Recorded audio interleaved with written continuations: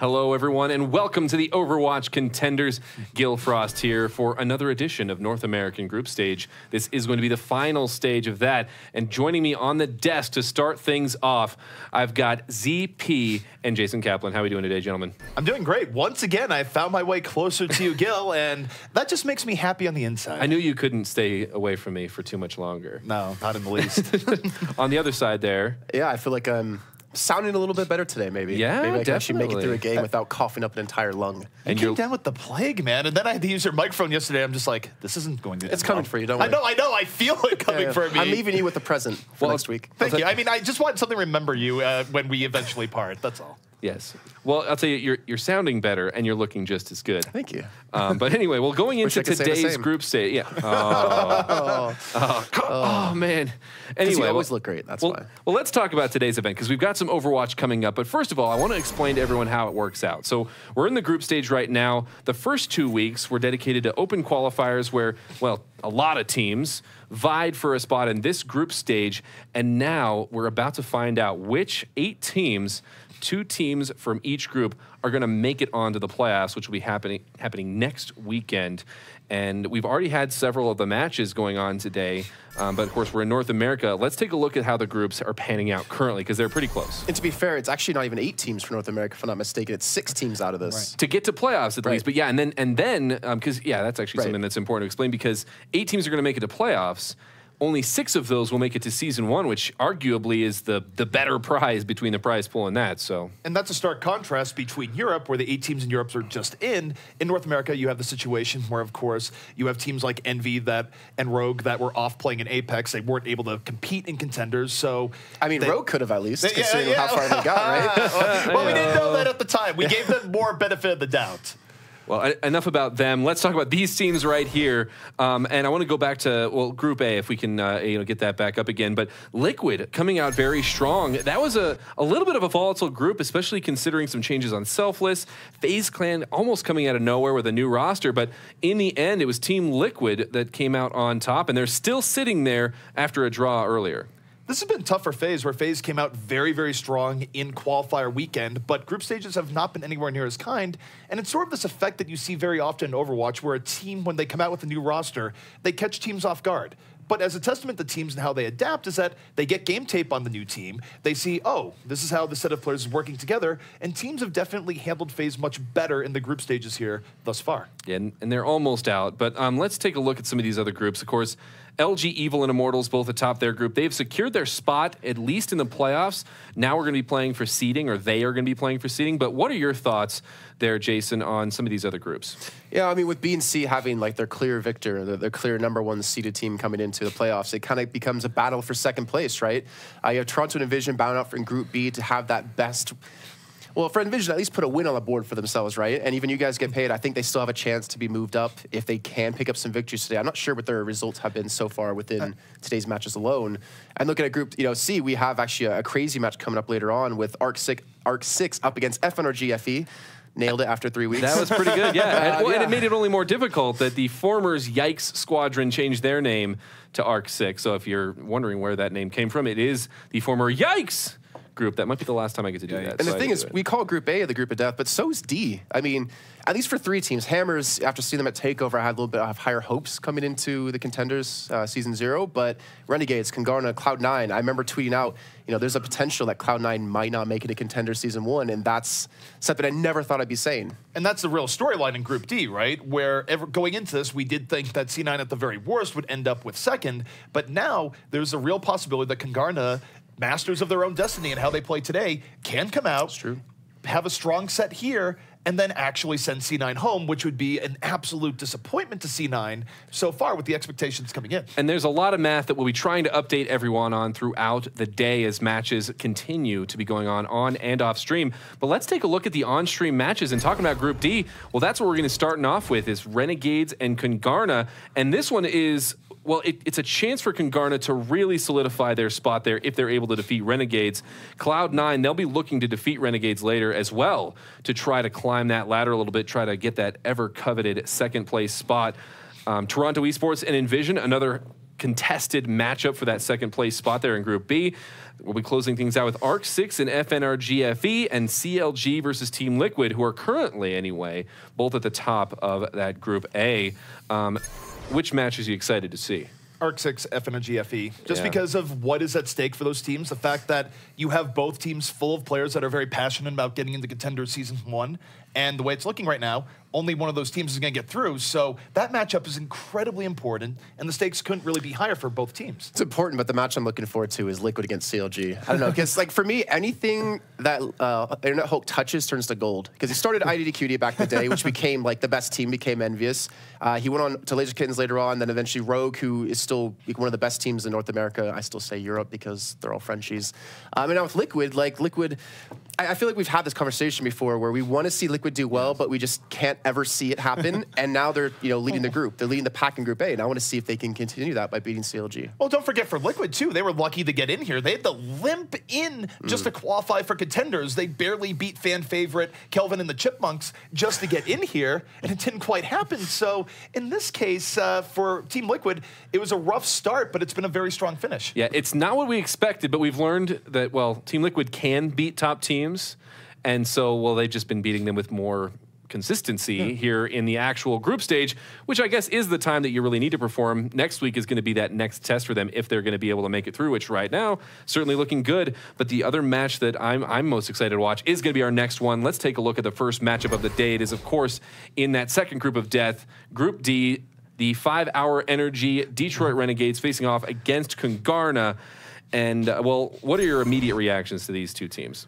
I would say that both teams are on a redemption tour. Let's take a look at Kungarna, for example, where the members were spread out across the Overwatch competitive landscape, where you had some to TSM, some to Splice. Neither teams had any degree of success. Now they've been able to come back. Lay it on us, CP. Lay it on us. Well, it's true. Real terrible is what you're saying. Yes, absolutely. I mean, in TSM's case, they didn't have results because they didn't play, but they died before they even started.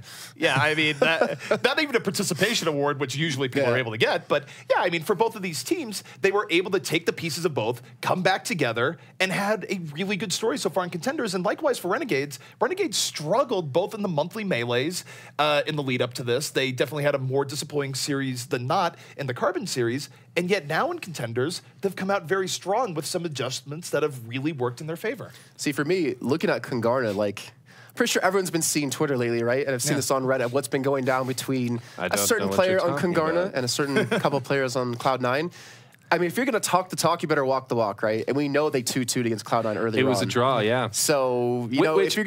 It's close. And in that immediate matchup, of course, that makes it even. But in the actual series, that still leaves them just slightly ahead of Cloud9, which is another reason why this one's so important. Well, let's talk a little bit about rosters. So first of all, for the Detroit Renegades, you've got, well, the following roster, of course, Zachary and Primo Dolce, the two newest additions to this roster. And what have they done to infuse the Detroit Renegades here with some new power? Well, I would really focus on Primo, where I'd say that back in the Carbon series, we talked about Juvenile and say you would live by him or die from him. He was a gambling man's tank, to say the least.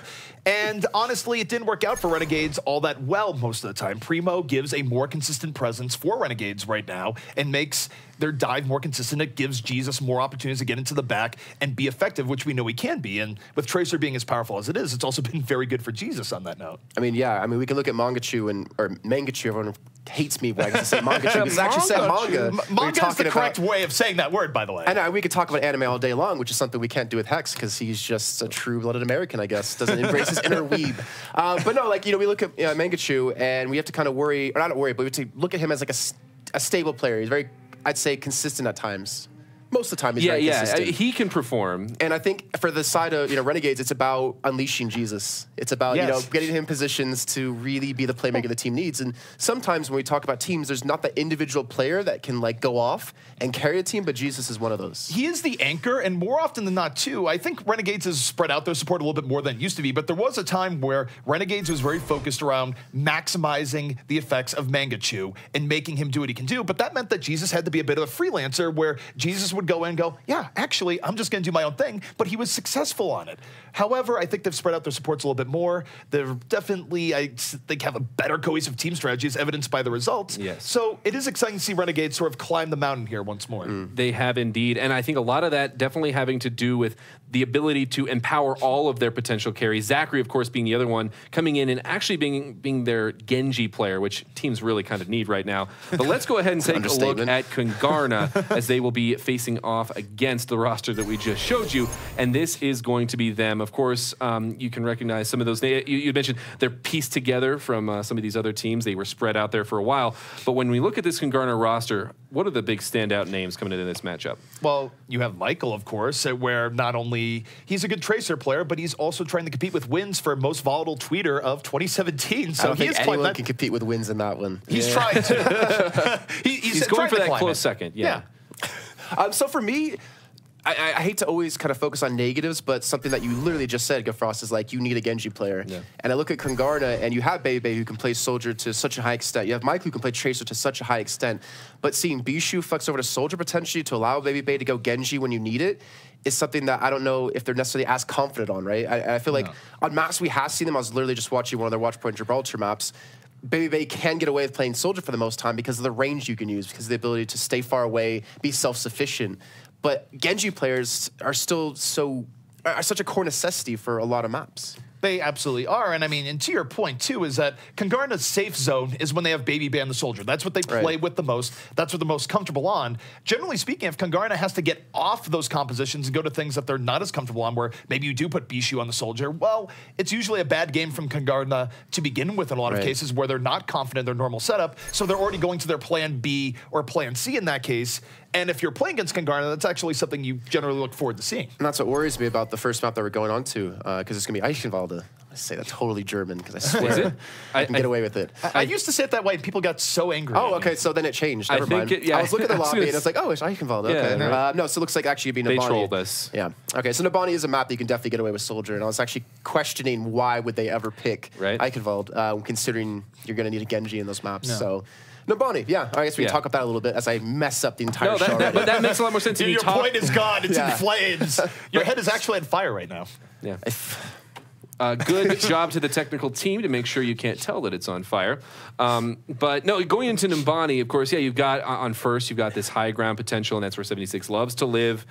Dive, obviously still very prevalent here, but we might see a little bit of a look without a potential Genji. What else are we looking from these two teams, specifically from Renegades, we'll say, coming into especially first point in Bonnie? Well, we look at attacking initially for Renegades. They have the Far Mercy potential, which is really hard to deal with, I think. Or will be hard to deal with. The thing about Renegades is that their Pharah Mercy isn't always on. Mangachu is a player that sort of varies from day to day, but when his Pharah is on, when he has 30 FPS, it's really hard to hit fire shots. I'm just saying.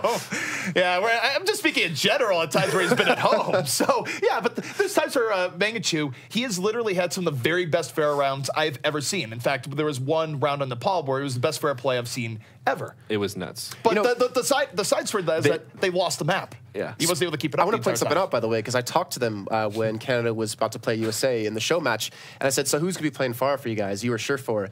He said Surefour because he's way better at Pharah than me. So that's kind of an interesting aspect that you have Mangachu, who's such a strong Pharah player, even saying himself that Surefour's better. I think he's been working on his 76 quite a bit, as even from around that time. Well, only time will tell, and not very much time, as we'll be going into map here shortly. But I do want to remind everyone that as these matches are going on throughout the day, make sure you're going to overwatchcontenders.com and clicking that refresh to get all of the updates as they are unfolding. And we'll be going into Nabani right now. I feel like if we're on an infomercial there, you would have sold me hands down. I would have dialed in. If you call within the next 10 minutes. I wouldn't even needed the wait, there's more. I just would have been sold already. Left Guy here for this product and order in the next 20 minutes. Alternate career choices for me. Thank you. That's really opening my eyes. All right. Well, infomercials aside, we are here on Nabani, and you don't have to sell us, Jason. This is one of the maps in Overwatch that can be really exciting to watch just because teams will experiment with more strategies here than perhaps on any other map. I feel like teams have a love-hate relationship with Nabani. I remember back in the closed beta thinking with Melty eSports up against Fnatic, then known as Reunited, then known as eUnited. And this used to be like a home favorite for Fnatic back then. And eventually just like, all right, we hate this map because for some reason something changed in the meta and they really started to struggle with what was really being done and having to counter things. But, you know, we've seen some interesting things so far today, ZP. Second point, at least in the progress of second point, we've seen a lot of teams failing in being able to put up any sort of defense at all there. They get back to the Kungarna Cloud9 game. Well, what we see a lot in Nambani is where once teams give up first, second usually goes by really quickly, and then they hit the iron wall on third, where Nambani third is one of the hardest points in the game to take, period. We have seen teams come back from 6 minutes to defend, and they're able to bring back that point. So even if you have crazy momentum going through first and second, you're not guaranteed to get into last. But Jason, what are we seeing right now in this Renegades defense? Because it's interesting. Well, we're seeing Turbjorn played by Jerry here on the defense. Imagine we put a turret down just to be very much of a nuisance for Bebe, who's playing the Genji. So we just talked about Genji. Dogman can be switched over to the Soldier here instead of Bishu. So they're running that solo support comp, and they're allowing Dogman to play the Soldier to allow Bebe to use the Genji for that high ground control they're going to need. There's some interesting flexing coming out here from Kungarna, and it is not working out. They're getting poked down heavily on this early engagement. Not really getting much as Zachary is just able to sit back and enjoy himself here. The turret's in the back. He just gets to sit there and lay in the damage, and Kungarna doesn't even really make a good attempt. Well, welcome to running solo support here on Nambani when you're not able to dive in right away. Like, if you're not going to engage quickly, you don't have a lot of sustain to even make your way into an extended fight. So Renegades going to be happy to just sit back, get some chip damage in. You have Sherlock, who's already built up 63% on that nano boost, and Zachary only 50%. But the chip they're able to do across the board, they have relatively even ult percents. They do indeed, and now we'll see from Kungarna if they're able to make this work out a little bit better. They go in from the front and then leap to the back in a good attack here, and it works out. Not only do they flank both Torb and the Ana, but they're able to just clear out the high ground entirely. It catches Renegades off guard, and unfortunately, Jason, sometimes aardvark does not pay off. I'm actually surprised to see why Renegades didn't defend back a little bit on their own high ground, because if they're going to dive into you have the Biogrenade. Pooks is not going to be able to heal you in that position. Yeah, you give Dogman some room to breathe, but you have Mangachu playing the D.Va to mitigate him in the meantime.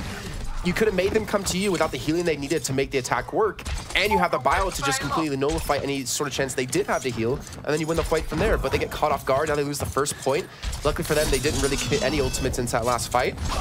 The problem, they're not going to have a sound barrier anytime soon because Jur had to switch. Yeah, they have to switch, and that's the problem when you run the Torb there, is that after you swap, guess what? You lose all your ultimate charge. It's not great. And the bigger problem here, too, is that Renegades doesn't necessarily have the momentum to stop here on second, which means Kungarna, they could roll through here with ease. Well, you see Dogman with the attack visor up. He's going to get good positioning, and this is going to be interesting how this next fight sets up. They have the potential to shut it down, though, because you do have the nano visor for Zachary, which that's something that Dogman's not going to have, so you can output a hell of a lot of damage, but the problem is, are they going to have the opportunity to be set up for that, because you already see Kungarna going for the fight.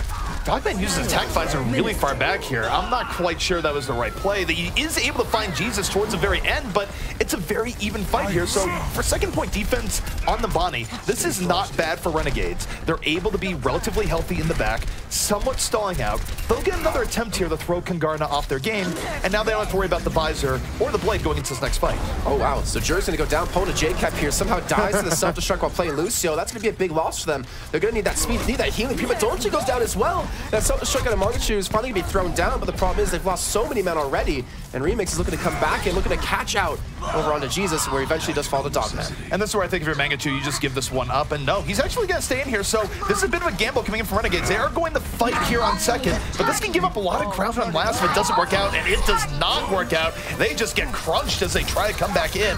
They will give up all the kills here in the payload, and Kungarna able to build up ultimate charge and momentum, because look at that fight there, Jason. Dogman went from like 30% all the way up to 86% off of that last dive. To be fair though, like I didn't hate the fact that Renegades did defend, even though they were going to lose the point, because it allowed Sherlock and Jur to really build up a lot of extra percent themselves, and those support ultimates can mitigate so much and help guarantee a one fight for you. So a little bit questionable, but I still like it though. The problem is that will they get that window, because they don't have it up now, and here comes Dogman coming in off the flank. The visor is up, looking for any target to go for, and it comes up with nothing. Comes up with a D.Va in his face in a just unfortunate death, so game sense not really working out there for Dogman, and yet the rest of Kungarna able to make the most of the opportunity. He was the distraction, the bait. That's fine, they're gonna lose his progress, but they still have the trance coming up momentarily at Jur. He's gonna get his sound barrier down. Prima Dolce doesn't have that primary rage yet though, so he's not gonna stall for a long time. You can see them grouping back up on this right-hand side. They're going to come out all together. Michael, though, has the opportunity with a pulse bomb to go huge. And here's a big deal. Both support ultimates just coming out line as they come out. First, the barrier for Renegades, matched by another barrier, but now they pass into the Iris, and that makes things rougher here for Baby Bay, and yet he's still able to find Zachary. So 5 versus 5 here on the payload. However, to take this point, Jason, it must be decisive, and Jesus is ruining the backline, even as Baby Bay tries to pull this forward. Yeah, he's stalling for time, and eVision has gone down. Baby Bay, yeah, you're on low health here, but you're not really able to accomplish much by yourself when you still have Negachu there, as well as Prima Dolce able to hold on to this one. So they'll maintain it. The two support ultimates being committed to take this point, or at least hold it from finishing here, but they still have 3 minutes of time. However, like I said before, we've seen 6-minute leads being thrown in this last position. Dogman, though, he did switch over from the Soldier to Zenyatta before this last fight, up to 80% on his ultimate, and Baby Bay's back on the Soldier, too. And this is a case where I think Kungarna goes, okay, we're going to need more support power here because you need to decisively take this point. You can't just trade out back and forth, which a DPS heavier comp is more willing to do. You need to take this as decisively as possible. And Kungarna, now here they go. They're coming up the left flank all the way around, but oh no, the self-destruct coming in. Has it been right? No, it doesn't get anything. It's just a little bit low.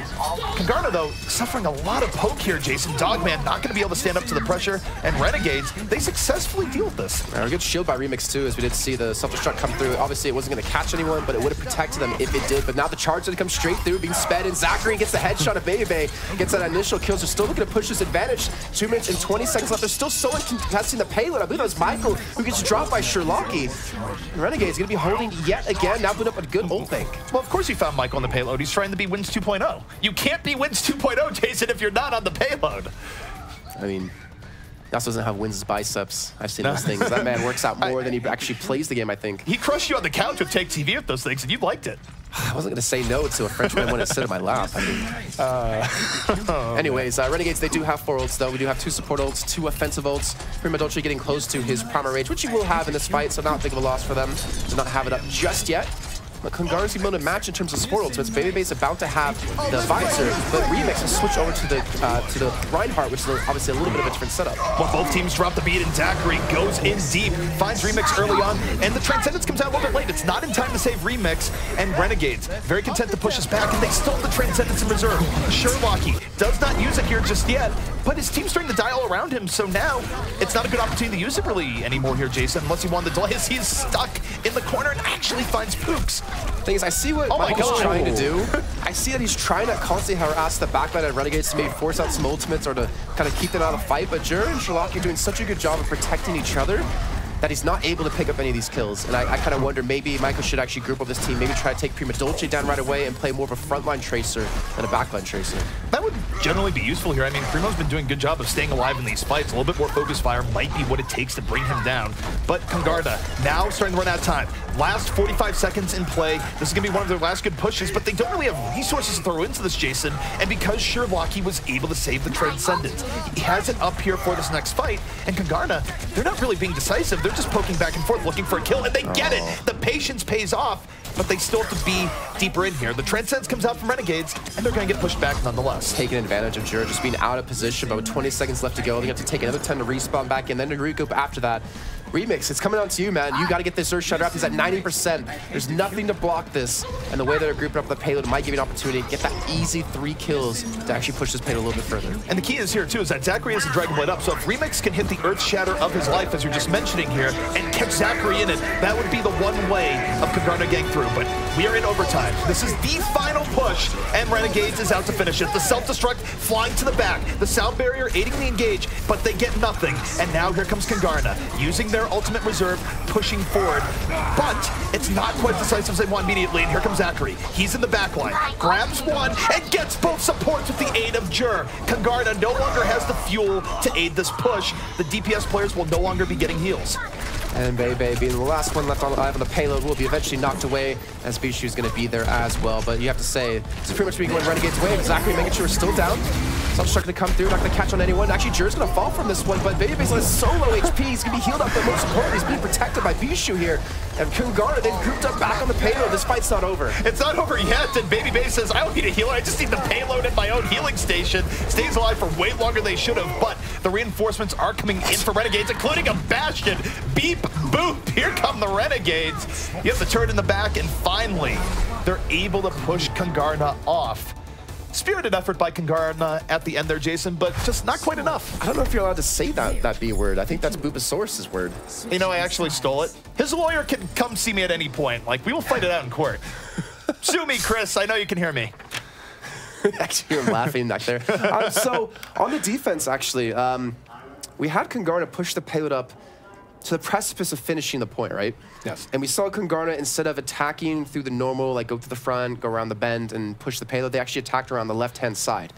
And once that payload fell back far enough, it allowed Renegades to set up on the high ground and the low ground to protect the payload, which made it really hard for Kungarna to dislodge that because they didn't send anyone high ground. They tried sending Bishu there to maybe push, Prima Dolce back, but Prima Dolce is Winston, so he can just jump back in his perch, I guess we can say. And that gave Renegades so many different avenues to attack with. So I would like to have seen maybe Kungarna switch things up a little bit, maybe get some high ground control, maybe lock that down, and then push from there. But they just constantly kept getting flanked. They constantly kept getting hit from different directions. And Michael was trying to provide that, but as a tracer, by yourself in the back line without a Genji or Winston to assist you, you're not really going to be able to distract them enough where you have a Winston, a Genji, and a D.Va constantly attacking from 2 different directions. It's very difficult for an offense, and what you're describing is the problem with Numbani for an offense gang in the last, where not only is the respawn situation relatively advantageous to the defenders, the positioning. There's so many ways you can position to put the attackers in a rough spot, so it's why you see this over and over again, where a team might have 4 minutes, 6 minutes left on last, and then they don't punch it in the end, Jason. Getting so close and not being able to finish is really unfortunate for most teams out there. But then again, that separates the good teams from the best teams. And that's where we're here to find out who will be playing and attending Contenders Season 1. We do have Renegades, looks like, on the attack, and we run the Far Mercy. So we were wondering if we were going to see it, and it looks like we will in fact be seeing what Mangachu and Shiraki can do in tandem. Well, Mangachu might not think he's better on Pharah than Sheriff4, but he certainly has a good Pharah nonetheless when he is on. And Renegades right now, Jason, not a whole lot of chill. They're going straight up the gut, not really being passive at all.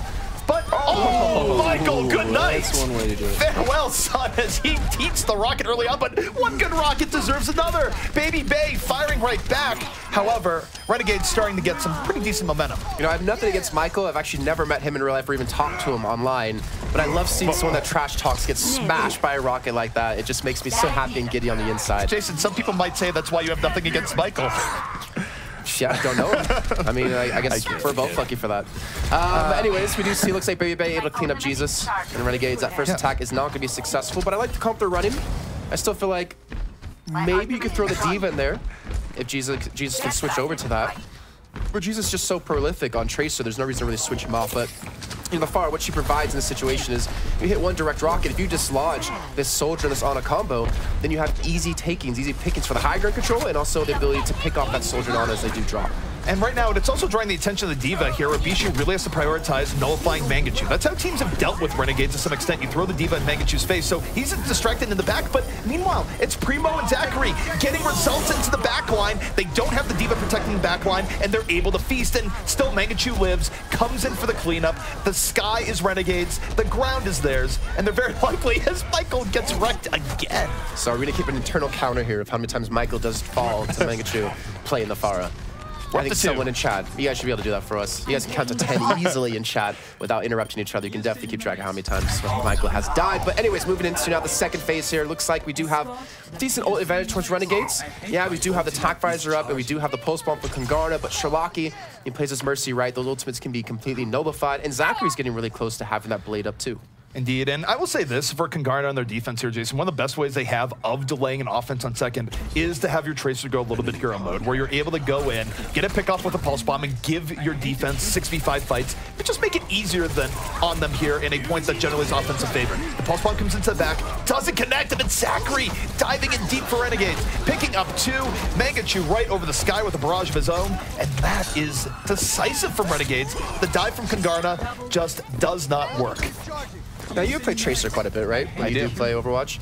Do you ever get freaked out watching someone try to kill D.Va 1v1 in those situations, like Tracer or Genji? Because I know in those situations, I never pick up those kills, and I seem to always die. It depends. I mean, it's one of those things where you want to go in deep and give harassment. I'm more worried about just the random stuff hitting me as Tracer. I mean, Baby Diva. Like 1v1 in a Baby Diva. The Baby Diva? That's like the scariest thing I think in Overwatch. One of those things, I'm not even scared as much as I am worried about the consequences of just getting talked crap to when I lose inevitably, which is, like, I'm worried about the reputation hit, okay? It's not about the threat. It's more about the threat of damage. But speaking of the threat damage, Kungarna coming back in here on this defense. 4 kills, an explosion to seal, but the resurrection is there. Sherlock, he was not one of the people taken down, and a monstrous resurrection keeps Renegades here in this fight. And we'll see if they can turn it back in their favor. When we see the focus on Sherlock there, he's just flying away, but this team's so spread out, he's able to jump between Jer and Mangachu in the air constantly, so he actually can't be locked up too much by Bishu and Remix, and look, the kill still going all the way of Renegades. Now he'll be pushing to this final point with a hell of a lot of time, but so is Kungarna, to be fair, so it's not really going to be necessarily a clean sweep from here. Yeah, and here's a replay of the resurrection. It doesn't get much bigger than this, but... Fucker ragdoll. He's actually going off to play Lunar Colony right now. You know what? It's a pretty good map. At the very least, you have 0 gravity. It's fun to play around in. In any case, 4 minutes, 20 seconds left when they grab that. Not necessarily comforting, given how Numbani last tends to work out. And Kungarna, they're not even going to make getting through the archway easy here for Renegades. They are posturing very aggressively here, Jason. And they have the ultimate to really delay this out as well. They do. They have to be very smart about using them here. I think that's going to be a self-destruct or pulse bomb, whatever that was, being thrown off to the side, but it hasn't connected onto anyone, which is most important. Remix sitting towards the back. He's still trying to harass the supports here, but the Sounders can be a little bit too difficult for him to actually pick up a kill through.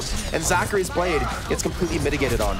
Zachary did not count on Dogman passing into the Iris, and as a result, Kungarna able to make that into a relatively decisive fight. Sure, they'd use some of their ult power to do so, but Renegades getting pushed all the way back to their spawn door here as Kungarna almost doing their cosplay of vintage Selfless right now.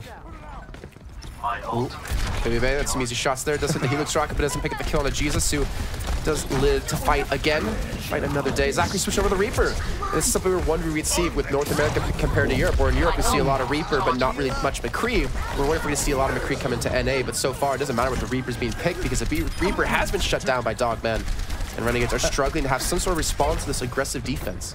It's pretty tough, and I would say I think part of the appeal to the Reaper here, Jason, would be you bring the Reaper to the top part. It's really close quarters. It's a case where Reaper can help you get high ground control, but Renegades is just struggling to even get out the door here. Literally, it's been very difficult for them here so far. And the other problem too is that Michael's been playing much better the last few minutes, landing pulse bombs onto the tanks, getting early pickoffs, but this time Baby Bay gets caught off guard. They're coming from behind. This is going to be so hard to actually do it here because now they're out of position. They do have high ground control, yes, but they have this shield to protect them in this tight area. The teams are reverse situations here. The self-destruct, though, hits Paydirt. Mangachu out of the fight early on, so Kungarna adapting to this ridiculous flank coming out here by the Renegades, and it's Dogman. The Transcendence up here once more, but this time not quite as effective. Renegades swarming over them on all sides. They drop the beat, Jason, because they feel they have this one. You know, Michael hits the post bomb on the Prima Dolce, takes him down, and with 2 minutes left to go here, Renegades has still not been able to make any progress on this payload. They're going to be able to chase Zachary down. He's on half HP, getting healed up here in the meantime. Mangachu trying to push back in. He does have that Graviton Surge come up in just a few seconds. They do have the Wombo combo with him and Zachary paired together. And Bishu with him being down, they don't have that Diva. They don't have the ability to stop this one. Finally, Renegades have gotten some steam, but can they push up their DPS players to get the right spot? Can they catch out on a Bishu? Get the D-suit. Jesus, we need to see a great post bomb. We do indeed, and this is Renegade's window right now. They have 1:30 left, maybe enough for 2 pushes, but they will not have an ult advantage like this at any other point. Mangachu will be instrumental here in setting up the grab. He's coming in from the flank, diving in from the back. The Graviton. Shatter it. He's not using yet. He doesn't want to throw the Diva, but there's the Graviton. It hits. Everyone swarming into that vortex, and they pick up the kills. The bang comes in from Jesus. It's 5-1 for Renegades here, Jason, and they are well on their way to punching this in and taking map number 1. Oh, Michael, the last guy alive is going to fall here. Remix, I think he's getting back to that point in time here. It's just about to cross that golden finish line. Finally, Poops is going to be there in just the nick of time, but there's the Death Busting coming through to shut Poops down. And Renegades taking that first map with still 57 seconds to go. And I was talking about, I shout out, you just Earth Shatter. Why not just Earth Shatter Bishu, take him, knock him on the ground as Diva, and then you have an easy Death Blossom there.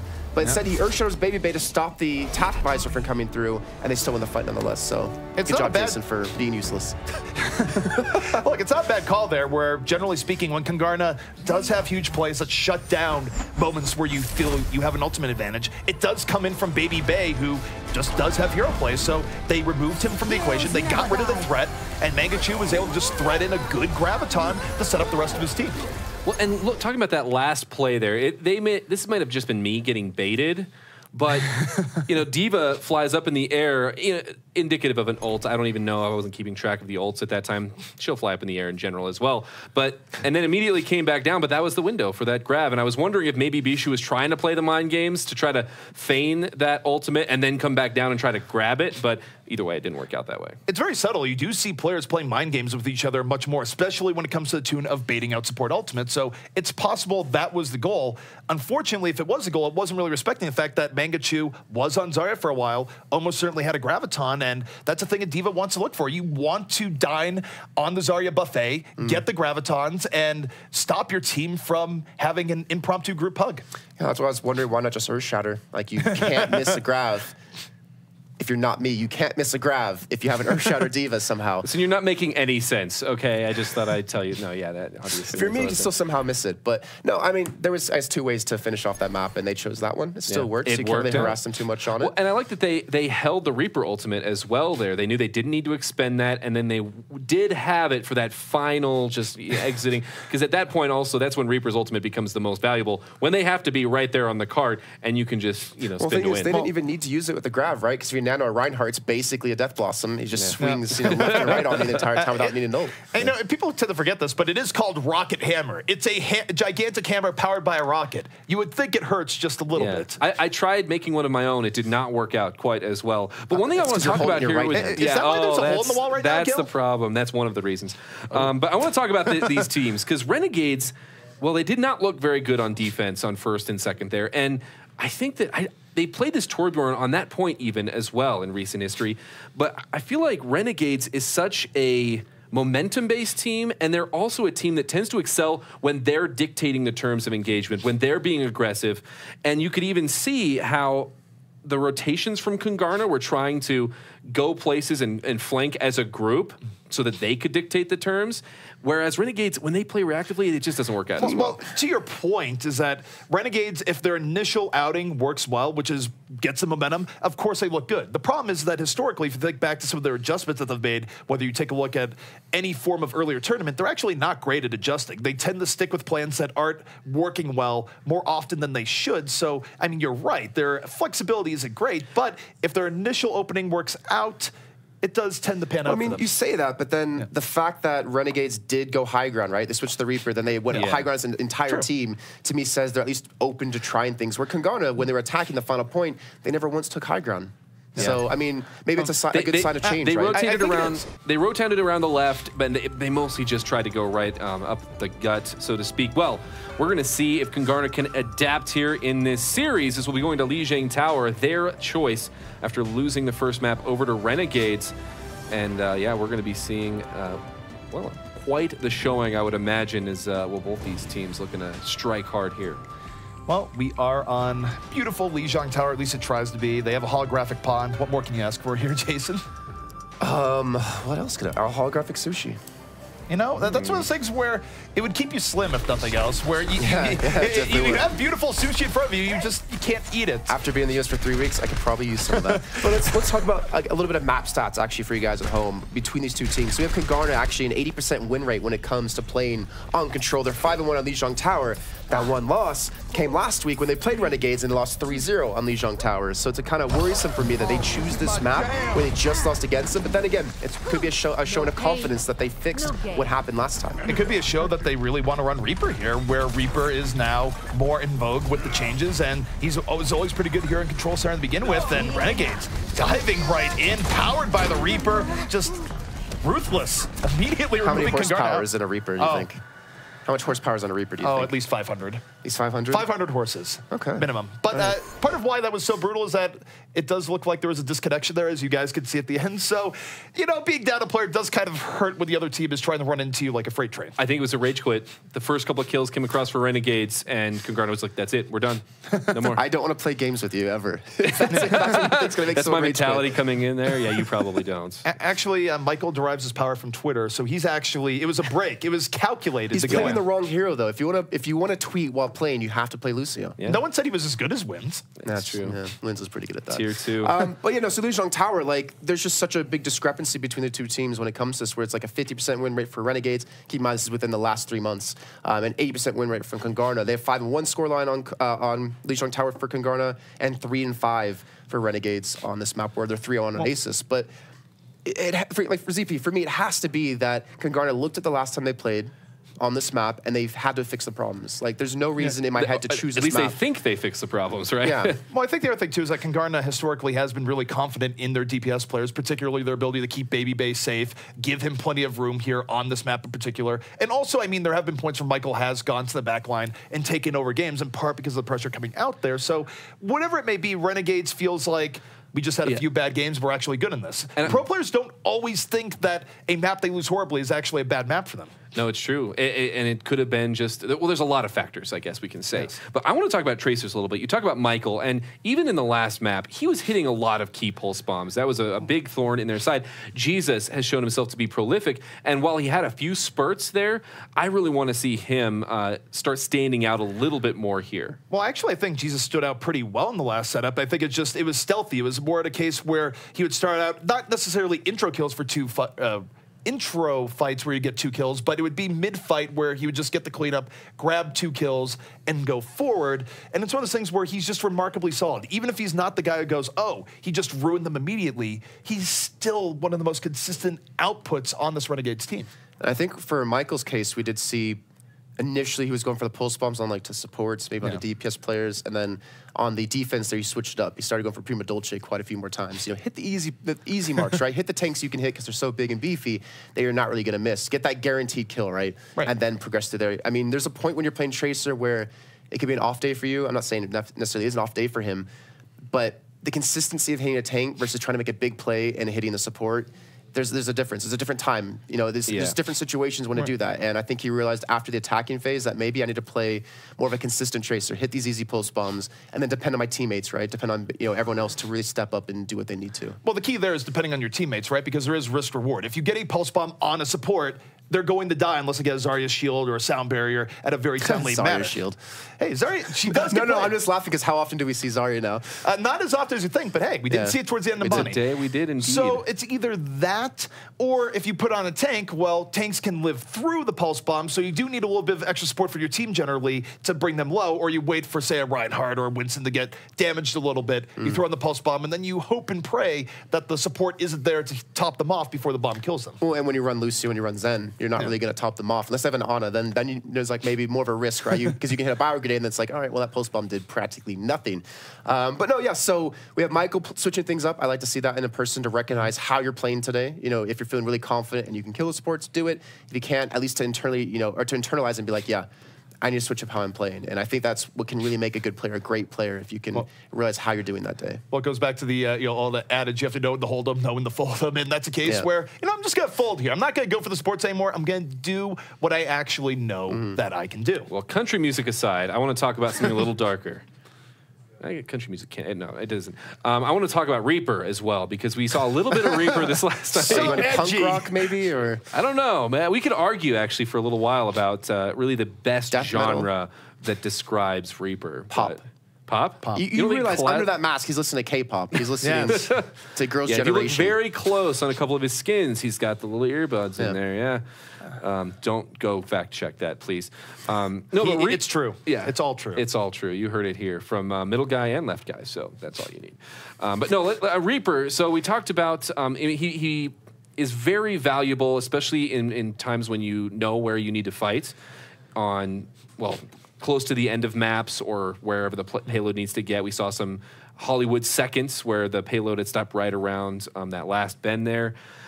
Where are some opportunities here that we might see Reaper? Well, in the control center is that it's a winding area in close quarters, so you never know exactly where the Reaper is going to be. He could be around the corner. Yeah, well, it goes back to the old adage, right? It goes back to the very early Overwatch days where me and Hex were doing the weeklies, and it's just like, Hex was just like, check your corners. Well, guess what? Reaper's still behind the corners, and if you don't check them, he will be there and laying the damage. I would say the bigger part about Reaper, too, is that, generally speaking, in control, we get fights that really drag on, right? Reaper is another one of those heroes that really gains in power the longer a fight goes. He's very good cleanup, especially as people throw their bodies onto the point, desperately trying to delay. Well, he has a lot of ammunition and a lot of ways of punishing people that aren't giving him the respect in terms of zoning him out. I'm trying to think. I think Garden maybe will be the only point he's not going to be used on, just because of the distance. Yeah. And how long range where you have to people fight. Yeah. I mean, we might see more far. Night Market though, I feel like if you get the initial control of the point, you can play really aggressive, and then you can hide in those corners with Reaper in those tight areas where you have to come out of your own spawn. Whether or not you get that first point control could actually cause you to lose the first point if you do have that Reaper, if you don't win the fight. I'll never forget about the Spectres of Beyblade meta way back in the day, where you just put someone on top and it's not just corners. Sometimes death comes from above, and it's not just fair. I mean, it's not really justice at that point. It's just outright murder. No, it's not justice. No, it's something much darker. But another interaction that I think is really interesting to watch, and we've seen a little bit of this, I think we've seen it once on stream, is with some of his new mechanics, is to see how he can work with the nano boost. He is already pretty difficult to kill now that he has that life leech mechanic, but the fact that you can make him just a little bit harder to kill as well as just outputting more damage, and I was mentioning that because Sherlocky is actually playing Ana here, and we've been seeing a lot more Zenyatta lately. I'm wondering if maybe that's factoring into the decision-making here. Well, I think this is something that Hex and I talked about yesterday on one of the matches, saying that Mei versus Reaper, right, where Mei is kind of like a half tank, so you have 2.5 tanks. Reaper kind of becomes, I want to say, like a third tank now at this rate, and he's has a DPS output of a DPS hero because of the longevity of the extra lifesteal he gets. He doesn't need to kill someone to get the healing. He gets it over time as he's just constantly attacking away. The better you are, the more healing you get, and makes you obviously a stronger hero. So with the nano boost on top of that, you get the damage reduction, you get the extra damage you can do, which then gives you more healing. So it's just kind of, it works on like 2 different fronts for him. It makes him that hard to deal with. It really does. I mean, Reaper more than anything else now is more about the long game in fights, where the longer a fight goes on, if neither team is going to kill, Reaper is getting more benefit out of his new trade, where before he needed kills to grab orbs. And I think sort of the logic that went in there is that if you've gotten kills, you've probably won the fight. Now, in a fight that's in question, Reaper has staying power. So against a team that's running Reaper, you really want to get a kill early on. I kind of disagree with the longer the fight goes on, the stronger he gets, because now, because the old passive was the longer the fight goes on, the more chances of more kills, then you can pick up health orbs. Where now I'd say he's stronger earlier because you have the sustain in the beginning that you can't be bursted down. He didn't lose any power over the before fight. anyone dies. Yeah, he hasn't lost any power, I think, is the key in the end.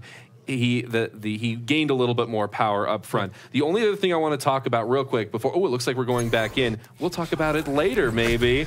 I'll put that in my pocket. We'll save it for later. Left guy never leaves any stone unturned, but we are moving back in here. And of course, with the unfortunate disconnect there for Kungarna, they have to give up first relatively easily, but it's controlled. Jason, things can change on a whim. Yeah, especially on this map where you can see people get 9-9-0 anyways, and then come back, take the point away, and full hold themselves until they do go to victory. But meantime, we're seeing Bebe kind of lead the charge for his team, which is a little bit awkward. Mangachu going to be on the Zarya, who has a decent amount of energy actually built up, a decent amount of 0% too, 56% for this map. Renegades, they just keep on the pressure that they're able to get from the early on first fight. Kungarna still a little bit out of sorts as they are failing to get anything done right now here, Jason. The engage was scattered, and the cleanup from Renegades was severe. Just sitting there, doing his squats, right? Doing his squats, look, people think that there's some malicious intent there, but the reality is that the players of Overwatch really care about the shape of their lower body. It does give you great buns. I have experienced that after 2 years of squatting now. But I'm kind of surprised actually not to see a Reaper being played out of Kungarna, because Reaper's such a good counter to Zarya. And when Zarya gets charged up, when she gets going, if she gets protection, she can be so hard to deal with. The point's being capped in the back. Actually, that was Michael in the back line looking for some sort of capture, but they're holding them in their own spawn. They're holding this choke point down. They're going to eventually go back to deal with Michael, who can maybe cause some nuisance trying to cap the point.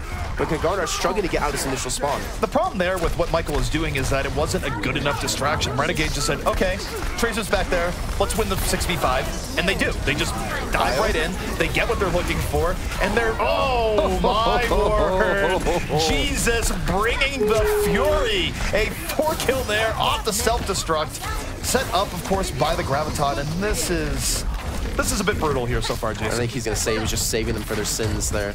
as they get a quad kill in the end. And again, they have Zachary with the Death Blossom. They don't have the Transcendence anymore. They have a Sound Barrier, yes, but Sound Barrier won't mitigate the full damage that can come out of this Reaper. But Mangachu already going down. They need Zachary to be the man to maybe go in. He gets Nano Boost as well. He's going to use that Rainform just to get away. But Prima Dolce and Sherlocky going down. There's no point to really commit this ultimate. You can stay alive on the point as long as you can because you already have 99%. No need to commit any ultimates here. And then you just die, regroup with your team. And this is what we just said, wasn't it? Team can get 99-0, then be turned around last second. It can be turned around, but now the pressure is on Kungarna. They have no room for error.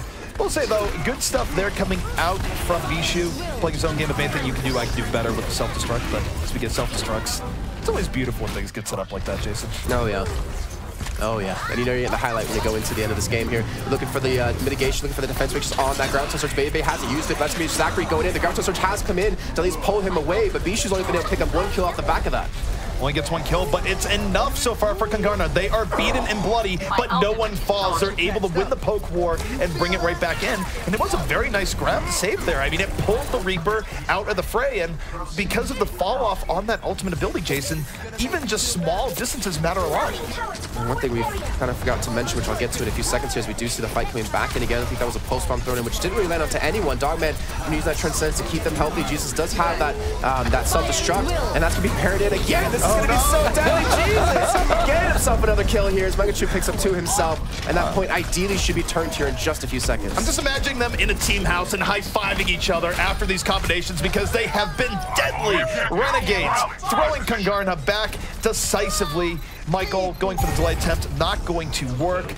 And now just the question is, can anyone touch the point? Lucio trying the speed boost right back in and does touch the point, causes overtime, but it's not going to lead to much in the way of results as Renegades able to just murder Kungarna as they come right back in.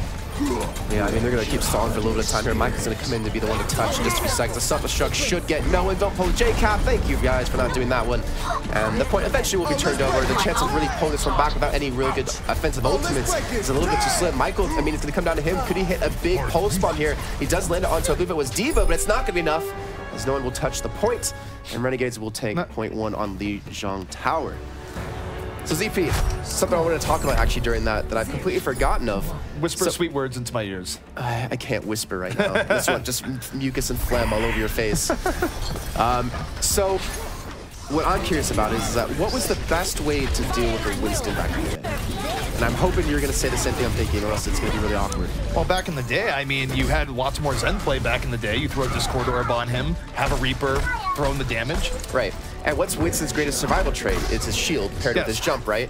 What does Reaper do really well to shields, up close and personal? Destroys them. Destroys them. And we've seen a lot of teams like Tracers, Genjis struggle to kill shields quick enough where if Winston jumps in, he has the ability to get the reset on his jetpack to get away, right? Now with Reaper, if he jumps in towards a Reaper, that shield's gone instantly, and that Winston's certainly as hell gonna die. Well, it also throws away your Winston timing, right? When Winston's, they play on the edge in terms of their safety nets, well, you're not used to a Reaper just deleting your shield immediately. Exactly. That doesn't happen as often nowadays, and yet now it can. So Renegades thus far making the Reaper work, and Jason, we didn't think we would see the Reaper here on the Garden, and yet Reaper, he has a bit of a green thumb. Yeah, they changed the way they played it, actually coming in through the White Room instead of coming in through Bridge, so they can play with this one, so they can play close range, close proximity, and with the Reinhardt there to protect him. How the hell are you going to stop Zachary from doing this damage? The defense switching is only up so long. I really like that we're seeing the return of this. Team's experimented with it. You don't have the flanking Reaper, you just have the frontline Reaper. Be the power in the front, be protected by your team, and Zachary is a wall of damage right now that's tearing through Kungarna as they try and get onto this point. Megachu at 60% on his ultimate already. 90 energy. This man has been doing some serious work here with the shields. I mean, of course, you pair it onto Zachary on the Reaper. He can push up, he can get the energy for you, can Wraith form out right away, and he'll be safe and he'll get you tons of energy. So honestly, really good combo out of Renegades to be prepared for this patch that has come through. But now Kungarna getting close to ultimates, right? We have the Transcendence coming up, and Beve with his Tac Visor. We do almost have the grab, though, for Renegades, which is going to be very deadly. Mangachu's on a slim amount of HP, he's just going to survive with the help of that sound barrier. The barrier keeping him alive. Graviton will be in our future soon, and Baby Bay getting really nothing here, just getting isolated in the back by the diva play of Jesus. Does not let Baby Bay do what he wants with the attack visor. The self-destruct coming in over the top does not quite connect.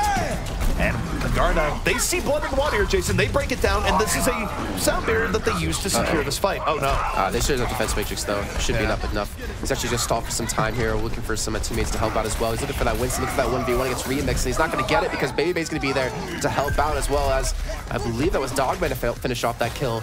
Kungarna will turn the point around, but not before getting up 42%. I'm actually curious on your thoughts on why we keep seeing, which I understand why, but the self-destruct Graviton combo instead of seeing like a Graviton and the Death Blossom. I feel like self-destruct can get more kills on its own than a Death Blossom can. I tend to agree. I think part is that they're worried about Bishu just nullifying it with the defense matrix would be A.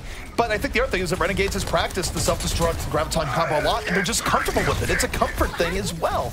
But it's been working out so far, so why not stick to what's working? Meanwhile, Zachary, Death Blossom up, looking for his way into the backline, but Sherlocky going down, that's going to hurt his source of healing, and doesn't really look like Renegades is going to be able to bring this fight back. See, I would like to see Jesus actually playing like the Tracer and put Mangachu over on the D.Va here. Because like once you, I don't know, it depends, right? Because obviously, as you just said, you can use the Graviton self-destruct combo. Zachary, you can look for his own Death Blossoms, but what I'm missing is someone to eliminate Bishu, to take him out of his mech. And they don't really have that, because Reaper attacks so slowly that you can mitigate his damage and his shots with relative ease. You can indeed, and I would actually like to see Renegades go to their Pharah here. You can argue Mangachu, right? You can obviously argue him killing the D.Va or DCing the D.Va, but it doesn't feel like he's been able to do that so far. Look at this right now, though. Baby Bay just creeping around the back, keeping the option of a flanking tack visor in the wings. That's Kungarna dealing with this Renegade's dive. Renegades, a little bit bloody here, but they have two support ultimates up. The sound barrier comes in, the Transcend's out here from Kungarna, so both teams using their support power. Baby Bay at the tack visor on the edge,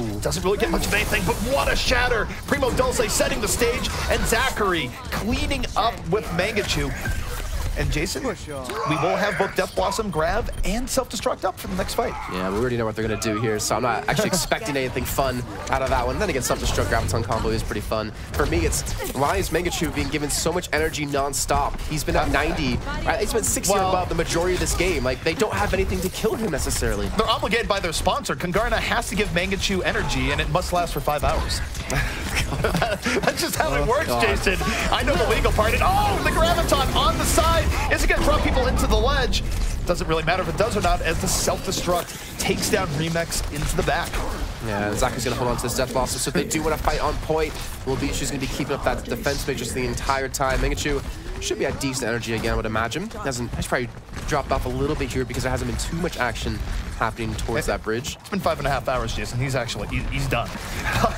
I mean, we saw you yesterday. I swear you had a couple of those, and you just passed out when we got back to Hex's room. I really did. I crashed hard, but this fight is underway. Some bears for both sides. Zachary spins the Dance of Death. Does get one off of it, mostly mitigated by the defensive matrix. It is relatively even here, but there's the explosion towards the back. Kungarna making this fight theirs, and it's a fight they had to win here, Jason. This was do or die, and Renegades has one more fight to turn this. I think Baby just won that fight for his team because he killed Prima Dolce first in his tack visor, which took the shield down, which then killed Sherlocky. So they didn't have the extra healing over time there. That was really well done by him to actually realize the priority of kills. 96%, as anyone in Detroit Renegades is going to be able to touch the point here. Zachary tries to come with a Tracer. He touches the point, does force the overtime, but his recall was already used.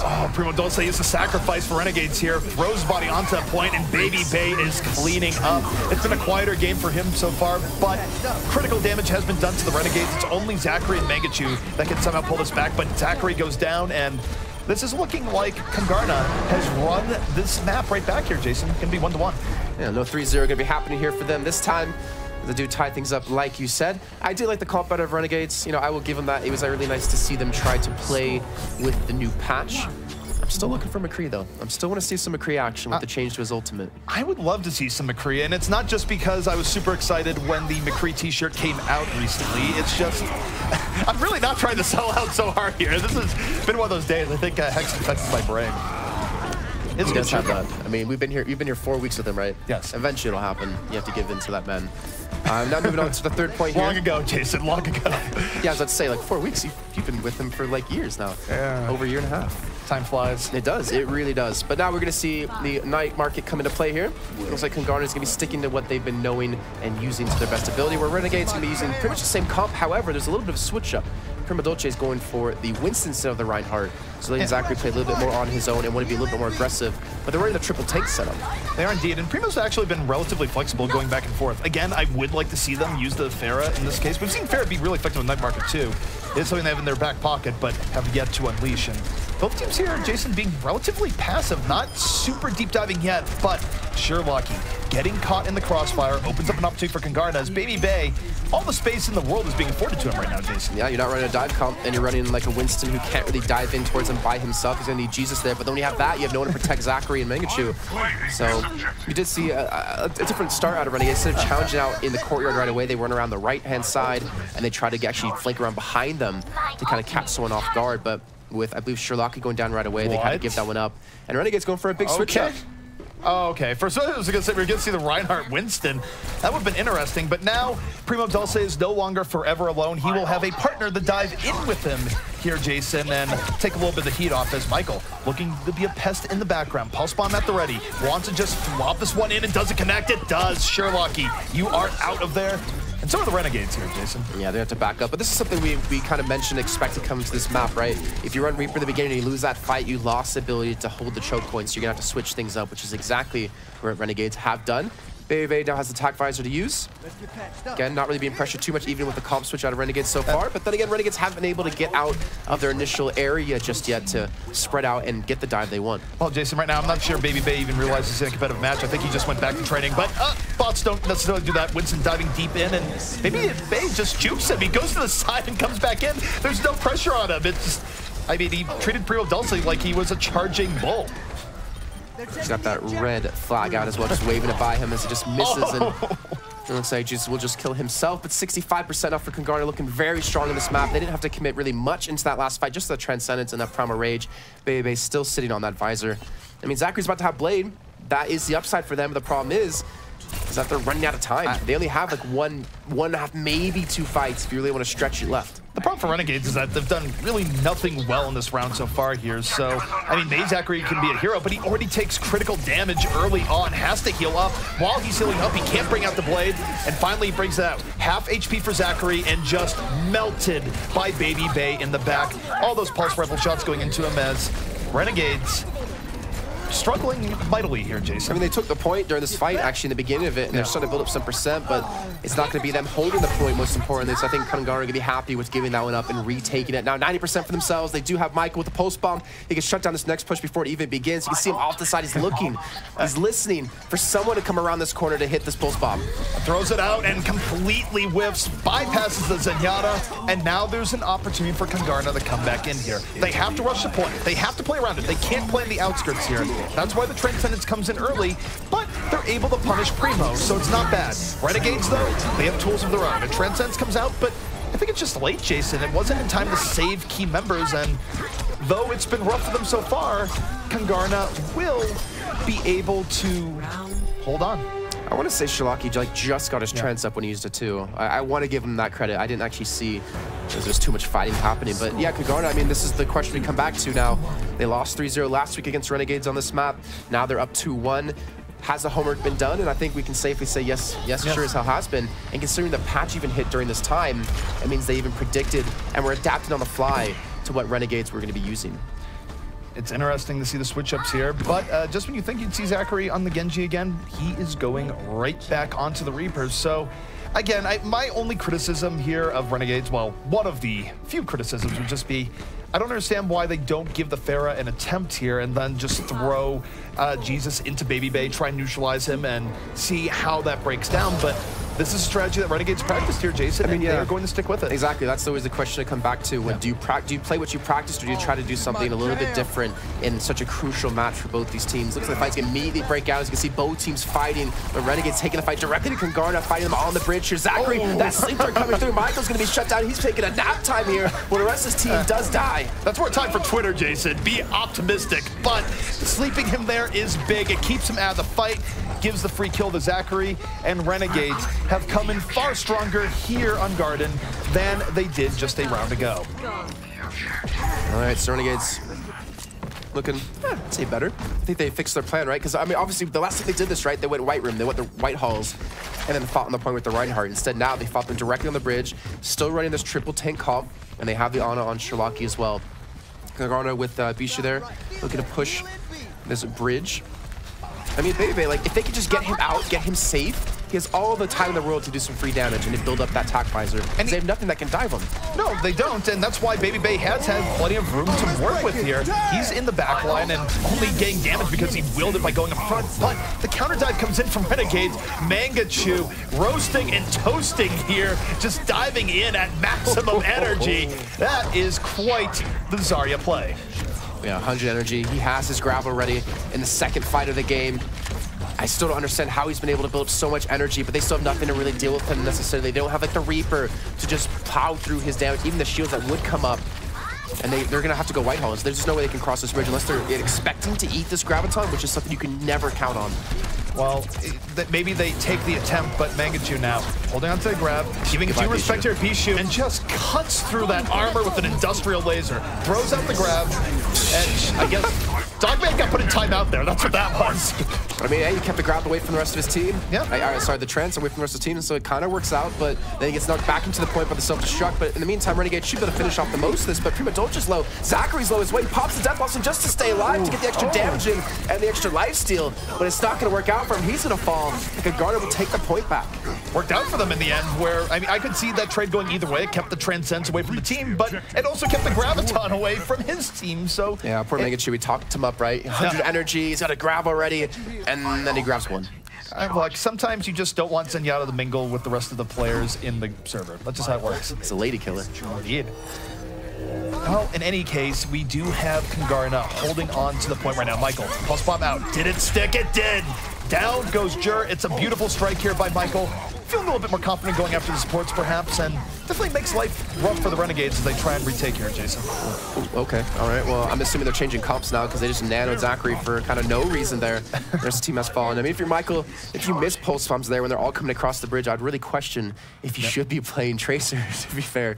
But either way, we are seeing the switch come in. Jesus on Tracer, Zachary on Genji, Mangachu going over to the Diva, and Sherlocky switching over to the Zen. Not because they're doing this early enough, right? They're doing it at a point when they can build up ultimates before the match could potentially end. Right, it's always a sad thing when a team ends up changing heroes at 85% because they're like, now you have no ultimates, and do you really think that's gonna work out? Probably not. For Kungarna, though, they take down Primo immediately. Renegades on the back burner, just not able to get a solid engagement here, and it's been Michael's playground, Jason, for the last few fights. He's been in the back line, getting consistent damage, and whether it be Pulse Bomb or not, it's been messing with Renegades, who now are soon going to be on their final fight, Jason, to try and win this map. Yeah, and I mean, luckily for Zachary and Jesus, though, they built up like 70% for each in that first fight, or in the only fight they've had since they have switched heroes over. They're up against a Trance, they're up against a Pulse Bomb, they're up against a Visor, and if they go through a bridge, they're up against a Primal Raging Monkey who can just knock them off. This is going to be so dangerous if Remix wants to switch it up and go for it, but instead he holds on to it for now. He had good rage control, Jason. He has been visiting a doctor for that, but you see Baby Bay knocked fully out of the fight by that Winston play. Zachary trying to even it here. Dragon Blade into the back, gets one support, but that's going to be all. It's an even fight between both teams, but Kungarna is getting poked down heavily, Jason, which means Renegades is more likely to turn this to their favor. I think they could do it. Jesus does land the Pulse Bomb, the Miracle Pulse Bomb on a remix there, picking up that kill. The Renegades do have at least one healer, Jur, who's going to be left alive there. In the meantime, they're still picking up all these kills. Kungarna are losing too many people. Bishu, I think the last man alive on the actual point, will eventually be desuited and eventually killed off here as this point will be turned over to Renegades. 88% now, and there's no ultimates on Kungarna to stop this. This round will come down to one final fight. Remember, Kungarna desperately needs the map victories here, Jason, because they are in a very tight race with C9 for the spot. And oh, Michael just decapitated Zachary, diving right in. 2 kills here from Renegades, and the last moment effort here from Kungarna does not appear to be bearing too much fruit, but there's still an outside shot. Yeah, I mean it is, but Dogman's going to be focused down. He's getting healed up though, as you can see him being pushed around towards the left-hand side. That Power Grenade is keeping him healthy, but Zachary's coming in with the blade. He's got 1 HP, but he's still alive. He's still causing some distractions. Bishu's just going to flatten him like roadkill on the street, but there's too many kills for Renegades. Kungarna will ideally be giving up this point. Renegades holding strong here when they must. Kungarna applying the pressure. The will to survive! Michael with the massive Pulse Bomb to open that up. Kungarna not have it here just yet. Baby Bay opened the door, and now he is slamming it in Renegade's face with that follow-through. Kungarna retakes the point, and that might have just given them the map. I think Michael's going to go straight to Twitter after this. So I'm going to check my phone because they just pulled off a 3-1 victory on Lijiang Tower, where they maybe shouldn't have been able to pull that one back. But, I mean, I know they say when you cross the street, kids, you got to hold hands. Well, there's a pulse bomb involved. You got to get away from each other, like me being ill right now. Yeah, when there's a pulse bomb involved, it's sort of like you said, it's me with you and me. I'm just sort of inching closer to the Gill as the day goes on, and then you're going to be far right guy or something. It's fine. I cuffed on your pillow before we got into the studio today. Oh. The truth comes out. But this guy.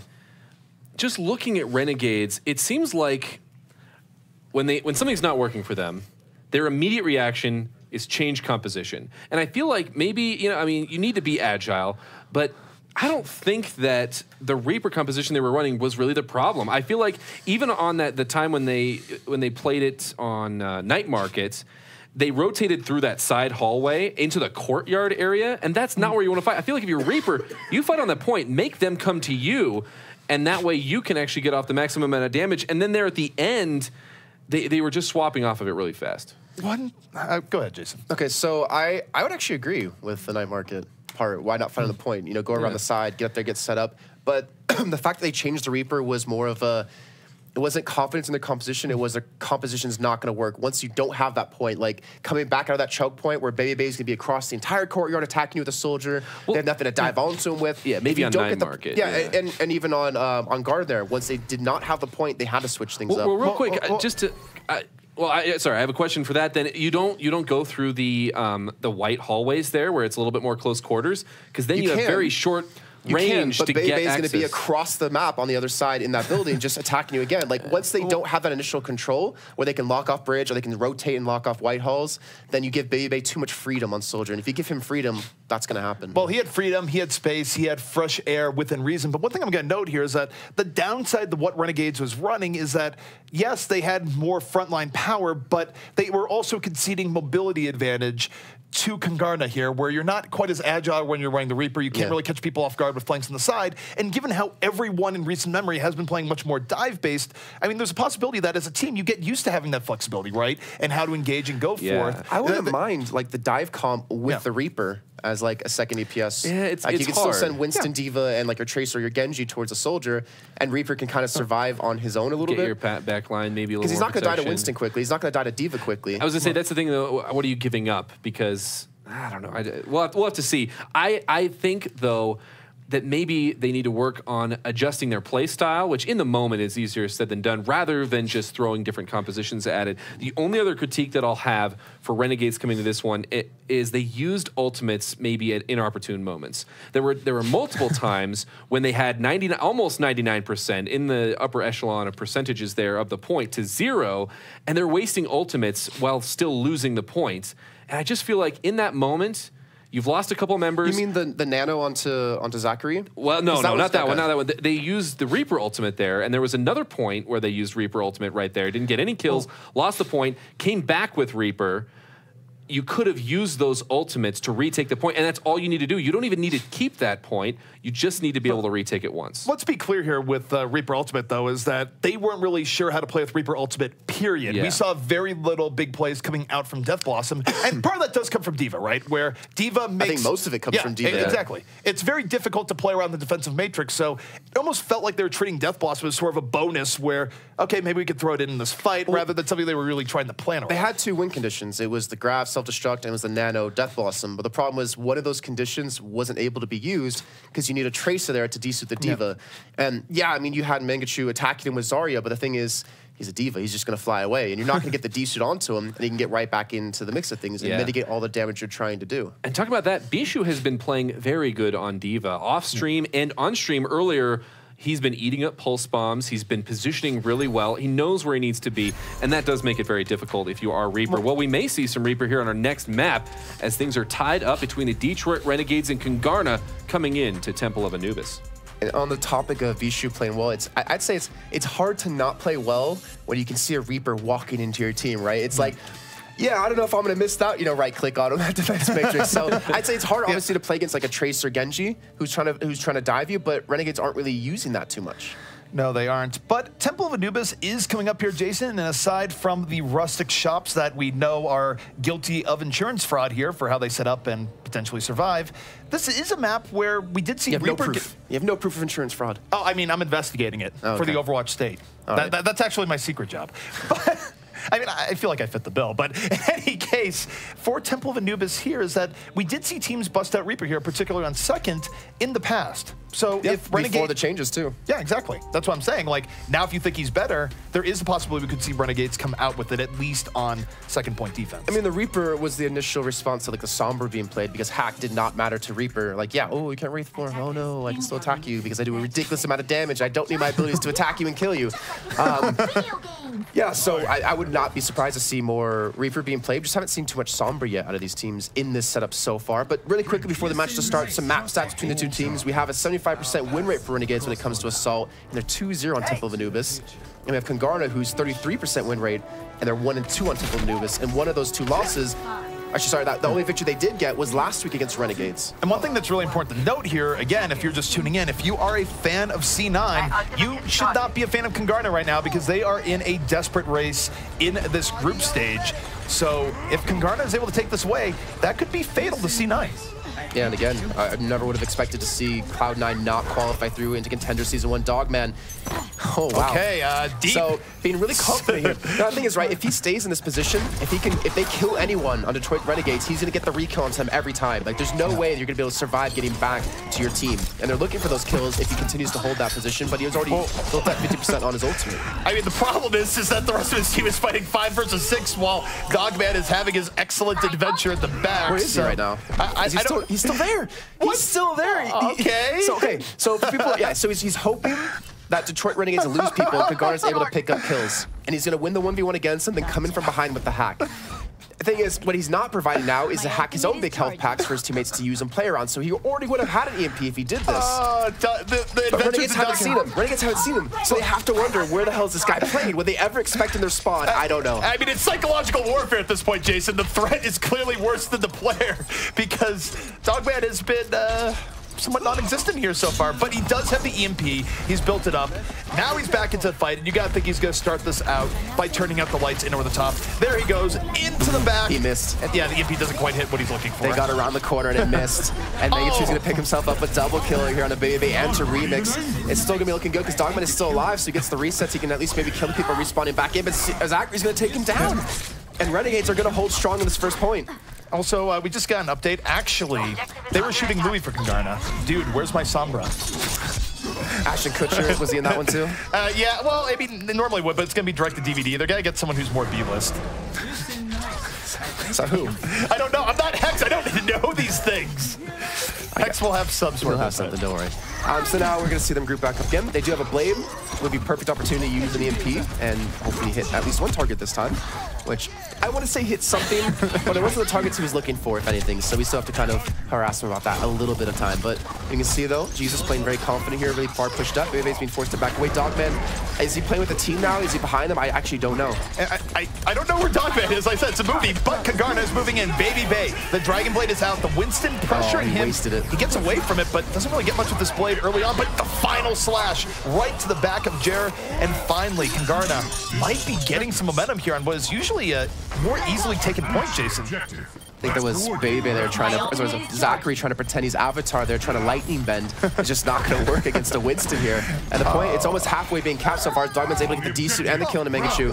So Kungarna will be able to take the point here, or Jesus is just going to stall for some time. He's like, crouch. He's like, he has his hands over his eyes. You don't see me. You don't see me. I'm not here. Hey, Jason, for me, it was a pretty convincing Azula cosplay. I give it like 8 out of 10. Well, when the Fire Nation attacked, or as Mitch would say, when the Weeb Nation attacked. Hey, man, the Weeb or not, they conquered, okay? The Earth Nation was getting wrecked until they had the assistance of a god. So what does that really say? In any case, Renegades, they need to recover here. They don't have a whole lot for this defense. It's a big opportunity for Kungarna, especially if they can land a good EMP. But they're not able to open the EMP. They lose Baby Bay immediately, and Renegades has likely closed the window that Kungarna was looking at. Yeah, and now, Dogman, where's your hack now, man? You had the opportunity opportunity there. You had it from the beginning, but he's just not alive anymore to do it. And he has to give that one up, which gives it over to Sherlocky, which makes him that much harder. Now imagine, right? Reaper's already hard enough to kill now. Yes. With the extra healing he gets from his damage. But now he has a mega health pack that respawns so fast under the bridge, so if you do finally get him low, he hits shift, and you're like, all right, I'm back to full health. And then you have to fight him all over again. And the time you get him low, the health pack is back again. I want to make it more like the lore there, Jason. Do you ever see Reaper die in a cutscene? He just turns in the mist and stays around forever. So, I mean, this is just part of that effect. Sounds like my food when I eat it. Oh, my goodness. It really does. Look, I've had my moments of warfare, too. We'll just call it even. But Dogman right now, holding back right now, getting ready to rehack. And again, we'll see if he's able to land a good EMP, but could be a hacking war between two teams, two countries, whatever you might want to say it. But with Baby Bay going down early, probably not going to happen this fight. Just don't hack the election. Russia. Anyways, Zachary's going to take down Remix here. Megachu's going to get decent on Bishu. Renegades will hold yet again here. Not really giving Kungarna any room to breathe. But with that EMP, with the dueling EMPs, it comes down to who's going to hit that EMP first, and if you can catch the enemy Sombra with it. I think if you don't kill that Sombra in time, you're going to have that EMP come out against you. You're not really expecting it. But Baby, finally here, ZP receiving the Cree. It's high noon, Jason. At least it is somewhere in the world. Not in Denver, not anywhere in the United States, but somewhere probably in the Especially in Denver, it is. Yeah. Especially. Well, that's why, yeah, Baby right now coming in from the left, holding on, looking for a target, getting somewhat mitigated by the D.Va, but he's putting in good, solid damage here. They get the first kill on the Zachary, but Renegades, they double down, expend the ultimates and come in from the flank and catch Kungarna by the backside. All right, ZP, I'm calling it right now, okay? We're going to see an EMP Deadeye, and Baby's going to get 4 kills. All right. I'm calling it out. What do you want if you get the... You go streaking outside the studio. All right, deal. We shook hands. Done. Wait, what? Wow. All right, okay. ZP's got some giant orbs of destruction. I want to spend tonight in jail, Jason. That's what I want to do, because there's undoubtedly going to be a cop car there if I do go out streaking. But okay, come on, Kungarna. I'm rooting for you guys now. Let's see a quad kill with the EMP and the Deadeye. All right, well, we'll see if it happens. Right now, Dogman has that EMP. Baby Bay doesn't quite have the Deadeye just yet. And Zachary, he's in the rafters waiting to bring death and destruction. Baby Bay under assault. The EMP comes out. Here comes the Deadeye. How many kills? 4! Oh, nice. I don't go to prison. Well, it's not over yet. We still have a minute and 50 seconds to go.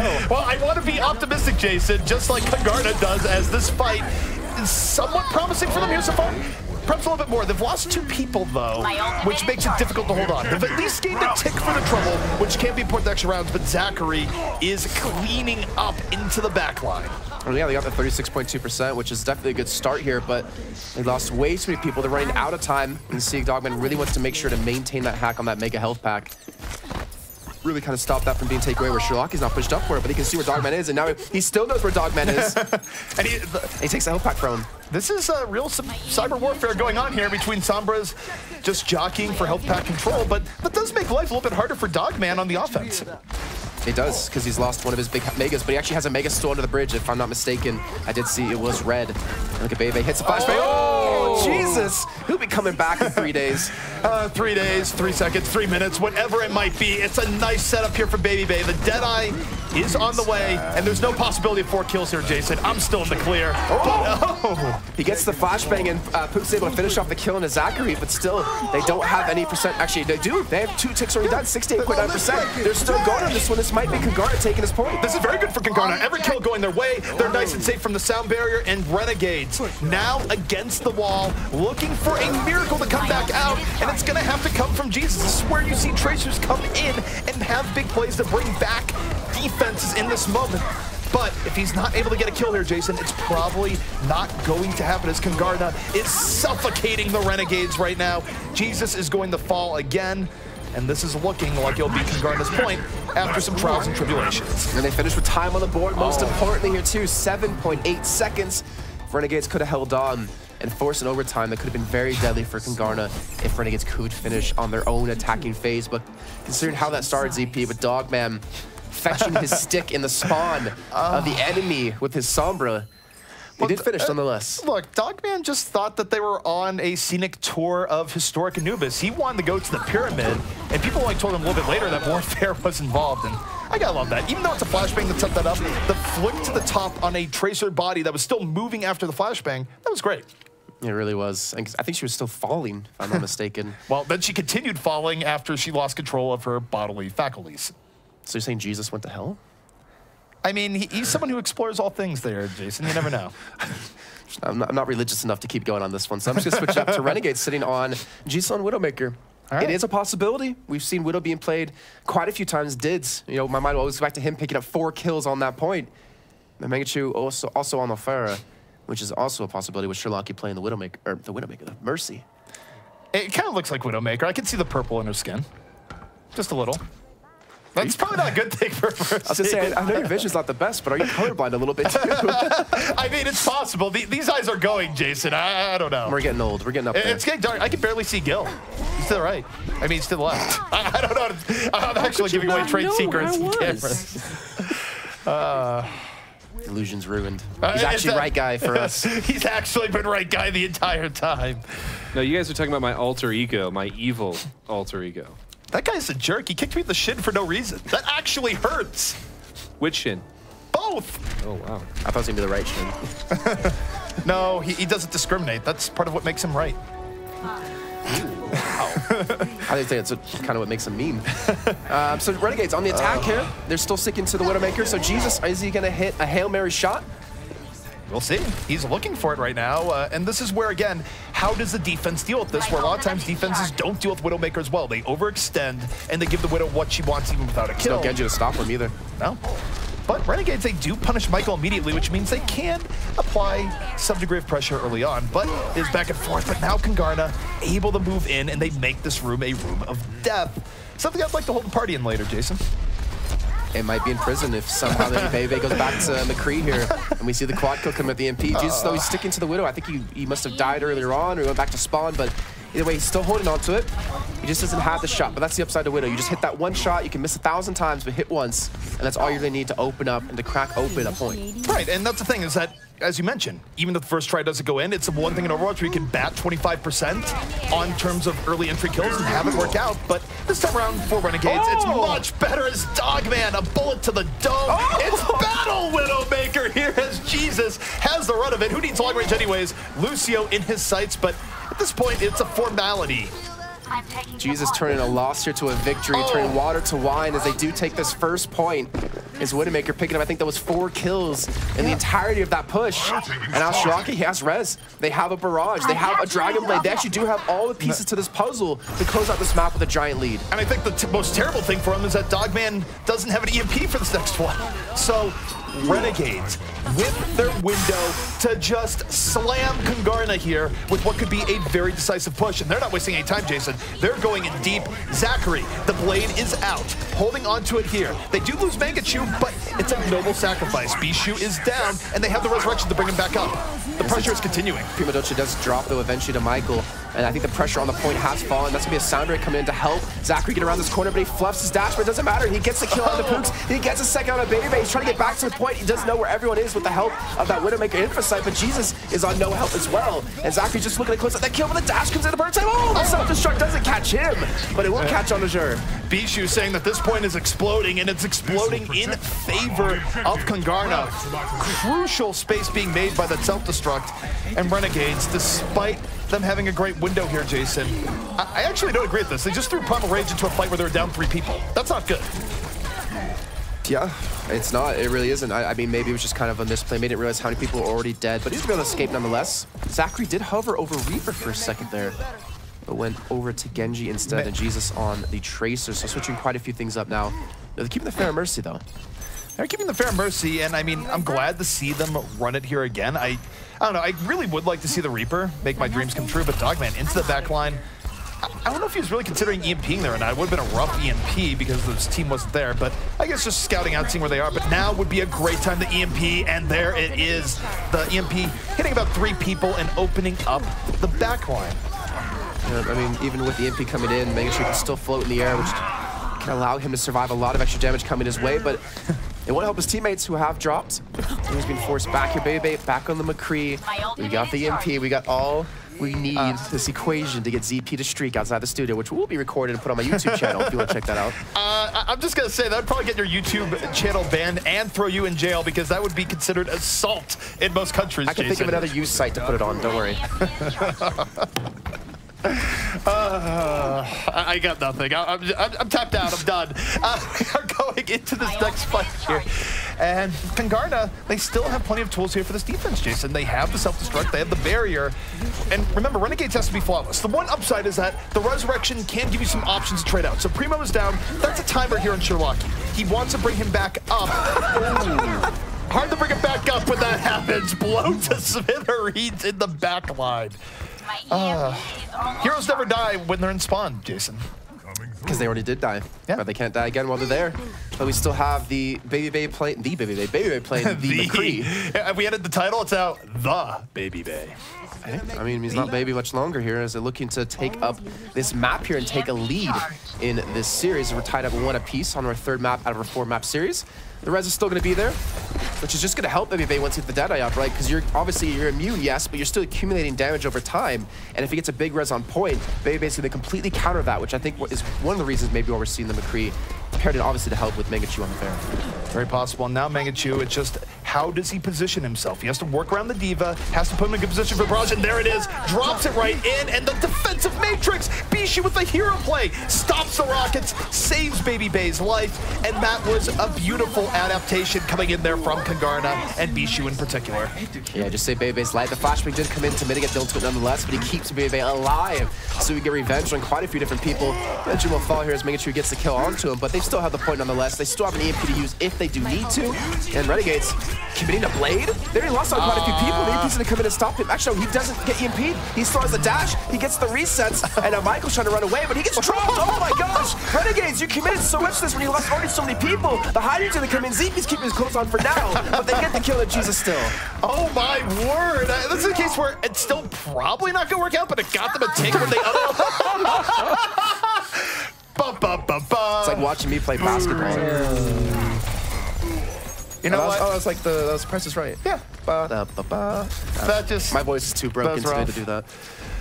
Well, a little bit of entertainment on both sides there. I will say for Zachary, I mean, I almost empathize with that from a pub perspective. It's just like, nothing's going right, everyone's dead, Dragon Blade. And it almost worked at a time where you wouldn't think it would have worked. So, Renegades almost made something out of nothing, but now, faced with the stark reality, they do not have a blade up for this next push. They can drop the beat, but they still might be getting dropped in turn as they rush in. Baby Bay using the spot point for cover now, actually working out. Keeps him plenty of space, but now the barrier is committed. Renegades diving in, but it's Bishu again, Jason, just creating so much space on the point with those self-destructs. And also Sherlock, he switched over to Diva. The range solo support here is trying to push in, trying to really break down this barrier that Kungarna has put up here. The flashbang has landed, and I think he's able to pick the kill eventually here. But keep in mind, last time these two teams met was last week. They did play Temple of Anubis, and Kungarna won 2-1 on Temple of Anubis. So maybe Renegades have not figured out a way to break this stalwart defense that Kungarna are able to put up. It's been good here so far, and Renegades, I mean, I think part of it too is that I still have mixed thoughts on Fair. We have seen it be effective, but I think at some point, you know, they did end up swapping, but it could have happened a bit sooner. But they do have the offensive Sombra. Both teams will be engaging in a hacking war in just a moment, but the thing is for Renegades, they're much more relying on getting a good EMP here than not, because Kungarna, they still have other tools, particularly the barrier in reserve. So to some extent, Mangachu has to thread the needle, do the impossible, and get a great EMP. In over the top, looking for where to turn out the lights. Doesn't really have a great target here early on as Primo Dulce gives up his life. He does. The thing is, we do have Mangachu still with his barrier, or with his EMP up, which can completely counter on Pooks. The Hainu's going to come in yet again. He's not going to catch on to anything as it was mitigated. Mangachu's going to get the EMP finally used, but Pooks stays alive, stays around the corner, gets his sound barrier down to catch 3 people to keep them healthy. Here's the problem for Renegades. They do not have time anymore, Jason. 13 seconds remaining as they struggle to capture this point. They need something here soon, or Kungarna will be choking them out here on Temple of Anubis. And Zachary, the late Reaper, coming back in, looking to dominate some space, has 2. Looking for more is Is this the Reaper hero we need? We certainly don't deserve it, but we could like to watch it as Renegades, they're making some real space. They almost have the point. They're a small tick away. Well, here's Blacklight Batman. He picks himself up 3 kills, raining vengeance down on this point. Baby trying to respond with his own Reaper, but he gets dropped by Jesus, and now Michael's one of the few remaining people on the point. Remix is going to come in, but it doesn't matter. They do finish nonetheless, and they get extra time on the board here for another attack. All bets are off here, Jason. Now it's a case where either team could very well take this, and it's a case where I would say going forward, both teams need to mount a very good point A attack, because even though teams normally take point A, when you're down to only a minute, it's different. Here's a Death Blossom.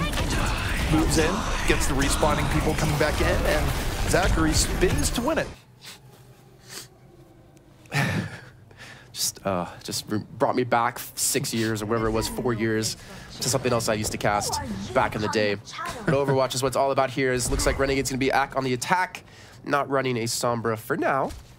You know, Zachary on the Genji, Mingachu back on the Pharah, and Sherlocky not playing Diva this time, going to be on his Mercy. Another side for Kungarna. Bebe's floating with the idea of a Widowmaker. Just thinking about it, and he certainly can play it. And by the way, guys, coming up after this matchup, if you're curious about the newer side of North American esports or teams that are on the rise that perhaps haven't had as much their name, Toronto eSports versus EnVision coming up next. Some cool stories in that matchup. Definitely stay tuned. If you guys obviously want to check out on some results that's happening on the offline matches, just head over to overwatchcontenders.com.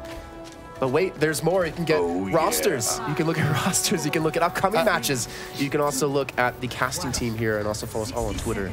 And if you find the hidden part of the website, you can get an exclusive Gillfrost photo album. It's there. The truth is out there. He's wearing robes in every single one of them, though. He's just that classy of a guy. Luxurious robes, fur robes, fur coats, it all. Fake fur. He respects the animals, Jason. Yeah, but Right Guy doesn't. Right Guy just slaughters them. But we are underway here, and the defensive widow for Kungarna does not work out. Zachary able to take him down from long range. The Shurikens hit their mark, and the Renegades now starting to come in a little bit deeper here, Jason. Remember, we don't have much time. We're under 30 seconds. We are, and that's what made the Widowmaker pick a little bit more risky. Patters cover road we'll get into after we do see this half break down. Zachary is able to stay alive on the high ground, maybe to put some pressure from this position, but Jura's already gone down. He loses out the battle to Pooks here. Most importantly, they need every single person possibly alive. Sherlock is not even close enough to his res. He's actually going to fall before he has a chance to even build this one up. Babyface going to get the trade on the Mangachu, but Renegades still have a lot of people alive. Renegades cleaning up here, and if they take this point, Jason, they will get an additional 30 seconds for one push. But one push might be all it takes to get Renegades in over the top on Kungarna here. So we'll see just what they do with this final opportunity. Well, they switch over to Sombra at 6% ultimate. That's going to be very slow to build that one up. I say slow, but I mean slow because there's only 30 seconds to go here. Bebe on the McCree too, but you have the Blade, you have the Primal Rage, you have Dogman trying to get aggressive, trying to be able to build this ultimate in time to use it for this fight. Zachary was the hero in the last attack for Renegades. It was on a Reaper, but now he can be a hero on Genji with a good Blade. The Renegades are diving in. Time quickly going away, and the Blade comes out, and not quite heroics coming out there, and yet the resurrection comes in. Renegades keeping on the pressure, and it's Jesus in the backline with Primo opening up the way. They drop the beat, and Kungarna is finding themselves knocked to the back. Could this be happening right now, Jason? Well, they do get 2 more kills on the top as Dogman is one of the last few remaining people, but the EP, they have the EP with the self-destruct. If they just get out at the same time, or if they can use this in tandem, this could be deadly. He's going to pop it down, and everyone's just going to get around the corner in time. Megachu gets a kill to Dogman, and Ampish is the last one out of the point as the respawns are finally coming through, but Megachu, he has the barrage. He just waits for the opportunity to use it. This is already just deadly right now for Kungarna. They need to bring this back. They've already given up a tick, something they're going to have to surpass on their own attack, but the Renegades are relentless right now, crushing through. You're right, they have the res up, but people would have to die first, Jason. Sherlocky under assault does fall. The resurrection not going to be a factor here, but they still have to deal with everyone else on the point. Kungarna fighting for what could be their tournament lives as Zachary puts a blade right down their gullets, moving back in. We're in overtime, and Renegades will not be denied. Yeah, Michael's the last one alive, but the point is still ticking up. He's going to touch the point for a little bit of time, but it's just not going to be enough here, and I swear you said, ZP, when they take the first point, they get 30 seconds extra of time, but that was like 2.5 minutes of fighting on that second point. Well, overtime doesn't discriminate, Jason. They had 30 seconds of real time, but also, when something's that tense, you just feel like a longer amount of time has passed. I mean, to get 2 reses up in that fight was pretty ridiculous, even though Shirlaki did fall in that fight. But, you know, to go back to what we're trying to touch on with Baby playing the Widowmaker, Yep. it's such a high-risk, high-reward, oh my gosh, my voice is dying, high-risk, high-reward kind of play where you get a kill, you reset their fight, and they have to wait another 10 seconds. You get a kill, that's another 10 seconds gone. And when you only have a minute to work with, you know, that's 20, 30, 40 seconds taken off the clock. The downside is if you get nothing and you miss every shot, then you've pretty much just given up a slot on your team, and you can almost say you've given up the point. The other problem is, too, is when you run a defensive Widowmaker is that this is Anubis. You often see a Widowmaker on the other side, and it's not a very fair game there, where if you die as a defensive Widow, it's a long run back. If the offensive Widow dies, she's 1 grapple away from getting right back into your face, so it requires a much higher degree of consistency and outplay from the defensive Widow. So the term gamble to describe that, absolutely accurate. All right, well, now going into Kungarna's chance here to attack. There's still a potential for attack. Actually, there is a potential for Kungarna to still win this, because this is the final attack on Renegades because they finished in overtime. If Kungarna can finish, they will get another minute to attack that first point and get that first third. But that's a long ways away because they have to finish this point, and they have to get the second one to even get to that situation. The other thing in its proceedings, and this is a real tragic thing if you're a Kungarna fan, is that a draw would have been just as good for them just about as a win in terms of the way the map scoring works out. So now they'd be happy to get the draw, but it's going to be difficult because it requires going through and speedrunning Anubis against Renegades. Zachary, under assault, able to juke the pressure, comes back in at full HP. Looking into the backline, dashes through.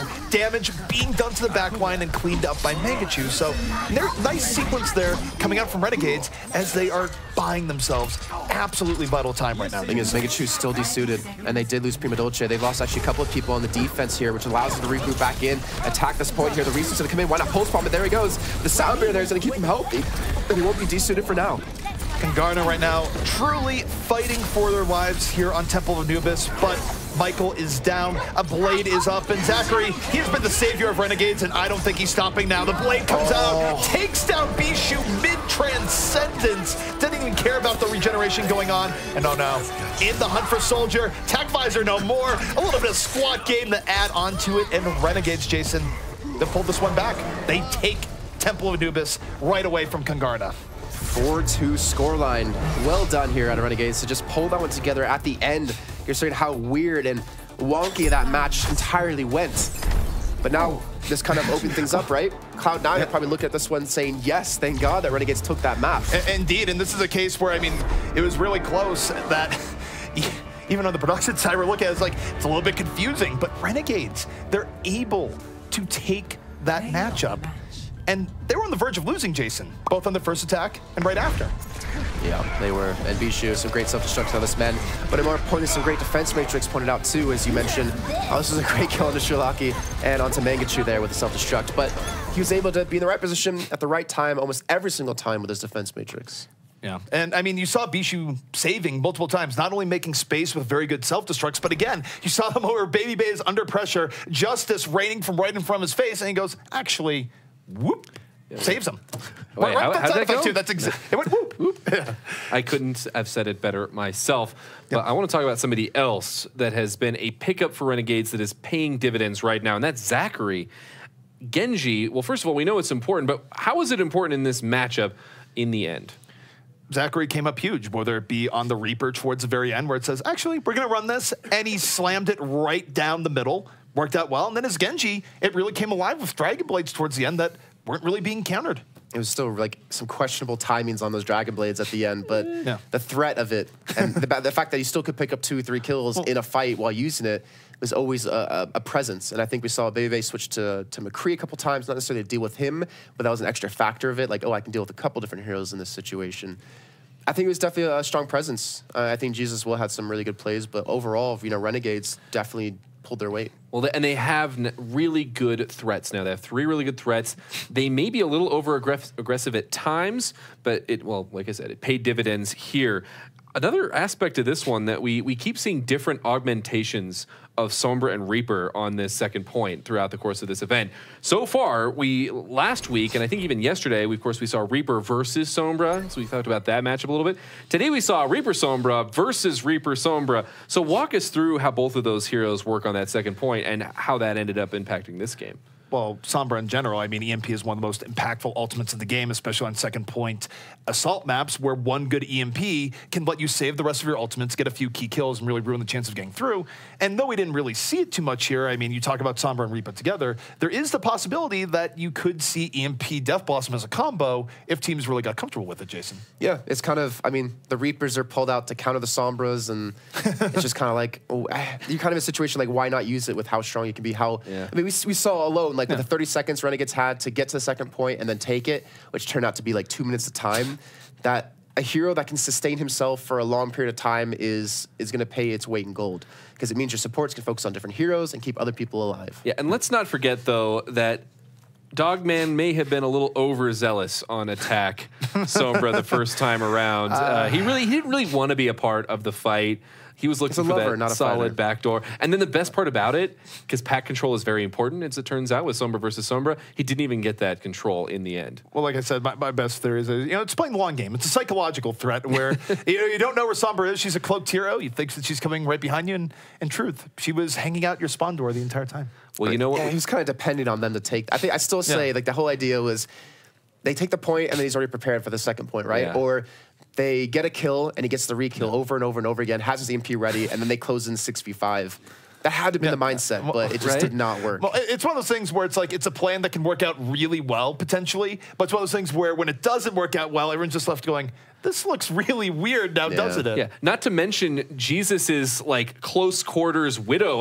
The whole time I was watching, I'm like, why are you guys going down this side hall? That's a bad, that's what you were doing. Then we all remembered, yeah, like, oh yeah, you're better than me. There we go. Yeah, you actually know how to point and well, click it's one of those there. things, actually using long range for him just clearly wouldn't be fair. He had to go Battle Widow to make it even and still got 4 kills. Yeah, Still not as good as Battle Mercy. We do see Widow on the next map Queen. occasionally. It is going to be Watch Point Gibraltar that we're going to for our 4th and final map. It's going to be Kungarna trying to pull out that draw so that they can secure the lead against Cloud9.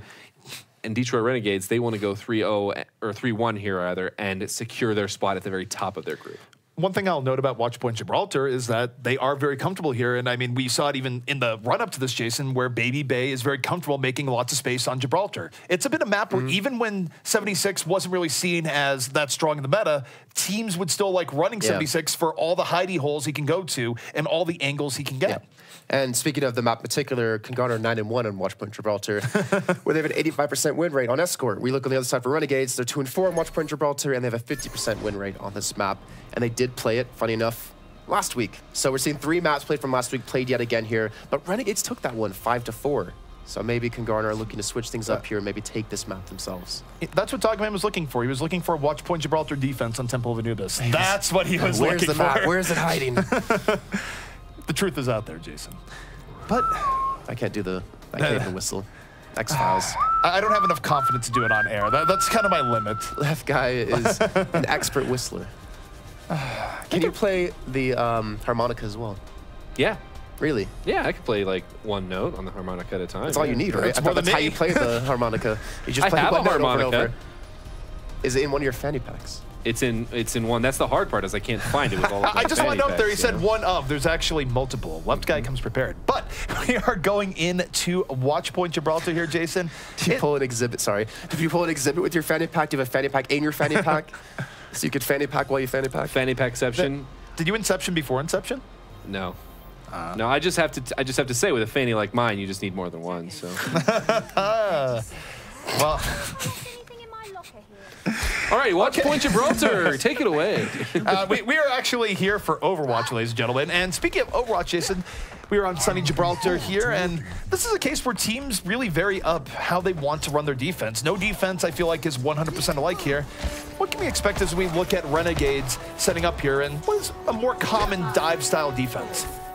I didn't actually think they were going to do dive-style defense. I thought they were going to protect Mangachu on the soldier and put him like really far back. Looks like they do want to go for an initial fight here. They're not putting themselves in a position where they could be spotted by the Hanzo arrow, that Sonic arrow.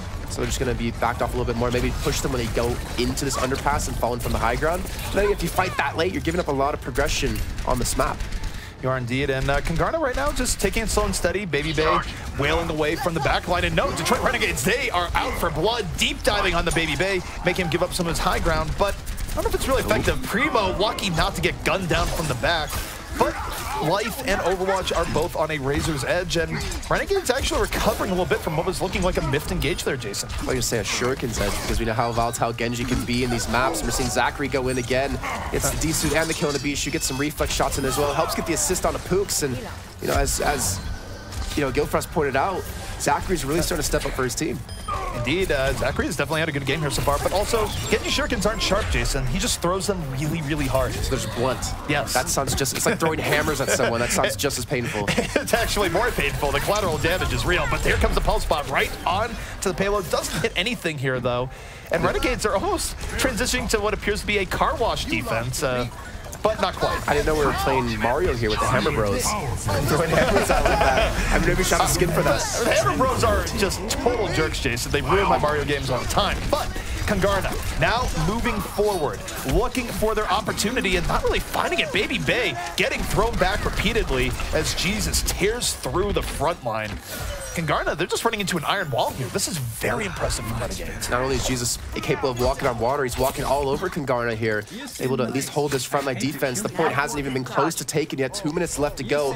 Baby Bay will have his visor, yes, but the problem is he's got to compete with a pulse bomb. He's got to compete with the healing that Sherlocky can do and also the potential sleep dart. And then you still have 3 other ultimates besides Jesus. I mean, Zachary's been his reliable here, Jason, where if you don't see him, just expect him in your back line with a blade. They do lose Primo relatively early on here. I think he went a little bit far out. This means Renegades is going to have to burn ultimates, Jason, to keep this even, and that's what they're going to do.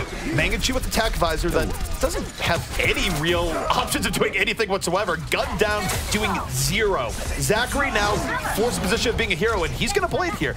Renegades is going to look for the stall while hoping Zachary gets kills, but he just gets 2 HP instead. Very little getting done as Kungarna finds the Achilles heel of Renegades and pushes on through. I hate to point out a single man here, but Sherlocky missed a sleep dart onto Remix, who jumped like up high to get to him. And just like a Pharah hitting a Winston, you expect a Pharah to be able to hit a Winston in the air. You expect to hit a sleep dart onto a monkey jumping at you. And with him falling, he was forced onto the low ground. He wasn't able to heal, and that kind of just dismantled that defense. Well, he either missed Jason or Winston has built up an immunity. The world may never know. Sleep? Yes. He gets If Hex hasn't built up immunity to sleep, I don't think Winston has yet, okay? Hex has gotten like no sleep this past 4 weeks. Hex has upgraded the horse tranquilizers at this point, self-admitted. But we are getting into this next fight. Kungarna has busted through here early on, and Baby Bay's in a great position to use attack visor to really rain death upon the Renegades here, as Renegades is not able to set up here well at all, Jason. Yeah, Jesus has already fallen. Bishu picks himself up a double kill in this defense that we're seeing Renegades try to put out here. Completely falls to the side. And Kungarna's going to continue to push this payload without being halted at once. Mangachu's finding a jump on the point here to stall for a couple of seconds. The sound barrier was being used at Azure, but he dies before he gets it off. Luckily for him. He does. Why would you bury that? I don't know. Kungarna, though, is breaking Renegades open. And it's difficult here as Renegades has really just not been able to reset at all. They've been chaining kill after kill. There hasn't been even a semblance of a good coordinated engage. And what was in the beginning a very impressive defense here, Jason, has fallen apart to ashes in their mouth. I'm not sure how ashes in someone's mouth taste, but I would imagine it's not going to be very good. I don't think it's very good, no. Well, hopefully it's ashes of a dead person. I'm not speaking. Wow, that just went another way. Maybe it was just, you know, campfire. I don't know. That's how I want to go. I want to be cremated. Jason wants to burn, ladies and gentlemen. You heard it here first. Share first. us up with the world, you know, down a river. And that's how the world dies. The sickness actually just goes airborne and kills everyone. Look at Kungarna, though. I mean, they took that point without really using. They didn't use any ultimates to take that point. They got 6 now to use against Zachary's 1. Why do you need to use ultimates when Renegades is willingly offering their corpses to you on a silver platter? They didn't need to use them. And that doesn't sound delicious. Not really. No one really wants the long thing, Jason. But in any case, Renegades, they have built up ult of their own just through sheer attrition, and Zachary going to the back line, looking for his opportunity, has to dodge out of the self-destruct, and Jesus was not so fortunate. He falls, and the sound barrier is used. Kungarna now moving their way in. 3-1 in favor of Kungarna. They're winning this ultimate showdown rather handily, Jason. And to be fair, though, Kungarna had to commit 5 ultimates now to the, what, 2 out of Detroit Renegades? So, I mean, they kind of lost the ultimate battle there, but they're winning the war. That's all that really matters in the end, because Jesus is the last man trying to contest this payload. Now they can just get for the spawn door like a neighbor that won't leave. They can sit there in the front, they can make it oppressive to leave, and trying to get out is going to be difficult for Renegades. As you look at that, Sherlock, he's like, I'm a Zenyatta. I don't get paid enough to try and get out of this door with everyone there. But space is created by Mangachu going through the front, and Renegades might have pulled themselves out of the fire here this time. Just trying to think of StarCraft joke there with Vespian gas. It's like more Vespian gas is required, but so is more space for your team coming out of that spawn and trying to get some sort of control. You haven't seen much TVT or ZVZ or PvP today. My dad always used to give me a crap when I played Brood War back in the day. He would always ask me, have you found more minerals? And no, the answer was no. I kept hitting it when I didn't have minerals. Well, you're lucky. My dad would just laugh at me for him kicking my butt in StarCraft every time. Your dad's like, why are you so bad at this game, Jason? I'm like, I don't know. I'm your son. It's your fault. Well, Baby Bane's going in here. Tactical advisor for Kungarna, opening the way. Remix sets up the opportunity. Going in a little bit deeper. Finds Lucio hiding in the corner. And Kungarna, with momentum now, Jason, a real chance. They have 4 ultimates in reserve. Remix drops the beat on top of Lucio. The Winston jump successful. Everything is going their way.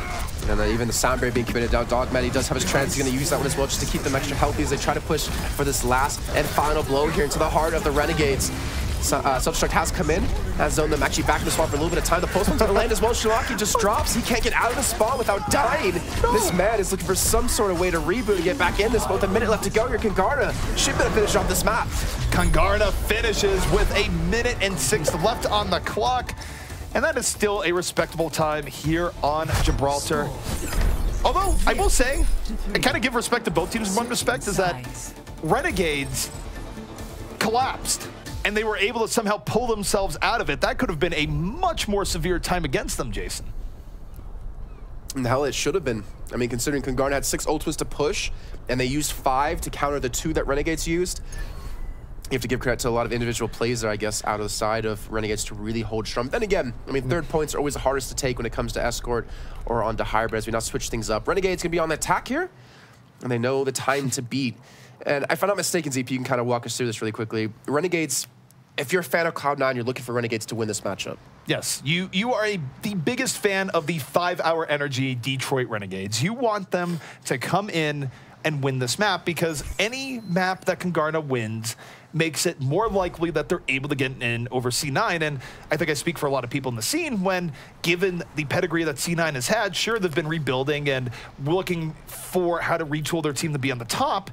It would be a disappointment and then some if they were not able to find it within themselves to qualify for Season 1 of Overwatch Contenders, which would be the case. If I'm not mistaken, actually, Kungarna had a 1-map lead over Cloud9 coming into this matchup. Yes. And now be limited to only 1 map win, maybe only 1 in total throughout this series, could be what Cloud9 needs to get themselves through into Season 1. And also for some really spicy trash talk on Twitter. Yeah, the Kungarna and C9, of course. Let's just say, yeah, they're kind of friendly, but also a little bit of barbs going each other's way earlier today. I'd say they do it out of love, but when someone doesn't know the difference between your and your with apostrophe RE, it really disappoints me to the American school system. You can't do that. You have to keep the country's reputation strong, Jason. It's really well revered. It's like there, and there. It produced us, after all. It's true. That is true. Well, let's see. Renegades on the attack here. They're keeping Mangachu currently on the Hanzo. Not sure for how much longer. Maybe looking for an early pick or 2. This gives me memories of old school Tavik, where he used to run Hanzo on Gibraltar all the time. So I'm willing to see this. This is a little bit of a gamble. Sometimes Hanzo strategies, you go for head arrows, you don't get them. But Mangachu is looking to get ahead here, Jason. So where's he going? He's kind of off by himself, which is really hard to do as a Hanzo. You kind of need some backup of your team. The Skyro does come in to help dissipate that shield extremely quickly. They have the vision on the high ground, but so far, he's been able to hit maybe 1 or 2 arrows currently. Again, he's just looking for an opportunity here. The rest of the fight is going on. Both teams trading off. Nothing too serious here. Simple geometry right through back. Doesn't quite connect, and he's going in for the melee Hanzo. Slowly moving in. So Battle Hanzo? It's Battle Hanzo. Battle Widow beat Battle Hanzo. Well, I mean, he got some good damage in. Yeah. He got his teammates to jump in, so they got the dive together. He's looking for the shot. But Bishu, again, this match seems to be ever omnipresent, always hitting these defense matrices. I'm not sure what that geometry was, but I think Bishu blocked it again. I don't think that geometry is very simple at all. I think Mangachu actually skipped geometry class because he didn't really get as much as he was looking for there. He got a little bit of Bishu's attention, and I mean, something we all crave, I suppose, but Kungarna able to hold on to the point here, and the Hanzo Gambit hasn't really been super effective. And the other thing, too, is, Jason, is that teams used to run more Hanzo when you could put a Zarya with it. Not that it was super common, but then you would get the grab Dragon Strike combo. There's not a whole lot to set up this grab. It's going to be more of a diversion Dragon Strike. I mean, he might be able to use it to dislodge him from the high ground, but he's still committing to this and considering what's on the line here. Oh! Okay. Baby Bay. Heads up. He's looking for the jump with the scatter shot, and the scatter shot does land this time. He does pop the ultimate off. It doesn't get mitigated. He's going to get some decent damage off the back of that, but he hasn't gotten the kills. Doesn't get the kills. Dragon will go hungry. I empathize with that Dragon, but at the very least, Kungarna is moving in. Did you have 5 sandwiches today? I did have 5 sandwiches. How are you so hungry? I'm hungry. But so is Renegades as they get through here to this point. They are able to get the last 2 kills they need. Kungarna desperately trying to delay.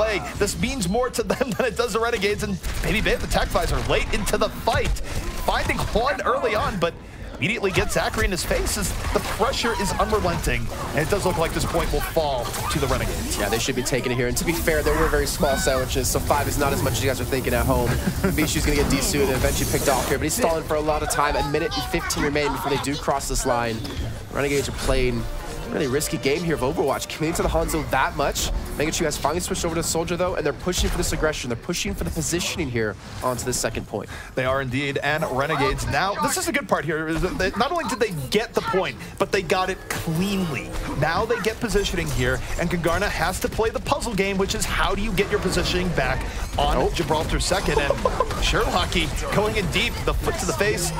2 kills here from Renegades, and this is working out very well for them so far, Jason. They're going to call him Battle Zenyatta there. He just jumped in.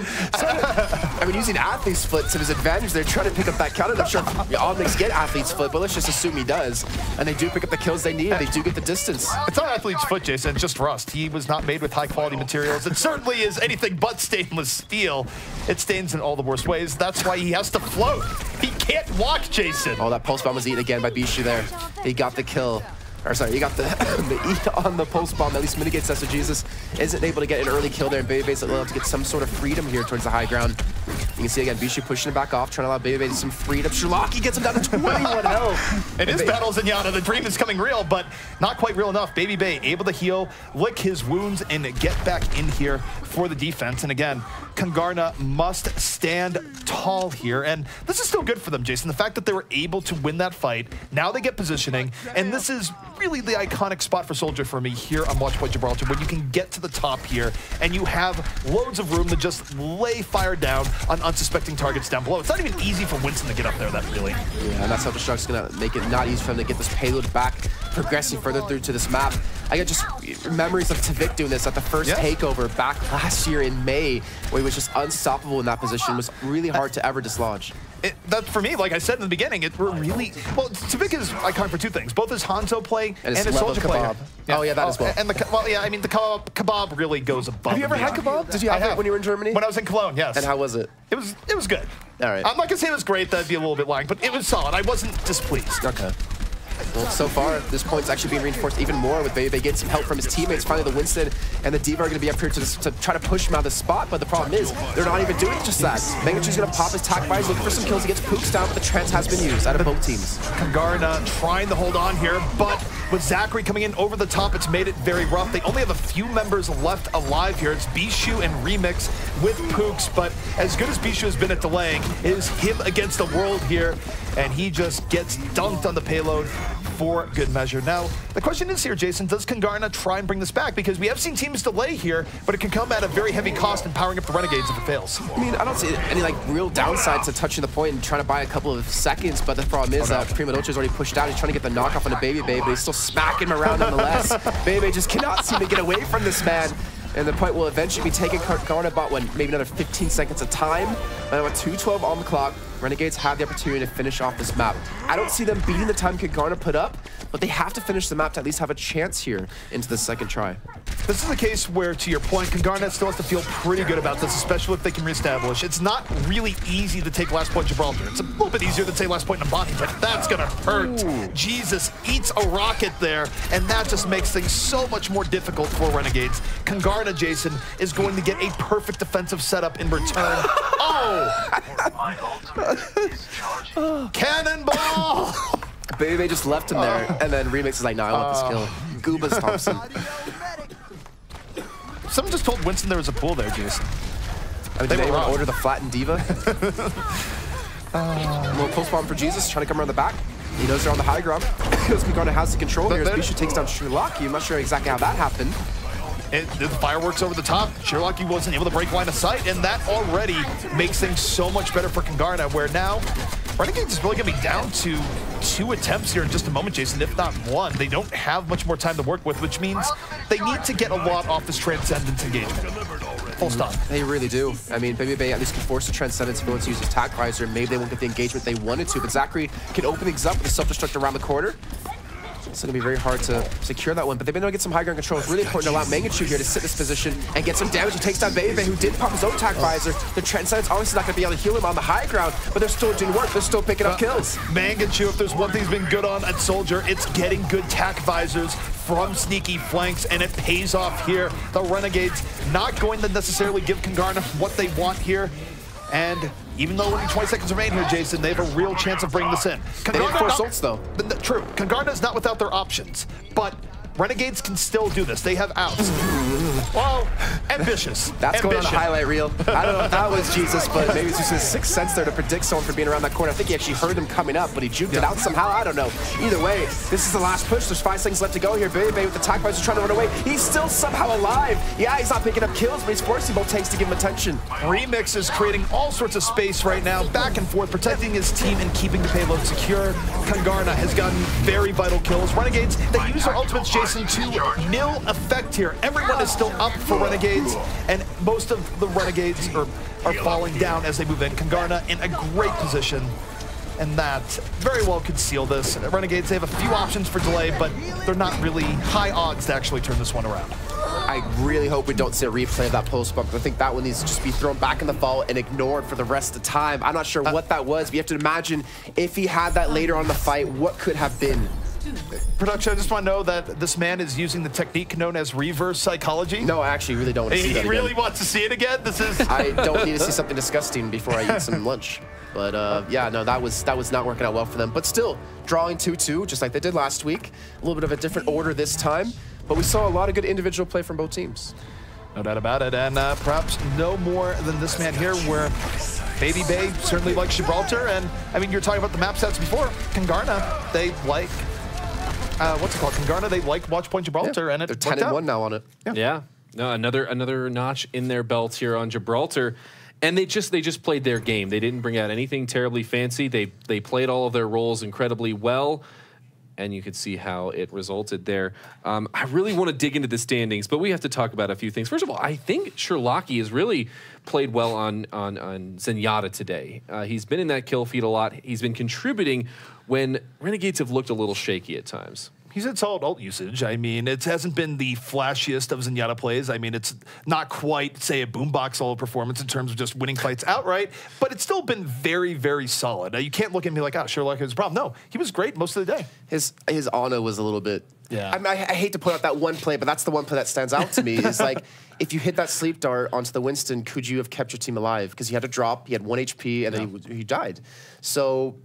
sleep darts like that, I mean, I'll criticize any fair that can't hit a Winston who's in the air, because you can tell how they're moving. If you can't hit that sleep dart, then there's a problem. But yeah, his Zenyatta, like you saw many times, constantly pressuring enemy team. I don't know how many times you saw them get to like 20 HP left because of his right clicks landing at the perfect time. Yeah, he didn't finish off the kill, but the presence was there, and he was inside the head of the enemy team. Well, the other thing too, he did have one really standout moment where he was in a hallway and they were trying to get in on him. Yeah. And it's just like, okay, it's just an easy Zenyatta. He can't even move. Ends up getting 2 kills before Fall's like, oh, maybe going in on him was a bad idea. It's the little things like that that make me love this game so much. Little things like Hanzo coming out here. And this is the thing, Renegades, they just love swapping things up comp-wise, and whereas a lot of other teams are really just focusing on playing one comp very well and then adapting around how they're using it. Well, Renegades is interesting. I feel like they like trying stuff that's off meta, but then sometimes it can be a little bit slow to swap off of it. I will give them credit for bringing out some of the older school tactics there. I do like seeing the Hanzo on first point Gibraltar just because I have fond memories of it. But unfortunately for Mangachu, the geometry was not simple in the way that he thought it would have been. He did get one good pick off towards the end, but it still took a while to make that work. It's kind of, it reminds me of Misfits in the sense of trying to master many different comps is almost impossible. Like trying to master, you know, 6 different heroes and be like the top 5 in the world in 6 different heroes. You'll see a lot of teams focus on one composition and one composition only. Look at LG Evil back when they were Hammers. They played only triple quad tank, and that was it because that was not the flavor of the month, but that was the strongest comp in the current state of the game. So when you're trying to flex to so many different comps, it makes you more versatile, yes, but it means you're not a master in any individual one. And that's the thing is you have to be able to temper that. You need to find that balance of, well, we can play different things. We can surprise you at times, but also we can just play that one thing that we know works. Well, the other thing to Jason's point, as he's saying there too, is that some of these compositions have radically different playstyles. It's not just like you're switching in similar roles for similar roles. Some dive comp, for example, it's high mobility. You're looking for flanks and you don't always take a straight up fight. You play the edges. Whereas if you play a triple tank comp, what are you used to? You're used to just overpowering the team by running right into them. So there's intricacies in how these different compositions get played.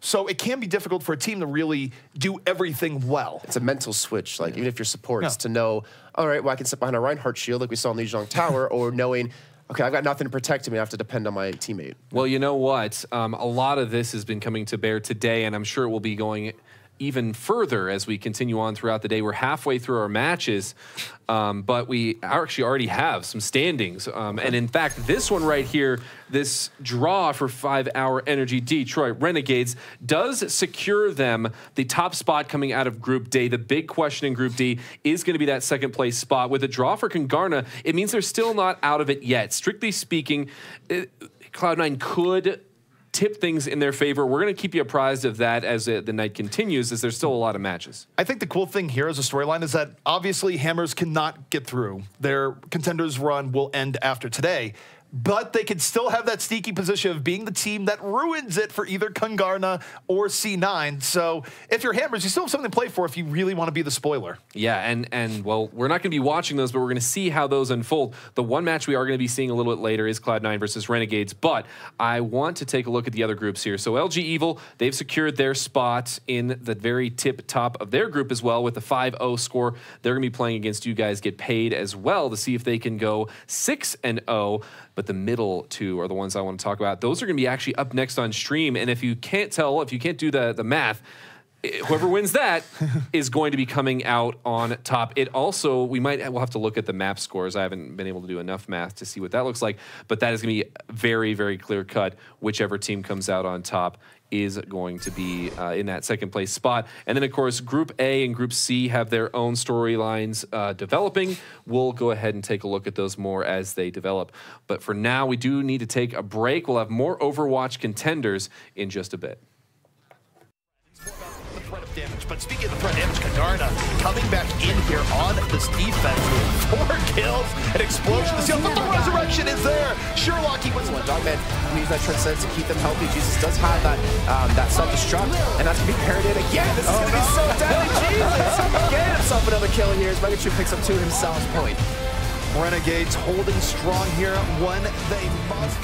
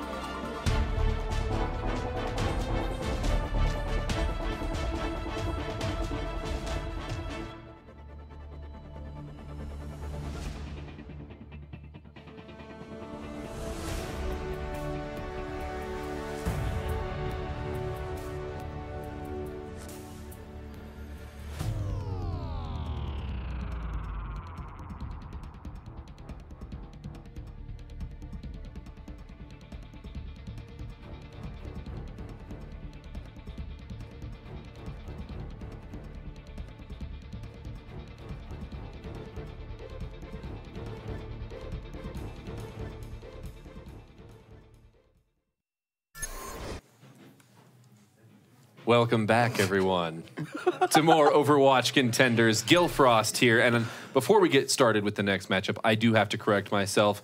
I mathed incorrectly, and to just give me some room here, because I had to math a lot during that last matchup, in addition to trying to pay attention to all of the plays that were happening. But 5-Hour Energy Detroit Renegades have not secured their spot in first. Technically speaking, Cloud9 still has 2 matches, so we'll have to wait for that to go down, but they have at least secured their spot in next week's playoffs.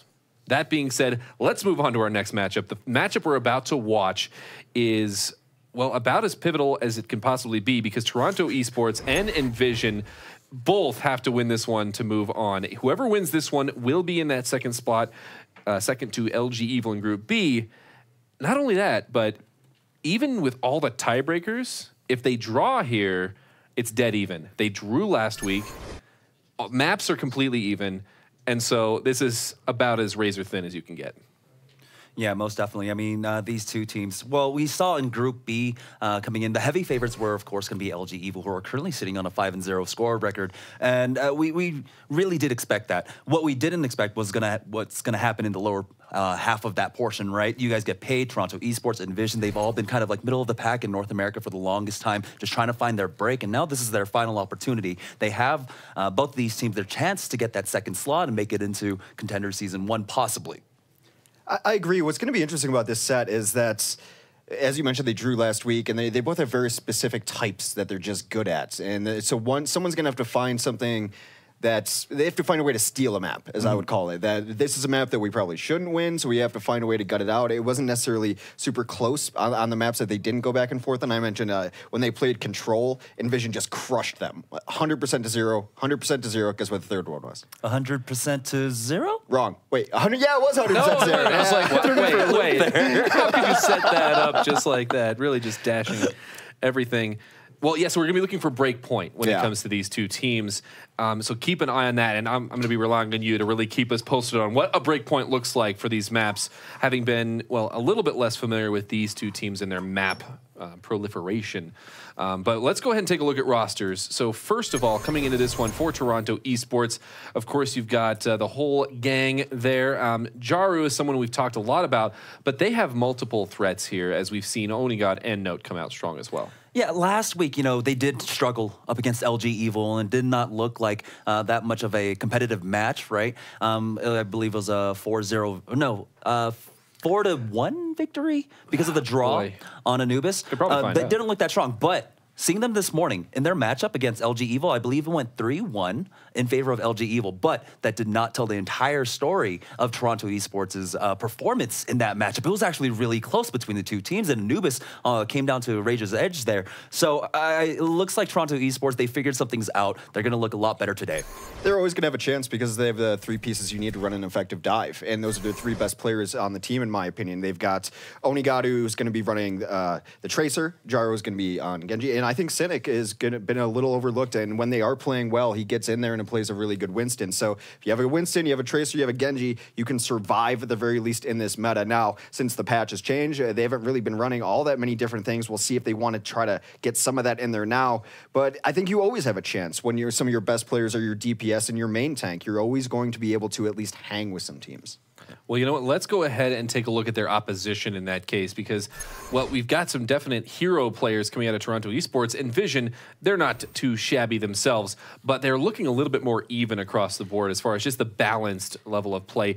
They have a lot of different possible threats, and I want to actually talk a little bit about Connor J. We put Roadhog up there. It's not like he's been playing that recently, but that is the hero that you most associate with Connor J, and he actually just experienced some changes. Right, that was my main note on this team, is that the talent seems to be more evenly distributed across all of the different players here.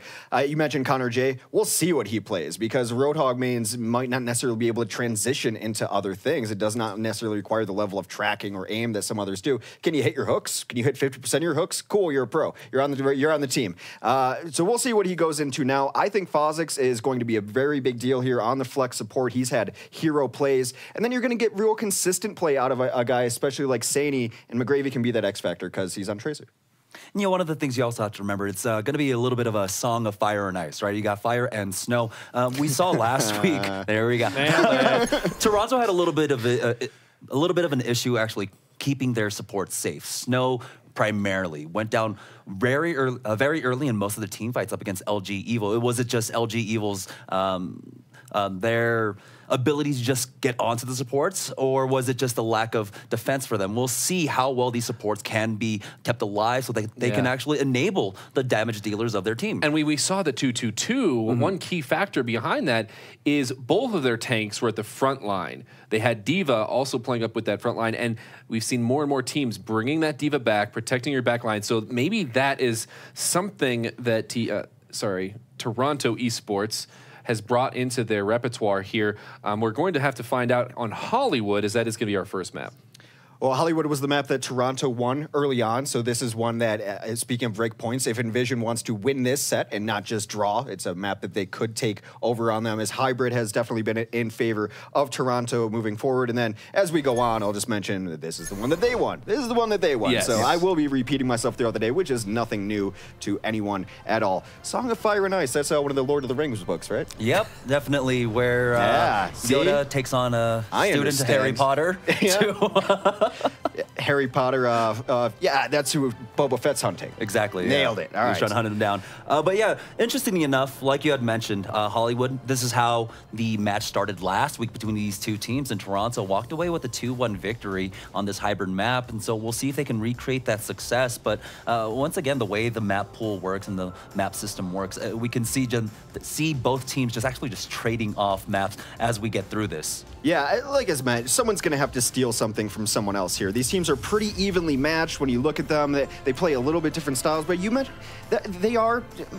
It always sounds like an insult, but they're tier 2 right now. And if you look at how the day is shaken out, they're very clearly an upper echelon of North American teams, and then there's really everyone else. But if you can get just, what they always say in NCAA basketball, now I'm sorry for bringing up normie sports, but if you can just get to the dance, if you can just get to the playoffs, anything can happen. You can go on a crazy run. So it's big for either of these teams to make the next step into reaching that next echelon. And most definitely, like we had already mentioned, the stakes of this match, the winner of this, getting closer and closer to securing that second spot, getting Contender Season 1. Now, the thing about getting into these tournaments is that you continue to build on that success, get more experience, get stronger and stronger. We saw in North America, it was a little bit difficult to do that because we did have a little bit of a talent drain when teams were going overseas. Now, as the point does unlock, Toronto eSports already sitting on a 2-2-2, oh, excuse me, triple support defense. Weird. This is pretty weird, but I like it. I like weird, I like new, and as you mentioned, triple support here is Snow and Onigod are going to have a little bit more freedom now to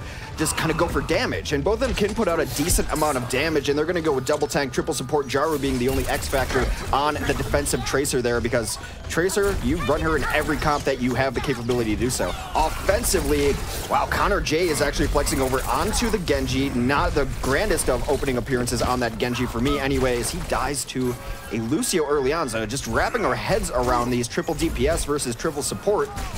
Who do you think you should favor just compositionally? Well, at this point, the issue with the triple support composition is that because the heals are so spread out, it takes them that much longer to actually get their ultimates, right? But once they do, they become a huge powerhouse. Now, it's up to EnVision to find this window to get in. Right now, it's the Cafe that is being contested by EnVision. They're jumping into the back line. Kofi finds the first kill onto Snow, but there's still 2 more supports. Never mind. Onigod is gone as Kofi is able to finish him off. Kofi is an X factor on this team too. So many Winstons rising throughout this scene. He's actually had himself a couple of games throughout this series. They just gave up the Cafe. Just gave it up. Not even a fight. They rotated around.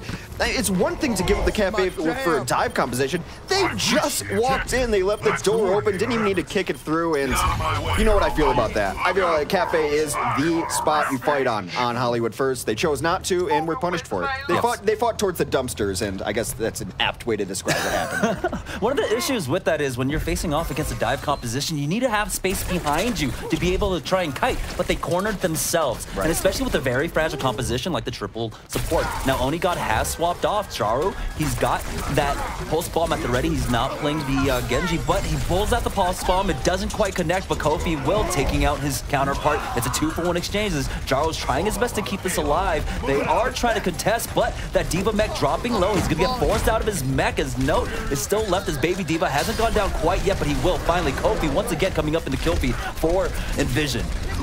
It's so important for those Winstons to be able to get there and pick them off. Still, I do want to highlight the story with coming in. Connor J so far has done very little. I mean, he's done enough to get Blade. There he goes, comes alive a little bit and is able to take out what I would consider one of the more hard carries on a team, as Jaru lit it on fire in the qualifiers and in early groups. Definitely a rising star of a player, able to take him out, dashing through right there. And, you know, remember, Toronto eSports was the one who won first Hollywood. So this is a pretty nice first push. I believe they didn't capture second, though, if I recall correctly. So a really important fight here. Connor J busts out the blade. Yeah, he's going in. There's already 4 kills going over for EnVision, so this team fight largely won already. Now they're just trying to stall for as long as possible on the side of Toronto eSports. Now they've got 5 ultimates for this next fight. There's going to be plenty of time for them to actually come in, so they've got this power advantage up against EnVision. Well, they've got a bit of a power spike. They're going to have one more ult that really matters. McGravy should be able to get there partway through this fight for EnVision as they continue to roll through. You never give this up for free if you can. This is great positioning by Sadie.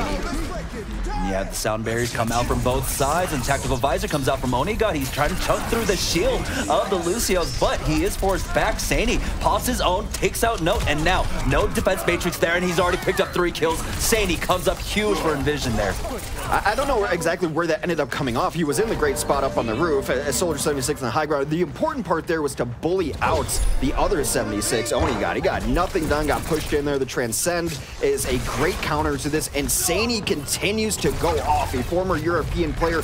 He's got one of the deepest pools in the entire tournament, in my opinion. Now, maybe they're not all top 10 heroes, but he can play everything. Yeah, and that's the trend we're starting to see in Overwatch. Even if you look at a lot of the World Cup national teams, right? They're building for a lot more hero depth in their compositions and in their definite players. Now, we do have Cynic jumping on his right on top of the Tracer, forces him to blink out. The payload is to be contested. There's the pulse bomb forcing out the Primal Rage from Cynic, while the blade does come out for Connor J. He hasn't found anything yet. There is the Transcendence answered in kind for that. Note does finally take out Kofi.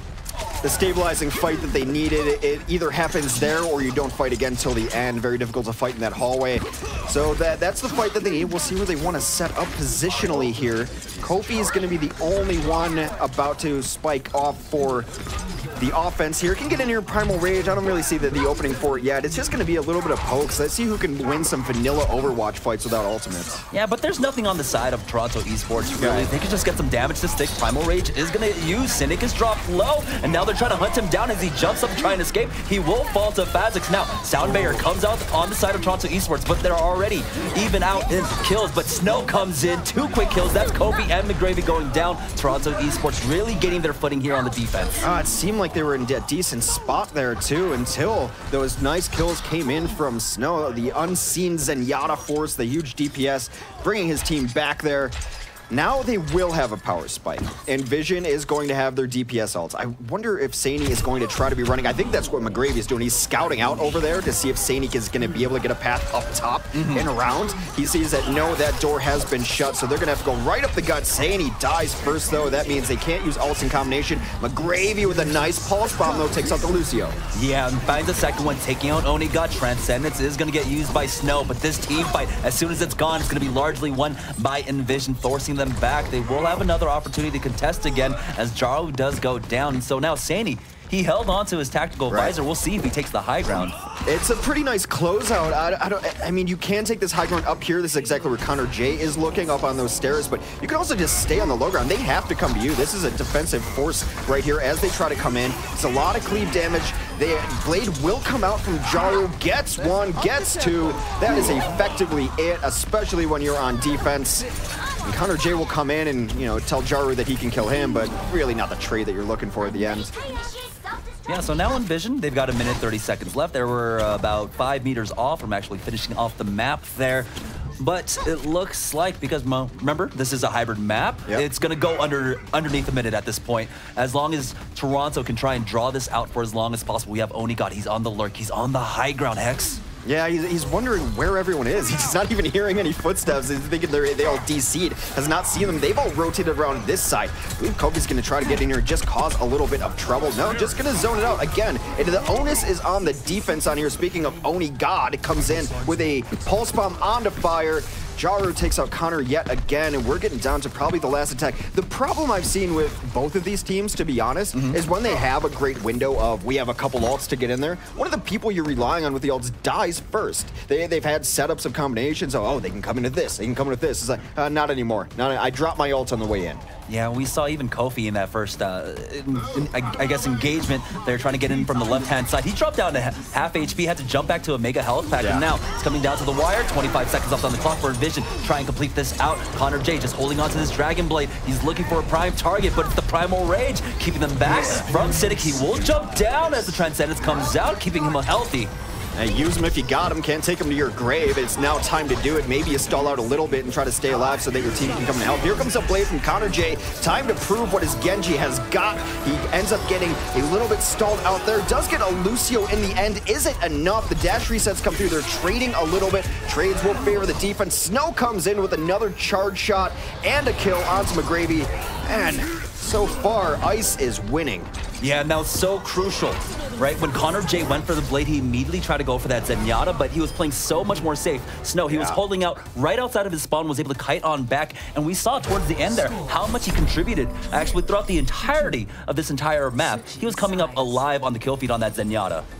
Well, tragically so far, it seems that winter is coming. These are going to be all day, folks. Got them all day Game of Thrones references. If you haven't caught up on Game of Thrones, well, where you been? Right? I started this. Well, no. We actually had a reference like last week, or was it week number 1? My life. I just live my life one reference at a time. I mean, it's been confirmed that that Hex is House Bolton, right? Yeah. Which is why, like, I don't even care about the new season. Like, my hero's dead. Spoilers. Well. Yeah, wow, okay. Yeah, sorry. I have to come in here, okay? I don't care. I am not caught up, okay? And now I'm just going to stop listening to you. How do you know that you're Tech, can we turn him off? All right, so now, EnVision, they had a pretty good push, you know, almost they didn't complete out the map, but 72 meters after second, not bad at all. I think it's further than they got on the last time they played Holly against this team, as it was, I believe, 2-1 was the map score. So able to get through. They just blew right through Westworld, just right through it. Was not a problem for them at all. I still question Connor J on Genji. I like the blade getting 1 is expected. I mean, if you don't get anything on a blade, then something terrible happened to you somewhere in there. And I know that Saini can play Genji, so I wonder if we'll see switches if he continues to maybe struggle, or maybe they just know what they're going to get out of Connor J and they're still happy with that. We will have to see. Do you see anything interesting defensively so far, or even offensively at this point? Defensively, nothing at all. Just looks like business as usual right now for EnVision. They are running that 2-2-2 defense. Connor J once again on that Genji and Saini, who is doing actually a really great job on this Soldier 76. Look where they're set up. They're set up for an ambush up here. This can work. I wonder, it might just be a peek. Maybe Saini's looking for a Helix or a charge shot. Yeah, they're just going to get out. Defense Matrix. There was an era in NA where everyone was playing aggressive on every map, like even Hollywood, which against all things, so nothing would surprise me there. We will go to standard play, and hey, look where Saini set up. Yeah, he's set up on top of Cafe, but he's got to be careful. If he doesn't have McGravy there, back him up and try and peel for him. Onigod already dropping low as Connor J. Going to go ahead and contest water up top, but now the dive has come on in. They are starting to fall back on the side of EnVision, but are they going to be able to force out Saini? Well, they do deep dive that Cafe, and Saini ends up taking out Cynic and Oni, who tried to get in there. That is how you catch a dive on Hollywood. Hollywood's early problem that a lot of teams, that there was no first defense, never existed, and you never saw it. It's because teams didn't figure out where is there to retreat, and then teams started playing very far back towards dumpsters. And in the dive comp, it's not a great way to retreat, but you retreat to like downstairs. You make them uncomfortable, then that's how you catch a dive perfectly. A good first defense from EnVision. We'll see. Nothing changes just yet. Jamer's just going to try to get a blade. I think they should wait for him to get the poke that he needs in and then go in with the blade. Or they can just try to go in right now and dive it again. They've gotten most of the information, right? We have the supports and the DPS in Cafe. Here are the tanks. Winston's jump is down, so this is possibly a window for them to try and go in or at least get the tick. They've already secured one. Jaro goes in. Connor J down with the blade. He was dancing on the low ground trying to get something done, but discorded in some good patience there with the dash through as Jaro got him. Jaro's going to have the blade, but he is not going to need it. Able to get another dash through, dash resets, dash this, dash that. Wasn't there a food flavoring called like Mrs. Dash? Mrs. Dash. Genji's wife, must be. No, I feel like that's one of those spices that, or spice combinations that just sit in your rack and you don't know what quite to do with Mrs. Dash. Yeah, no, like no one tells you, hey, do you want lemon pepper chicken? It's like Mrs. Dash chicken, right? You don't know exactly what the flavor is going to be. Well, that is a lot of ultimates charged up for both sides here. Toronto eSports is able to crack first Hollywood on their second attempt there. We'll see which team is going to be the aggressor here. It looks like that is a wayward dive as Kofi finds himself out in no man's land. The blade from Connor will come out. So far, no damage as the Transcend comes out to deal with it. Yeah, Counter blade. Diva Bomb coming on out. It might actually catch out the Winston. He has to use his Primal Rage. That was Cynic. He's already dropped down about 300 HP. Jarl getting forced back as Kofi finds the first kill onto Snow. So now they've got the man advantage on the side of defense as the Diva Mech is finally forced out. But there is the Sound Barrier Tactical Visor used by Sadie, but it's all Toronto eSports at this point as Jarl kills his counterpart once again. Hey, absolutely. It was really odd because everyone just threw every ult at each other. I mean, look at the board we have across the top, and they were waiting each other out, but still it was counter upon counter upon counter. They waited out for one blade, got another blade in, but that was transcended out. That one was transcended out. So when the smoke clears here, a little bit of progress with Onigod bringing it back. And I remember like turning to you at the table. We were watching these guys. I'm like, I forgot how good Onigod was, especially on Tracer. I think Tracer is a great hero for him. They had it switched the other way around earlier. So they have some versatility, but Onigod is an exceptional Tracer. Now, though, EnVision were able to stall out much longer than Toronto were. Remember, Toronto started off with that triple support point A defense. It didn't work out for them, and so that really did stunt their ultimate gain, right? Their supports, Snow and Luddy, having a very difficult time trying to get the Transcendence along with the Sound Barrier out, and so from there, they kind of just got snowballed on by EnVision as Onigod did swap off onto 76. But now, we have Cynic. He's jumped, pushed forward as Connor J finds the first kill onto Luddy. Primal Rage comes out from the side of EnVision as Kofi just pushes forward, but Cynic gets an easy kill onto Connor J, but is that going to be enough? It will, with Onigod coming in. That's a two-man pulse bomb, and so now the fight is still on the point, but Kofi hasn't been dealt with. Now Primal Rage comes out from Cynic as he tries to backhand them off the point, forces the Winston back, but now he kites back to try and get onto this Diva. It's like when you're fighting with your friend and then you accidentally hurt them and one of them gets mad. He's like, I don't want to play anymore as he backs away from the opposing Winston with Primal Rage.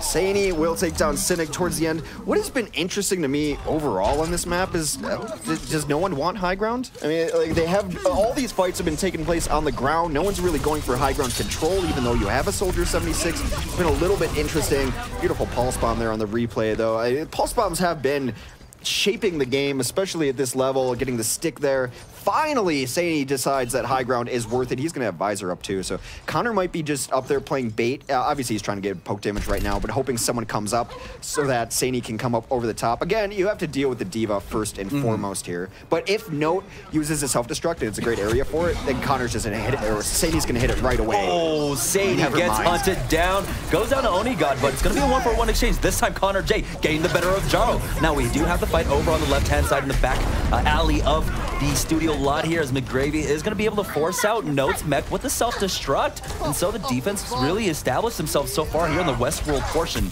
That's what I'm talking about. They wanted to Sound Barrier and then use the Visor, and Saney died right before that could happen for him. It's just been a second late, day late, dollar short, whatever you want to call it, but these combos are being cut short all the time. However, just a little over a minute here, which means 2 pushes at best. People forget when you get the cart this way through, that it's a pretty long reinforcement. Baby Diva out here, though, and it's a long walk back to spawn, putting her in a rough position.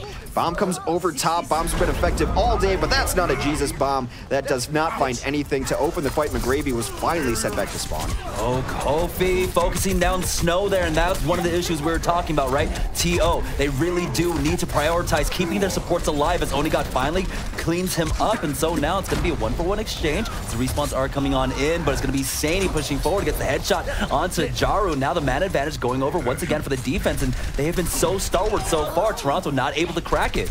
Yeah, see, Saney can end this one right now. It's going to be held on to that for so long.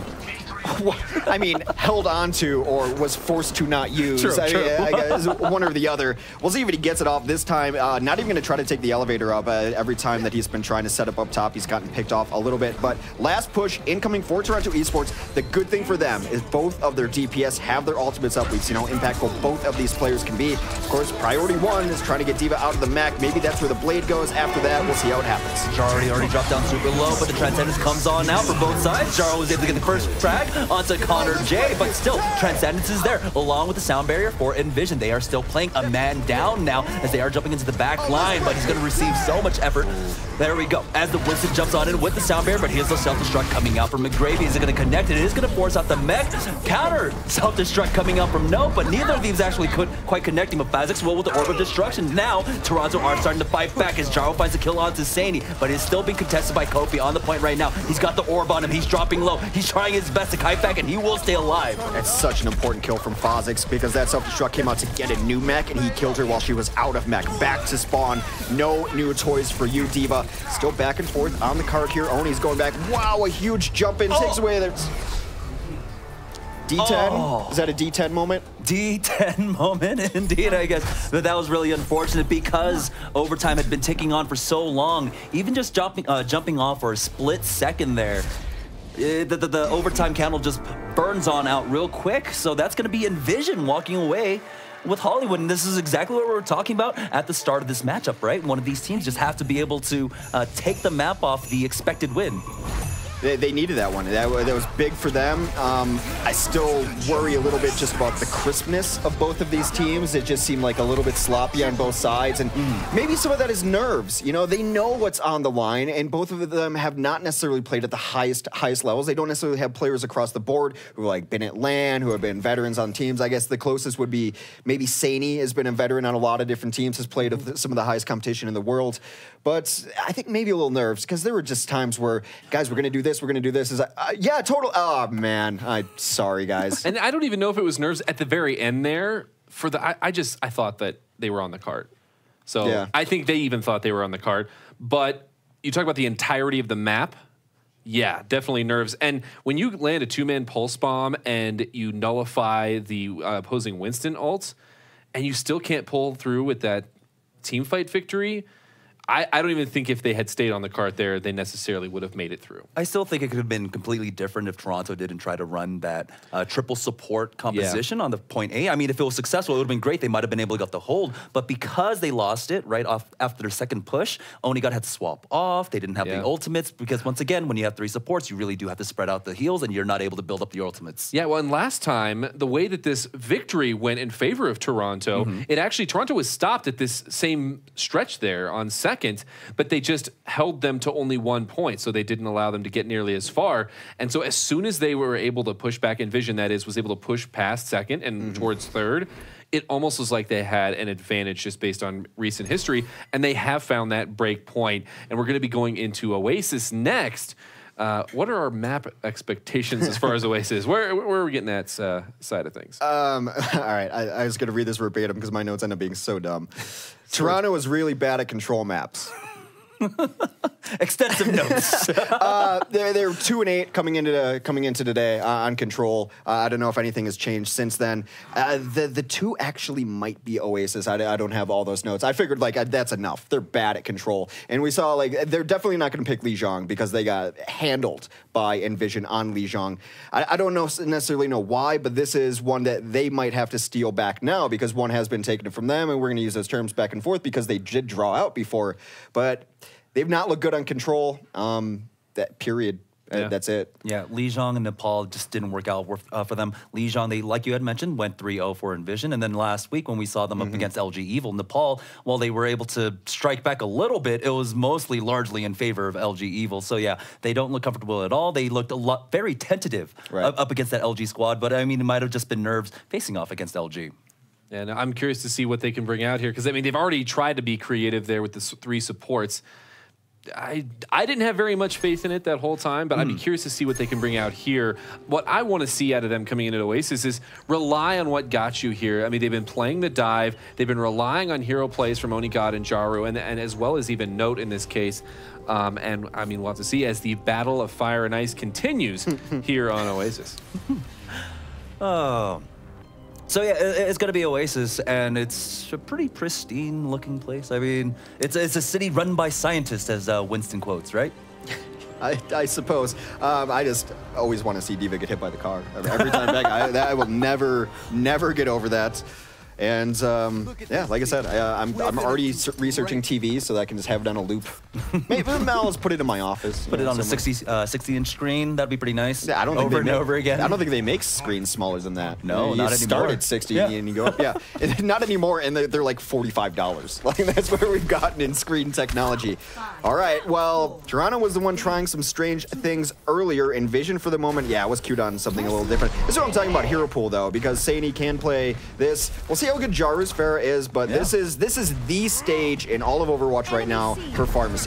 Even if you don't run it, you run it. It's mirrored compositions coming out, both teams running that Pharmacy, so we really haven't seen Jaru on the far before. Note already dropped down low. His mech is gone. That's going to be all Kofi in the kill feed, taking out both the mech and the D.Va, and so they've got the man advantage on the side of EnVision. As Saini's just on the hunt. He's trying to focus down the Mercy, and he knows if he gets that direct body shot onto Snow, takes him out. His Onigod tries to answer on back, but this team fight largely won by EnVision. Well, now that Mercy, that means the Farah is really out of the fight. When you're running something called the combo, if you take out half of it, you've taken out all of it for the most part, except in very rare circumstances. That's why you see this run so closely together.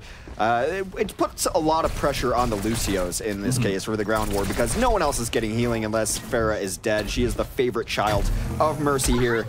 And Connor just looking up top and jumping around, trying to find something, getting a little poke damage in. A lot of this also depends on the Divas, too. Who can eat the most rockets? It's like a Pac-Man competition. Yeah, and in that last fight, Note wasn't able to eat out any because Kofi came in first, but Connor J focuses down. Both Mercies gone on either side, but it's going to be Connor J coming in, taking out the second support on the side of Toronto eSports. And now Jaru just left in the air. He's got no health as Connor J finds the second kill onto Note, and now they're just cleaning up once again from EnVision.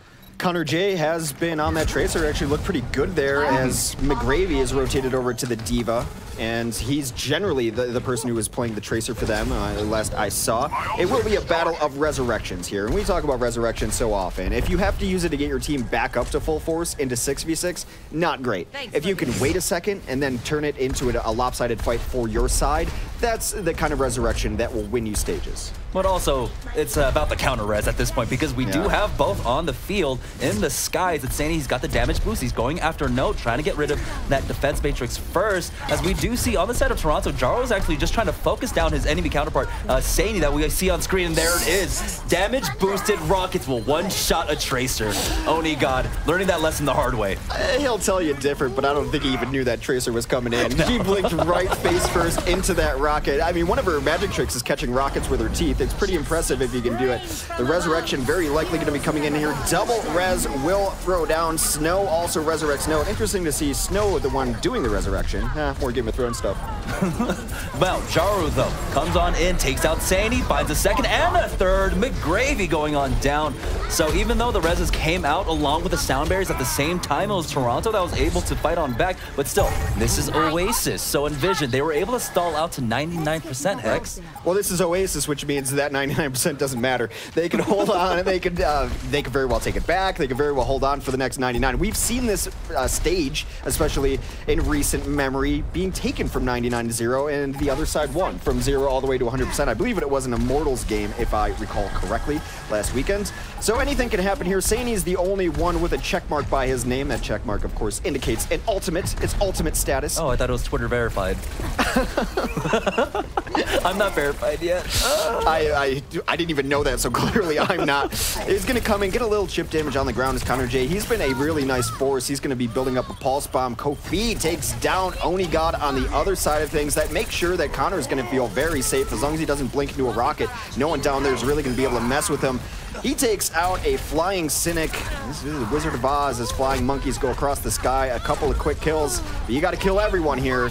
And most importantly, you have to kill Snow, which they just did. Yeah, and he had the resurrection, so Now they're trying to get on back our Toronto eSports. It is at 99% remember for EnVision, so if they flip it on over, there's almost no opportunity for Toronto to get out on back. Connor J just coming up huge so far, taking out Jaru now. They are starting to lose bodies. Our Toronto They eSports should be able to get there because of this leap right there. Yeah, and they will just insta-res it because that's the only person left in their spawn window that she could res is the Lucio. That's going to let them have 2 healers now at the very least. Head Winston eats a giant rocket, and Snow puts himself in another rough spot. Saini able to actually boost himself away. We've seen Pharahs get so much better at avoiding self-destructs, which have been a prime counter for them on Oasis. Saini wasn't able to avoid that rocket though, and there is the tempo res coming out from Fozix as they did use that sound barrier from both sides now, but as it mitigates, they do find that kill onto Snow. Jaru answering right on back, so both Mercies now out of the equation. It is 99 to 99% as McGravy finds the kill onto Jaru. Saini taking out Cynic, and now we've got Kofi pushing forward. He's got that Primal Rage just batting the entirety of Toronto eSports. Hunts out Onigod, takes him out,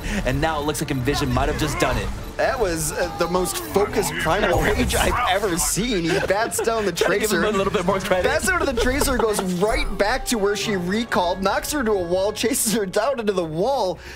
Wow, does Onigod owe Kofi money? What was that?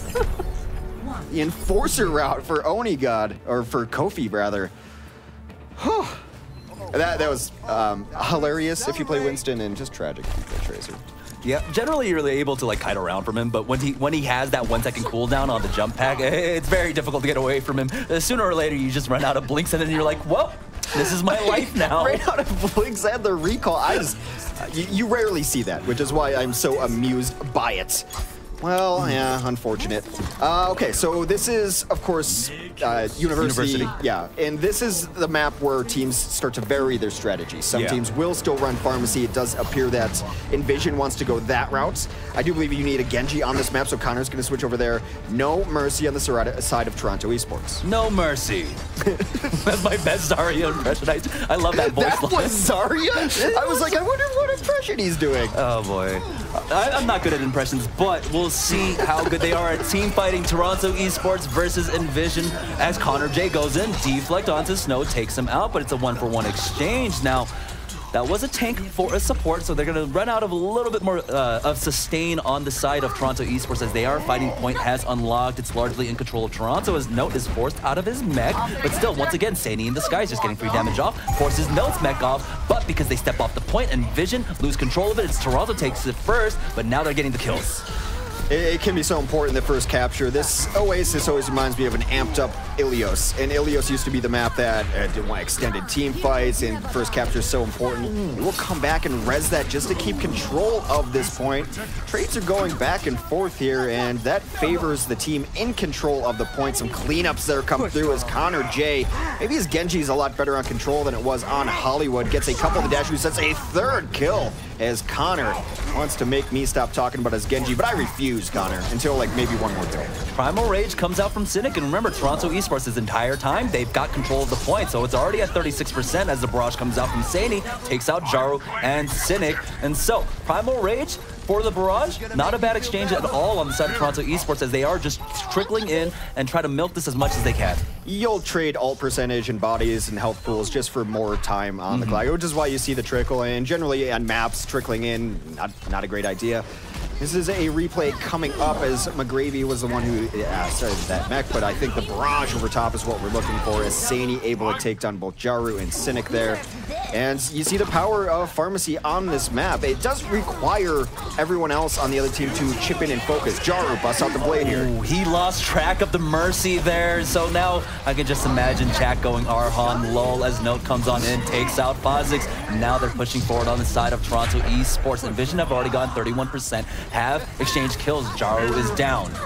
Totally planned. He just wanted to scare Mercy into the self-destruct. That was absolutely planned. As the Transcendence comes out, they are burning everything on the side of Toronto, so they better be able to flip this back over, because in a moment, Fozik's going to come back in and try to resurrect his team. Connor comes back in. There's that resurrection I was talking about, and that is the res you want. That turned it into a lost fight, into at least an even fight, as he was able to grab a couple, and now they're able to continue stalling out as their percentage ticks up. Yeah, they missed Saini by a split second here, but still the resurrect comes in and they're able to try and stall out. But with that pulse bomb, with that parting pulse bomb from Oni God, they will finally flip it. But EnVision have 62% on the board. It's going to come down to about 2, possibly 3 team fights that they can flip. This stage in particular, teams seem to be able to flip a little faster. It's a little more team fight oriented, where you see 60% to 80, 80% to 80, 100, 99% to 90. So a little more back and forth than some of the other ones, which only go 99 to 99, and they're fourth on. All right, Cynic is looking. I mean, he's got to be hoping that his team lets him jump up there and try to knock people off, right? I mean, he sees that they've been poking out through there. He might lead past this D.Va actually, but since it's so important, D-Mech a D.Va. Oh, so we do have that Lucio really low, and I don't know why Cynic didn't go for him. There we go. Finally, Fire gets cleaned up. That's going to be Jarl coming in with 2 kills, and now EnVision starting to force them back into their spawn. It's coming down to 90%. This might be the last fight for EnVision. Yeah, I think Cynic there, and as much as I would have loved him to see leap up top and Primal Rage and knock people off, the safer play is to hold it until they make you use it, especially when you're in control of the point. You don't have to do anything, so you stay away from those bloodlust kind of plays. The sound barrier will come in as they chase it down over the top. A barrage, counter on the ground. Oni God kills himself somehow. That's unfortunate, and that will cause the flip back over. Now they just need to stall this out. Snow getting hunted down by Connor J. That's both supports on down. So now the stick comes out. Connor J finishes off Cynic. That's a triple kill for him, and now he's on the hunt for more. Note dropping low. He's out of his mech, and they're actually just going to stall this out. Yeah, they're totally fine. Going to stagger up Note, who goes right into the hole. And summarily executed. The question we opened up the broadcast with is, what is Connor J, who made his name big on Roadhog? Obviously, he was a very good Roadhog for several different teams. I mean, a lot of Toronto eSports is a bit of the island of misfit toys here. A lot of these guys have been on different teams. The Lost Boys. Yeah. Oh, man, you can't just hit me with a Kiefer Sutherland movie out of nowhere. My mind just goes wandering. All right, last fight here incoming as 99 and 99. Jaru holding on to this. He's going to get transcended and healed up around the point. That visor does come down, yeah. He does go down, though, but Letty exchanges as they get the kill onto Kofi, and now it looks like Toronto eSports might have done it, but Fazix comes in. It's a 4-man res. It's a 5v5 on the point, and this is the last fight between these two teams. Pulsebomb comes out. That's Onigod, sticks it onto Fazix. Thankfully, the res was already used, but now they're starting to run out of sustain, starting to run out of steam on the side of EnVision, but still, Connor J keeping this alive. Gets the kill onto Onigod as Letty comes in, gets the D-Mech onto McGravy, but they're forced off. And so it's going to be EnVision getting the second point. They're forced a little bit, but they're Lucio right there. A little late over the wall. What I was going to say before your wonderful 80s vampire movie threw me off, Connor J's answered me, really. I mean, his tracers looked really good. He looked shaky on Hollywood a little bit. I think, I think both teams just look shaky on Hollywood overall. So it's hard to knock down one individual player, but his tracers looked very good here. I think his Genji, when he's had to play it, has been better the previous stage. So Connor J adds versatility to this team as well. I mentioned that Saini can play everything, and they're not in the top 10 in some of these categories, but being able to play everything gives their team so much flexibility. So he was hovering over the Tracer, but now Connor J actually goes back to the Tracer. Yeah. All right, so Pharmacy coming out once again from both sides. It looks like it is going to be the mirrored compositions once again. And we saw it last time. There was a definite focus on, I believe it was Toronto eSports, to try and take Saini out of the sky, while Saini was dealing more with the the ground battle. But when you're in these close quarter situations where you don't have that distance, you really do have to deal with the threats in the sky. Now he's dropping really low. Is Snow. He will be able to kite out onto the water side. Well, that air shot, of course, hits the Winston. Have to be able to hit those shots. He's right above the Mercy, but it ends up being Fazix who goes down instead. So without a Mercy, it's going to really slow them down. However, this ground war has been taken over. Saini now free to just try to nuke the ground. Does just that as Snow dies. Still unable to completely get up to the point, but in favor right now of EnVision. Yeah, and so we were seeing, once again, the difference in styles between the Pharas, right? While Jaro was trying to focus on Saini was just trying to pepper the ground forces on the side of Toronto eSports. Still, the point is unlocked. It's being contested this entire time. Largely in control of EnVision right now, as they're almost 2/3, no, 3/4 of the way of capturing it. And we've got the first sound barrier coming on out from the side of Toronto eSports. All the reinforcements are back. It's a 6v6. There's a sound barrier for EnVision as they push forward. They're still kind of forced back into that hallway there. And so No one's really able to cap this point yet, as Connor, though, finds that first frag onto Snow in this extended team fight. No, you're good. Just let me know when it's capped. All right, I'll let you know as the self-destruct comes out of all things from Note. He's going to get his mech back, but still no one died quite yet. Only God goes down to McGravy's self-destruct, but that's both Tracers on down now. Still no clear-cut victory yet, but it's getting closer. Fozzy comes in with the tempo res onto Connor J, and now Connor J looking for more, finally forces them off. It's going to be EnVision to cap the point. Just barely forces them off, and they will go into the water. That was a wonderful job. You want the oxygen tank that I use? I would, actually. Get some O2 in you? I mean, we're already in, highly elevated, right? Oh, yeah. I brought my own O2 up here. There's not much. There's not much oxygen in Denver, so I was like, I'll just put my own supply. Well, that was a long fight, and this stage in particular, man, it is really tough. Heroes never die, Oasis never caps. These are tenets of Overwatch. Right over the top, a little peek as you saw in Winston peeking up there is rewarded with the damage boosted rocket right to the head. Puts himself in the bubble. Sadie able to boop off Cynic. Must have had his leap on cooldown, probably leapt up there and is thinking worse of it right now. So Jaro's gonna try to come in here, get a little damage over the top. Yeah, a little fair on fair violence right over the top, and that will send Snow off the edge yet again. 50%, probably going to be around 60 for the next time we fight. And they've had a nice economy with this, too. I mean, just the barrage to do that. They've not really... I think losing Cynic like that, losing Cynic to concussion, that hurts your whole push. Well, because, if you are thrown off and killed by environmentals, right, you're not able to actually res back in. So Snow had no opportunity there whatsoever to try even go for tempo res, try to bring them back up to full force. And so now 67% on the board for EnVision. Snow still holding on to his resurrection. He actually hasn't used it yet. Bozzus has gotten his second one. Self-destruct comes out, and that's the problem. You see it all the time on this map. They always hang out over the water. Self-destructs always kill combos on this map.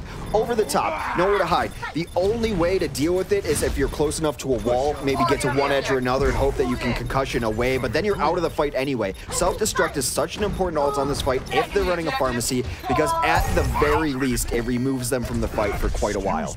Now, they have swapped it on over, and yeah, this is exactly what you're talking about. You have to be careful when you're playing on the C side of this level, because once you're spotted out, it's out in the open. No gets a double kill, easy as that, and that really did open it up for Toronto to get this, get the swap, get the point. But still, they're in the hot seat here, right? It is map point for EnVision. Jaro over the top gets the first kill on Fire. Connor J also going down to Oni God, and now the D-Mech McGravy is out, and so they are starting to run out of bodies. But still, Toronto, they have to recreate this over and over again for another 2-3 fights. Super late reaction from McGravy. He ate about 90% of that barrage before he even turned around. I was like, oh yeah, those are rockets, not mosquitoes hitting my back. Could have defense matrixed it pretty easily, but I've seen McGravy mostly in the games I watch them on Tracer, so it might be an adjustment period for D.Va. And like I said, players who don't love D.Va sometimes struggle with D.Va. And so they do get onto the point, but immediately try to find the focus on to that far, as we did see McGravy actually looking up, trying to find her. Sound barrier comes out on the side of Toronto. Fozzi's dropping real low. He'll go down as Jaro connects with that rocket shot. But once again, the Mercies traded on out as Sani gets the better of Jaru, and now it looks like EnVision, they've got the man advantage. There's no resurrection for Toronto eSports if they can try and stall this out for as long as possible, but they're losing bodies. And with Luddy going down, it's all just down to Oni got to try and keep this alive, but he will fall. But there is a window for Toronto to get back. Yeah, they're just going to cap now. Someone will be back on the point, and then Snow should be able to get in there and help them out. Here is another barrage coming down from Sani. He has built it so quickly. Yeah, and so they were able to get points onto the body, but now Connor J immediately comes in with that pulse bomb. It actually stuck onto the mech, but it took out Luddy, and now Sani answering back, takes out Jaro. It's a 2-for-1 exchange. Notice forced out his mech. There is the tempo res coming out from Toronto, but Fozix has one of his own, and that's the better one because they had the man advantage coming out for EnVision. This one will finally, mercifully come to an end there as Oni God, the only one left alive. No one gonna be able to touch this. That wick burns down. And this is what we expected. Toronto putting up a spirited fight. This is not 100-0, 100-0, 100-0, which has happened on Lijiang Tower, but EnVision up 2-0 on control, and they have to be starting to see the finish line at this point in time. Hex, the prophet here, coming on out, being able to foresee the results of this map. I think everyone foresee it. It's just unfortunate. This is one of the staples of Overwatch, right? It's control maps. People take it over to Oasis all the time. You have to be able to play it, and having that kind of vulnerability in your playstyle, it's a huge weakness. Yeah, it's not good. You want to be able to play. You want to be able to play all. Look, you can have weaker maps, but your weaker map win rate should be like 40% or 33 at the worst. You can't be 2-8 on control overall. It's just you can't. We got the truth teller over here, and I've got even more bad truthful news for Toronto. Not only can they hope for the best as a draw at this point, but even if they do get to that draw, the way they overcome it is a best of 3 on Oasis, which we just saw how that went down. Yeah, things not boding well for them so far. But, I mean, you know, we do have, I believe, Assault is our next map. And they were able to beat EnVision last week on it 2-1. And this, you said it was historically their strongest maps? Yeah, it's been their best map. There's not a lot of data on it. But, I mean, they've been very good on Anubis. That would be the one that I would expect them to go into as their map pick. They have not lost on Anubis. They're 3-0-1. And I think the one was a draw against LG Evil. Yeah, so, I mean, that's fair enough. LG Evil, I think, is, as I predicted when I saw the groups, like I think this is going to be LG Evil's group. They had a good chance. I didn't want to go out on a limb, but I think LG Evil might get out of this group, guys. So they have to win this. They have to win this. Otherwise, it's essentially over, and we're going to play Escort just for fun, but it's not going to be fun for Toronto. Yeah, well, let's talk about what they're going up against in that case. And that is, well, Saini has played very well on multiple heroes, a little bit of a pocket knife of players, so to speak. He can pull out multiple different things, and he has actually been able to use it fairly well. I mean, we saw a good Pharah there, and of course, earlier, you know, he played it very well on 76. You can also play Genji, you can play a Tracer, he can play nearly every DPS. Like I said, he's not going to necessarily carry a team. Maybe he's getting better, too. I mean, as he works with it. The problem with Saini is he got jumped from roster to roster a lot of times. It's like, do you blame the quarterback with a new offensive coordinator every year? Again, sorry for the sports references. I'm from a different planet, apparently.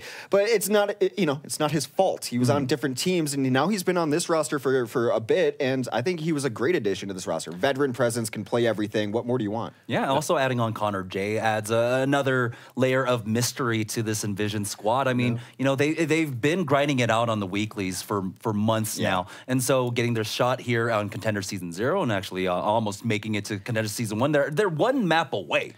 From at least getting to the playoffs.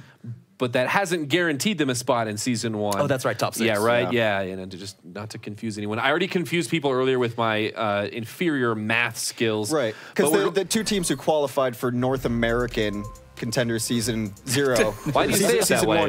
There was an interesting inflection in your voice. Now, but moving straight along, Temple of Anubis is going to be our next map. It is a must-win here for Toronto eSports, lest they fall victim to EnVision's already 2-0 lead. Toronto, they have to bring this back on both of these next map. It all starts here on Temple of Anubis, and if I may say so, I think one key here is keeping Snow alive, but we'll have to see what they can bring out here. Well, earlier when we were watching this, we saw Sombra v Sombra, and ZP described it as cyber warfare. And I said, that's nothing. You should see me fight my hotel Wi-Fi. Oh, geez, the hotel Wi-Fi. Don't even get me started. 1:04. Don't do anything important at 1:04 a.m. No, don't. You're on the hotel Wi-Fi. Don't queue competitive at 1 o'clock, because at 1:04 on the dot, they shut it down, and I had to read. I had to read a book like a nerd. I feel like I heard like a communal groan out of the entire hotel exactly at 1:04 when that happened. Every night. Every single night. Now, we are onto Anubis, and like you had mentioned, Sombra, it is a reality here. We've seen it run offensively, defensively, as we have a pause coming on out. So we're back. Sombra, what we saw last week was a weird approach coming out from teams, right? Yeah. Some teams on point A, they wouldn't run their Sombra, and so they would swap off at point B. But from there, they weren't able to build up their EMPs and just didn't have that equalizing factor. And so already we saw they weren't really hovering over it. Offensive Sombra to me is just to take away defensive Sombra in a lot of situations. Can I find a pack has not been hacked? It's really just hunting around looking for, wait, that pack's not been hacked, it's mine now, and she takes it away because really if you let a defensive Sombra set up and do whatever she wants, you're in trouble, and we know that on this map. I think that the Dogman mini game is another reason to play it there on offense, to just get as deep as you can and just hang out in an empty area of the map and make sure you keep that empty area of the map. Hide and seek, it's all about point control. It's a mini game, yeah. I mean, look, they described the strategy was going for, and like, I'm glad it didn't work, right? I'm glad because I think it's so cheesy and it's so lame. Well, you know who probably loves that strat? Is ZP, because he loves spawn camping. He plays like a jerk. He is the worst. I can agree with that. Well, and the best part about it was now we don't have to worry about seeing that exact strategy later on in our comp games because these guys are professionals. If they try something, it doesn't necessarily mean you should try it in my game. Don't try it home. If I try it, though, it's because I'm a very well-educated game analyst, obviously. So, yeah, May on everything. When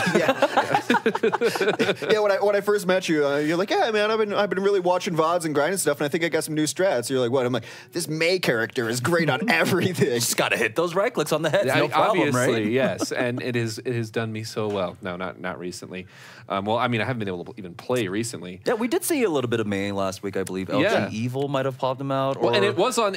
We've seen a couple teams play it on this map. I can't remember exactly. It used to be a staple on this map, especially on the labs. point is so small. Yeah. The Blizzard encapsulates it almost We saw it completely. yesterday, actually. We saw it yesterday. I believe it was United, and I think we'll probably see this in the recap show because I've been talking to Chris. We were watching it together live, and I was like, why did he throw that Blizzard there when there's 10 seconds left? That would have been nice for the next fight because I don't think they thought there was going to be a next fight. Spoiler, there was a next fight, didn't have Blizzard for it. So the reason why May is good is, one, that wall. You know, it's so hard to get in anyway that once you're in, if you can just cut them in half. And two, Blizzard covers the whole point, and it used to charge faster, if you remember those. The 25% ultimate increase that came in later on. Those glory snowy days when winter was truly coming. Those are the end times. It was a similar story, right, with Sombra.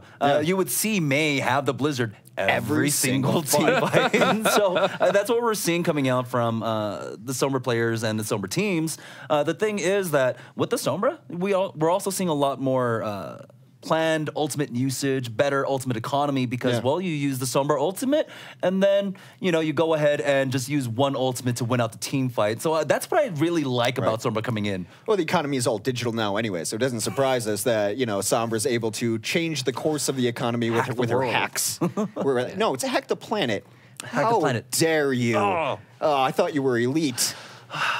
My shame. My shame. Now you don't get to rollerblade through New York with us and hack boats. You can't hack the Gibson. This is just a hackers cast from now on. Not like actual hackers, but the wonderful movie Angelina Jolie's in there. The movie references are real, and we've been getting into traditional sports, if I may. Yeah, I'm sorry about as that. well. I apologize. That's okay. No, I mean, I like it. I mean, hack the planet's at least applicable to Overwatch somewhat with Sombra. That is a pretty direct connection there with the strategic elements of the game, especially. But it sounds like we're going to have to restart the map. There are some weird connection issues, it seems, and so we're going to restart it. Luckily, nothing has happened yet. But we are going to be trying to force the East Coast server to see if that works out a little bit better. But coming into this map, the only other thing I guess we could talk about is the possibility for Reaper there on that second point. And I was actually going to bring this up when talking about the last map is, well, only because we've seen it on Oasis as well, but we didn't see it be brought out by either of these teams. Is this something where they just don't feel like they've integrated it into their play style yet, or is it the players don't play it? Why are we not seeing it as much? Well, one of the things is a lot of people need to figure out the synergy that Reaper has with other characters, right? He's been so long out of the meta that teams still need to experiment. I mean, it's been within the last few weeks where you were able to really try him out on PTR. Now, one of the things that we saw in Korea where Sombra was being used very prevalently is that Sombra was used to really try and mitigate the defense matrix coming out from the enemy divas. If you get the initial hack off onto him, that allows the Reaper to come come in. That's one of the synergies that can be worked around. That's what LG Evil tried to do last time they faced off against Toronto eSports. I think what gets overlooked sometimes in Overwatch is not necessarily like, well, you have good tracking. Your tracking is going to be good in every character. What they've done design-wise in this game is make everyone feel different. Yeah, tracking's important on Reaper, but it feels different. Those shotguns really sound and feel different than a Tracer tracking. It's rate of fire, it's hero speed, it's all those things. So yes, you could have like, well, I'm good at tracking, but there's some other games where your tracking just translates character to character to character to character. It doesn't matter. In Overwatch, the overall feel of a hero, even if it's all hit scan, is completely different. So you need a couple days or maybe a week of practice on it to really get back there, because make no mistake, Reaper requires aim. If you want to use 2 bullets instead of 3... No. Yeah. Well, I'm sorry that I just said that he's off the table for you now. No, if you want to kill someone in 2 shots or in 3, I mean, you got to hit those headshots. You have to connect with all the pellets, and that's so important. It reminds me a bit of Pharah, where if you want to kill someone in 3 rockets, that's great, but really good people do it in 2, or really good people do it in 1 with a damage boosted. So it's getting the feel of that, getting your timings right. Yeah, and even if you do have that as an individual player, just bringing it all together, it really is untapped right now, the potential strength, and with the new changes as these been modified just a little bit. And we've even seen most people that have used him so far have been using him in ways that he has been used in the past, in moments when he's been used in the past. So I'm curious to see how these teams adapt as we move forward, to see if maybe they can unlock some new potential from him. And yeah, it looks like we're still just waiting on the reconnect. If you are just recently joining us, we're here for EnVision versus Toronto eSports, and we're going into map number 3 of this set of 4 maps. It's already 2-0 in favor of EnVision. And, well, Toronto, they need to win the next 2 maps to force a tiebreaker later on in the evening. But, well, so far, the hacking potential, I mean, well, the connection has not been so good, and so we've actually been waiting for that. This could work out well for Toronto, though, is let's take a second and regroup. And no one likes playing for or towards a draw, but you know what's worse than that is being out. Being completely out. So those didn't go well, and we thought that Hollywood was going to go better. We kind of expected what was going to happen on Oasis, but let's take a moment. This is our map. This is our home ground. This is our best mode. We have to win this. You know, let's just start through all the cliches. You know, let's give it 100%, 110%. 1 map at a time. Let's play as a team. Well, if it's 1 map at a time, they're actually slowly running out of time at this point, because it's coming down to the last 2. I mean, EnVision, they have 2 opportunities to get that win here. And so it's looking really tough for Toronto. And I myself, I was cheering for them just because, you know, one of their analysts, Renegades, was one of the collegiate players for me. And so I was really happy to see him, you know, being brought on by an organization. But at this point, it's looking really rough for them. That being said, there is something to be said, especially in this moment where you're maybe not used to being on the big stage at this level of play, and with these stakes on the line, to be able to find a comfort area, a map that you're good at, and then roll that into momentum, because the mentality of that team, it has to be a little bit shattering at the very least. I don't care how stalwart you are mentally, coming into a situation like this, it can't hurt to get a little bit of a boost to your morale, and this could be the opportunity for them, because they're certainly not out of it yet, but they are precariously hanging out on the precipice as we're still kind of working on those technical issues here, which are the first step number 1, the technical issue. Step number 2, win this map. Yeah, most definitely. And what can Toronto do here? Once again, it is their home map. Essentially, you know, this is one of their better maps. It looked a little difficult for them last week when they were playing against LG Evil. Remember that 4-minute something hold that LG Evil were able to pull off on point A to force that draw. But I feel like, you know, they've had a week. You've had enough time to try and really get your strats together and really fine-tune that map play. What do you think?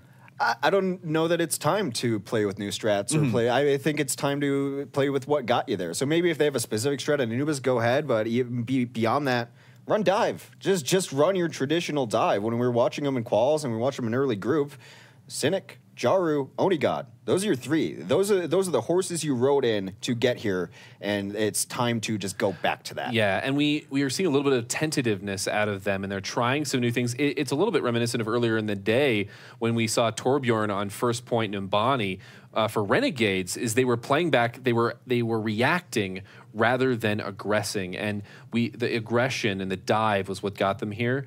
So even though that might not feel comfortable as you're down in the series, maybe you just need to try to force that a little bit and take the fight to your opponent a little bit more. Yeah, and generally, whether you're on offense or on defense, and the story of Overwatch has been the story of aggressors, right? Even when we went back, way far back to like the Reinhardt battles, the Reinhardt that's retreating, oftentimes that team would lose. You need to be able to just, push forward with the bodies, and that really does have a sort of mental game that you play with your opponents at that point. Just being the aggressors, it does force the other team to be a little bit more tentative. What do they have in their back pocket? Do they have, this ultimate, that ultimate? They have to really consider all these things at that point.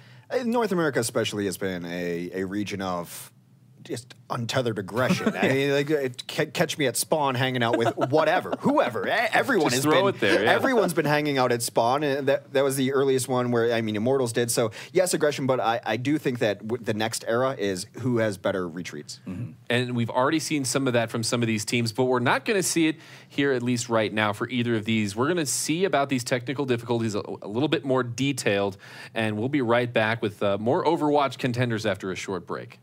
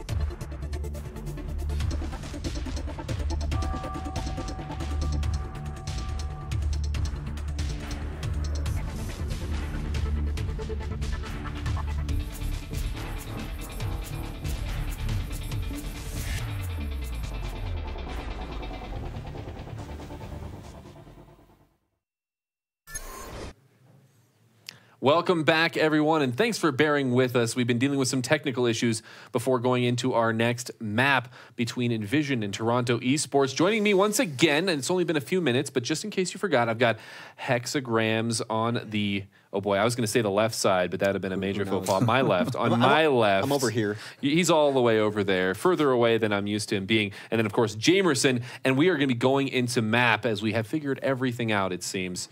Of course, as soon as I say that, something is going to happen. Why would you change this? What map is this again? What year is it? What year is it?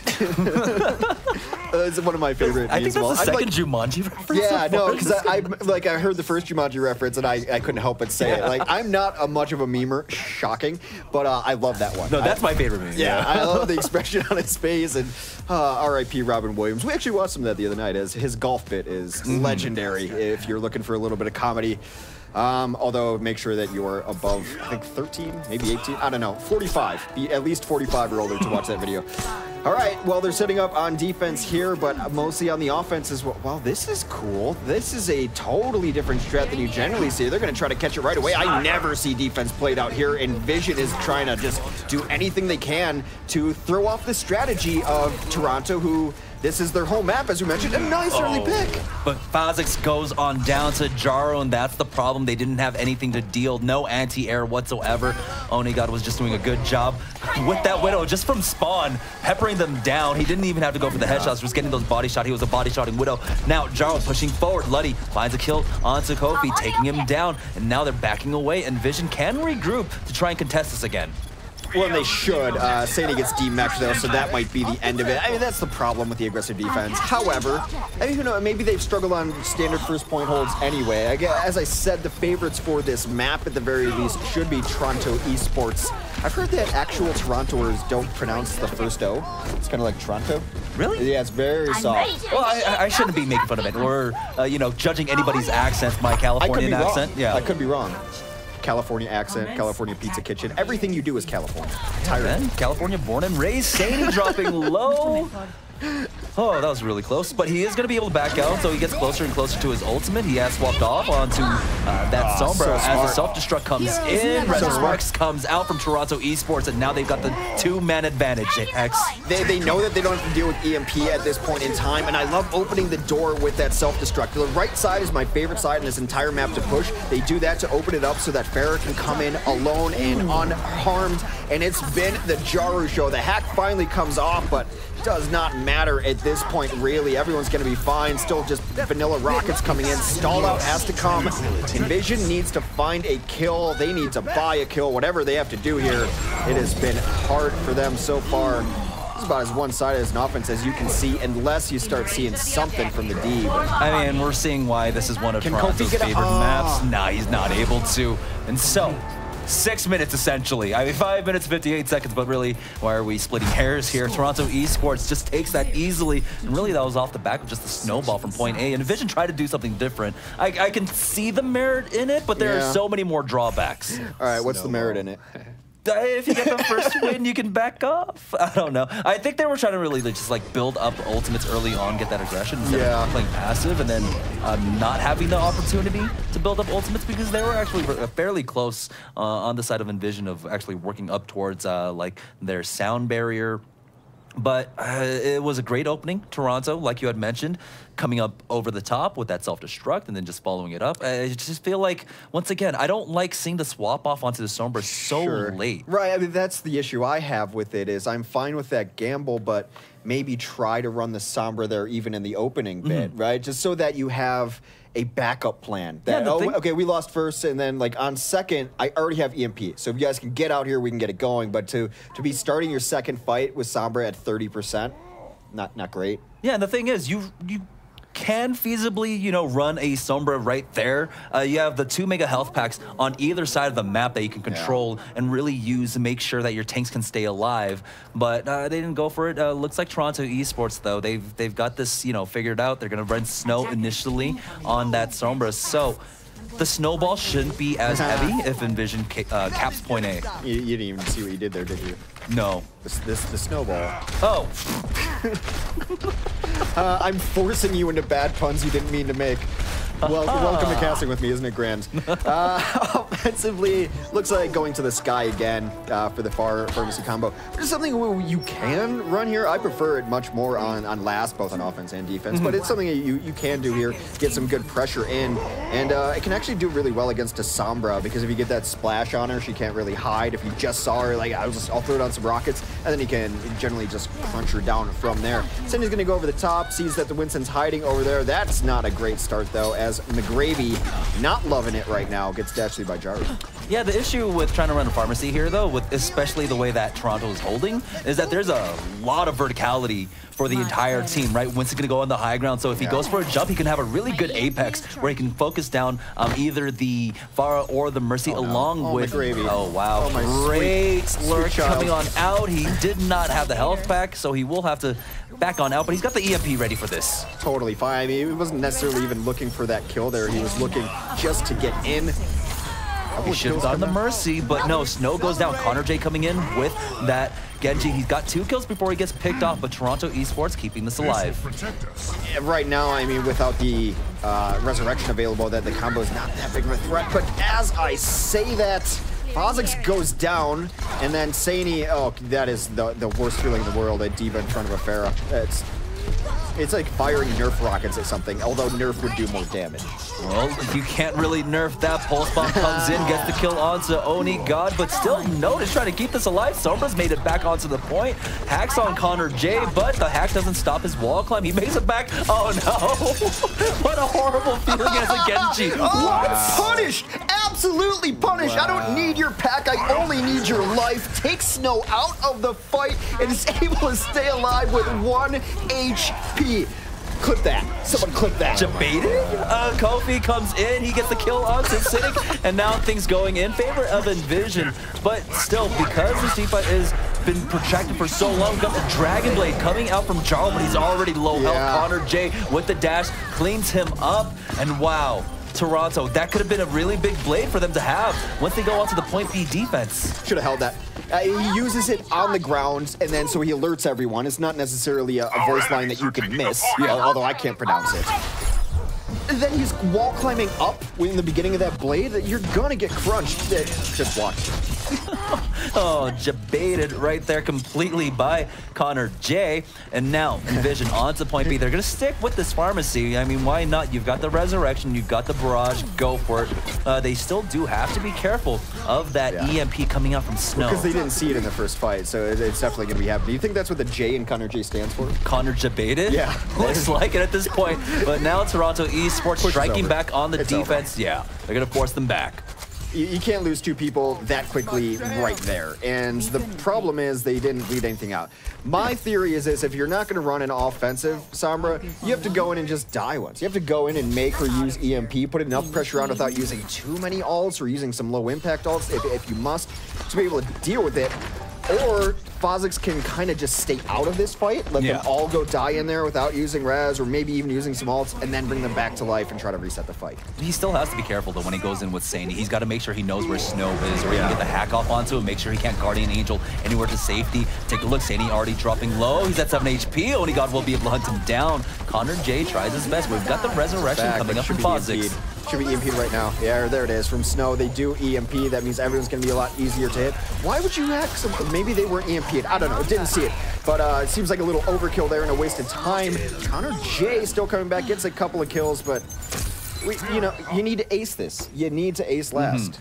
It's really difficult to try and ace last, though. Now we do have the swap off coming up from Saini. He's not feeling that far anymore. Foz is also making swap onto Zenyatta now. And so we'll see.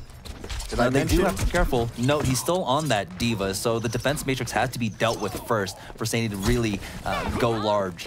But he's going to be one of the primary parts of taking up that D.Va, too. I mentioned that Saini can play a lot of different things. Takes down Snow to start this fight. That means no EMP. The go light has to be on. Here comes a blade from Connor J as he comes in. Takes down Cynic. They use everything. A quad blade from Connor J. And she can EMP this all she wants. Gonna probably die for it. Jarva's gonna have to have the blade of his life. He does not, because shotguns are really good. That's why we don't use swords anymore. They get all the kills they need. Desperation time comes in the entry kill. The entry kill onto Snow opened that up for him. And Connor J, I'm sorry I ever questioned him. ever. Can we fix that in post? Can we just go back? On Hollywood, definitely he did struggle a little, but he's really coming alive and coming into his own now. Still Toronto just going with the delay tactics. Remember, it's not overtime, so the spawn's just not as bad for Toronto eSports. They are able to trickle on as the Death Blossom comes out. Jaro able to get on there with just a sliver of the control left. They're trying to bat him off the point as Luddy trying to stay on it, but Zany cleans him up, and this is one of the strengths of Reaper on point B. You have to come to him right into his Hellfire shotguns, and now they're going to be able to focus down Node. Another sound barrier comes up for Fire, and finally EnVision will be able to complete out the map, but take a look at the time difference. I know. I just looked, like as pretty as that was, the stall was really good. Yeah. A very, very nice stall to just buy that 30, 40 seconds at the very least, maybe upwards of a minute. And I mean, I forgot, as cool as it was, because it was cool, you know? Death Blossom is cool, Reaper's cool. And this blade is, this is the second highlight where I just watch. Just watch. I'm not gonna sully it with my voice. I was like, do just that. The entirety of it. Just watch. But at this point, Toronto eSports, they have a huge lead. Right? They were able to hold on to point A for a decent amount of time. About 2 minutes, I think, is what it took EnVision to cap it in the first point. And this time, I don't think Toronto are going to try anything much different. I mean, they already had a lot of success off of it. Maybe just not get debated by Connor J. Yeah, I mean, the question is, does EnVision hold right outside their spawn door? I mean, like, that's the only place they could hold even further. Or do they try something a little more standard when it is their time to defend again, if that moment comes? All right, defensively, it does look like they want to run the exact same thing on defense, and I mean, it worked okay, worked well enough. They stalled him out much longer. So offensively, Connor J, of course, going back on it. They're going to run the pharmacy again. I think Sadie did some good work with that bar there. I don't know why I had trouble getting that up. He did some stuff. Sadie did stuff. All right, now they are holding a little bit defensively on the side of Toronto eSports. Once again, remember, trying to deal with that dive. You just fall back, let him put themselves in a vulnerable position, but Sani, he's got a really good flank coming on out. He's cleared out the angles, made sure there's no Widowmaker whatsoever. Now he's on top of Note. Oh, the concussive blast, if he could have forced him out there. But no, we'll be able to get to the Mega Health Pack there, and that's going to allow Snow to get closer and closer to his EMP. But Kofi finds the first kill. Once again, he's been doing such a good job being that entry fragger on that Winston, but he does go down for his efforts.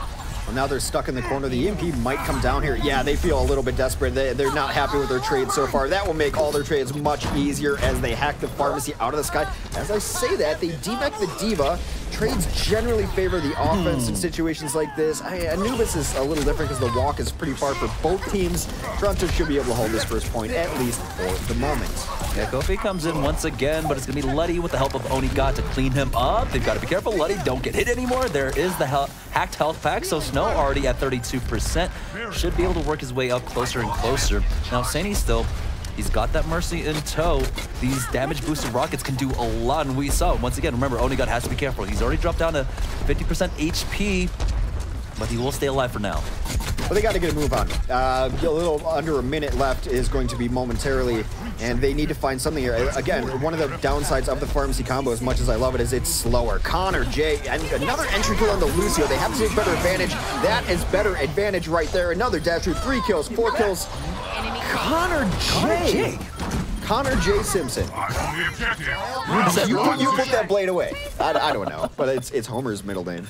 That's also my middle name, actually. Is it just J, or is it It is. Yeah. My dad thought on the birth certificate that you just put the initial and then you just, you know, told everyone what your middle name is. I hope you give him endless grief about it, as you should. Mine wasn't as, like, theatrical of a reveal, right? Where, like, Homer goes to the grave or whatever. He's just like, I didn't know. That's the whole story. Well, on the entry here, they're going to have both support ultimates, and they will also have a barrage. Connor J kicking it old school on the Roadhog. Another great entry here. This is what I thought we might still see Roadhog, because the first pick here is so important. This is that hook, though. All right, so still, they've got 30 seconds, and there's a great body shot onto Onigod, taking him out, and now the Sombra goes down too. Snow, he had just used that. Now they got to be careful as the sound barriers do come on out. Here's the barrage, and it's all Saini so far, taking out Cynic. Fire comes on and takes out Note, finds a second onto Luddy, and now they're just piling on top of Toronto eSports, as we do have the Sombra trying to keep this alive, is able to translocate out for now, but he'll go down. Saini once again, that's 2 more. That's Onigod and Snow once again in succession. Insane going off right now. He's got all the kills coming in through here. They've been able to clean up. That is a huge kill to bring it back as Fozix goes down, holding Resurrection. And I don't want to say it's over, but I'm thinking it. I'm thinking it also, but still, the kills aren't coming on over as quickly for Toronto eSports, so EnVision might be able to buy enough time. They can lose the bodies as Fozix, as long as he has a Guardian Angel target to get into, right? So they need to play closer towards mid there, make sure that he can make it in, and take a look at all the kills coming up from EnVision. They might have just done it. Sadie's getting all the kills that they need right now. It's still a desperation time, but they've stalled out so well. Oh no! You have to be able to bring your Lucio back up. What were you waiting for? That's greedy. It was greedy from the defense early on that cost them a lot of these kills anyway. It's greedy from the offense right there to not bring back up your Lucio. And take a look, Fire, 94%. He was so close to a sound barrier. If he could have just gone back alive, right, healed up just a little bit, get the sound barrier off, keep Fozix alive, it could have been a completely different story, but still, with the way that point A went, I think just getting almost nearly 2 ticks on point B, that's a saving grace for EnVision. Sure. All right, so we're just gonna watch Saini's insane play here. This is the greed I was talking about. Oni should not be back there. No. Sombra should not be trying to EMP right here. Watch this triple greed. Yeah, I'm just gonna go Primal Rage you. Instead of reacting, I'm gonna walk right into damage boosted rockets and barrage. Greedy defense there, and they got punished for it. Yeah, I mean, it could have been a great hold for Toronto eSports. We've seen what they can do on point B, particularly with Snow on the Sombra. Unfortunately, they just weren't able to got out-positioned or actually put themselves out of position there. So now it is going to be EnVision on the defensive end. We'll see if they do that same hold. I don't think so. You kind of got left with the really bad taste in their mouth out of that one.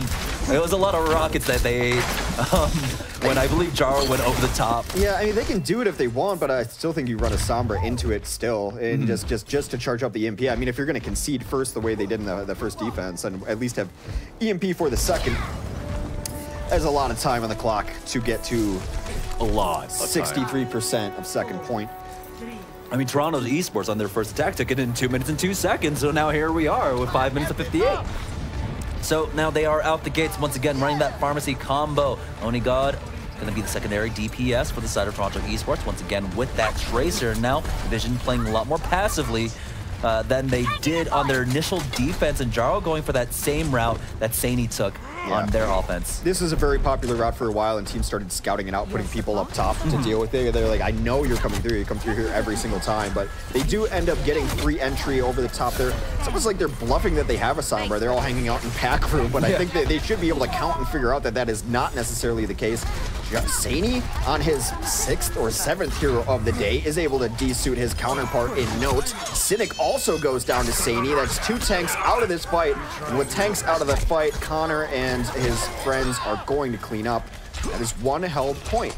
That was another Connor debate. He was actually hanging out 3v1 by the mini health pack as everyone was trying to focus him down, but the deflect, keep him alive, and then of course he had the backup of his team, and now he's at 80% towards his blade. Almost ate a rocket there, but he's gonna stay safe now. McGraving on the high ground with that soldier, so I really like this position coming out from him, you know, to really staunch Jaro and Snow's approach.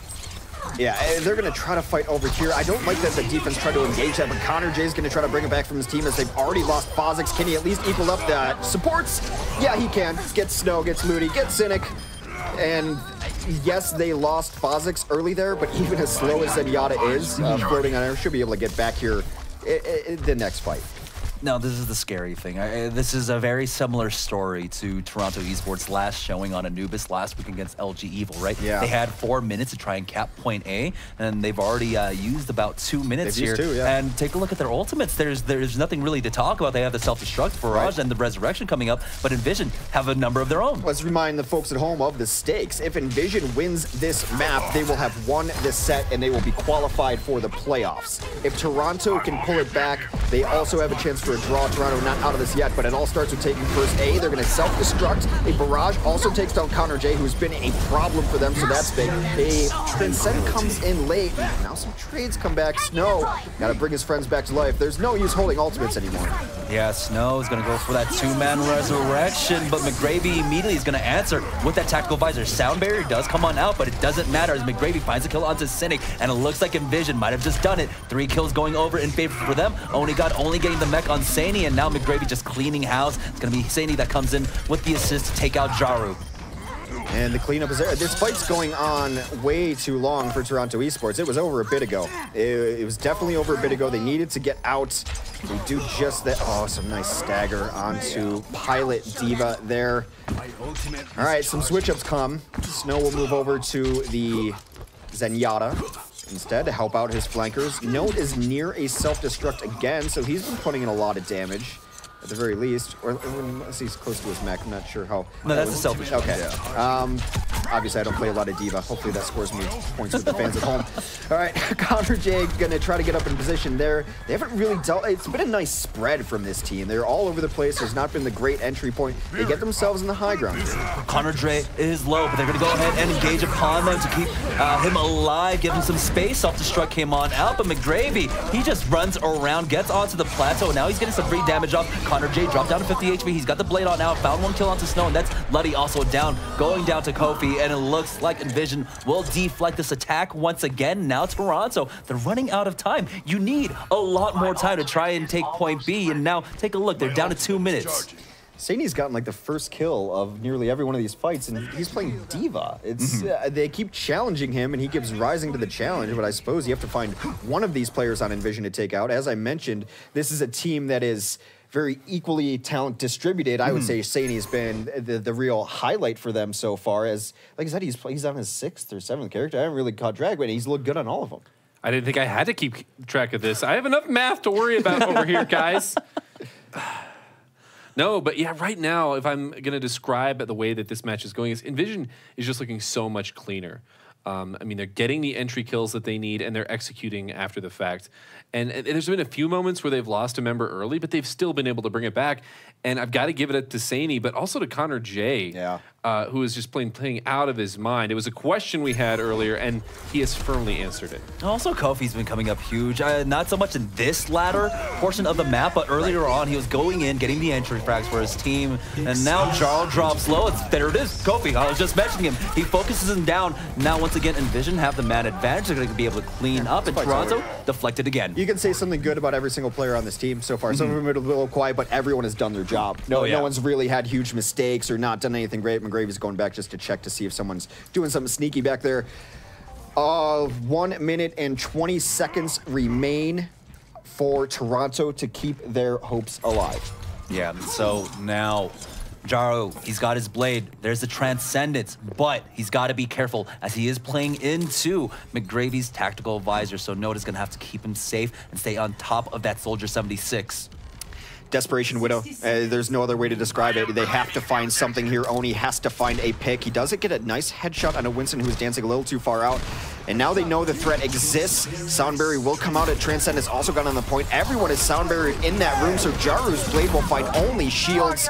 Oni gets that pick onto Saini as the self-destruct had gone off. ConnorJ falls. Those are 2 kills they need. However, the unsung hero so far, McGravy, Fire, keeping this alive. And there goes Kofi again on the Primal Rage. 30 seconds remain. They have to take this point to extend their life. They have to, so they'll have one more opportunity. They can even delay Note, but instead they just go ahead and get rid of her. And so they weren't even, were they able to secure the tick? They were not. No. Boy. It's going to be ugly too. It's so amazing that they lost Saini. They lost ConnorJ, the heroes, and they still pulled it back. The team is well-rounded to say the least. Desperation time. Note can come in with a self-destruct over the top. I think that's how you start this. We'll see what they want to do. They will put on the point, not over yet for Toronto eSports, but they lose Cynic immediately.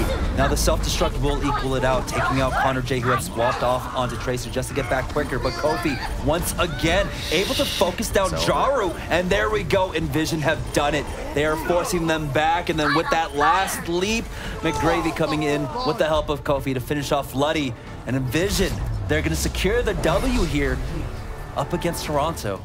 They stole 2 maps that we thought they had to steal to win this. They took away Hollywood from them, which they won previously. They took away Anubis from them, which Toronto beat them on previously.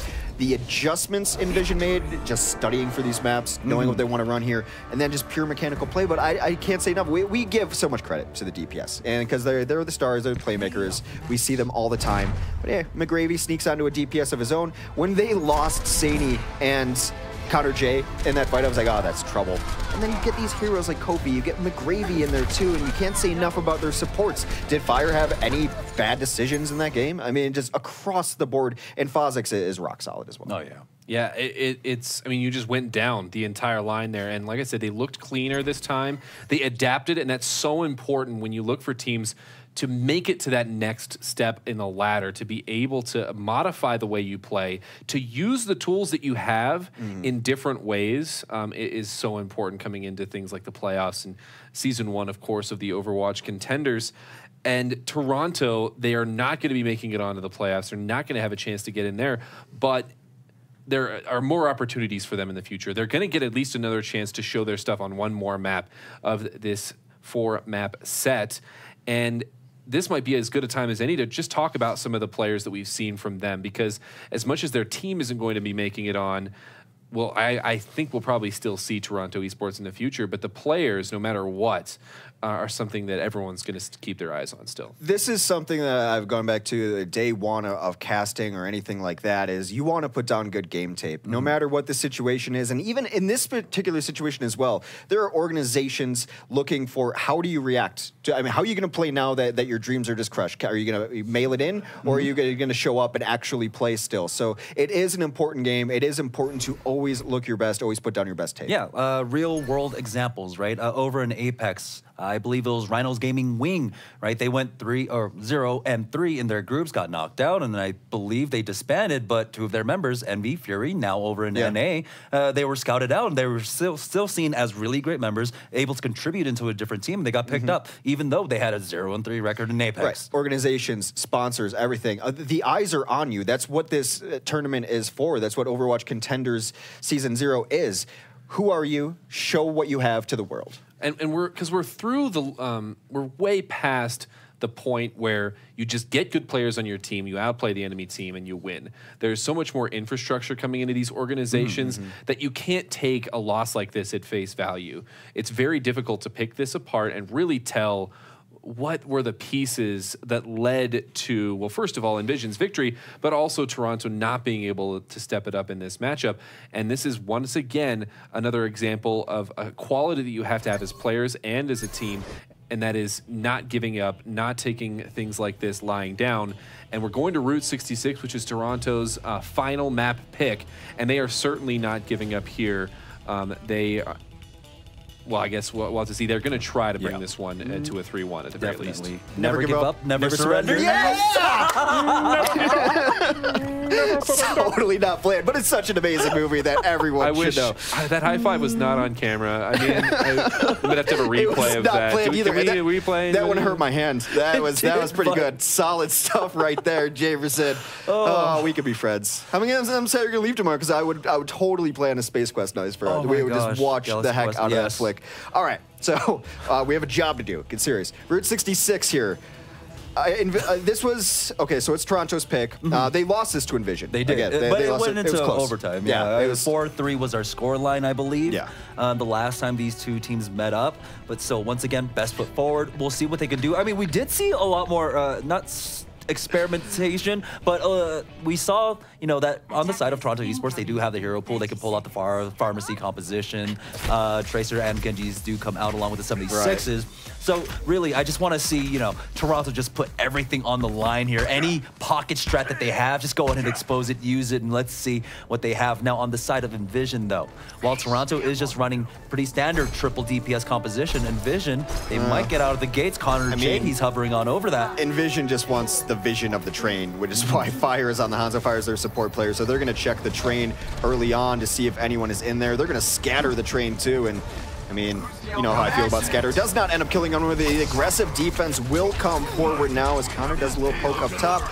This aggressive defense, you better get one or get out, and it seems like they are opting for the latter. They got out indeed, and so it looks like they're just going to wait for this bend here to try and contest, but Connor J gets the first frag onto Onigod, so now they've got the man advantage. They're pushing forward. McGravy drops low, but he's on the hunt for that Zenyatta. He's dropped down to about 10 HP, but it's all Saney coming in with the Soldier 76, cleans up 3, and finally McGravy, after an extended fight up against Low, will take him down. And so this should buy enough time, though, for Toronto to come back for another opportunity to contest. No one should overlook EnVision right now, just given the versatility that they've shown me today. I mean, McGravy on the 76 earlier. So, I mean, everyone is moving to all sorts of different things. I guess Connor J has really only played Genji or Tracer for the most part. And he still has that Roadhog, of course, that we saw earlier, but it's been the focus here. It has been all EnVision as McGravy is now loving it. Gets a double pulse bomb. That's the McGravy train coming on in, and so they're going to easily secure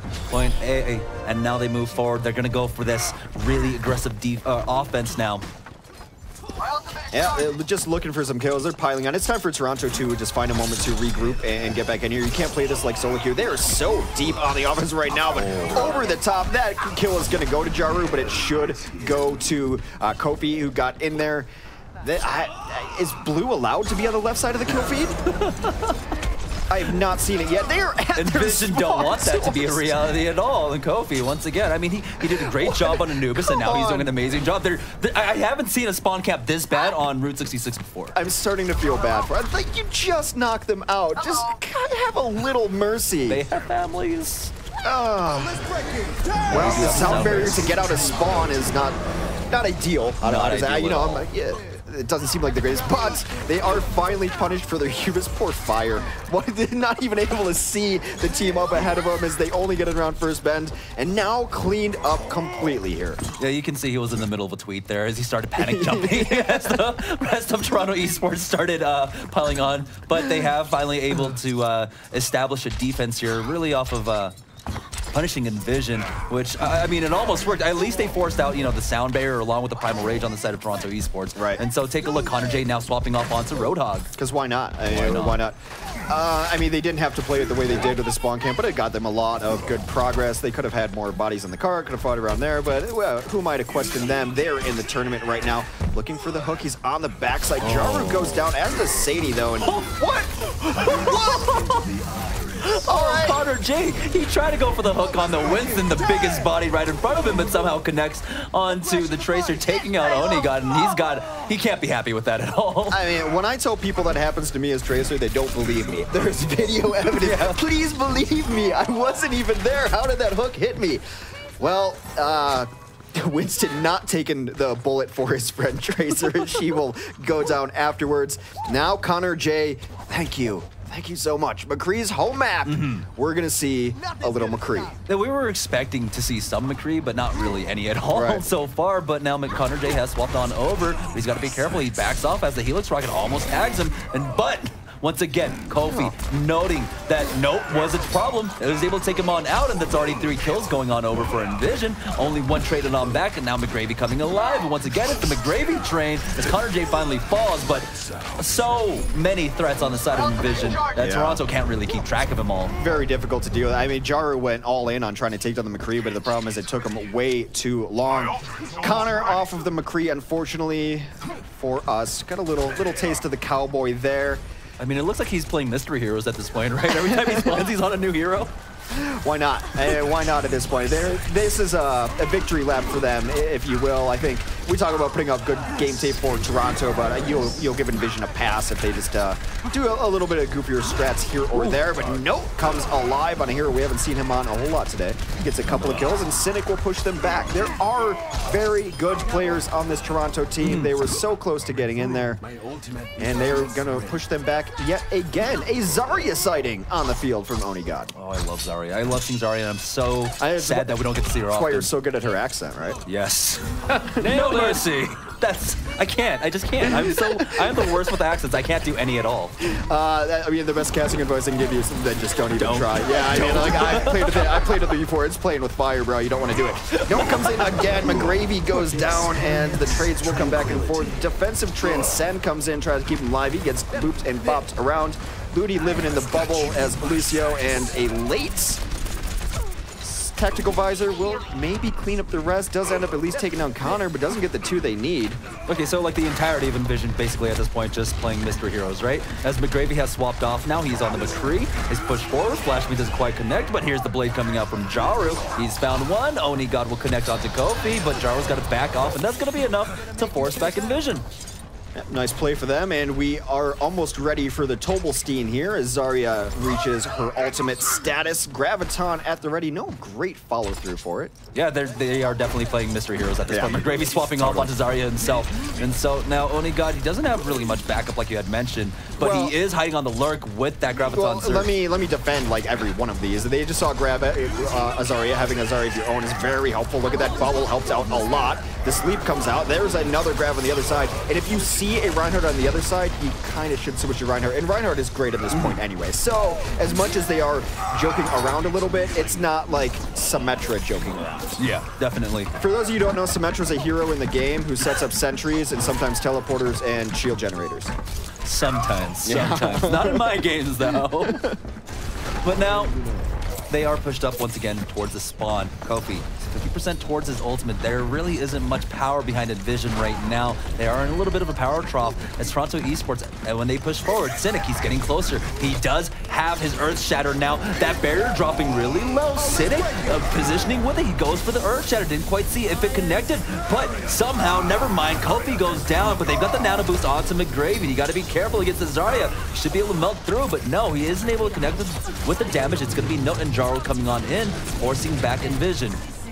Well, you put that nano onto the Zarya so that she gets grabbed faster and does all that damage. I mean, 100% Zarya damage boosted, like, it is impossible to live through the Ghostbuster beam that is Zarya's weapon. So we will have Grav here for this next push. A little over 40 seconds left here as they try to close out Route 66. Very likely their last push, probably their last good push, as most of these ults about to come online. All right, so we did have a charge come out, didn't quite connect it, but there's the Graviton Surge. Dragon Blade does come on out, but Jaro is not going to be able to do much with it. There's the sound barrier coming on now, and it's all EnVision as Oni God unfortunately finishes himself off with the right click. And it looks like EnVision might have just closed this out. There is the victory squat on the card, but a little premature as they're still fighting to do Zarya. I know we do have the particle barrier coming on out, but the charge comes in for Kofi, connects onto Cynic. No one's on the point, and so EnVision will be able to complete it out with 8.4 seconds left. So this is where it's dig deep, find some heart, son, finish out the map. Because you would like to at least play more, right? Hold on to this. It's a huge opportunity for teams just to be on stream, to be in the tournament. So you want to complete it, so you get another round, and you just no one wants to look bad.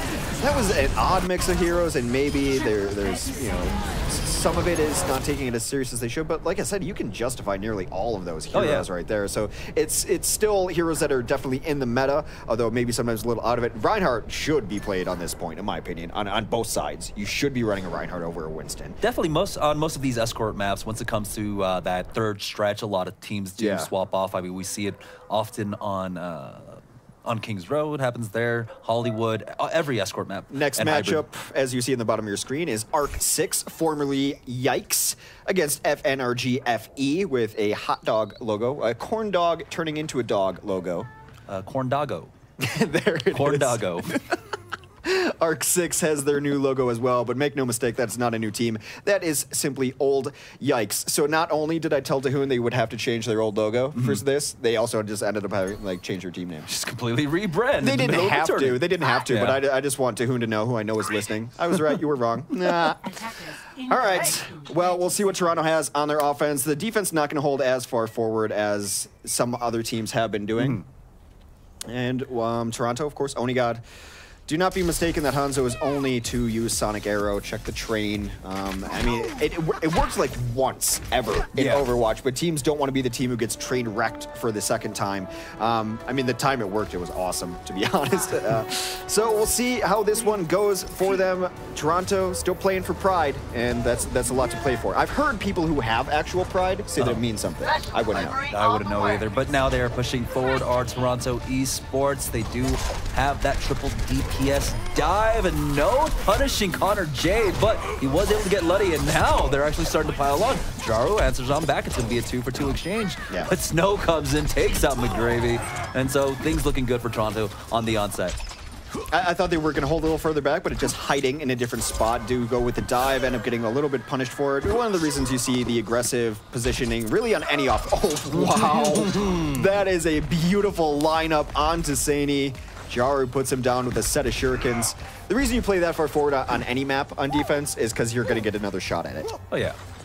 And the thing is, the way that they were trading around, there's no real ultimate advantage so far. I mean, both sides actually fairly equal so far, but Onigod, with the lurk, was able to get the kill onto McGravy. Now Onigod almost finds a second. But now, there it is. He's on the hunt. It's going to be Jaro that gets the kill onto Kofi, though. But Connor J answering right on back. I love this kind of Tracer playstyle, but great deep, like coming out from Jaro, takes out Saini. Really, I think he should have finished his first clip, and then like you don't really want to attack a Zenyatta that knows you're there. Yeah. Right? So like that's either finish your first clip and then bail, or he's still trying to come back into the gravy. He is discorded, and they're not even able to stall out the cart. I think at this point, McGravy's still going to hunt down Snow. He does! He finally goes in and gets him. That is a man with determination and a plan. Finally hunts him down. They will pay for it with their lives. They will pay for their sins of just really harassing what was once a peaceful man. It was once a peaceful man, indeed. Honestly, I'm not completely sold on the lore of Zenyatta, right? He travels the world, changing everybody's lives, everyone that meets him. But then he also just, like, gets into, like, the meat and grit of all these fights all the time. I mean, he's just got a switch on his back that's called murder mode, and someone flips it on back. I don't think he's in control of it. Are we completely sold that he's not Bender? At this point? It's possible. I do now want a Benderish skin for him, but every skin I hope for never gets made. A beautiful blade comes out from Jaru there, is able to take down one and soften up several others. So they will continue this push. That deflect will eventually run out as Connor J says, I must go, my people need me. Now, EnVision, they will be able to defend this one more time. They've got 6 ultimates ready to use. So which ultimates do you want them to open up with when they come in for this contest? EnVision, I think you almost always start with Pulse Bomb and just see what you can get there, because it might force out other ultimates. You can force out a Transcend or a Sound Barrier. That means your Sound Barrier and Transcend are going to be better. All right, Connor J is able to make it out, but he gets focused down, drawn down to about 50 HP for the Transcendence. There it is. Note does have this position with that tactical visor, is able to focus down too. Kofi just jumping right into it as Jaro comes in on that Genji, picks up a triple kill, and EnVision, they committed 2 into it, but now take a look at Toronto eSports time. Note with great positioning and more importantly, beautiful tracking. So they're going to look for this. I was surprised that that Pulse Bomb didn't come out. I don't know why you open with Transcend. And then I guess because you're coming through this terrible door. This door's always been brutal to get through unless you have like a Diva right in front of you. And speaking of Diva, the Saini will switch over to that right now. Yeah, I was still held on to most of their ults. A Primal Rage comes out of nowhere. Jaru is sneaking around looking for something down here. Let's find all his team. He realizes that he missed the party, does not get the Sound Barrier as Connor was able to slash down Snow during this fight. Let's take a look to see what they can get. Mostly even trades right now, Jamerson. Yeah, they used the Sound Barrier and Blade into that, and now they are starting to really pile on with the damage, and we're seeing the same thing that Saini did on Anubis. I mean, he was coming up huge on that Diva, and now he's proving his worth once again on that Diva. So, 4 minutes left to finish the map. Of course, EnVision did finish it with 8.4 left on the clock. Still mostly similar compositions coming out here. Of course, Saini, like I said, mentioned, went over to that Diva, probably to deal with Note, who had just cut his team apart. Yeah, Saini just trying to get his mech back right now as Toronto eSports, just trying to find any stragglers, taking their approach on in, so he will get that mech on back, but Note finds that window. Saini wasn't able to get the defense matrix up. McGravy goes down, and now they are pushing forward. Our Toronto eSports as Note finds another kill with the Helix rocket onto Kofi, and they're starting to clean up. I'm actually really glad it's Note and not naughty, because that sounds too much like naughty, and I think it's like the most disgusting word in the English language. I've never heard naughty used in a cool way.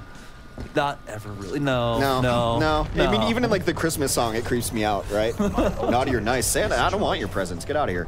All right, Note is going to try to set up himself again, try to get the high ground here with a tactical visor. Jaro's able to dash out, take out his counterpart, forcing out the Transcend from the defense as they come in. They've been opening with Transcend way too often for my liking. But Basics has been building it actually relatively quickly too. So there is that. But Note now pushes forward. He's got that tactical visor, takes out McGravy, and Onigod comes in for a double kill of his own, and now they're starting to clean up. They're only about 20 meters away from completely leading out this map. Now Kofi does find one kill onto Cynic, but he's still just a lone Winston. They've been rolling through this right now. I mean, no one really wants to play defense here. There's going to be a sound barrier into a Dragon Blade, a combination as old as Genji's release into the game, and that will be a couple of nice kills taking down Note. Oh, just of note on that, his name has 2 lowercase letters in the middle, so it could be not E. I'm not just making it up. I want to clarify that I'm not losing my mind. I forget that it's all caps across the board up top. You are right, actually. I remember looking over at Twitter, but now we got the Twitter verification on Snow. Yeah. He's got that Transcendence ready. We'll see if they go ahead and engage with this. I mean, it is one of their stronger tools, or if they try to hold on to it until someone drops low. So now they're just trying to find their entrance. Onigod on the lurk on the left-hand side. He gets immediately spotted out by Kofi, though. See, this is a time where I wouldn't mind actually opening with Transcend, too. Because offensively, I find it much better than defensively, especially. They might want to wait for Jaro to get his blade, though. And Oni's now got the pulse bomb. A nice stick there onto Sani is going to take down Connor J as collateral damage and DMX Sani. This is the push they are looking for. If they can't finish here, they're in a rough spot because they just used a lot of ultimates. Jaro's got the blade even to put the kibosh on this final attack, and there we go. 2 minutes and 17 seconds. They're going to have about 52 added on there, so great job coming out for Toronto, but EnVision will have another opportunity to attack, and we'll see how this shapes up. But I really like both of these teams are really, showing their hand here and trying out anything and everything. They're actually going for it. There was always the possibility that Toronto just kind of lays down, but that is not happening, and good for them. Kudos to them. I enjoy it. I really, really hate when people give up or don't try hard in their matches. You've seen me cast stuff where I'm like, clearly someone has given up or tried. Visceral disgust in my voice. I do not like it at all. You're getting paid to play. Please play. I'm getting like flashbacks of disappointed dad at this point. I never want to disappoint you. For those of you, I was just looking in his eyes and talking down to him. Jamerson, I'm not mad. I'm just disappointed. Oh, no. Really, disappointment is the worst. But now, neither team can really be disappointed. They had a really great showing on their offense, and they did flex off onto different heroes there. I love seeing that. I really liked seeing what we have hovered over on the side of Toronto with eSports on their defense. They might go for that Zarya.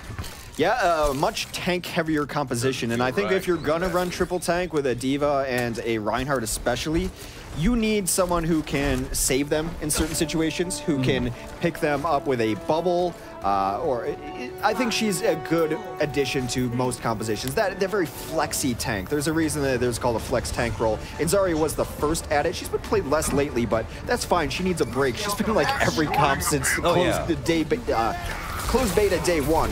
Well, so we are going to see this, and a little bit aggressive on the defense yet again. Jaru with the Peacekeeper out here. He's going to get a kill early on, but they do lose Cynic on this defense. That's a little rough, losing both Jaru and Cynic, and now they're just going to go for it. There is no retreat. They're going right into it, but Snow dies shortly after. And not long for this world is going to be Onigod able to take fire with them. That's when you type in chat, worth. Yeah, totally worth. It really was, honestly, because he was at least delaying on the point. He was gonna die. Especially when it is in this time bank situation. It's going to be overtime in 10 seconds. So now Toronto eSports just need to jump on the point. They've got the bodies to do it with Note, Onigod, and Cynic on these tanks. So they're going to set up on top of Earls. It looks like, well, at least Sani wants to try to get up there. Has to use his jump to do so. McGravy has got the bomb lurking in the back line. And now the sleep dart is gone. Sticks! What? Does not. All right, I thought I saw it. Maybe I am losing my mind. I've seen a lot of pulse bombs disappear today that shouldn't. So a little confusing there. And now EnVision there on the cleanup. Note tries to do something noteworthy. Unable to do so. Will be DMX'd and summarily deleted. And they continue this push. Yeah, and so Jaro had also swapped off now, and here's one of the issues, right? There's a sort of snowbally effect once we're in these time-big situations, overtime pushes. Yeah. We see teams kind of trickle on, use ultimates one by one, when really all you need to do is realize you have this win condition, you have your ultimates, just bank them up. Connor J just gonna go ahead and use his blade. He gets 2 before he finally gets put to sleep, but it's already damage done for EnVision as they continue to push this payload forward. They're gonna force off Note, and now they're gonna get that first checkpoint. And you didn't have to use anything to do it. They used the blade. You're expecting me to say something more. They used the blade. That's it. There was no combination, no need for follow-up. The economy, as you mentioned, is snowballing out of control right now. The tank ultimates will come on. I mean, this tank composition is supposed to give you more sustain to fight on the cards and to be able to build up the nano boost from Ana. It has not been there yet, and right now, I don't even see how they win this one in sight. I guess Cynic could have a great Earthshatter and then maybe Grab coming up, but I don't want them to really fight before then.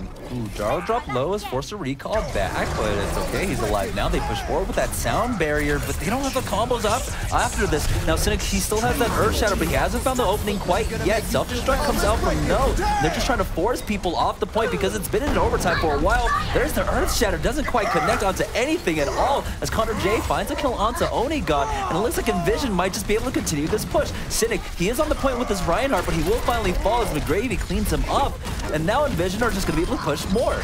Earthshatter shattered only the Earth in that situation. Unfortunate for them. I've always said, especially in all the Overwatch, some of the most impactful ultimates in the game, Earthshatter, Graviton. First one didn't work out very well. Their AoE crowd control that you should be able to follow up on. Graviton coming up next. Connor J is on the Diva, and I'm rooting for Onigod. I'm going to openly root for Onigod to actually hit a Graviton. I do not want to see this eaten.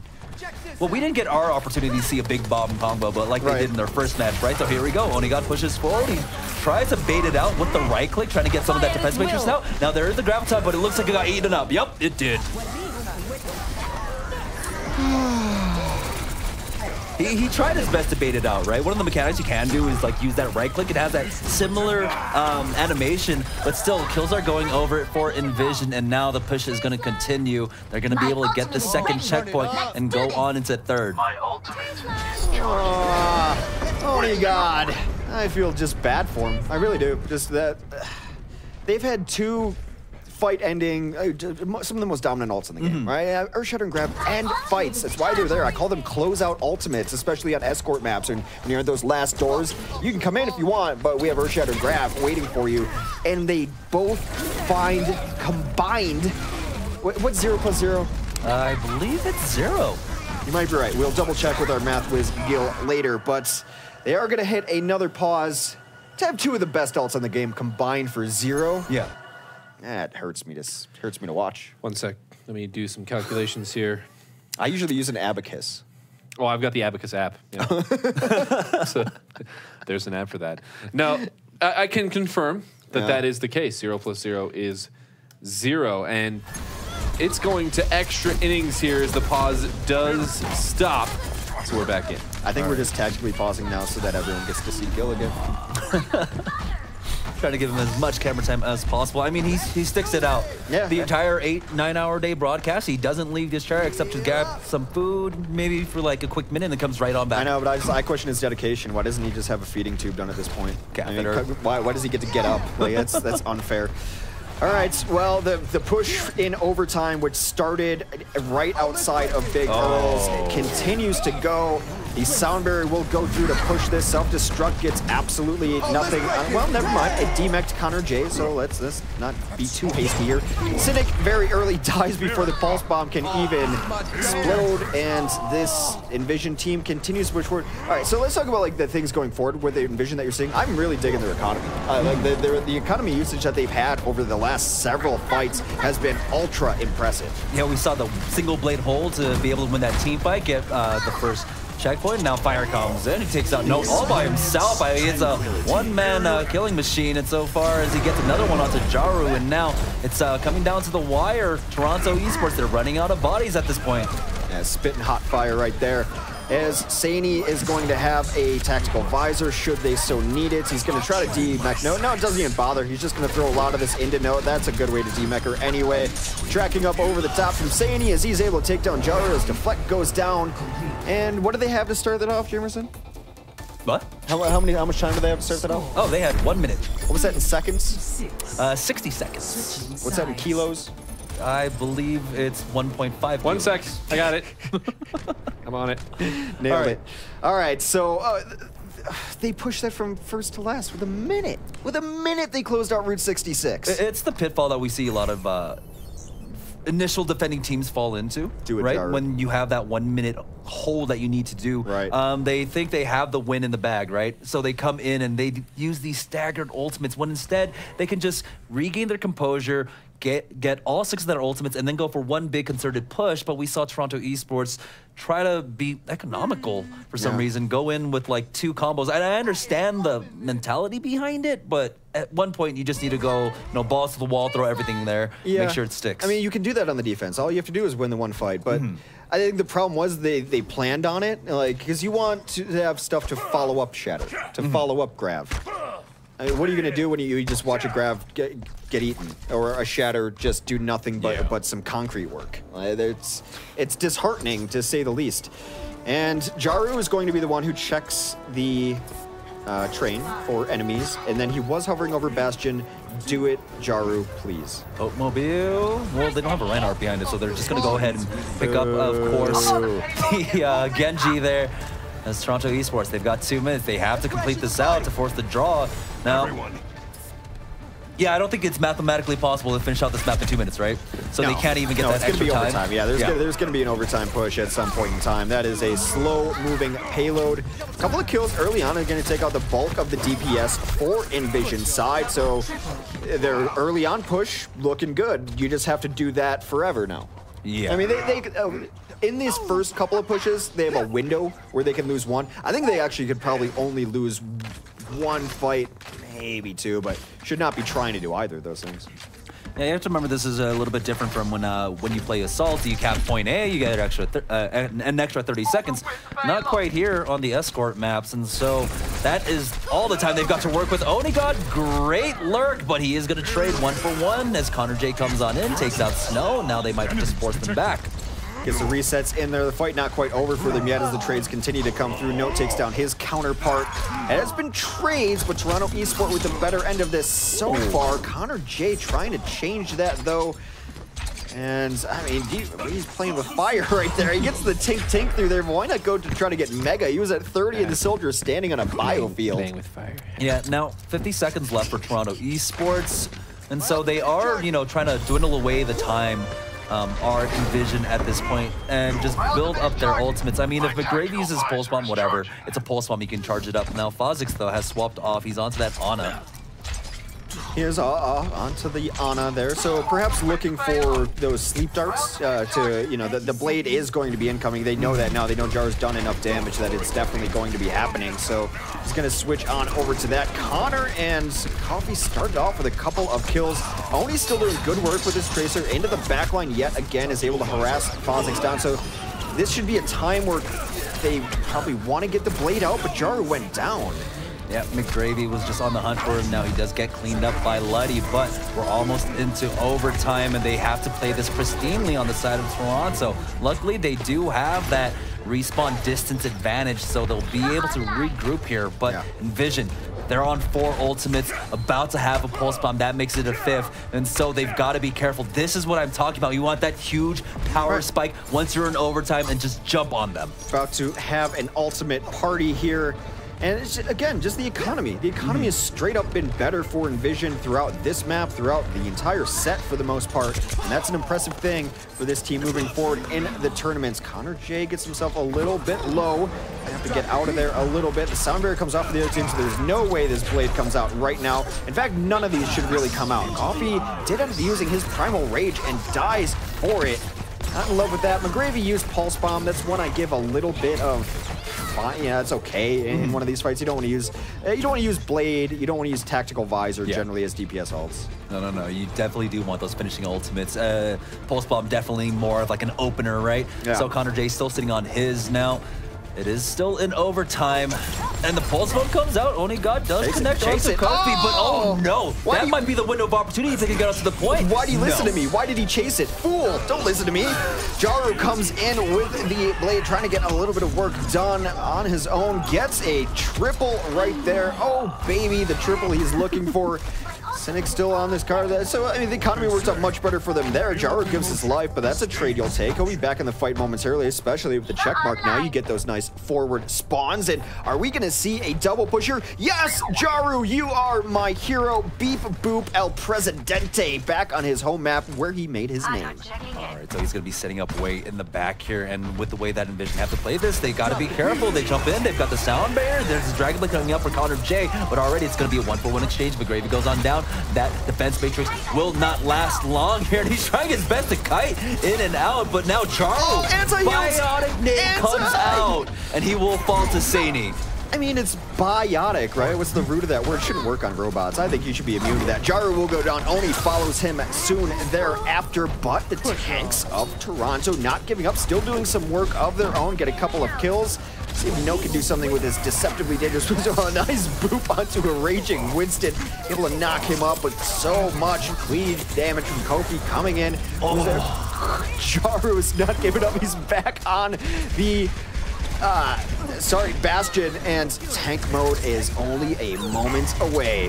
Yeah, this is where we got to see it the other day, and now we've got a counter Bastion! He comes in, takes out Jaru, and this might just be it as he cleans up the Winston. Now they are running out of bodies. Oh, you never expect the counter Bastion, but it came in from Sadie, and he was able to finally put a stop to Toronto eSports. So now EnVision will walk away with the 4-0 victory against them. Good for them. I just add another hero that Sani's played, I guess, this set. Just out of nowhere, the jump into mode. I wanted to see tank mode, but good for EnVision. Again, adapting to what they're seeing. Toronto eSports, a valiant effort. I commend them greatly. And yeah, go ahead. Well, I was going to say, as we watch this amazing play by Jaru, as the algorithm will have us believe at the very least, we've seen a lot of things. We've seen the ZBZ, we've seen the TVT, and now we've seen the BVB. Is it an air BVB? Alrighty, well, let's go ahead, and I think we've talked about that matchup enough. Of course, the moral of the story out of this one is EnVision will be making it on to the playoffs next week with that 4-0 victory. So they'll be joining LG Evil from Group B that are going to be moving on. But we still actually have two groups at the very least that we don't know who is moving on. So let's just take a look at the group standings if we can, because the next couple of hours are going to be very important for a couple of these groups. First of all, just touch on Group C until we can get that up for everyone. But Group C, Immortals, they are up 5-0, so they're going to make it on. We'll talk a little bit more about Group C in a second because we're going to watch a couple teams. There it is. There it is right there. So actually, let's go and talk about it. Arc 6 and FNRG will be up next. And just to walk you through some of the math with this one, Arc 6, if they draw or above, they will make it on. FNRGFE have to win to make it into that second place spot. Going up to Group A, we will see Team Liquid and CLG face off later, but FaZe Clan have had a little bit of a run today, and they are actually potentially playing spoiler as they've actually completed all of their maps, which means CLG, they actually have to beat Team Liquid to try to make it in there, and then there will be potential tiebreakers. As then they will, well, no, actually, they'll both have 3 wins, so there may be a tiebreaker, but it will only be related to who's going to be. And the tiebreaker, I can already tell. There's a lot of math, okay, guys? But Team Liquid would come out on top in that one. LG will, of course, make it in. We talked about EnVision just now. Group D is another one that there's a lot of complicated math. But basically, Kungarna and Hammers are playing right now. It's Hammers are up 2-1 in the series. And if Hammers is able to pull this through and 3-1 Kungarna, that means Cloud9 has automatically birthed their spot.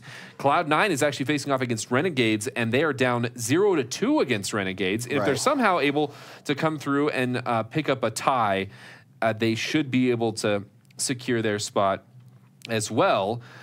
But if Cloud9 loses this one against Renegades and Kungarna can bring it back and tie, then we will be seeing a tiebreaker or a tie break between Kungarna and Cloud9. The map victory count at that point would put Kungarna in second. So basically, Cloud9, they need to draw this out with Renegades if they can, and Kungarna off stream, well, they need to win this map as well. So both of them are struggling for their lives in Group D, but I guess, do you have any final thoughts as I've been monologuing? How long do I have to talk? An hour and a half, right? Yes. 'Cause I need it for these groups right there. Cloud9 versus Kungarna. I mean, it's going to be sad because those teams are such good friends that only one of them can make it in. I know. I'm going to be watching Twitter later a lot. It's been so close across. I think the one overarching note, because I could just go on forever about this, is the teams at the very top of these groups have separated themselves. And I would venture to say that even whoever gets out of Group A, the score is not going to be the same because that group has just been playing out harder. But Immortals should scare the heck out of people. Last time I saw them, I'm like, this is not your father's Immortals, and your father's Immortals were scary too. So that's tough. LG Evils obviously separated themselves, and the Renegades have separated themselves. So there is an elite ladder in North America right now. Yeah, one of the more interesting things, though, like between Group B and C, I mean, it looks like, you know, business as usual. That's what we were expecting. But Group A and Group D, I was not seeing this at all. Yeah, definitely some surprises coming out here. We've got even more Overwatches. We're only halfway through the day. And so we're going, yeah, right? So we're going to be back for more Overwatch Contenders after just a bit.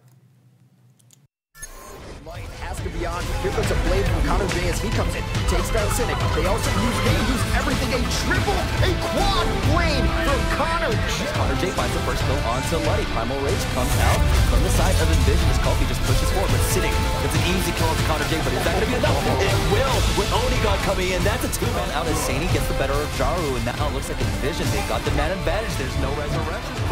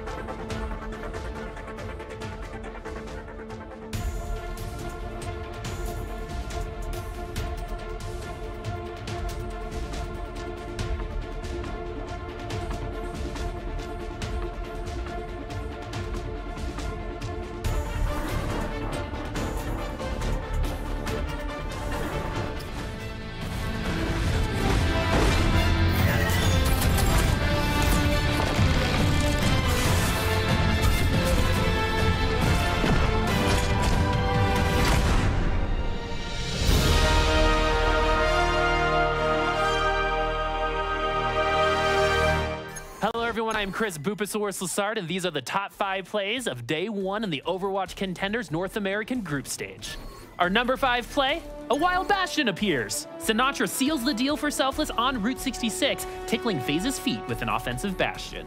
Just a shooting gallery for Sinatra there at the end. Found the angle, was able to shoot underneath the payload. Our number 4 play, Wrong Sniper. Rob420 either forgot what sniper he plays, or he still needed that Widowmaker achievement. 20 shots, 1 kill. Never mind, 1 shot, 1 kill. Number 3, who knows? Down 3 maps against Cloud9, Snizzlenose switches to Roadhog to help give Hollywood Hammers their only map victory. Snizzlenose! As well as one of Hex's best caster puns this tournament. What is going on?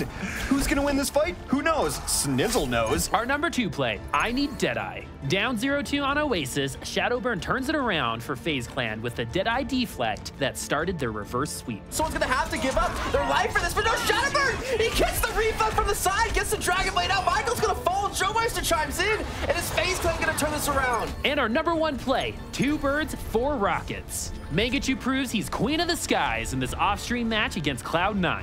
Firing 1, 2, 3, and 4 rockets to wipe out Cloud9's Pharmacy combo. Lucio was harmed in the making of this highlight. That's it for the top 5 plays. Once again, I am Chris Bupasaurus Lassard, and be sure to check out OverwatchContenders.com for the latest information on the tournament.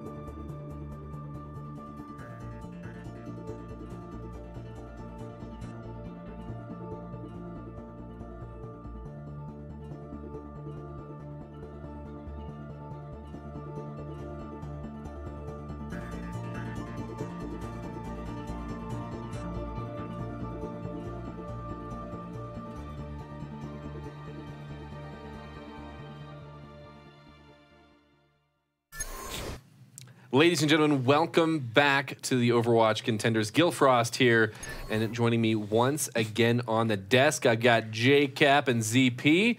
And, well, I guess how you guys doing? I don't know, Gill. I honestly, I feel like the hours go by so quickly here on this broadcast. They do, don't they? It was nice having to tuck Hex and Jamerson into bed after that match. Yeah. And get them all nice and comfy, because we're still going to have a hell of a long match coming up here. Yeah, no, I mean, in technical issues, they will do that, to as well as bio breaks and the like.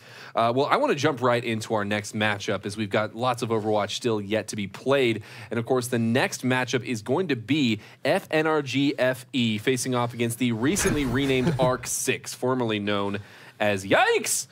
And, well, we were going to have the two memeiest team logos, but let's walk through just this matchup. What are your reactions to these two teams?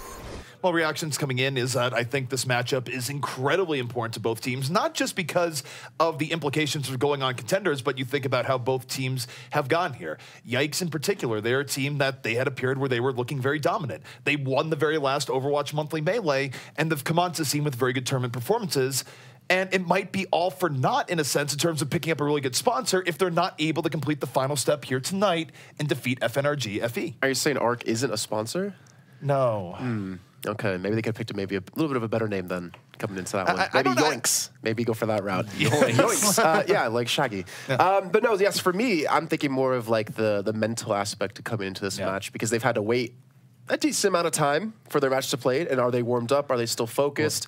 You know, even talking about, you know, when teams play and there's long pauses, you know, for 10, 20, 30 minutes. That's happened at some events. I'm not going to name any in particular. we can go that. But that's obviously it's keeping your composure over that's time. Obviously But very. Jason, they had time to get Bastion strats.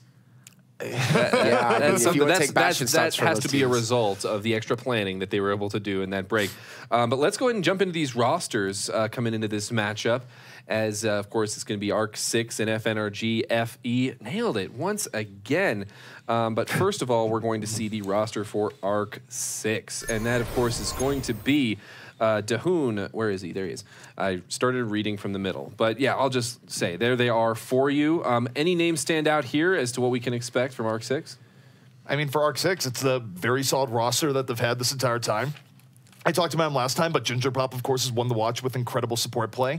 Za, of course, I think he's actually a player that we've sort of not talked as much about in the last few times we've seen Yikes, but there's been times where he has brought them on his back with phenomenal Pharah play. So, I mean, there's a lot of talent on this team overall, whether you look at that or you go to their tank play between XQC, who is, of course, probably the most notable on the tanks, but Space has been doing very well on D.Va as well, as teams have been mixing in D.Va more and more often as of late.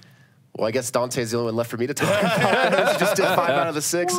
He plays Tracer. He does it well. There we go. And Not you much more need to be that, said. as it is important these days to have that. Well, let's take a look at the roster then for FNRGFE to see what tools they have to bring to bear. And honestly, when I'm looking at these two teams, the first thing that stands out for both of these teams is the fact that they actually have a standout Mercy player. I know, it does exist.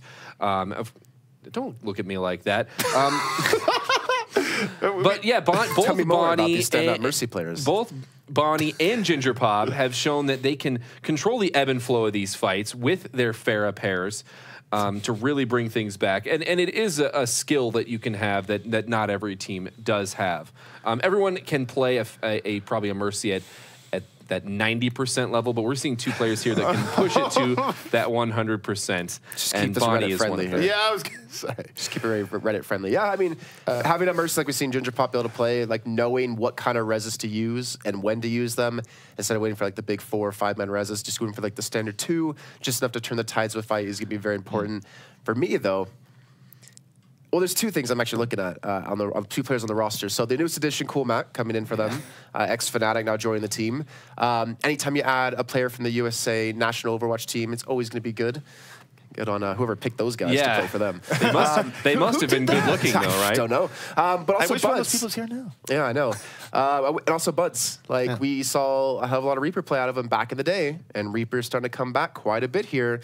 And that man, I mean, obviously Reaper doesn't have as high of a skill ceiling as maybe like your Genjis or your Tracers, but he could do some serious work on Reaper. And with the changes that we've seen and how much we've seen him already today, he could do some serious things. Yeah, well, rosters aside, as we've gone through both of them, at least on some level, let's talk about this matchup at large. What are the X factors for these teams coming in here? Of course, we talked about the Gingerpop ZZA, potential Pharah Mercy. It's going to be another thing that FNRG can bring here. But Cool Matt is another big part of this matchup, I'd say. Well, that was the X factor I was going to go to, where you take a look at his D.Va play. It has been tremendous. That is part of why he was put on the Team USA. But in general, he's just a very smart player in that role, very versatile. And I think a key part here is if you link it to look at what Za might be doing, let's say Za does go on something like a Pharah, you're going to be watching Matt here, and it's going to be up to him to go in, negate that, and really bounce between offense and defense on his D.Va play, where, as of late, he has been very good. Yeah, he's a very defensive D.Va player from what we've seen in the past. Actually, no, in the past he was a little bit more offensive because D.Va could be offensive since you did so much damage with her. But now he's more defensive, and he actually eats quite a few ultimates. So I'm actually worried how Dante's going to work around this one, maybe, because I'm having a little bit of a tough time hitting those pulse bombs. Yeah, and we have Cool Matt up here as a Roadhog, but of course, talking more about that D.Va there. The one I want to talk about is Clockwork on that Tracer, because we talked about the importance of Tracer, and the matchup here is definitely going to be an important one to watch. Is Clockwork, well, he does it as his name would dictate. I would be doing a disservice to Hex if I didn't mention that Clockwork is a tremendous FPS player historically, has many accomplishments to his name. He's a very handsome guy, because Hex is also said that. Hex has said a lot of things about Clockwork. Like, there's times where, last time we were in Denver, we were sharing an Airbnb, and I walked in on him just staring at a picture of Clockwork. Wow. That probably didn't happen, but it could have. But he's very much a fan of Clockwork and what he can do. Clockwork has always had the specter of potential. I wouldn't say he's lived up to it at all times in Overwatch, but he's looked much more promising with this FNRGFE team. And we'll see how the team is actually going to do in the long run. That's the thing I've been curious about is this a team that's going to stick together for a long time? They've already had some roster swaps coming into the group stage. You know, that kind of isn't the best of signs. But, you know, these are like long-time players. These are like the veterans of Overwatch, and not to mention other games. Yeah. So they definitely has the potential to stick together for the roster move, of course, you're talking about is replacing Enigma. And I think they just couldn't wrap their heads around Enigma. He's just kind of a mystery in a lot of ways. And I think CoolMat really, what? No, don't do that. It's a very serious business. CoolMat, hopefully for them, they're hoping that he brings some more consistency to that flex tank role. We're going to be going into Hollywood first, and we've seen it a couple times already. But what else can we expect coming in with these two teams specifically for Hollywood? Well, for Hollywood, I mean, there's multiple ways it can break down. I'd say the #1 question here is, how is Reaper played, if it's being played, or how is Pharah being played? As we were just looking at Gill. You were very handsome there, Gill. That's why the cameraman, couldn't look away. Yeah. I can look away. Wow. To his massive biceps that he's got. No, yeah, so thinking about the map pool in general, this is going to be an interesting map between the two teams. I think Arctic actually favors, you know, Eichenwalde because they're 5-0 on it so far in the past 3 months. But maybe some Mijong Tower, because last time these two teams met last week, it was 3-2 in favor of Arc. Maybe some Temple of Anubis, again, 3-2, like some really close maps in the middle of this series. But towards the end, where Watchpoint Gibraltar, when they met, it was a 3-0 for Arc. So I don't know if we're going to see Watchpoint Gibraltar, maybe some Route 66. The thing I'd note here is that oftentimes mat stats are really useful for determining what the teams are going to do, but when you make a change as big as changing one of your key tanks, it can really change the dynamic of how teams play on maps, what maps are comfortable on. So I would guess that we're going to be seeing a somewhat different FNRGFE come out here in terms of how they're playing. Well, and they've already been very strong today in comparison to kind of how they were last week. They've got the tools in their belt, and they were able to utilize them very well today. But I'm going to let you guys call all of the action as it unfolds here on map #1, Hollywood. Well, Jason, it was once bright and shiny outside here, but it is nighttime. But it's not nighttime on Hollywood, where the sun always shines. Isn't it in the alien section? Isn't it dark? I mean, it's dark in there, but I mean, the sun's still shining outside. That still has to count. Yeah, it just reminds me of my room, though, with my blackout curtains, because gamers, we don't like the sun. I don't know. I mean, for me, I think I need the basement on Oasis to really feel like I'm in my natural habitat. Okay. I don't know what to say on that one. I think I just went over my head a little bit there. But, you know, Hollywood, I guess we can maybe talk about comps that will potentially come into this. FNRGFE. Hey, I even nailed it. I'm surprised. We'll be on the defense first, and we'll have Arc6 on the attack. We have seen a little bit of Roadhog play earlier today. Not sure if we're going to see it yet again here out of either of these two teams. But maybe any sneaky picks going to come in that you might expect? Sneaky picks, we'll have to see. The defense is certainly looking very standard so far. And for Arc6, I think if there is going to be any sneakiness, it probably would just come with a fair play. It'd be really weird if you had Dahoon come in as a Roadhog, given what he normally plays. And no, he's going to be swapping off. So you can never really take Arc6 too seriously on their pre-game picks. They just like messing with us, Jason. Well, we are going to see the Fire Mercy. That looks like Ginger Pop and Zog going to be paired together.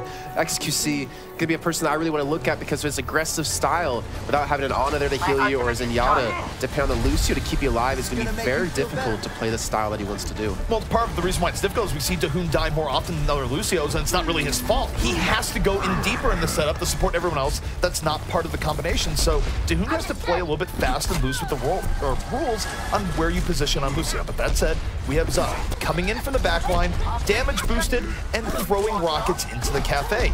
This is actually really good for Arc6 so far here, Jason. They have plenty of room to work with, and it pays off. Buds takes a rocket right to the grill, and this is just easy for Arc6. I mean, what's there to deal with them? There's no soldier. There's nothing to really hit him in the air except maybe the Ana being played by Bonnie, but even him has fallen, he has fallen down here. And that was a relatively easy start for Arc6. So they get the first engagement, they get the first point, and now looking to transition into the second, though they're actually not going to be pushing around the corner because the point was taken. Well, no, it's because they wiped them earlier than the point was taken, so there was no chance for them to actually solidly get control of this outside high ground.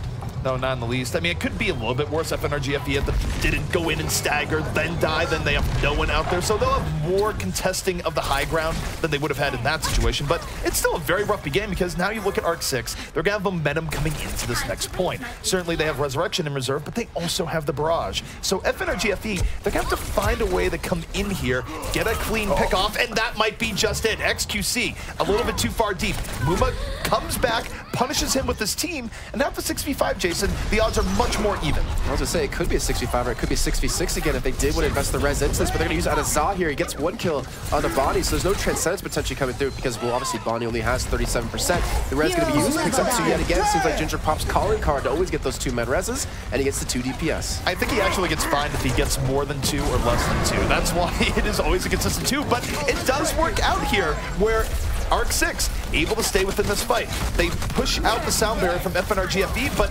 FNRGFE had to do that just to stay even, but there it is! The self-destruct in the back.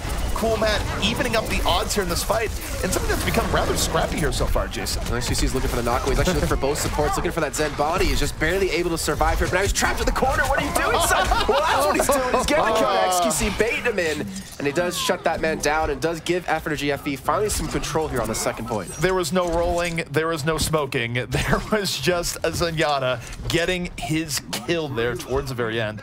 Not quite what XQC might have been looking for, but this is good for FNRGFE. They've been able to stabilize, and now you want to talk about X factors on this team. Well, Buds at times has really been leveling up his Genji, and he has that blade on command here, Jason, which could make this fight a lot easier for them.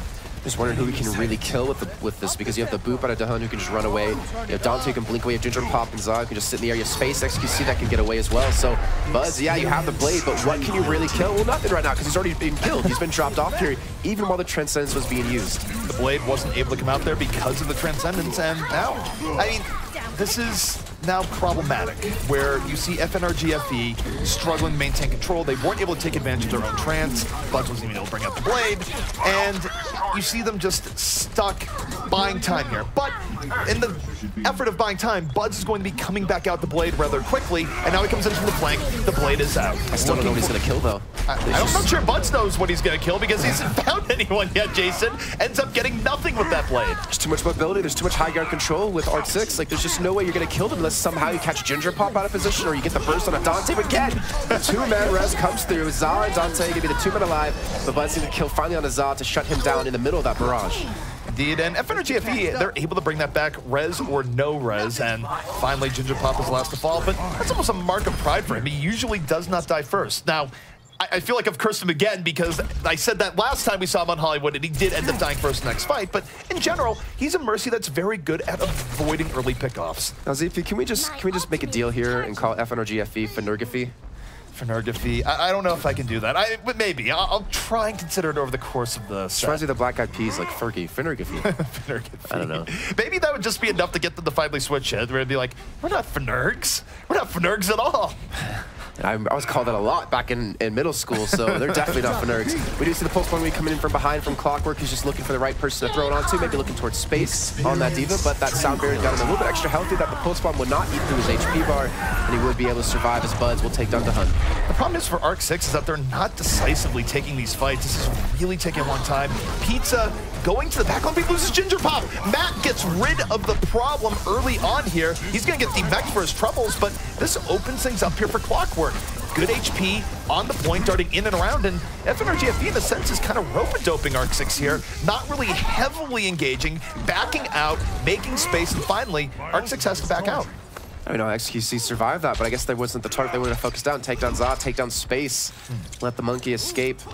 We'll be back anyways in just a few seconds, but we look at ultimates across the board here. Buds is going to have the blade again. As we saw last time, he got absolutely nothing with it, and I still don't see a way he's gonna get anything unless he just somehow catches the burst onto someone. There's too much escape for Ginger Pop to Hood. If you don't play it wrong and you get the boot at the right time, then you're not gonna be chased down either. So I don't know what Bud's gonna be able to do with this blade, but he still has opportunity. We know he's a good Genji. It's just about Arc 6 getting out of position. Well, he's going for the anti-air Dragon Blade, going to the sky and cuts Zah right down. Buds rejects your logic, Jason.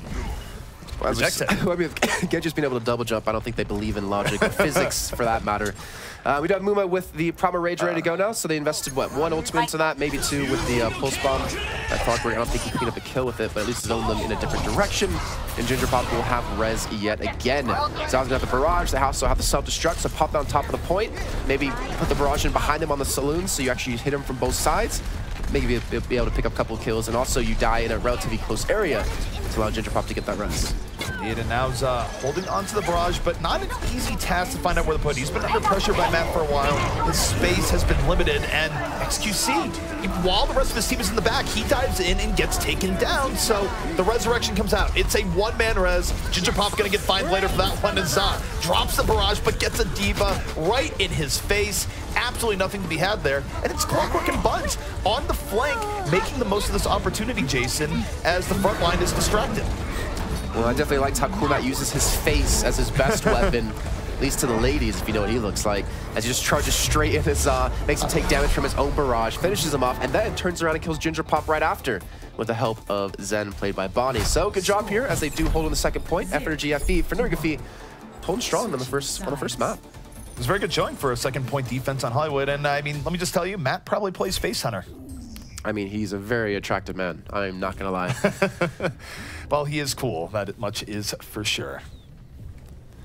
Well, we are going back into the next round, and we'll see if FNRGFE is going to be able to put forward an attack that will be able to match the attack that Arc 6 just put out, and it's usually a pretty easy task.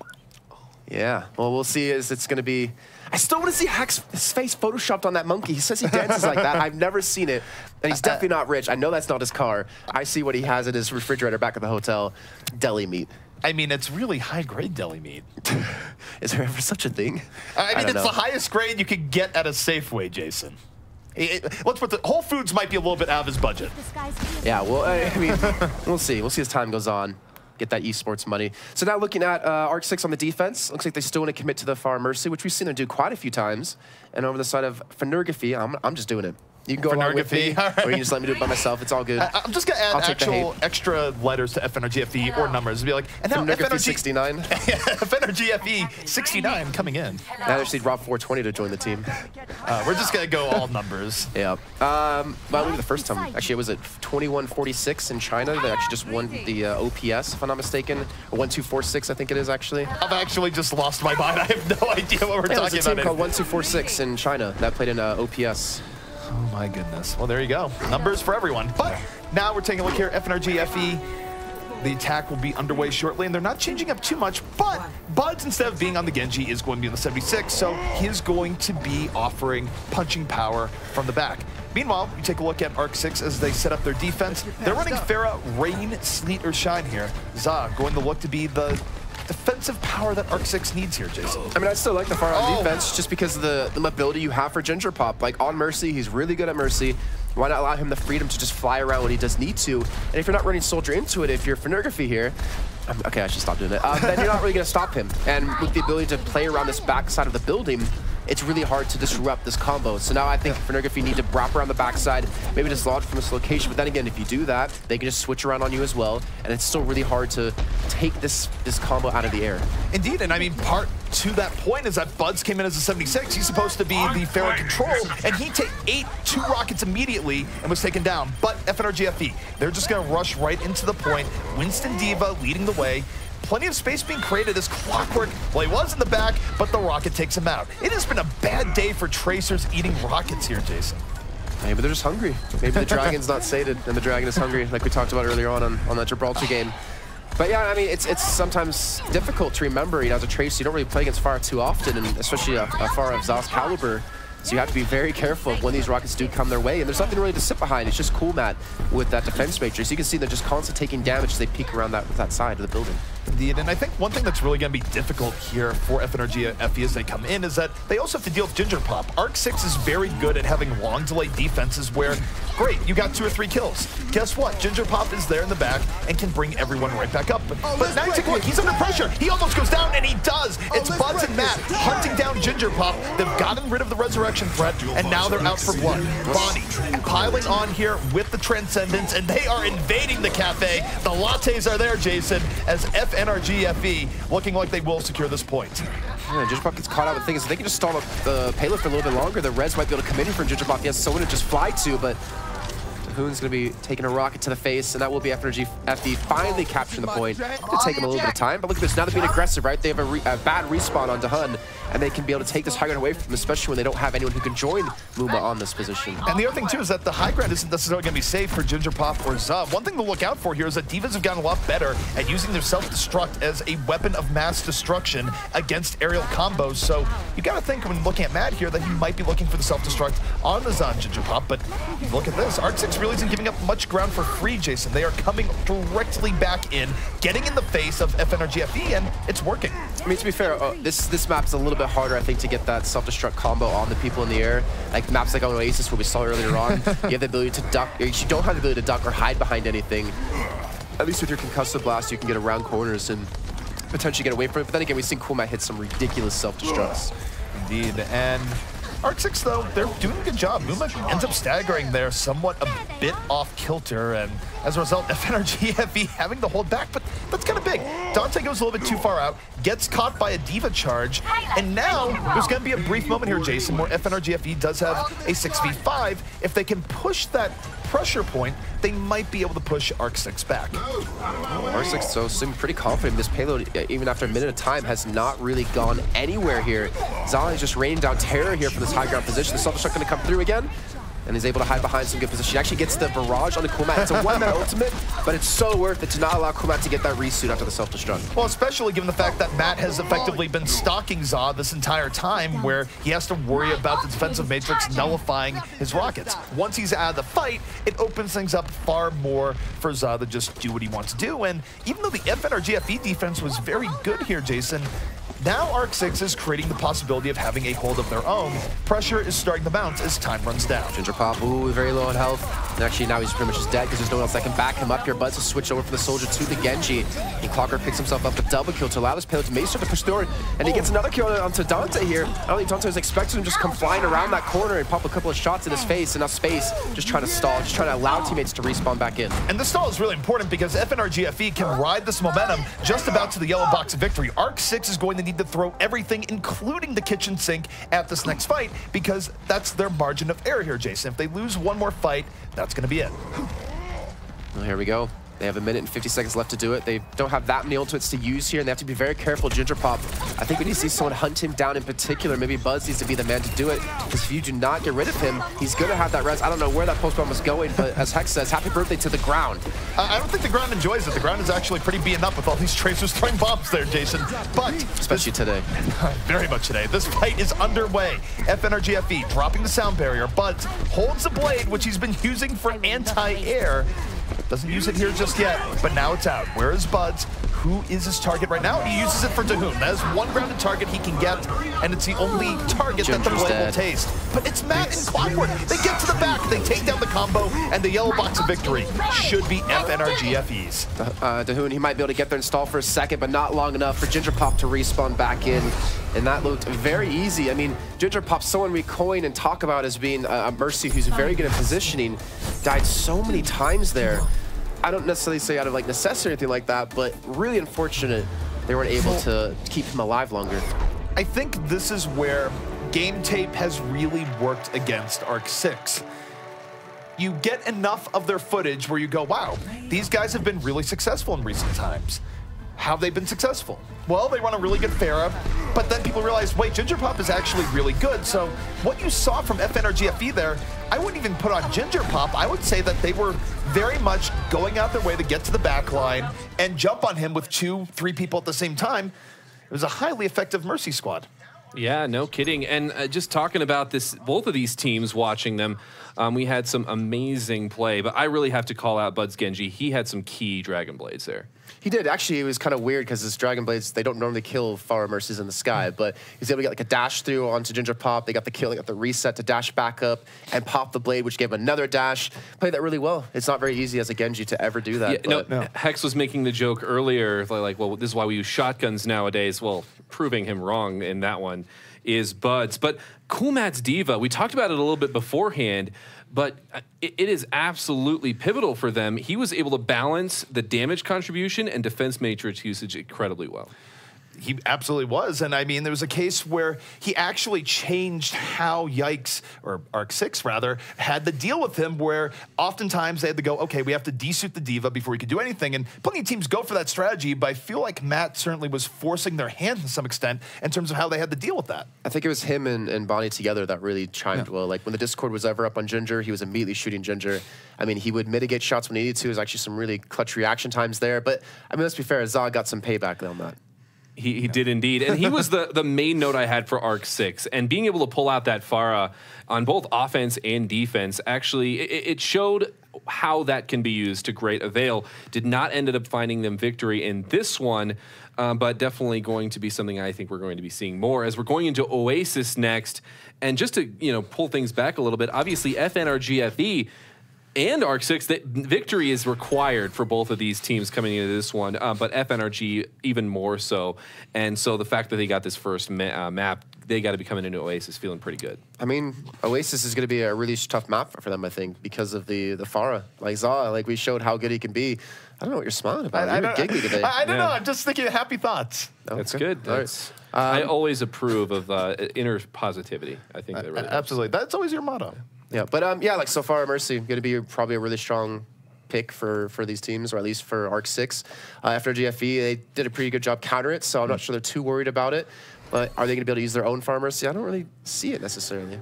Yeah, I don't know if anyone is really super comfortable running Pharah on FNRGFE. I mean, Buds can run it if it's necessary, but I don't really expect them to go to it, not when they already have a shutdown plan to deal with the Pharah, which is throw Coolmat in Zah's face, have Buds back him up on a 76 or something with range damage, and go from there. I mean, it worked out in Hollywood.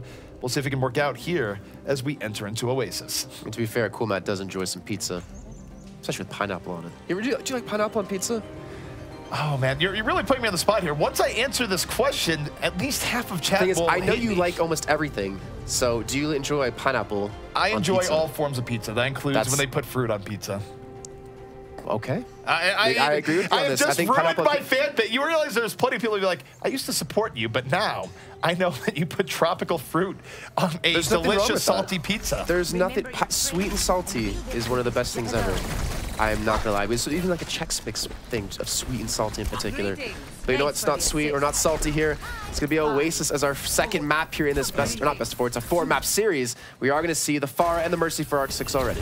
Pharah Mercy is gonna be coming out, and it's gonna be on University, a stage that historically has been kind of rough for Pharah Mercy combos, but Arc 6 is one of the few teams in the game that says, we're gonna let it ride, and they have had success with a Pharah Mercy combo here on this point. So we'll see if it works out here, but the problem is that it's really easy for a D.Va to get in your Pharah's face on this particular stage. She doesn't even have to jet boost up half the time.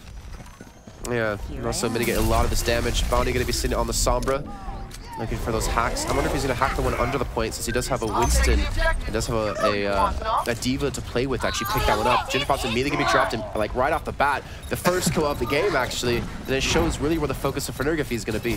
Matt, with the aid of Clockwork, is on Mercy hunting season right now, but that's really rough. Not only is he out of the fight early, which hurts your healing and makes it likely you just lose because you don't have the sustain, it also means he doesn't get to charge up his resurrection here, Jason, that he's very good at timing and staying alive to use. But FNRGFE, if nothing else here, they have certainly studied how Arc 6 plays, and it appears they came in with a rather formidable game plan. Yeah, I mean, who would have thought? Kill the Mercy, you win the game. I never thought that would have been like the hardest or most complicated strategy for any team to figure out. But most importantly, I think they figured out where he likes to play and how he likes to play. But speaking of ultimates, speaking of res, Ginger Pop does have 85%, so we'll be getting that up momentarily. EMP going to be coming in for the backside out of Bonnie, it looks like. He's not going to catch Ginger with this, though, it seems. And they do stop before they even get the engagement they wanted to, but Buds is actually already dropped because Dante was able to get that post-bomb in. Unfortunately, too, for FNRGFE, they're not able to really capitalize on that EMP too much. They did make the D.Va, so it's better than nothing, but Arc 6 starting out on a very good note here. Ginger Pop was under pressure, still under pressure, and not able to shake it in the end. He was close there, Jason, but Bonnie coming back in, finds him at the end, and FNRGFE is not going to be giving up this point. They fight this one right back, and this has been frustrating to say the least for ARC-6 so far. Space is like, thanks XQC, thanks for knocking him into me with his tack visor when I could have run away. But he gets a kill nonetheless anyway, so not too big of a deal. Bonnie gonna get the hack on the teleporter down below.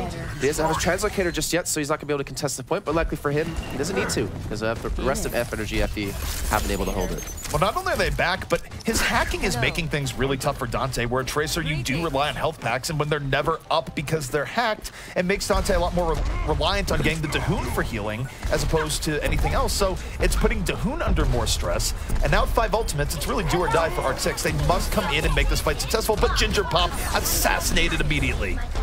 Just seems like rinse and repeat here for FNRGFE. Like, just kill the Mercy, win the fight every single time. And Ginger Pop has just been constantly being picked off in the beginning or in the very early stages of these team fights.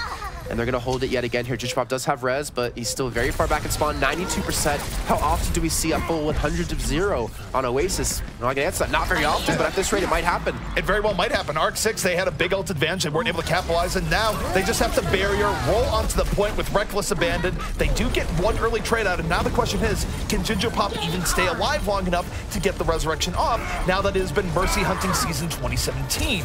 Both teams trading out here, and I think for Ginger Pop, he's under pressure. He has to res soon. And no, he gets away, gets healed up, out the health pack, and is still very much alive. But now he can get a 3-man res here, Jason.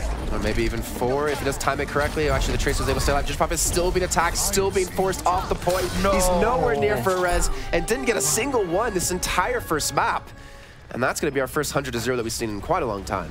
What this is reminding me of here is that if you look at the old games with LG Loyal back when Hedan was on that roster, in events like the Overwatch Carbon Series, the Melees, and everything else, what would happen is that Hedan, even though he's a very, very good support, he would have games where he would look bad, and the reason is that teams recognized how good he was, and they just put out a hit squad on him, where they said, look, we're going to overcommit and kill your support. We don't think you guys can punish us for it, and so far, that's been the game plan that FNRGFE has been running, where Ginger Pop, he has to feel more oppressed than he ever has at any point in his Overwatch career right now. Well, look at this. We asked if FNRGFE will be able to play Far Mercy, and it looks like they're going to pull it out here. Buds up against Za. This is still going to be very difficult. I feel like Buds has an opportunity to show us how versatile he can be as a player if he's able to pick up these 2v2s. I mean, Buds has a reasonable Pharah. I definitely would not call it bad by any stretch of imagination. I'm not sure if it's exactly dominant, but he is going against one of the best Pharahs in the game in Za, so this will be a test as Dahoon just sniped. Long-range rockets sending him back to the spawn, but the ground war going much more in favor of ARC-6 here. Dante and Za doing work, and Za didn't even see fit to fight Buds here for a while, Jason. Well, Buds won't let the kill go the way of ZZA. Just gonna kill himself, so it keeps the things at 0 apiece between them. But he did get a nice early pick. I'm not sure exactly what happened between both of them there. Either way, that's gonna be an initial take here for ARC-6. Probably expected him to take this too. I don't know, I mean, Buds might not be a bad Pharah, but he hasn't warmed up at all on it in this series, where ZZA's been on the entire time.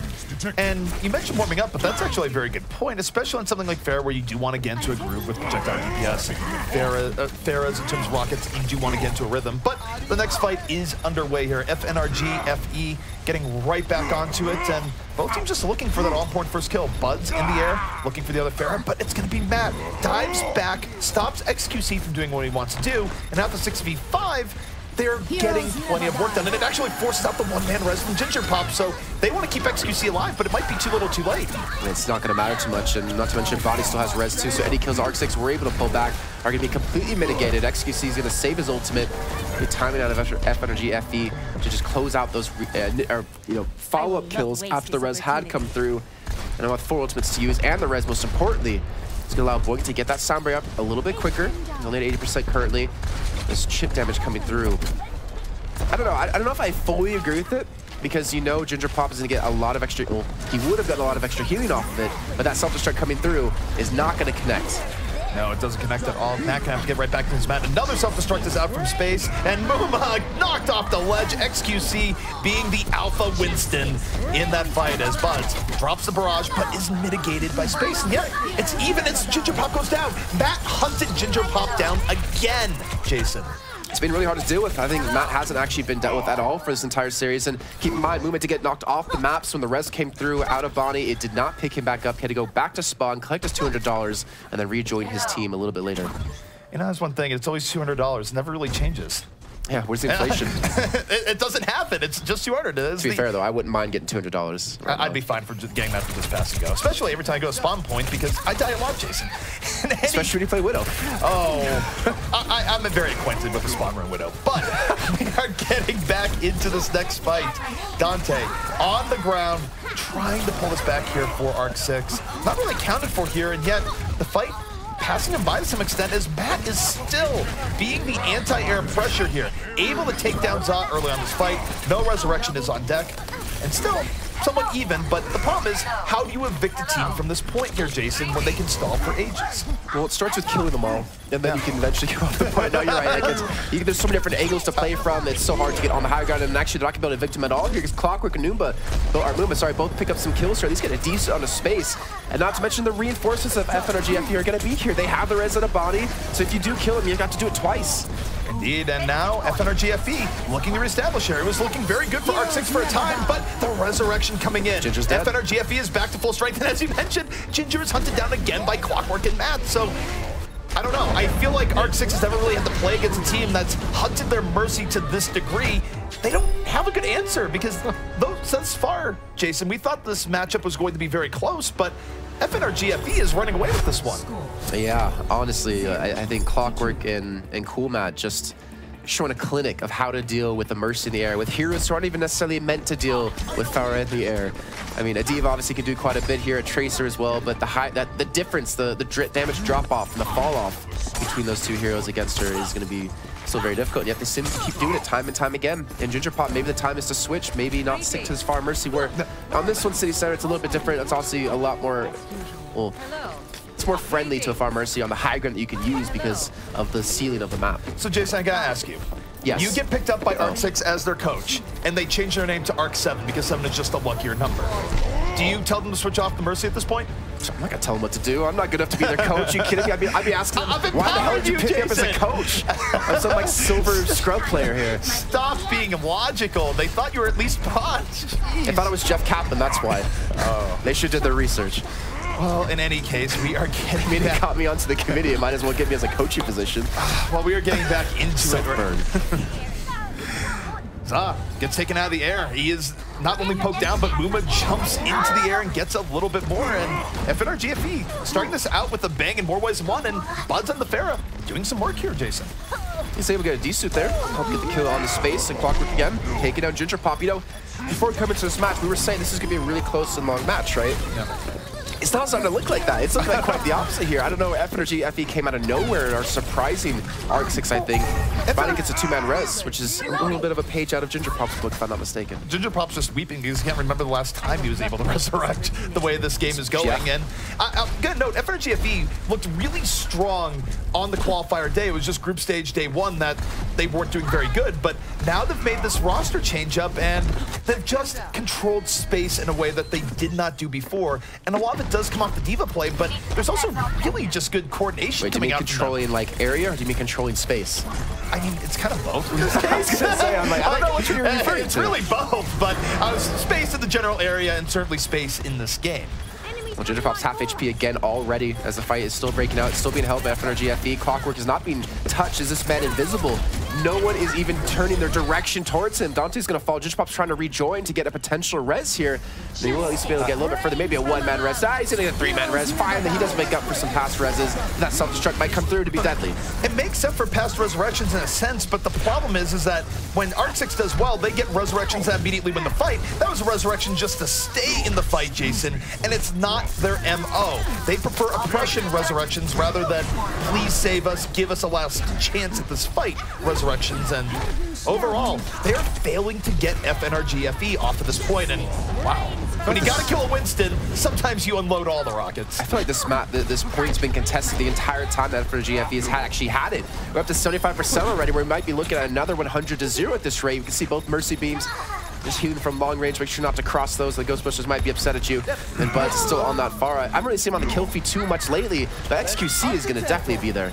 XQC is trying anything to bring this back, but it's been a good round for him so far in terms of just fights and bringing this back. The problem is that FNRGFE, even though they've been losing these fights after capturing it, they were able to delay it out to 96%, which means all they need to do is get one complete fight to take the round. But it is the City Center. It is Oasis. Yeah, I mean, it's probably going to be 2 hours by the time that they actually take it, but still, one fight. Knock on this desk, which I believe is the finest of woods. I mean, maybe it's just artificial wood. Do you think left guy would ever let this be artificial wood? I mean, I'm not It's a sure rich if left mahogany. guy, right guy might. Right guy's devious. I don't think I've ever seen him before. No. Good thing I I'm haven't. glad he has not invaded this broadcast, Jason. All right, that well, would now, be tough. Yeah, now 30% here for Arc 6. Postbomb going to miss it at Dante. Buzz coming back with a little bit of speed. Does try to distance himself from that self-destruct, which he'll do definitely. I mean, he's finally maybe see the 2v2 in the air. That direct rocket does connect. Ginger Pop is on one out. And Muma comes through with the proper range, just smack him back to the ground. The anti-air options coming out here. Bumps the mid-air rocket. Muma just jumping for joy. Who needs... Well, I guess he has a jetpack and it's some degree of technology. It's not just brute strength and jumping, but it is enough. The resurrection comes in and FNRGFE holding on to the point. They just need a little bit more. The meter is going up, and now the question is, Jason, for Arc 6, how good are they at delaying? And the answer is, not as good. Kumak body blocked too, so he couldn't get the second man res. Not that it would have mattered much in the end, because even a 2-man res would have been enough against a 6-man squad out of FNRGFE. But Za is trying to do his best here, trying to play from any angle he can, trying to get any single shot onto them. Ginger Pop's going to be seeing Matt in his nightmares tonight. This has been brutal with the ways that he's been getting zoned out and killed over the course of this fight. And FNRGFE, all they need to do is clean up Arc 6 here decisively to end overtime and take the round and take the map, and it is looking very good for them. Dante sacrifices his body, or Dahoon rather, not going to be enough. Nice, turn around, there you go. That's what they spotted Ginger, now he's above the point, and he doesn't touch it. You know, but you said something. Za gonna be seeing Kumat in his nightmares. If Kumat is in my dreams, it's definitely not a nightmare. I'll tell you that. It's probably gonna end up as a nightmare to clean up the next day, but either way, 2-0 now for FNRGFE. This is looking good. It's looking very good for FNRGFE. I mean, again, when we set the stage in the pregame analysis, talking about what to expect here, we thought this would be close.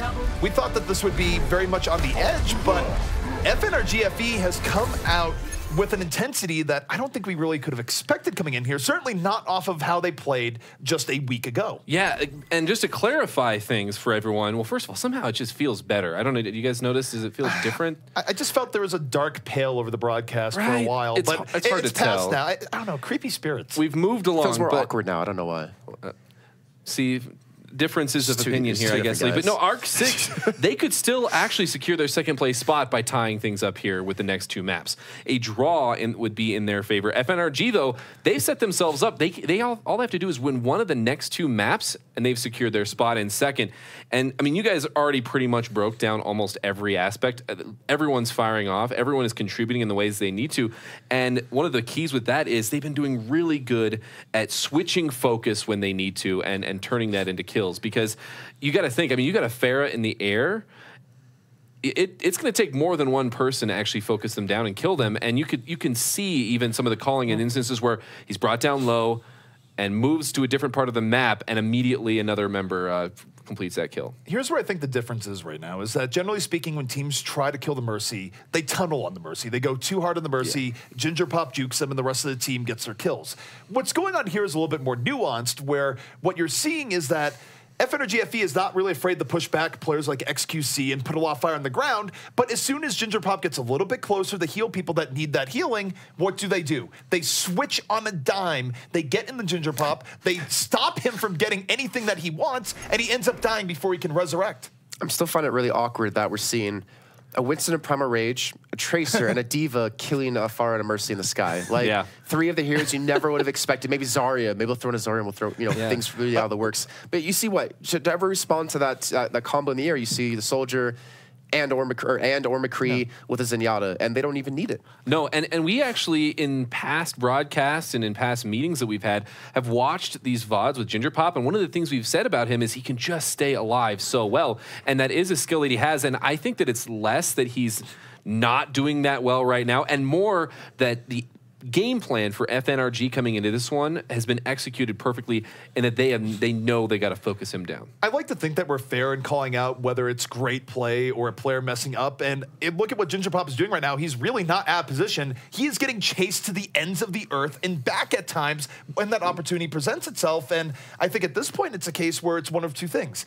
Either you need to get off the Mercy because it's not working, or from a different end of it, you need to get more out of your ground while they're chasing the Mercy, where it's like, okay, you've killed our Mercy, but we killed 2 of yours in return. What's the ground? It's just a Tracer, it's just Dante. Yeah. Maybe run the triple DPS, get rid of your Diva. And that's the other thing. If Diva is not really doing what you need, maybe you swap off of that. I hesitate to say that with the importance of Diva right now. And so we're going to see the adaptations coming into Hanamura. And this is a map that we don't see nearly as much of the combo.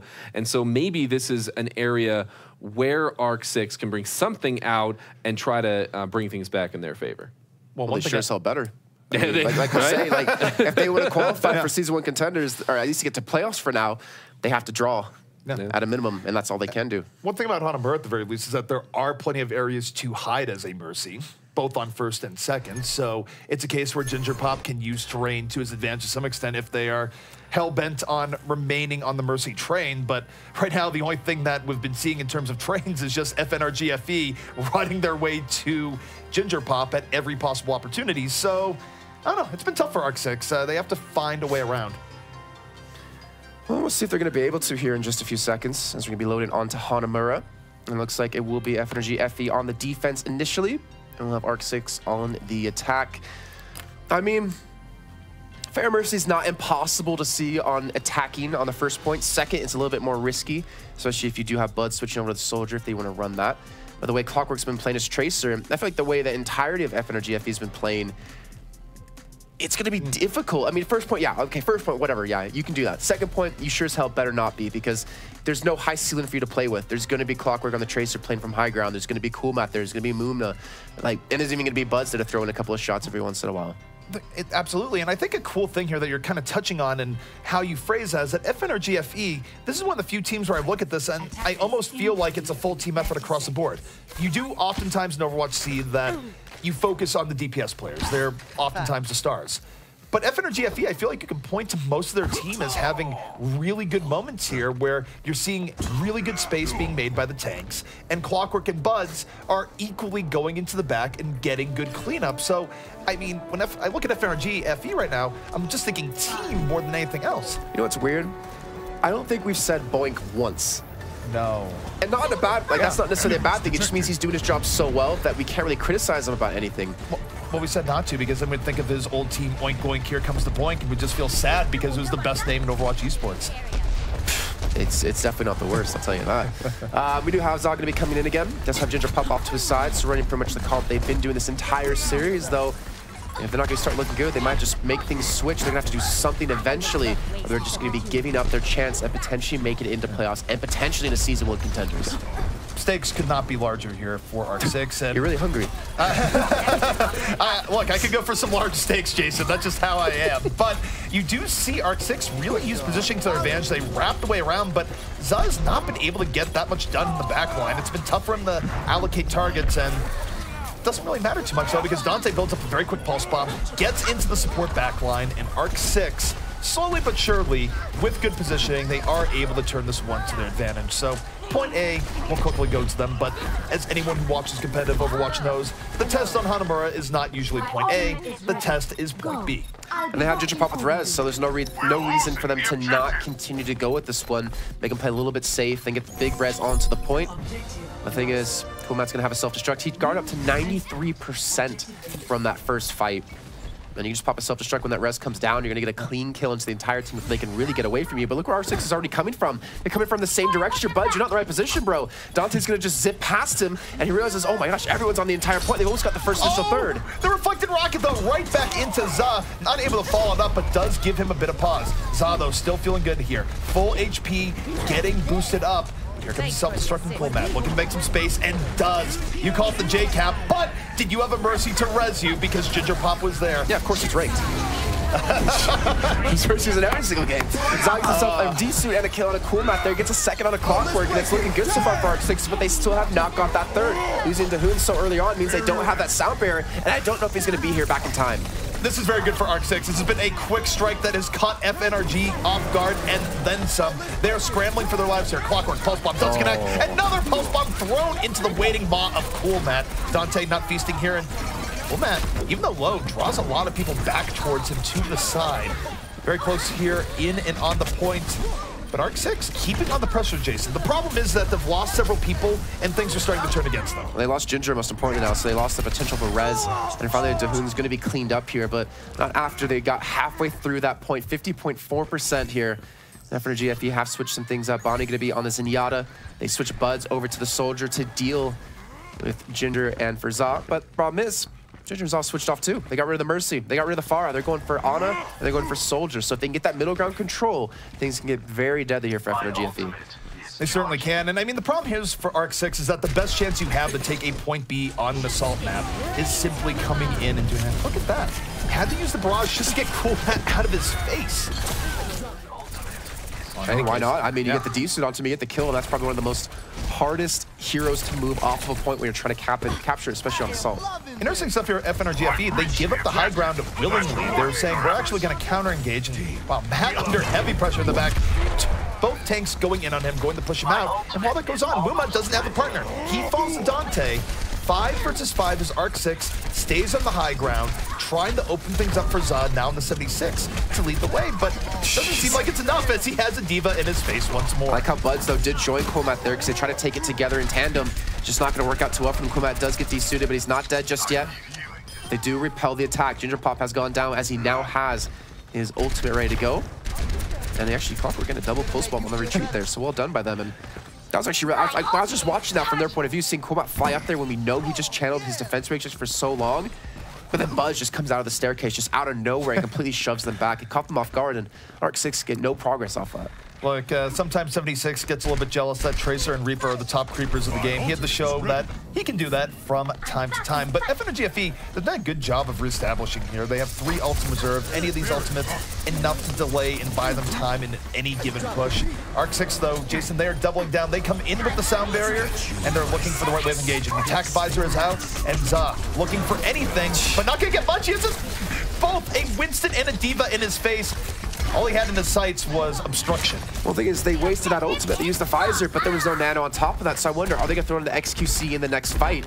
You know, the amount of health that he had to eat through on Tamuma was just, there's no way. 1,000 HP and a Diva there to mitigate your damage. Like, you have no chance of surviving that. And Arc 6 have to go back to a drawing board. They still, you know, gotten half the cap on it, but half is not good enough. No, it definitely isn't. And again, the problem for Arc 6 here is that aside from their first push, they've just had difficulty getting good space, getting good room to work with. Za, whether it be on the Pharah or 76, has had a Winston or Diva in his face this entire game. So the tank play has just been oppressive thus far. And here we go once more. Arc 6 in off the high ground. Dahoon under pressure. He's going to fall.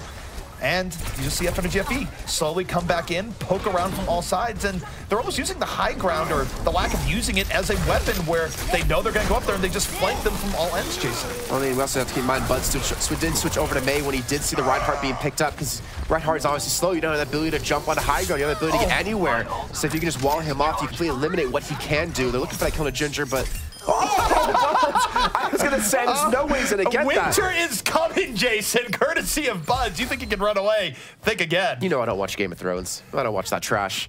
I just offended, I think, almost every single person in Twitch chat You'd there. be a Bolton anyways. Don't worry about it. All right, well, now going into the last 2 minutes of time here for Arc and regulation on the attack.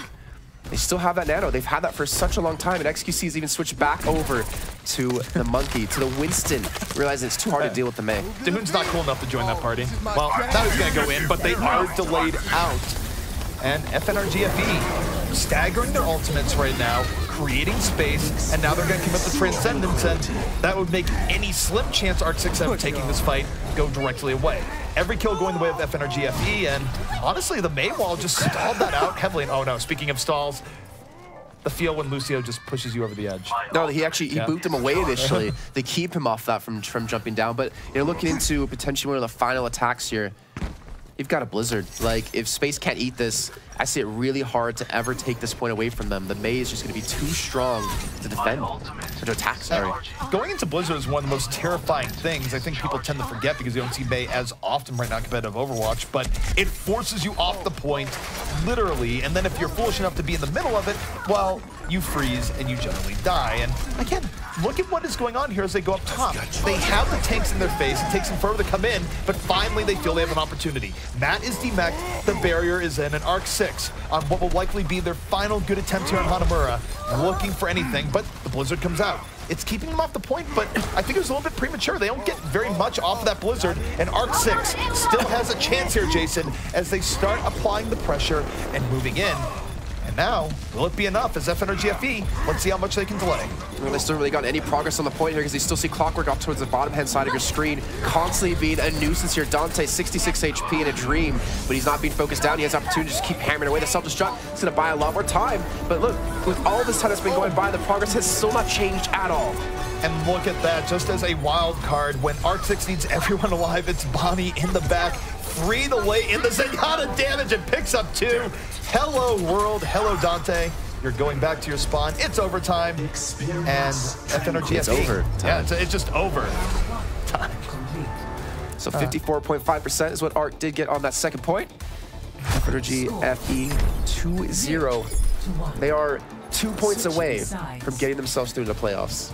A lot of pressure on their shoulders, but being the old-timers that they are, being the veterans of Overwatch in many other games, don't feel like there's too much pressure for them. If there's pressure on them right now, I feel like it went away like a map ago with how this has been going on, where, I mean, you like to talk about momentum in sports, whether it be traditional sports or esports. This is just a case where FNRGFE, I mean, they have no reason to feel terror or afraid of Arc 6 right now. They have been outplaying them in just about every facet of the game. They have been flanking them on all sides, and they've taken away Arc 6's bread and butter, where Arc 6 really relied on excellent mercy play to bring them through, but Ginger Pop has been a wanted man, to say the least. Well, it looks like we might have a slight pause here, as I think FNRGFE maybe having some problems. Maybe Bonnie, or maybe it's XQC is not really able to get into the game there. Maybe they're having some lag. Who knows? But nonetheless, I mean, they might as well just use this as like a tactical pause because they need time to talk. They need time to figure out what's really going on. I was going to say the okay, word so it's tactics, Boink, but so was FNRGFE that did call a pause there. Well, at the very least, it's not really a tactical pause coming in from the other side, but they'll take it as an opportunity. It's just like, all right, deep breaths. How do we deal with this team right now? Well, and I have a question. Do you think Farah is how you deal with this team, based on what we've seen? No. Right? Yeah. No. And my question, really the real question is, are they too reliant on that in that case? I mean, they brought it out on first point, and they were able to take it, and I think it was definitely a factor, but you can see when they're off of it, it looks completely different. Well, the problem is in Overwatch, and we talked about this a little bit earlier when we talked about teams really can play one composition well and they have an off composition. Yikes has spent most of its tournament play in recent times going out of their way to practice Pharah. It's their bread and butter. It's what they have the most time on. So when you have a team like FNRGFE come out with a game plan that just denies and utterly dominates your best look, well, your plan B is never going to be as good as your plan A, and it's already put Arc 6 in a really rough spot. I don't think Farah is the kind of hero that you can one trick and then expect to like win matches. I feel like there's very few heroes left in the game like that. Used to be Diva when she was really strong, could just take Soldier 1v1 up close. I think Genji is like the only one trick left in the game that you can play and still mostly get away with. You can make an argument for Tracer, I feel like. Yeah, but you know all those post bombs. That it's true. Today? You can see. I did say one of the very few. I did not say good. That's diplomatically put. Of course, that's about casting. You never put yourself in a corner. You leave yourself a way out. No, you maybe never put yourself in the corner. You almost never put yourself in the corner. But moving back to Farah this, is it's just not a hero you can do that with because it's countered by too many things. Not to get too distracted from this matchup, but it is a question I've even had for Surefour, who's been playing a lot more Farah. Now he's well known for being able to play a lot of different heroes, but let's not talk about that. We actually, well, maybe we'll talk a little bit about it because I do have an announcement related to that. We do have Kungarna and Cloud9 who will need to play a best of 3 on Oasis as a tiebreaker to see who makes it in to the playoffs. So that's huge. So stick around. We will be casting that one after tonight's last match, and it's going to be the hype. So in case anyone's wondering how that transpired, Kungarna got hammered, where Hammers eSports, a team that, like we mentioned earlier, they couldn't get forward and get one of the 2 spots today, but they could play spoiler, and because of their efforts in taking some maps off of Kungarna, they have forced Kungarna into this tiebreaker situation, much to the delight of C9 fans Rematch from earlier today, isn't it? It went 2-2. 2-2 in the well, matchup. and the thing is that map, boy, now I actually can't remember. Is it that map that was? I can't remember. We'll have to go back to the books. I know. I can just imagine what Michael's saying on Twitter right now, or if they lose, what he's going to be saying on Twitter. Either way, I'm going to enjoy whatever drama does come off of this. All right, may the world go forth into Twitter and see the magic that lies in store. Well, we've got some magic in store for us right now as FNRG, they've set themselves up for success, not only in this series of 4 maps, but in this map individually. They are 2 points away from securing their spot in the playoffs.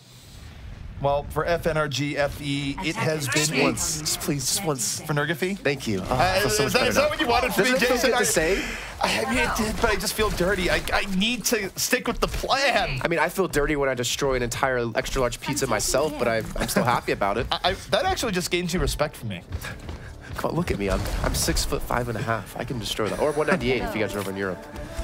And also, hello and good morning if you're over in Europe. It is morning now there now, isn't it? But FNRGFE will see if they continue what has been their speed run of Arc 6 so far here in the series. Arc 6, if they have an extra gear, a way of making this Fair Mercy work, they're going to have to prove it now. Otherwise, their contender dreams might be coming to an end. Arc going for a very aggressive hold here. Allows Buds to just slips right through, but he's waiting for his teammates. Clockwork is actually behind the end team as well. Already contested the point here. Dahoon's got to be very careful in this 1v1. Trying to knock him away, but Clockwork is just distracted him. And actually has him at half HP. Dahoon's taking a lot of damage from a lot of different angles. And Clockwork pulled back the Winston there. The distraction is going to cause Arc 6 to have to move back a bit. But so far, Arc 6 has been handling this pretty well. Haven't lost anyone just yet. Pulling back and making FNRGFE make the plays rather than making mistakes that make it easy for them. Now, that's like Clockwork. He's healed up, and he's going back in here once more. Being the distraction in the back, gonna pull back the Diva, and now you look at FNRGFE coming in through the front. This has been a good distraction, and it actually causes XQC to die. Here we go.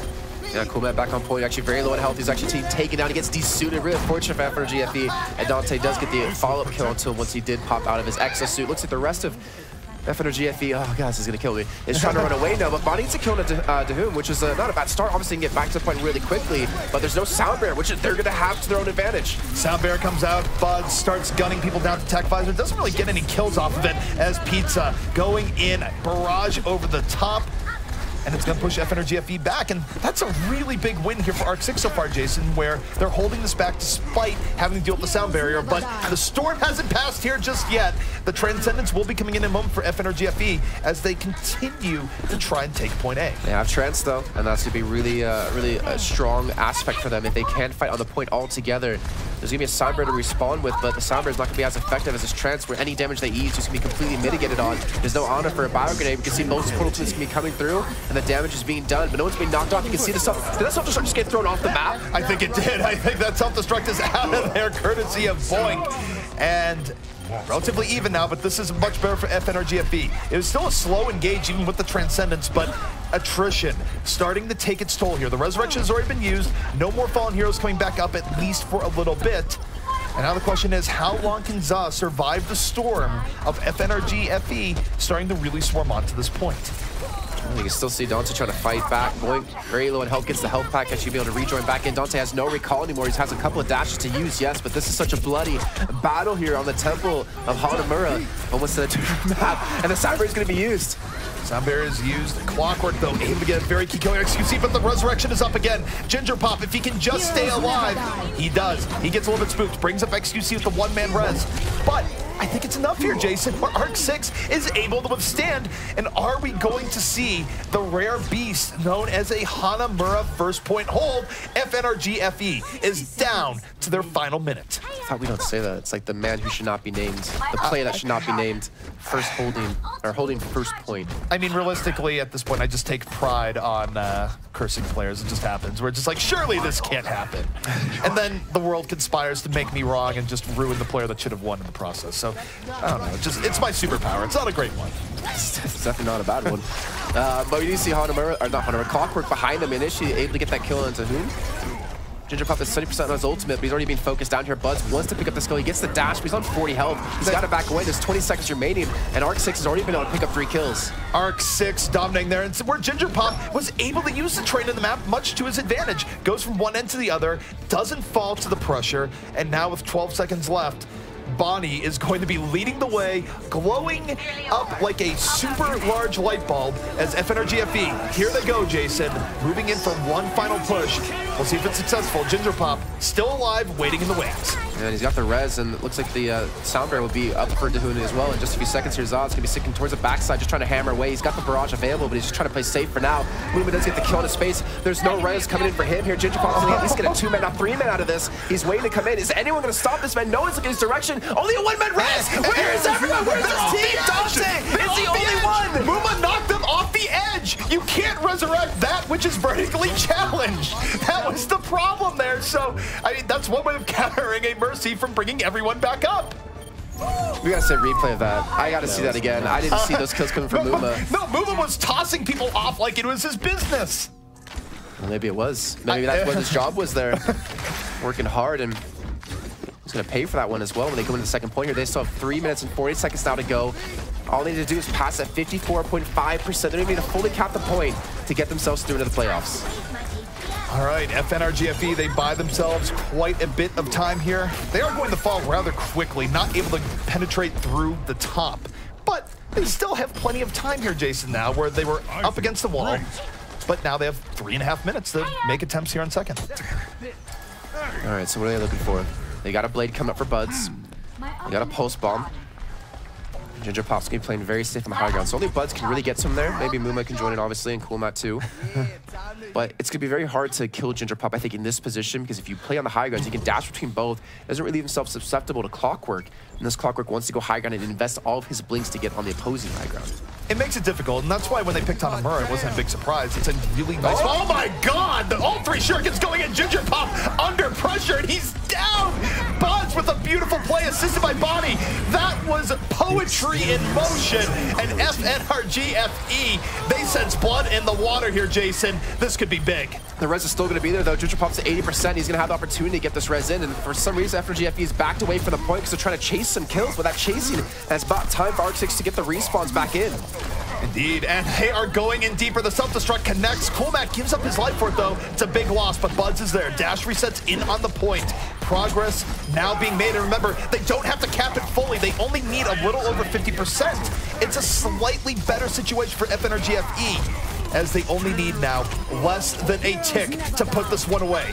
Gingerpop has to bring out the resurrection, and it should be enough to throw FNRGFE back. I mean, most importantly, they got a third there, though. If they did not get that third, then it would still be 54.5% they have to accumulate. Now they only need to go 24.5%, 21.5%, 21.2%. Jason, you cannot do math on air. When will you learn?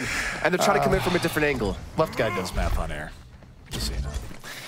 We're going into this next fight, though, as FNRGFE, less than a tick away from taking Hanamura and going up 3-0. Time, not nearly as much on their side here as they look for their way in. Clockwork waits for that ult charge to come in, has the pulse bomb. He's creeping here, Jason. He's being very quiet. Arc6 have to keep someone on the point at all times, because that 20% can go by extremely quickly, especially if Clockwork wants to just backdoor this. And you do not want to lose because you Cloud9 in this match. And Dante taking the wind out of the sails of FNRGFE there, finds Muma with that pulse bomb immediately. And already, I think they just have to back out. They only have really 1 to 2 good pushes, or probably 1 good push, so you might as well make it count, especially now that a Dragon Blade is part of your resources. You got a blade and a pulse bomb. And a trance. Like, this is going to be hard, actually, for Arc6 to hold. All they're going to have is XQC, mostly, just to knock them away. They need to hope that Buds throws the Dragon Blade into the sound barrier. If he does not do that, Buds is going to have a golden opportunity. They sound barrier early. And they only come forward with it. Why? They've got spooked. Dahum was spooked. And now the storm is rising here for FNRGFE. The barrier used for nothing. But FNRGFE, they lose Clockwork immediately. They're not able to transcend to keep him up. But now, here they go. The Transcends is in. Where is the blade from Buds? This is the perfect opportunity. The blade is out, and what is he going to get? Oh, diving in, finds two in close proximity. Buds opening the door here as FNRGFE just needs a little bit more. They're such a tiny sliver away, but Muma sleeping on the job. Most importantly, he got the kill in a space when he was desuited, so he did get the resuit and he couldn't stall for longer. Bonnie's getting the kill to XQC, but not before Quillmat's going to fall here. We do see the May being picked up, and it's at 44.8%. We're finally in overtime. The kills need to go in the way of FNRGFE if they want to have a chance to finish this off. Space gets desuited yet again. Here's Zop. He's just buying time, yes, but where's the kills coming through? Gingerpop is even switched over to his padded Reinhardt. I bet you've never seen him play this one, and he's going to fall. He ends up falling in FNRGFE. They're swarming back onto the point. They only need a little bit more. This is coming down to the wire in more ways than one, but FNRGFE, they're throwing Arc6 off the point. It's only XQC, the man, the myth, the legend. He ends up falling, and that will be FNRGFE. Up another map on Arc6, taking Hanamura in dramatic fashion. No, and also taking away the hopes of Arc6 making playoffs, most importantly. Yes. That note just gets FNRGFE one step closer to making their way through into Contenders Season 1. Really well done. They did in overtime both points, and that was just some risky play out of both teams, but that's why FNRG is going to be the better team here. Able to at least have a game plan come into this, and they were able to execute it. What a story for FNRGFE, where you have this collection of veterans who have had varied success in the game, but knew that Contenders was one of their best options to continue being on the forefront competitive Overwatch.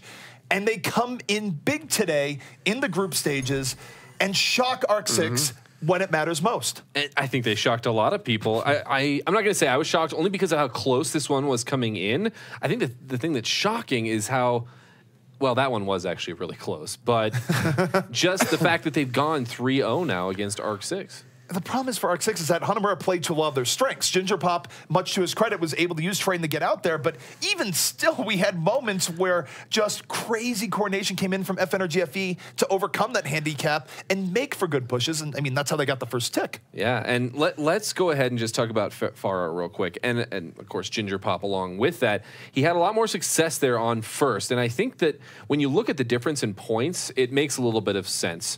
When you're looking at some of those control points where you're really just in one enclosed area, it's a little harder to find some freedom.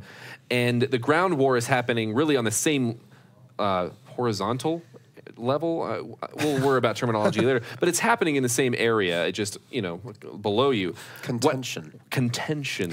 Oh my gosh. What's happening here, though, on first is you actually have two layers of defense of territory to oh my gosh. I'm with you on this. No, we'll still there with you. We got this. Just going to take a little bit of a breather here. I'm very hyped up after that match. No, but you've got the front part of the point with the walls, and then you got the back point with the walls, and then they were just hanging out on the backside there, and it was so difficult for the multiple threats from the side of FNRGFE to get through both of those without being met with a lot of opposition on the ground. And the other problem is, too, is that you have all the obstacles that you just mentioned, but it's also an assault map where you have to have a clean take of last. And it's not just, oh, you won the fight, that's enough. No, you need to crush the fight.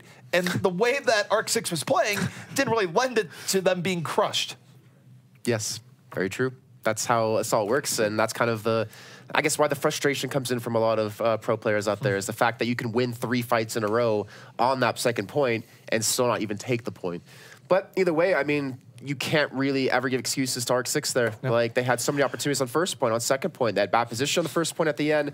Second point, I can't even break down necessarily what happened there. They used, they used Sound Barrier way too early before any ultimates were committed. Yeah, I think you've pointed out the very key mistake there, which is that Dahoon got spooked. Maybe it was the maybe I don't know if it was the pressure or what, but they went in, he used barrier, and FNRGFE was just like, oh yeah, we don't have to be here. I think they wanted a barrier to force the fight and actually to engage it themselves and then go in. And then from there, they stopped them with like 20 seconds left. Yeah, they just weren't in position to do it, though. Well, we've got one more map left to go for this matchup before we see 4 more teams, actually, after this. We're going to see Liquid and CLG duke it out, as CLG, they're going to be fighting much the same fight that Arc has been fighting and is no longer fighting right now. And then, of course, we've got Cloud9 and Kungarna, the best of 3 on Oasis to end all best of 3s on Oasis, at least for today. But let's go ahead and see what Arc6 can bring out here on Watchpoint of Gibraltar to at least give themselves a W on this 4-map series. I mean, you go on a victory lap here, Jason, and why not go to someplace warm and sunny? If you saw a lobby chat before they did go into this, they had a different idea of what they wanted to play. Yeah, so anyways, I'm not going to go into that too much, but you know, I think ARC6 do realize, yeah, well, now we're out of playoffs. But that Cloud9 match versus Kungarna, I am so ready for that trash talk that's going to be happening. It's going to be such a good match between them. I just feel like the way the day started, where there was a little bit of drama and intrigue between the players, that it almost feels like fate that is going to a final tiebreaker. So fans of both teams, if you want a show, stay tuned, because we still have great Overwatch action coming here tonight.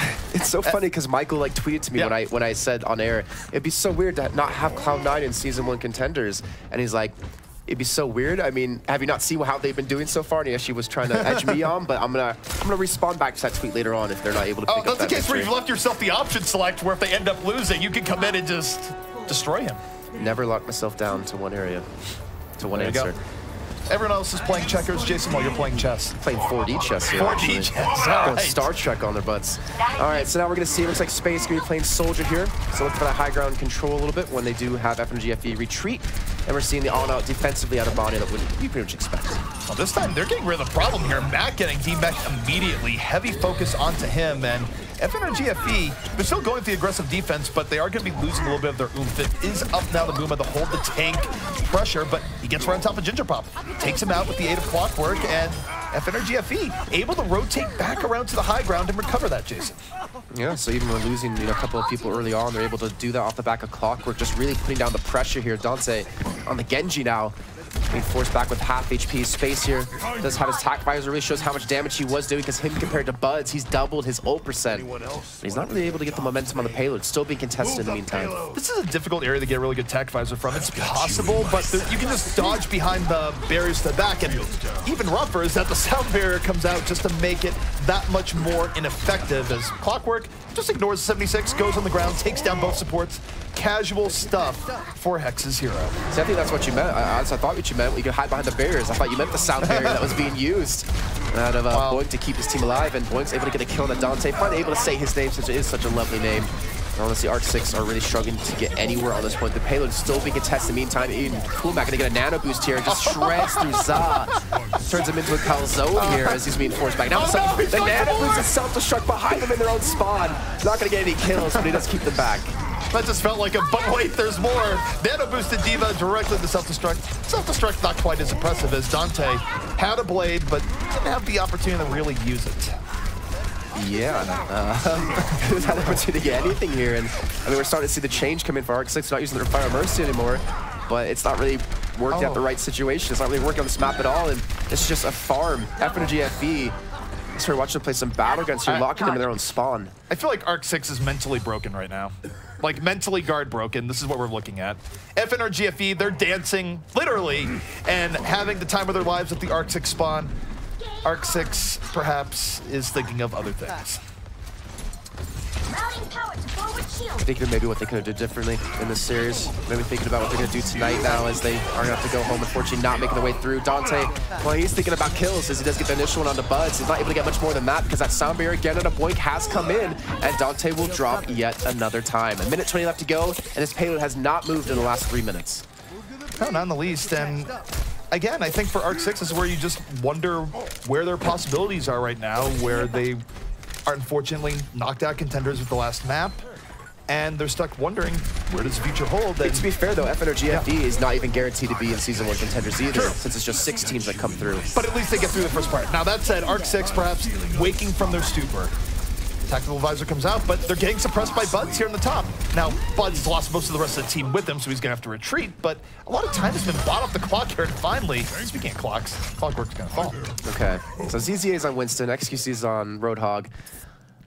Stabilize. I almost want to say what I'm thinking. I'm pretty sure you're thinking the same thing here at this rate, switching the comps up so drastically. I think they I'm pretty sure, I guarantee they know they have no chance of making it through the playoffs, so they're just having a little bit of fun here at this last map. Where FNRGFE, I think, are locked in at second place, if I'm not mistaken. No chance for them to get first seed. So this map actually won't really give them too much, unfortunately, but does give us the opportunity to see what they can really pull off. Well, what they're pulling off right now is diving deeply into this newly revised Arc 6 roster of heroes, and works out pretty well. Arc 6 not able to hold them back much at all here. And, XQC taken down the last moment by the self-destruct. Yeah, they didn't even bother touching the payload. So I'm not even going to try to cast this as it's a real match when they know themselves they're just giving this one up after realizing there's no chance, which, to be fair, does help us a little bit on schedule considering how many matches or how long our matches have gone today.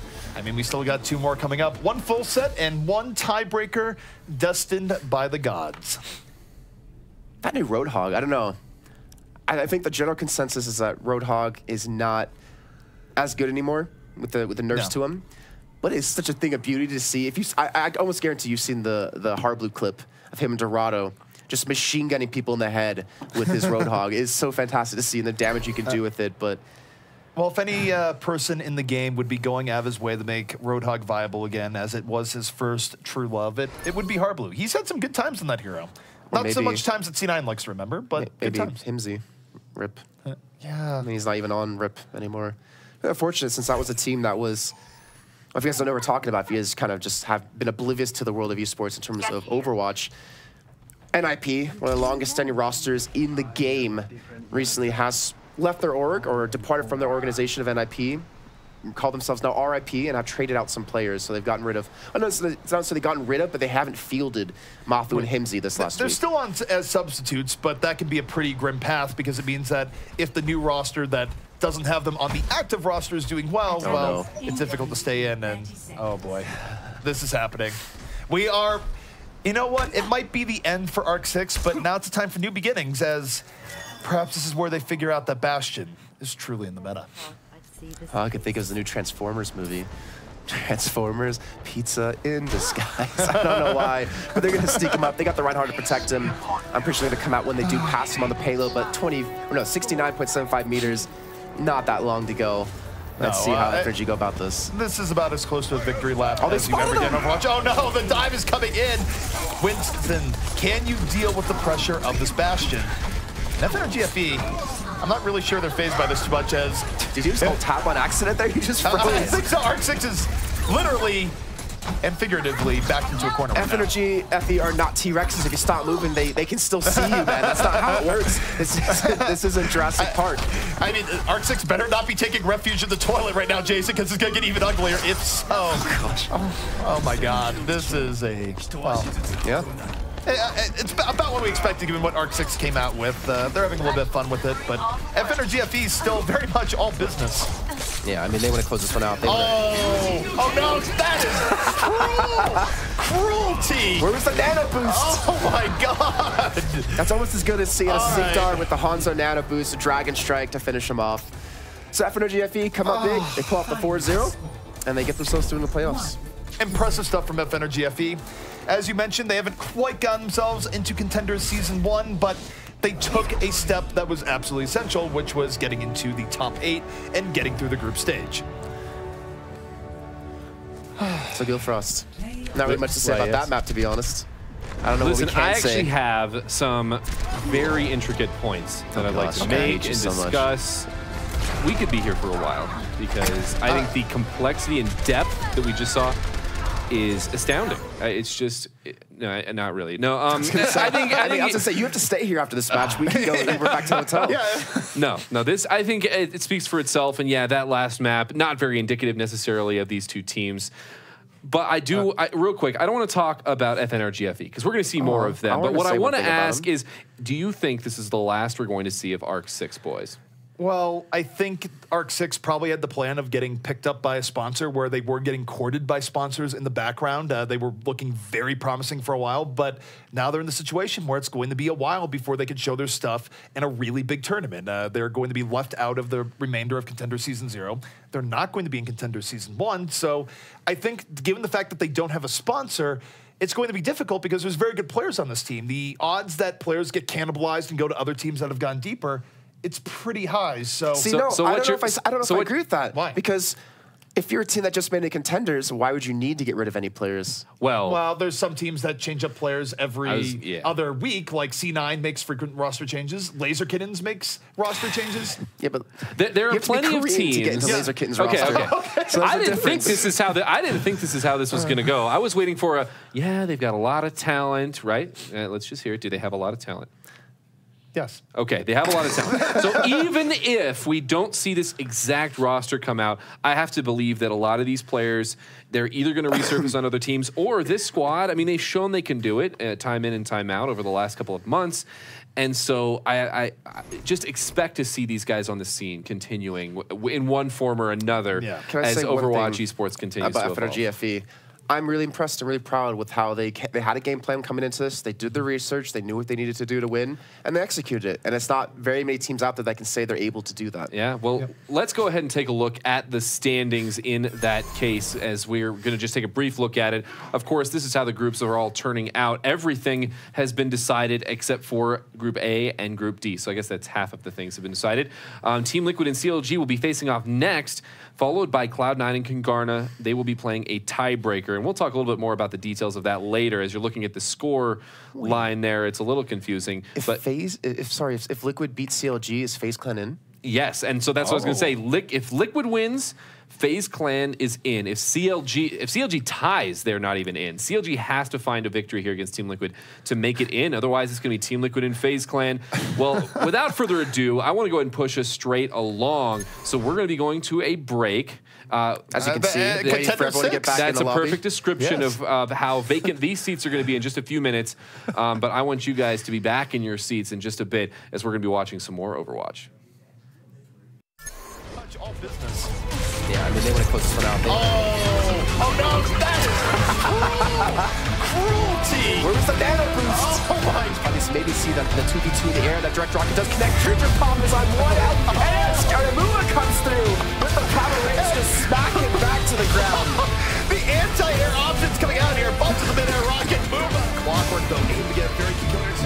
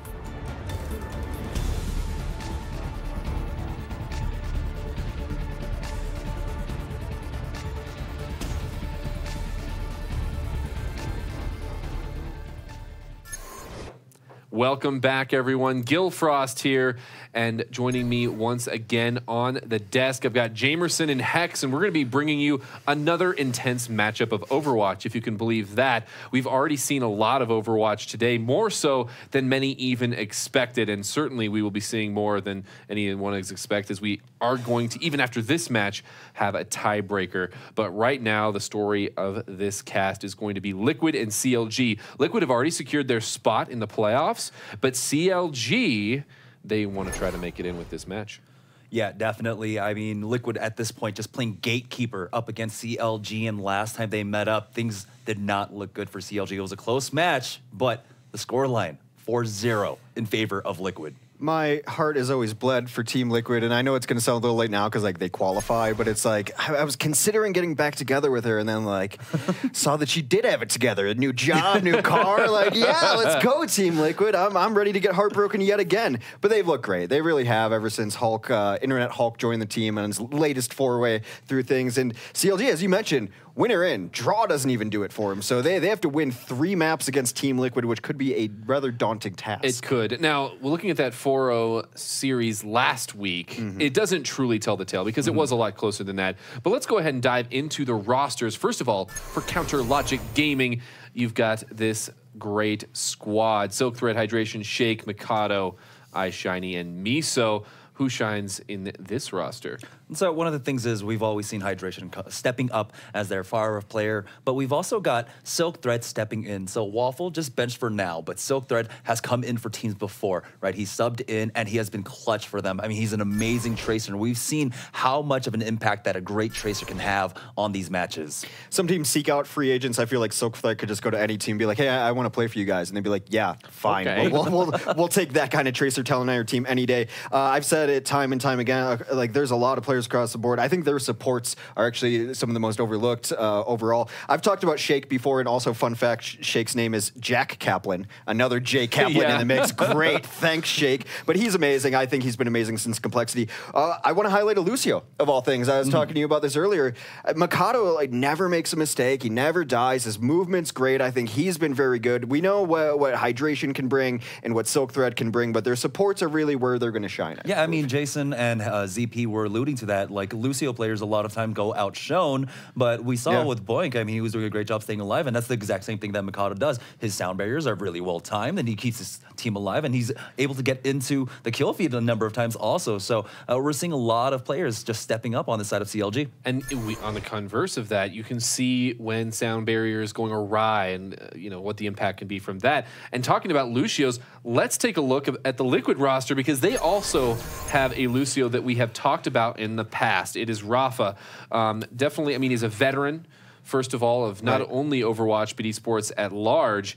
And he is going to be one of the cores of this roster, but they've got a lot of tools to bring to bear. He's a world champion. He's one of the best FPS. He's an FPS legend. You can't take him out of all FPS games. Anything you'd think about Rafa, ice water runs through this guy's veins. Nothing ever tilts him. He's one of the smartest guys just on calls in every game that you see. And you can go across this Liquid team, and they look great. And also now they've picked up Fury on Flex. And what I know about Fury is probably the most important thing: Korean.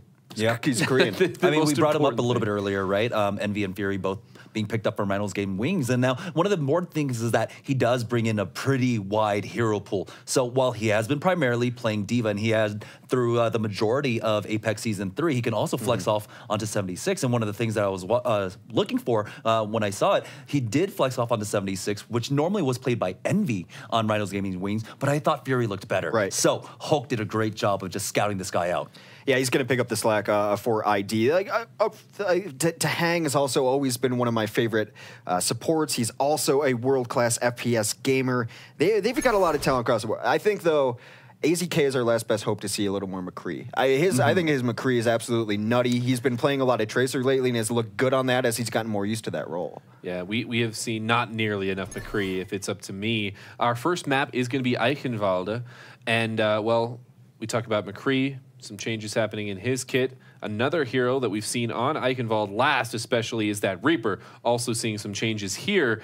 And we have seen, well, actually, I can't remember seeing CLG play it, but I'm sure they've got something in their pocket there. Particularly here on Eichenwald between CLG and Liquid is that the last time they faced off, it was 3-2. So it was still one of those close maps. I mean, even though it went 4-0, you had mentioned, that does not completely tell the whole story between these two teams. It went 4-0 for Liquid, but every single map just came down to the wire.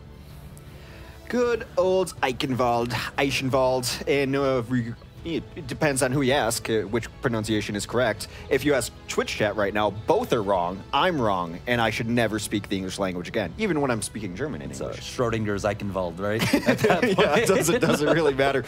Both are incorrect. CLG, a lot of people think that this used to be just a pharmacy team, right? That's where they came up, hydration and amazing pharmacy. They have shown a lot of versatility lately. I do have to think, though, that if their backs are against the wall and if they struggle, they will default to it, which I think is probably the right move anyway. But as you mentioned, there's a ton of talent on this team. I'd be surprised if Silk ever comes off a Tracer. Why would you? Just a top-tier talent as Tracer, and he's been on a lot of teams, and you always, if we need a ringer on Tracer, let's bring in Silk Thread. Yeah, I'm definitely looking forward to see the meta threads that come up after this weekend's games, because we have seen Tracer time and time again come in for almost every composition so far. So it looks like it is going to be CLG starting off on the offensive end. Team Liquid, though, take a look at their composition, Hex. Well, those are a couple tanks. One, hold on, just give me a second, you know I'm slow. 1, 2, 3 tanks. Triple tank, and they're gonna put Dahang on the Ana, of course. Rafa's the Lucio, he's the main caller. Shatter 2K, an upgrade to them, has boded well for them, has made improvements for that team, will, of course, be on his signature Genji. No, Shatter, since he's been brought onto the roster, he has made vast improvements for Team Liquid. I mean, he's one of the reasons why they were able to take second place over at Pit when they were facing off against Rogue. So now they are out the gates, RCLG, and there's that pharmacy. It's going to be hydration and shake. So the pharmacy combo, you know, actually Triple Tank's pretty good against the pharmacy. The problem is they don't have any real answer to it. They just have to kind of sit there and take it right now. Shatter can maybe toss shurikens at it, but I don't know, it's rough. You're eventually going to get whittled down by this. Yeah, they're forced inside the cabin right now. It's just wrangled on in hydration, trying to go for that boot kill. Might have just gotten it, no. Cyber agility comes in, he's able to actually climb back on. No kills going over quite yet, but still, once again, hydration still in the sky. Just raining down havoc on the majority of Liquid, and there's the first kill as Shiny is able to focus down Shatter. The problem is, what do you do against this? You can hide in here and build a fort if you want and hang out with your tanks all day, but eventually damage-boosted rockets will do too much to you. There's no good coming out. They're just taking it. They're absolutely just taking it. They have to switch something up. I think Genji can be fine at anti-air, and you need a Genji. There's a switch immediately. AZK will go on to a Tracer just to help out for a little clip. Dahang's definitely going to stay on this Ana. I'd be surprised if he comes off of it. And yeah, because he needs to use the boost. He's at 97%. And it can also help out against a pharmacy anyway. So these are the small changes they made. Fury moves over to the Diva. Mezer on the Winston too. If you're Liquid at this point, do you wait for Shatter to have his blade and go for the Nano Blade, or do you just put the Nano Boost onto Mezer? You could boost Shatter right now, then expect him to get the blade halfway through. I think that is a fair way to do it. Mezer might be good as well. They've got a couple options. Those would be the primary two. It does seem that they are going with your option, though, and waiting for Shatter's blade to come up. Yeah, the Nano has come on out, and there's Shatter. He's in the middle of all of them already. Got Mikado down, and now we've got one purple target. There's going to be Shatter coming in for a second kill. But Shake, he's got the res. Yeah. He comes in. It's going to be 3-man, and they're right back into this Liquid. Already a man down, Hex.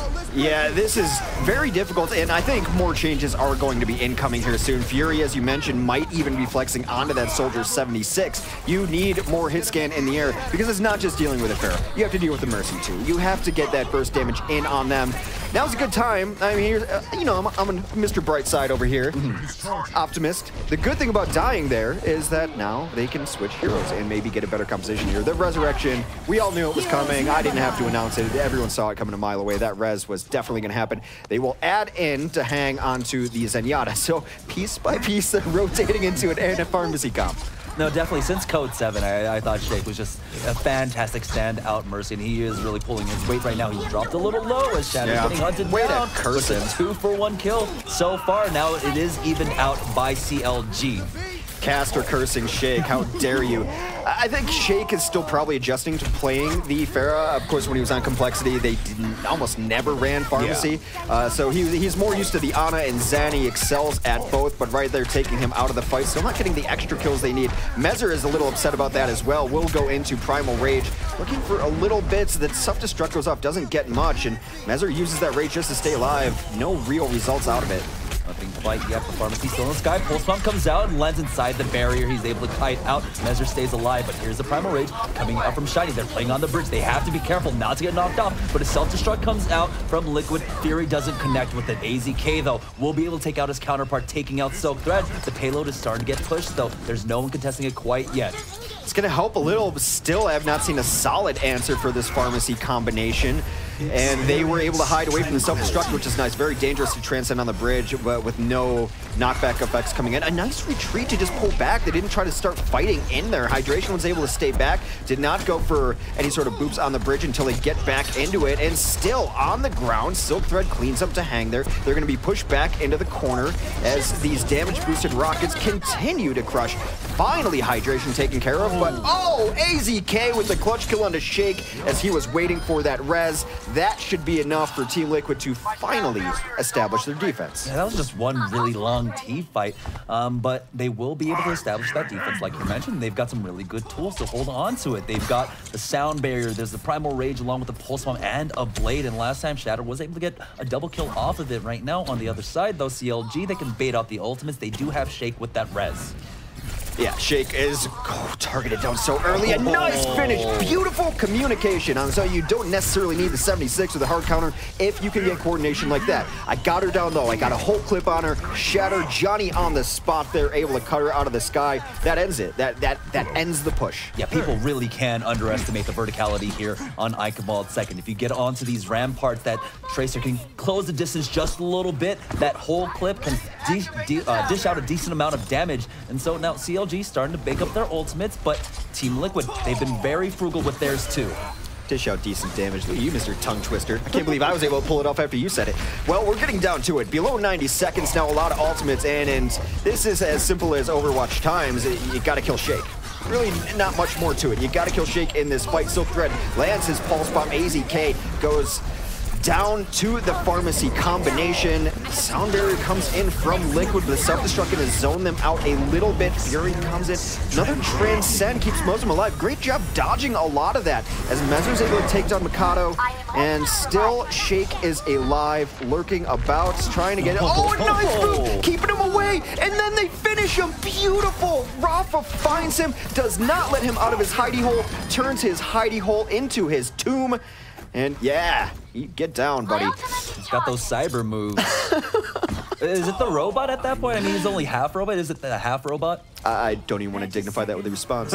Clearly, it's the cyborg. It's a new variation of the robot. Well, last push, 20 seconds. And CLG committed so much into that. They have no ultimates for this final one. They change everything. It is completely different. The battlefield, all in favor of Liquid right now. Shatter, he's got the Dragon Blade. He's looking for them. They're inside a really closed off portion. They've got to be careful on the side of CLG, but Silk Thread comes in, gets the kill onto AZK. It's a 6v5. Someone has to get on the point very shortly. 3 seconds left. Shatter was really smart to not go in there. I think they were hoping he was going to blade in there. That's why you saw them just kind of taptoeing around it, waiting for him to come in. But they lost 2 already. And the fight to defend second point will barely even happen. A nice stall out. They will get back in here. It is time to fight. Where is that blade from Shatter?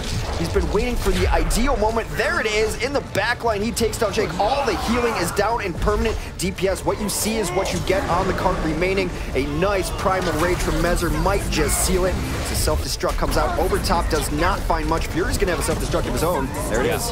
They're going to force down that barrier. It goes out. It doesn't connect, but it forces them away long enough because of overtime. CLG will just be stopped inches away from that second checkpoint. Nice play by AZK there, but the standout play of the week. Look, it's not going to be a sexy one for Boop of the Week, but I kind of want the Boop of the Week to be pushing the Mercy back into the hole, because that is such an impactful. Oh, yeah. Yeah, it's cool to knock people in holes. No one laughs harder than I do when someone gets knocked off the edge. I love it. It's hilarious. But as far as an impactful boop, keeping Shake out of there to deny the res, so important there. Well played, Rafa finds his way there. And now the stage is set for Liquid to take the first map. All they have to do is get to the second point of Eichenwald. Yeah. Looks like Disney Castle, doesn't it? A little bit. Yeah, You live in that actually, area, right? I drive past Disney at least once a week, and you know, when I was growing up, you know, it seemed like much larger place, but now that I am older, it's pretty small. When you really look at it from the outside. I don't think it'll surprise anyone to admit that I've never been to Disney World, Disneyland. I've never even smiled, not once. No. I tried once, it hurt. Didn't like it. Yeah, I can imagine. Yeah. That visage of yours is just stalwart and stuck in its current state. Gee, what is the tongue twisters? You were really loving the alliteration. Stalwart, stout, stuck in its state. Stasis, stoicness. Stasis stoicness. No, none of those even words, by the way. I'm sorry. Hex 2017. I'm just making stuff up right now. 90 seconds. All right, so now it is going to be Liquid's opportunity to attack, and so CLG, it looks like Shake is going to go ahead and Did you line notice up. that that's like the shape of her head? That whole scope? No, remember when everyone used to think that was Sombra, right? That was before the ARG all the happened. Sombra. Everyone thought it was Sombra when you had the, I believe it was on Anubis. Right. The case files were there. Well, why he's looking at the sky right now is to try to... I thought he was going to maybe try to hit a set nade. That's generally why they're looking straight up there. And he does hit the set nade. That's how far it went, all over the top. Shake already with 14%. He is so good at those. I mean, I'm sure there's videos out there and everything. What's interesting here, Rafa for a second was on Widow. That was weird-ish, I guess, just kind of peeking out, seeing if anyone is looking. Yeah. Never mind, he's going to switch right over to Lucio. So pretty standard compositions here, a very standard-looking dive for Team Liquid. On the defense, of course, you've got a little bit of variation as Shake just preferring to run the end. I think it's the hero he's probably most comfortable on. Okay, Hydration gets the first frag onto AZK, takes him out, and Liquid might just back out, but no, they still have position over here. They do have to be careful. That Shatter with the first goal. That should just slow the... it should give them the go signal right now, being able to take that out. They will jump in here. Hydration in the house where a lot of teams will set up feels very safe, because you can peek left or right, and you've got all sorts of these places as Soldier to look, and then you can always retreat behind your Diva. Liquid just got 2 ticks for free, but now they are coming in to contest. We have the Transcendence coming out on the side of Liquid, and the go button has been pressed. Shattered 2K trying his best to take out this Winston. We'll have to back off, but here's the Boostio coming out from CLG as they're starting to get cleaned up now. Team Liquid. What is it? Getting closer, but Mikado actually gets kills. I was already done with that fight when the Boostio came out. Now a late pulse bomb, and they're going to be right back in this on defense. I mean, probably an accident, right? I mean, probably an accident. You don't generally want to boost your Lucio, but make the best of it. Make the best of it. Like they do Lemons. Mikado did. Yeah. Turn it into Boostios. It got him that much closer to a sound barrier, too. He's at 97% now. We talk about trading Nano for other alts. You don't necessarily think about Lucio. He doesn't come first to mind, but now it is going to be a fight of dueling sound barriers. Usually, whoever can hold theirs longer is in a better spot. Shatter also has the blade ready, too. Now, they really don't have the luxury of sitting back in the house because they gave up those 2 ticks early. AZK finds himself out of position. Hydration will punish him for it. They choose to go in anyway. Here comes Shatter's blade, aided by the sound barrier. Yeah, and he's got the dash right onto Mikado. Now he's on the hunt for more. He's going to get Shake, and that's both supports on down. Shatter will be able to deflect a lot of this damage, and Miso tries to get back into his mech, but it's going to be Rafa coming in to clean him up. Liquid now, the huge man advantage, should be able to cap this point, and they will. Permission to land denied to that mech as unable to get it called down. AZK gonna be lurking up here. He's got Pulse Bomb ready. Wants to stay completely safe and just wants to block them out, hold them at these doors. We talk about so much about how Eichenwald's hard to push and last. It's also hard to get out when you're stuck in these doors. They should just be rotating around. They're just gonna follow Diva up in there. AZK is gonna try to find a Pulse Bomb target, but does not want to end up giving it away. Did not find a target, actually used it somewhere in there. Look at all this cleave damage and getting so much good push here as the self-destruct finds Shake. Yeah, Fury just coming in with that, and now that's gonna allow Team Liquid to start pushing forward. They find a second kill, so Thread goes on down, Hydration caught out, and so now this payload should make good headway, and they gotta start building up their ultimates though. CLG coming up on a few. I always forget how slow this door is. I mean, for all the time they were up there spawn camping, I thought, I'm like, oh man, that card's like halfway around the bend. Nope. Door just finished opening. We need modern garage opening technology transported into Eichenwald. My ultimate is charging. It's amazing that this castle has actually been able to withstand the test of time and be in, what is it, 2200, right? Yeah. That's where the Overwatch universe takes place? Right. Probably because it's haunted. It's got to be haunted, right? By Baldric, I believe. Now we do have the sound barrier coming out. Shatter's already found a kill onto Shiny. And now he's continuing to push forward, gets the dash, resets, takes out Mikado. But we do have the Nano visor coming out. Hydration already low, and here's the blade for Shatter. Just cut down right there. Liquid is making a mockery of the attempts to slow them down right now, throwing in. Silk Thread still alive. Yeah, I should just, I guess, in the middle of a sentence say Silk Thread was alive. Silk Thread ends his life right there. One last stall out will come. AZK does not catch the heels of that 76 on the way in. Looking for a little bit of help. Does not have his rewind up, so will be taken out unceremoniously by Shake. Fury's still coming in here. Liquid used to be a team that if they lost one, they'd just give up. They only liked fighting a 6, and that has not been the case with them for a while now. Does he get back up? Oh, sticks the landing. Russian judge gives him a 7 for some reason, but I think it's a 10. He might be a Shadowburn fan. So Hydration, he gets the Helix Rocket kill once again onto AZK. And Hydration, he's been doing a really good job of just shutting down AZK. AZK has found windows through it, but for the most part, Hydration has been there every single time.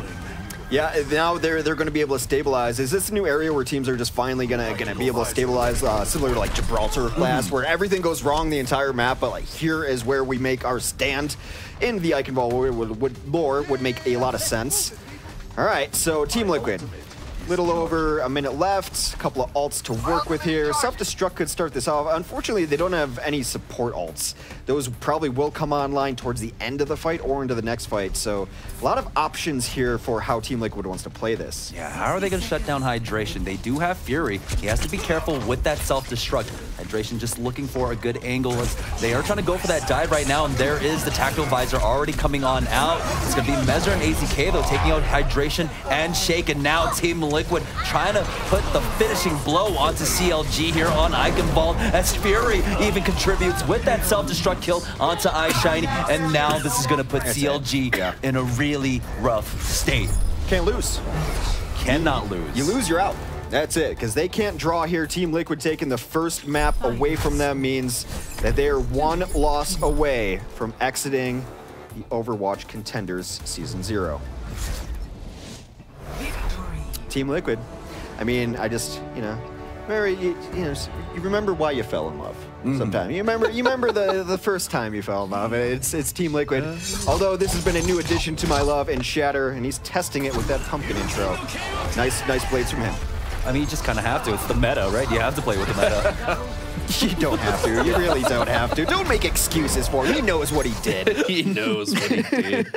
Well, first of all, and most importantly, I just wanted to say, mummies munch much mush. Were those words? Yeah, mummies must. sorry.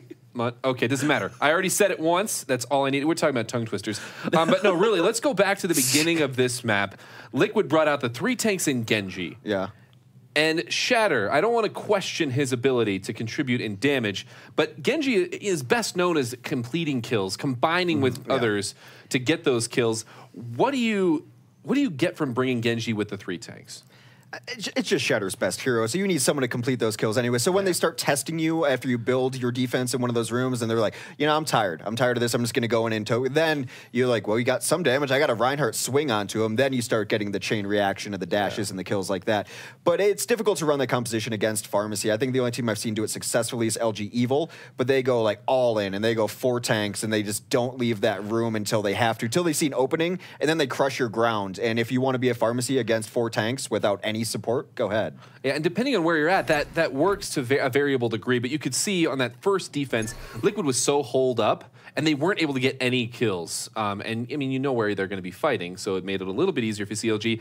But the thing about great teams is their ability to adapt. And of course, right after that, they brought out the 2-2-2, and they were able to deal with the Pharah Mercy combo really well. And Tracer kind of was that X factor there.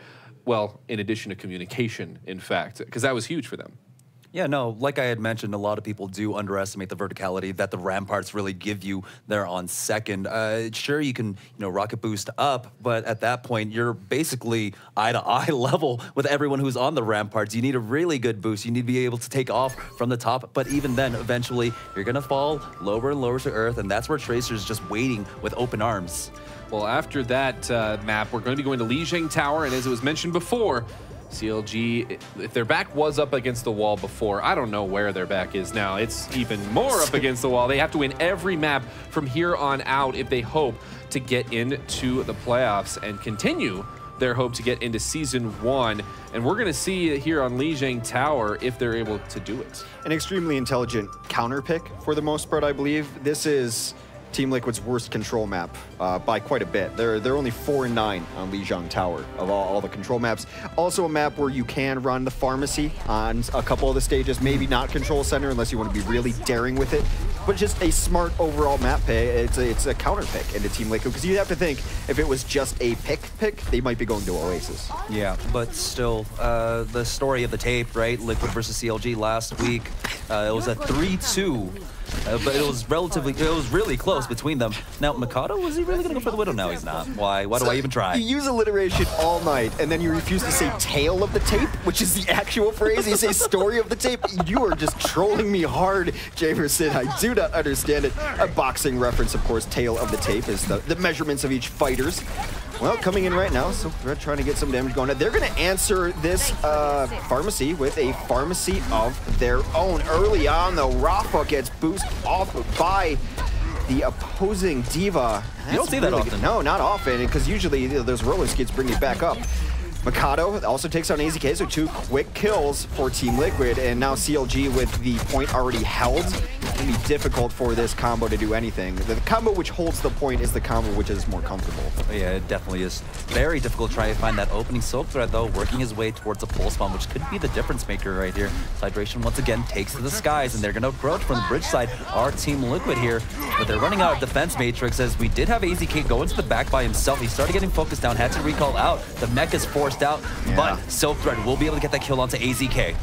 But out of mech will help the combo. That's why you see them going into it right now. And Zahang's going to take AZK back to life. AZK rewards his confidence by taking out Miso yet again. And now AZK on the warpath. Silk Thread getting a little low and gone. I think every time I mention Silk Thread, like halfway through, he dies. So I think I'm partially caster cursing him. I don't know exactly what that means.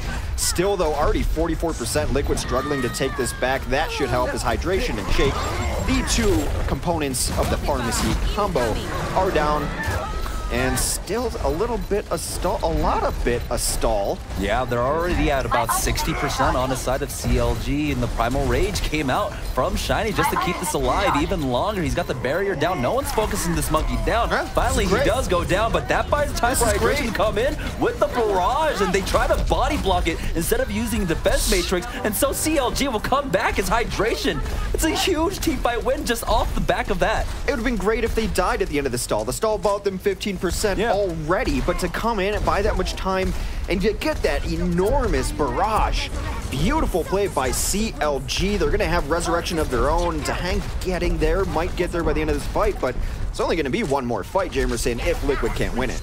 Yeah, AZK made the lurk on over with the help of Mezzer. He's got the pulse bomb, but the sound barrier does come on out for Liquid, and the pulse bomb was not quite enough. Sound barrier now answered by CLG, and Hydration once again coming in, taking out AZK. Hydration just has been on AZK duty this entire match. Is it going to be enough for them? CLG, we do have the resurrection coming out for Liquid, bringing back AZK, and we saw what he was able to do last time as Mezzer finds the kill onto Shiny. Shake's been holding his res too. Is Shiny worth it to you, Shake?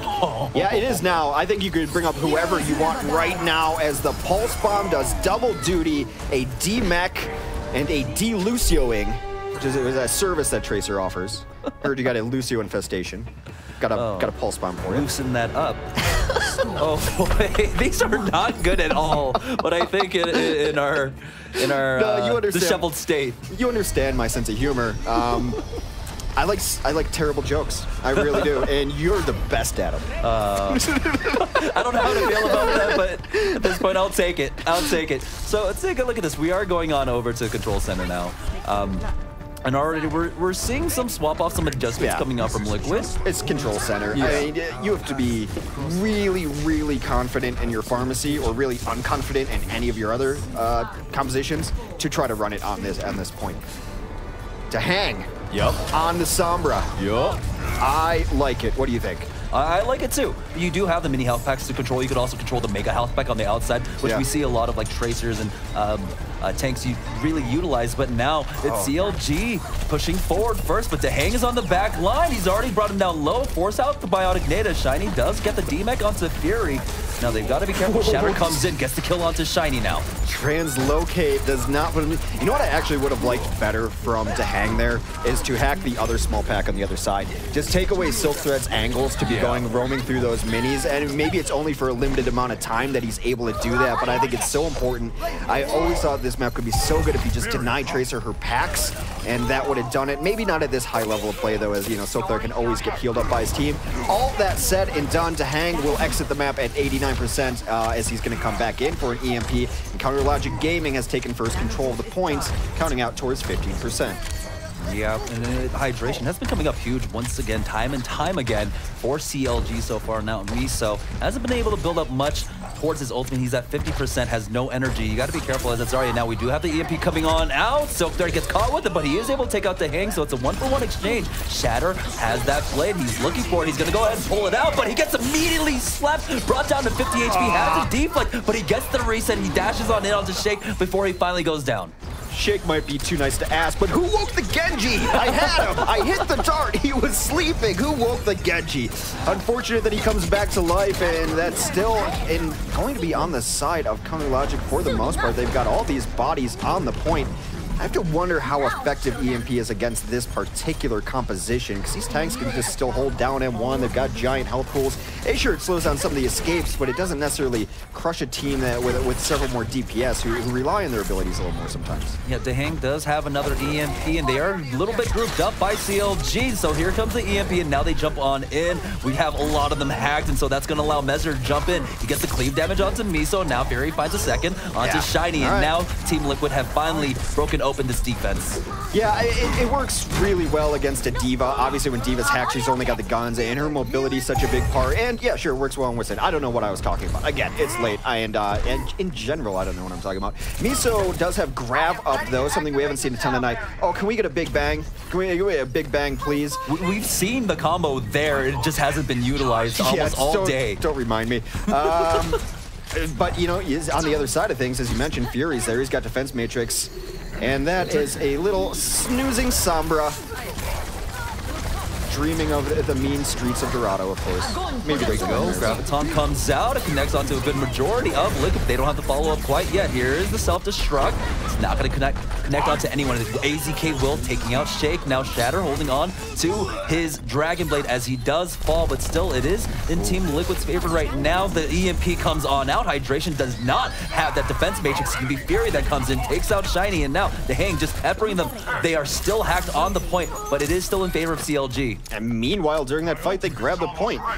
I question the logic of the translocator throw into the group, because those are visible. You can see a translocator land, and you know what's coming next, I suppose. So the Sombra play has been okay. The EMPs have come up with follow-ups out there. I have to wonder if they're just experimenting with this style or something that they're really practiced, because it doesn't look like all the kinks have been worked out yet. Shatter hasn't found an opening for his blade this entire point, so now it's in overtime. CLG still has possession of it as the Primal Rage came out from Mezer. He needs to get healed up, and so he will. Shatter still holding onto this blade right now. He's got to find his opening. He's got to find it soon as Rafa finds the kill onto Hydration, but Silk Thread answering right on back. Excuse me, Hydration was not taken out quite yet. It was just a D-Mech, and now the blade comes out from Shatter. He finds the first kill, taking out Hydration. Now he's looking for more, though, but CLG really spread out.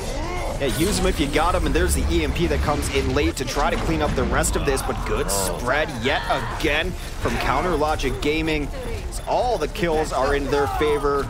Rafa doing his best to stall it out. AZK is going to eat a nade, have to rewind out. Desperation time as Mezer comes in trying to get the stall. Nowhere near having Primal Rage up. This one is over. CLG one stage away from keeping their hopes alive. I mean, you know, when you corner a cat, they're going to strike back. And you can't be any more cornered than CLG are right now. They need every single map victory to move on to the playoffs and then fight for their chance at Contenders Season 1 too. Yeah, it's a lot different. When you corner a dog, you can just expect to get, you know, licks, tail wags, and pets. So we had this dog versus cat discussion before walking the other day. I think they're both equally fine, in my opinion, because I don't want to offend anyone who has either. Pandering.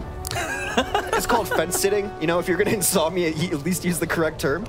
Pandering would be going one way or the other. I'm not. I have no strong feelings about anything. All right, so this is where you're going to see the pharmacy yet again from CLG, rotating around the right-hand side.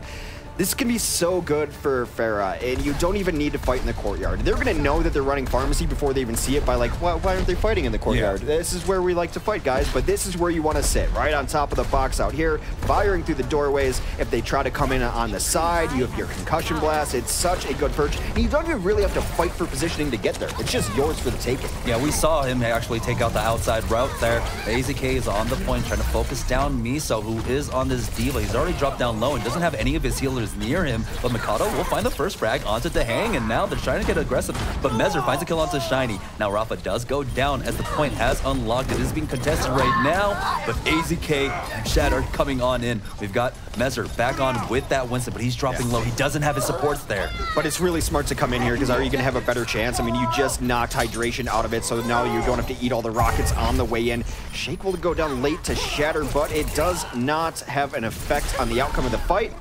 Hydration's back in the mix. Silk Thread says hiya, and they grab first point rather easily, and now with control of the point, they're gonna have to deal with the same problem again. Hydration's gonna be chilling in the back. Yeah, they do have to be careful. Those rockets were just going in unimpeded. And sorry, if you use all of your defense matrix just to block the rockets, that allows Silk Thread to come on in. He's dropped a little low right now as Liquid have position on point. And there it is. The hang goes down. Silk Thread was answered in kind, but Shiny finding AZK. And AZK hasn't been having the best performance so far, but it's largely due to CLG shutting him down. Now Shatter does get that dash kill onto Shiny, so this might be the opportunity, but Shake is still holding onto this res as the self-destruct does come out from Miso. Nothing coming of it, but Fury finds it onto his counterpart, and now here's a two-man res. Yeah, it didn't matter. I don't know what the hang was doing out there. He almost forgot that for a really nice defense matrix will shut down that justice system, and able to get a couple kills. Still no real significant progress on the point, not even at 50%. They're going to burn ults as Liquid because they really want this point, but even after that transcend, they get nothing out of it. AZK is able to de-mech Miso, but that's been about the extent of their kill feed action lately. I gotta say, CLG is still in a great spot here. Yeah, definitely. Already at 70% and still ticking up for them. Silk Thread even going to be able to get this stagger onto Fury, who does go down. And Fury has been largely silent so far in this matchup. I mean, he had a little bit of a brilliance on Eichenwald, but when they came here on to Lee Zhang, it's been a completely different story. So the Sound and the Fury is a misleading title, is what you're telling me.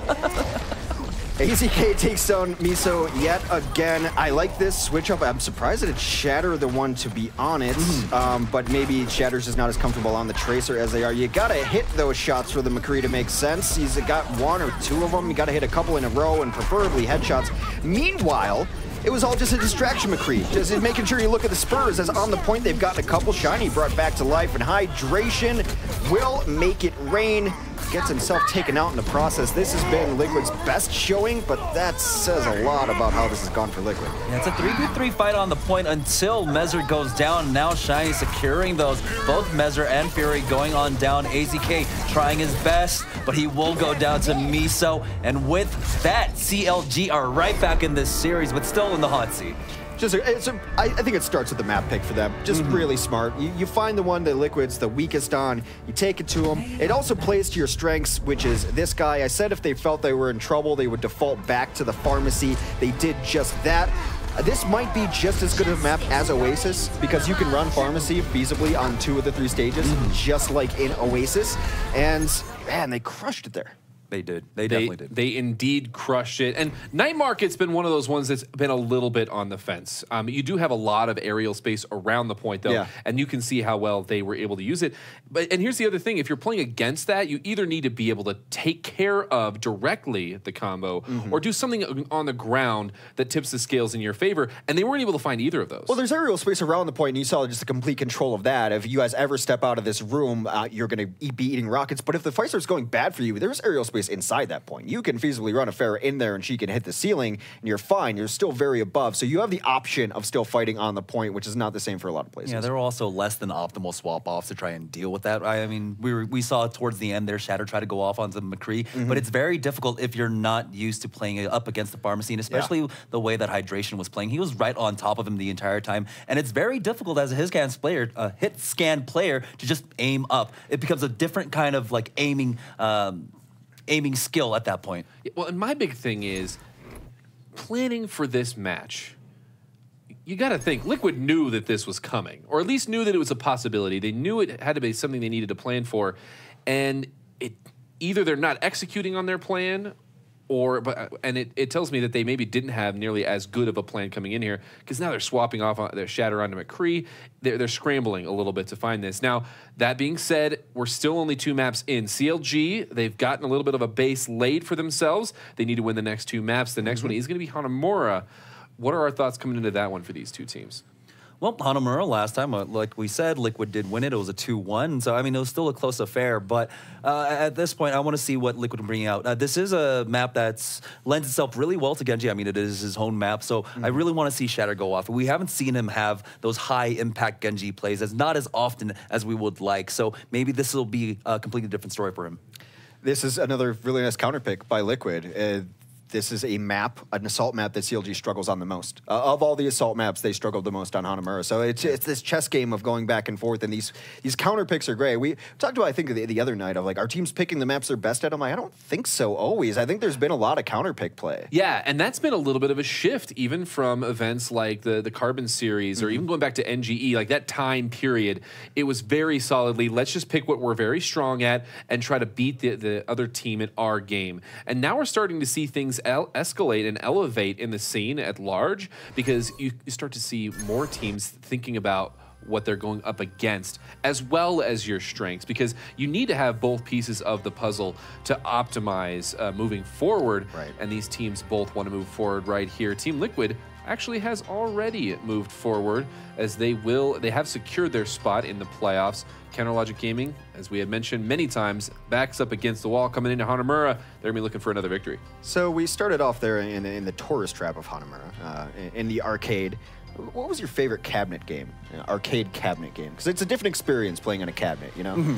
I would have to go with the Simpsons side-scroller. Not That's a side-scroller, but classic. Yeah, that's a good one. You could play with Marge with the vacuum cleaner. Yeah. I believe Lisa had the saxophone and Bart had his skateboard. Yeah, I mean, Marge was totally underrated. I mean, you club someone with a vacuum cleaner, right? That's crazy. They had an X-Men variation of that, and the regular one had 4, but the special ones had 6. The 6-player cabinet. I've never seen that one. You have to look it up. I'm going to find it. Unless I just dreamt it. It's very possible. I'm even more old school than them, and I go Galaga. Because usually, like, even in new arcades, Galaga's like, it's a quarter. It's just a quarter. They don't jack up the prices, and Galaga's a great one of those. You know what's not just a quarter?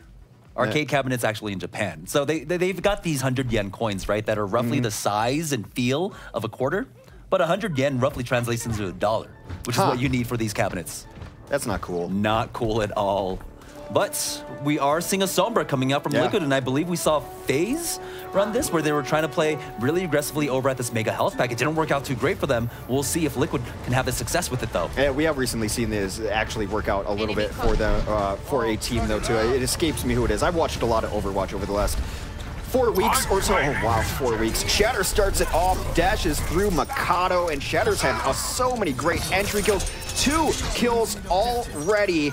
And to hang on the offensive, Sombra is going to be hacking back. We saw it on the defense, actually. So, yeah, I'm just losing my mind right now. 2 good kills on the defense. Defense is blue. Did you know that? Generally, they start off as blue. I didn't know. When Today they start off, yeah, sometimes. And they're going to hack packs all the way through. Tahang does go down there. That's a little rough. You don't want to lose your Sombra, because that's time that you could be charging things up. but she will get back in the fight, although a little late. They're going to actually play very passively until she comes in. Offense will take this high ground over the Bell and try to get the damage in. They get a little harassed from the back line. Now getting progress on the point. Do they get a free tick? Not quite. Contention comes in.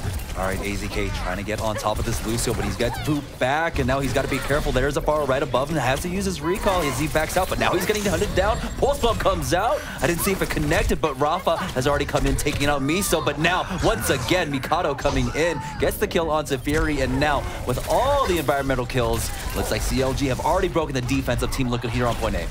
That pulse bomb looked like it was going to be so beautiful. Like I was instinctively pressing where my Q key would be on my keyboard to try to get that ult in, but it just ended up not being of the biggest effect anyway. Still, very nice take after a small first hold. The good thing for Team Liquid, the silver lining, if you will. Tahang has EMP just about ready. It doesn't take Summer much. I count her at ready as about 72. Shatter will have Blade, Rafa will have Sound Barrier. Yeah, Shatter almost dropping low there, has to dash out. So Tahang now sitting at 92%, and he gets taken out by Silk Thread. And now Mezzer tries to jump on top of Hydration, but he missed his jump, so he doesn't have that verticality for another second. He's gonna try and get up. The Apex doesn't jump pretty good, but he's so close, and he actually gets the kill onto Shake.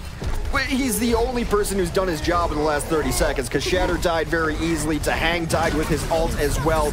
Mezzer putting the team on his primate back, able to get going in there. The Sound Barrier was also nice to bring it out. The hack needs to hit home. They need to have the follow-up for this. Tahang says he has his own follow-up.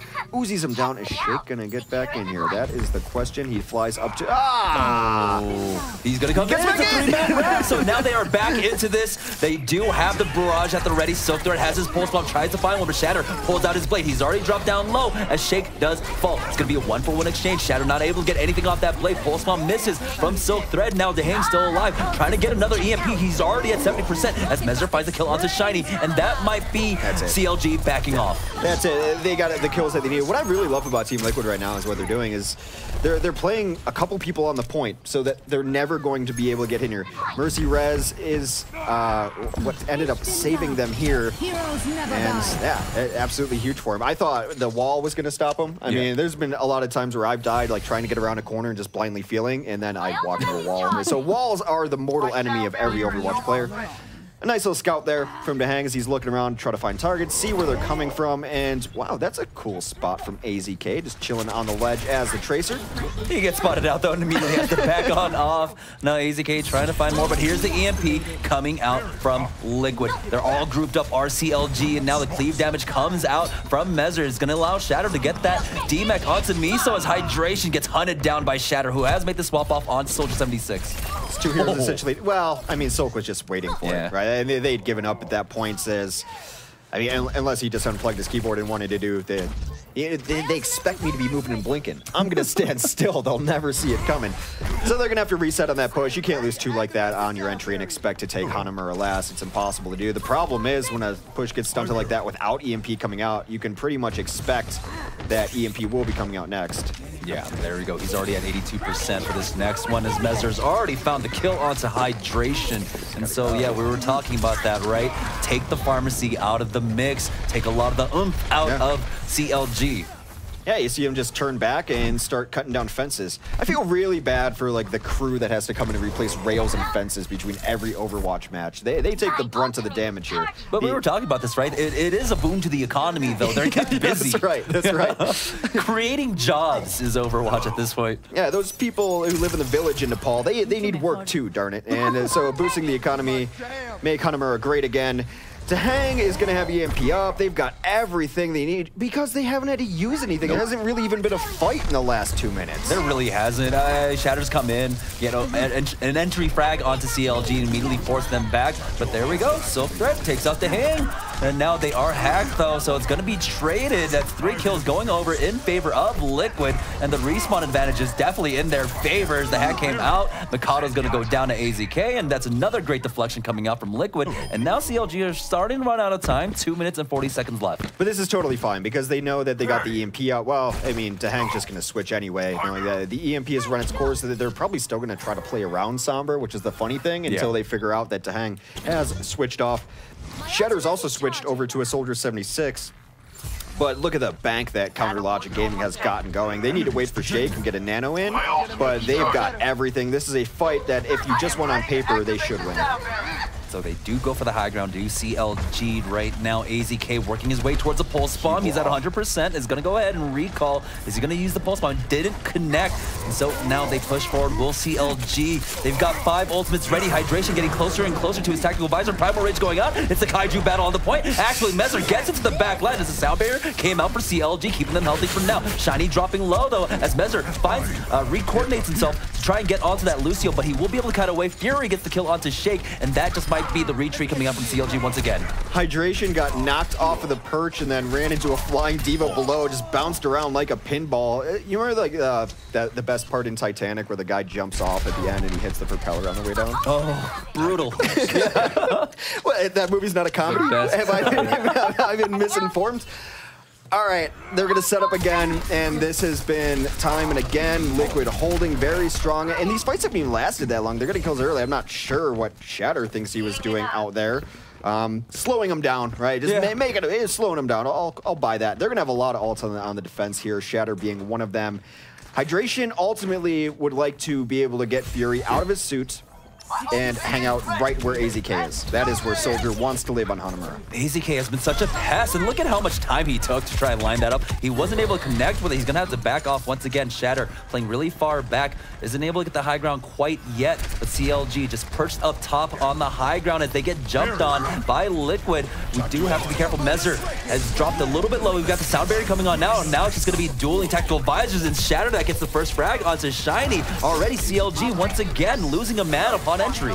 Really cool there from AZK. He knows he's not going to probably take down Hydration by himself, but what he does, he dances around, makes him waste a big part of that tactical visor just looking for him because he can't necessarily just ignore it, and Liquid holds strong yet again. You mentioned that AZK took a while to line up that pulse bomb, and he's been bad at his pulse bomb, so objectively bad so far this game. I think he's overthinking it. Sometimes he's got to let it fly. You know, when I'm not making another sports reference. Never mind. Sometimes you just have to let it fly. But now they've got to fly onto the point. It is in overtime for CLG. They haven't even secured a tick at this point. Pulse bomb came out, chunked Fury down low. He's running out of defense page at this point, as Soak Threat was going to go ahead and use that recall. Shiny with the Primal Rage finds a kill onto Dahang as Shatter's trying his best to maintain this high ground. He's getting hunted down by Miso now. Has to be careful, goes for the low ground. No, he's going for that juke. Does back around. He finds another defense matrix in his face, and he has to say see ya later to Miso. And CLG might have just been able to do it, but once again, Mikado comes in, takes out Messer. They do have the man advantage on the point. They're going to secure one tick. Will they secure a second one? They do. Team Liquid just regrouping at this point as the pulse bomb comes out. AZK comes in with 2. Shiny, Mikado down now. Silk Threat answers in kind, but they're starting to run out of bodies for CLG. They come in though, get the kill onto AZK, and now Team Liquid just trying their best to stay alive. Fury right on top of the 76 visor. They get very little out of it. See what happens when you don't try to overthink your pulse bomb, you just let it fly. You get a double kill, you save your team, you defend Hanamura last. Just feel the pulse bomb, right? You can't think about it sometimes. Like, you ever play darts and you're just trying to aim? No, sometimes though, like, it feels like a pulse bomb has a mind of its own. Yeah. Just let it loose, you know? It's like a snitch in Quidditch, right? It just does whatever it wants. Nerd. Well, we've established that I've definitely got some nerd cred here on the desk. I am Die. Thank you, Gill. Alex Gillfrost, Gill, ladies and gentlemen. He'll be here all week. Please tip your waitress. All right, that's a value. They held for, what, 6 minutes? Oh, yeah. 7 minutes? It was a long time. In their credit, they stopped fights before they started so many times. It's taking the fight to them when they didn't necessarily expect it. The early EMP, and then switching off of the Somber when it's like, I think they might have caught wind how to deal with this. Let me just go back to the Zenyatta. And Dahang, a world-class Zenyatta, always has been. I think it's always been his best hero. He can play a lot of things, obviously, as most people in Overwatch can. So, yeah, win condition pretty easy for Liquid. I mean, yeah, relatively speaking, to shut CLG out of this tournament.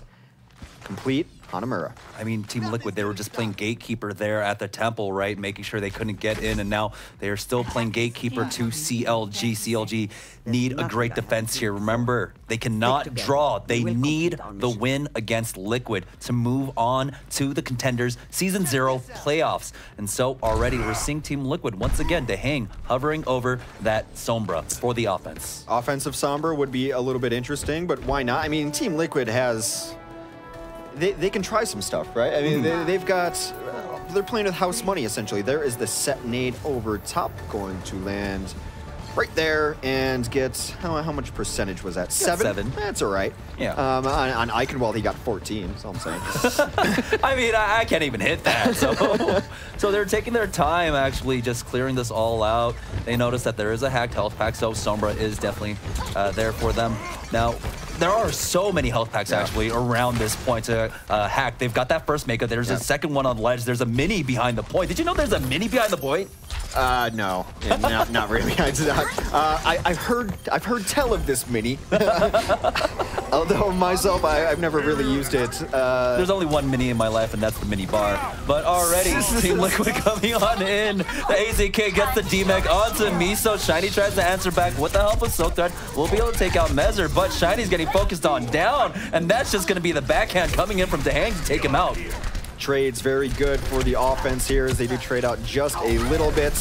But nice kill there. Comes down on AZK. Rafa down, so that's not exactly how you want to start an EMP fight, losing Tracer. Tracer's so good in EMP too because you can target to target to target and take them all down. Was that a mech call down kill? It may well have been as something happened there with the mech. Actually, no, Dehang stopped the mech from being called down, was able to kill that before it happens. Mezer now in the mix, and despite some of the kills coming for CLG, it's going to be very difficult for them to bring this back against the full force of Liquid, which is now coming onto the point. That's first point. That's somewhat to be expected. Yeah.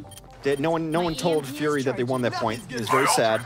Well, he was trying to get his mech back. He was in pilot form there. I think he just likes that Diva Scream. And who doesn't? The baby Diva Scream is great. Pilot form. You really hate Diva, don't you? I have no issues with any heroes in the game, and I think that it's all perfect.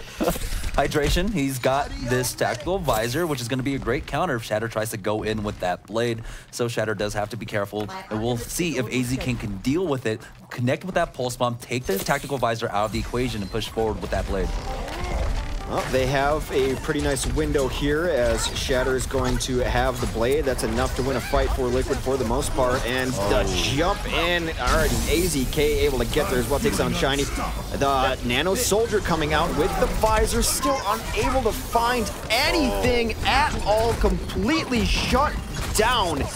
As Liquid looking to end the hopes of Counter Logic Gaming. Yeah, CLG tournament life on the line here. They need to have his defense, but Shatter, he's been holding onto his blade this entire time. Sound barrier does come out for CLG, and they're trickling onto the point right now. They haven't given up a tick quite yet. AZK comes in with a pulse bomb, but it looks like it got eaten up by Miso with Shiny getting the kill onto Shatter. Finds the second onto Dehang. They might have just stabilized on the side of CLG. Close enough. Mikado with one of his first airs I think I've ever seen. When you have Shiny already stalling out the point with Primal Rage, do you really need a sound barrier just you and Shake? Can you wait a little bit? Can you give more people sound barrier? It's a high stress situation, but maybe I'm just picking nits, as they would say. And they will stabilize. A nice chase from Silk Thread is going to make sure that Rafa does not get out alive. Stabilized so far, have not even given up a percentage. They have not, and now we are seeing how Fury can flex off. He's going on to that Soldier 76. We saw Shatter pick it up on the defense, but now for the offense, they're going for a triple DPS composition on the side of Liquid. All right. They've got a Transcend on the offensive side, which is fine to use offensively. And this might be a fight where they just try to get in, and then they'll take any kills they can get, but you want to try to build some ults for Fury. He just switched. That's not going to be the path as Defense Matrix comes right through the doors. Sound Barrier or Transcendence will come in, distract them just a little bit. Silk Thread's still up here harassing. Why do you set down a biofield if you're not going to hang out in it, I guess? So the question does not matter. 3 kills come in quick for Liquid as they start to get progress on the point. Still not a tick. It's being contested pretty hard, but that is 1 tick. That is 2. Hey, or maybe that was goodbye, Counter Logic Gaming, as they can now only draw out this set, which is not going to be enough to move on. Bye, Felicia. Bye, Felicia. We started off one of our first guests I know. And now, yeah, that is CLG. That's a knocked different out tone than it's the player. normally Yeah, said. it really is. That was a But mournful. That was a eulogy to Felicia. it's a eulogy to CLG at this point. They are knocked out of the playoffs. But, I mean, at this point, we had mentioned earlier in our first set, that's ours, yours, and mine, Hex, you know, you just got to play it out. You got to play your heart out at this point and make sure the sponsors can see what you can do. I mean, there's a reason why Fury was brought on to Liquid. Right. Yeah, and he was a big part of this. That's what I was going to bring up here is him switching onto that 76. I thought even earlier on, I mean, not to go back too far, but on Eichenwald, we didn't really talk about how well he was able to toggle that Diva Matrix, but then we see him on 76. Definitely a good addition so far to this Team Liquid Well, squad. the thing was, he also had Rafa there, right? When he went for that high ground, we saw that the Tracer was trying to contest him, but the entire time, Rafa was there just babysitting Fury, make sure he was able to get the free damage off. And once they were able to get that first pick, that's what happens when you have the 76 on the high ground. Free damage raining on in. There's something to be said about that to play a Diva into 76. It's mastering your counter as well. It makes you better at both to play. So oftentimes in a game, if someone's really shutting you down, like, oh, that's so OP, just go play it. Go play it and you'll find out the weaknesses and find out the things that are not working for it. So to be able to be a top tier Diva and a top tier 76, I find interesting. Must be a very complicated man to be able to do those two things, but I think it worked out really well for them. Good addition. And to your point and what we said earlier, still stuff to play for. CLG is a top-tier organization. You don't want to be the team or the player who just gave up on them. You just didn't want to play it out. You play it out. You enter the tournament, you play it out. And they are not out of it yet, for sure. And one thing about Team Liquid right now is they have showed a diversity that they haven't necessarily shown in the past. And of course, bringing people on like Shatter and Fury has definitely helped with that because while they have tried things in the past, they haven't been able to turn that into victories. And even showing the Sombra mega left pack approach there to first and other things that they brought out shows that they really truly do have that diversity of that they can play in that meta or almost any meta. And of course, we have still more data needing to have. On the other side of things, one question I have coming into Route 66 and into the future of CLG is how reliant are you really on that Far Mercy? We asked it about Ginger Pop and ZZA, but taking a look at this map, if we really are focusing in on it, of course, that first point you can play it, and they were able to get that fairly easily, but you could see the struggles they had on second. They were able to pull it through in the end, so that gives me a glimmer of hope, but they need to make sure they can find that diversity as well. I think they're a lot less reliant on the pharmacy than ZZA and Ginger Pop. But mostly just watching them over the last several days. I think that what you saw tonight is a very good CLG team who's done nothing but improve over the last 3 months, who ran into a peaking Liquid team. I mean, that's the problem for it right now, is Liquid is just peaking at the right time, and they've got it all together. And you spoke a bit about diversity. I'll try to be quick. Tahang and Mezzer have always been, to me, it's always the core of the team. It's what I always talk about with them. They've always been able to play everything. My question always was when they brought Shatter on, I'm like, Genji one trick, you could totally run, which Jason would agree with. You could totally run Genji one tricks, but he's brought new heroes into his pool. Yes, most definitely. Well, we will be seeing a little bit more of Team Liquid next week, and we're actually going to be seeing more of him right now. As we are going to be on Route 66. This is, of course, the fourth and final of this 4-map set between these two teams. And like we said, while CLG is out of it at this point, they definitely still have a lot more to play for, of course, for sponsors, for fans, and their story is not done. No. If I had to guess, there is still much more to be seen from this team. As Overwatch Esports really is just being birthed here in many ways. We've undergone, I want to say 9 months, but it's been longer than that, of a lot of growth, and we've seen organizations and players and teams tumultuously going back and forth, and now they're all rising to the occasion. And while CLG isn't making it onto the next one, they really have risen to the occasion in many regards. A team that months ago was almost a joke in and of themselves. Like, well, the announcement did not help. Yeah. But I mean, since they got picked up, formerly the 1%, they've consistently been improving, adding on Shake, now bringing in Silk Thread for now. They're just getting stronger and stronger, and we're seeing it here. Unfortunately, it culminated with them getting knocked out at this tournament, but they are, like you had mentioned, facing off against a peaking Liquid who are adding on more support staff. They're importing talent from Korea, really diversifying their threats and just becoming stronger and stronger as we move on to Route 66. Got to diversify your portfolio. An odd pick, as Route 66 is Liquid's best escort map. 6-1 on this in the last 3 months. But look, CLG was going to have a rough go of it regardless, because escorts the final map of what was going to be said is Liquid's best mode. 77% win rate over the last several months. So it was going to be a tough road for CLG to be able to win 3 maps against a Team Liquid team that, though their record might not be as impressive as the other groups, their group is more impressive than the other groups. Group A, on paper, is the group of death. You have a selfless team that went 1-5. I mean, that's a selfless team that a lot of people are like, why don't we send them to Korea a little bit ago? Yeah. And by the way, not to, this is normally when I, get quiet, get out the popcorn and watch, but talking about groups of death, I just want to remind everyone, because it is getting late, and I obviously forgot about it, at least enough to announce it, but we will be seeing another best of 3 on Oasis after this between Kungarna and Cloud9. So please don't go anywhere. We will be casting that after this map. All right. So it looks like Shake, taking some inspiration, is going to pull out the Sombra himself on the side for CLG's defense, as Team Liquid are going to go for the Hanzo. Shatter hasn't gone back to spawn yet. Oh! I like to see some hand soap. I don't mind seeing him die there either. Also fine by me. So I'm easy to please generally. And we'll see if he switches off of it now. Really depends. So far, looking pretty good overall. Shatter looking to diversify his portfolio and add in Hanzo to it. I think Hanzo is still not quite being used. Where I think it's going to be hard to find him back in the meta while Zarya's out, personally. Yeah. I just like his dragon is so good with the Graviton, the Space Dragon combo. And hacks are hack defense looking good so far.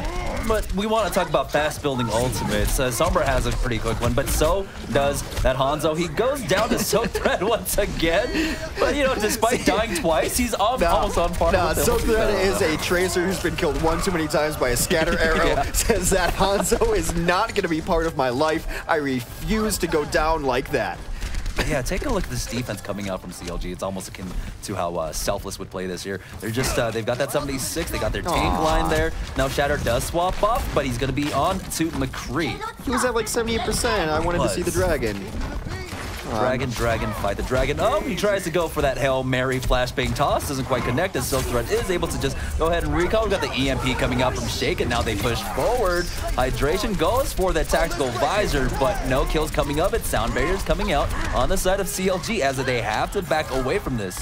And they must not have hit Tahang with that EMP. 1, because Tahang's alive, but we know what EMP does to Zenyatta's. And 2, the Transcend came out afterwards, saved them all a lot of trouble. A lot of healing came through onto that tactical visor. EZK will end it. He tries hit. Flashbang has a deceptive amount of range. At least that's what I tell myself when I get hit by it where I shouldn't. And they're able to get that going. Another EMP comes in here, and now they're able to take advantage of it.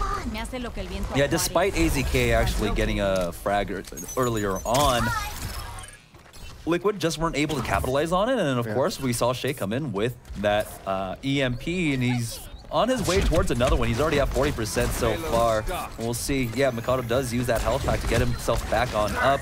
And Liquid struggling a little bit here. Shatter just can't connect with these flashbangs. Silk Thread just taunting him as he backs on out. Even with the exit pulse bomb, he does go down to AZK. That's a 1-for-1 exchange as Shatter pushes forward. Here's the self-destruct, and might actually catch someone out, and it's going to be Shiny who goes down. So worth, though. The taunt so worth there.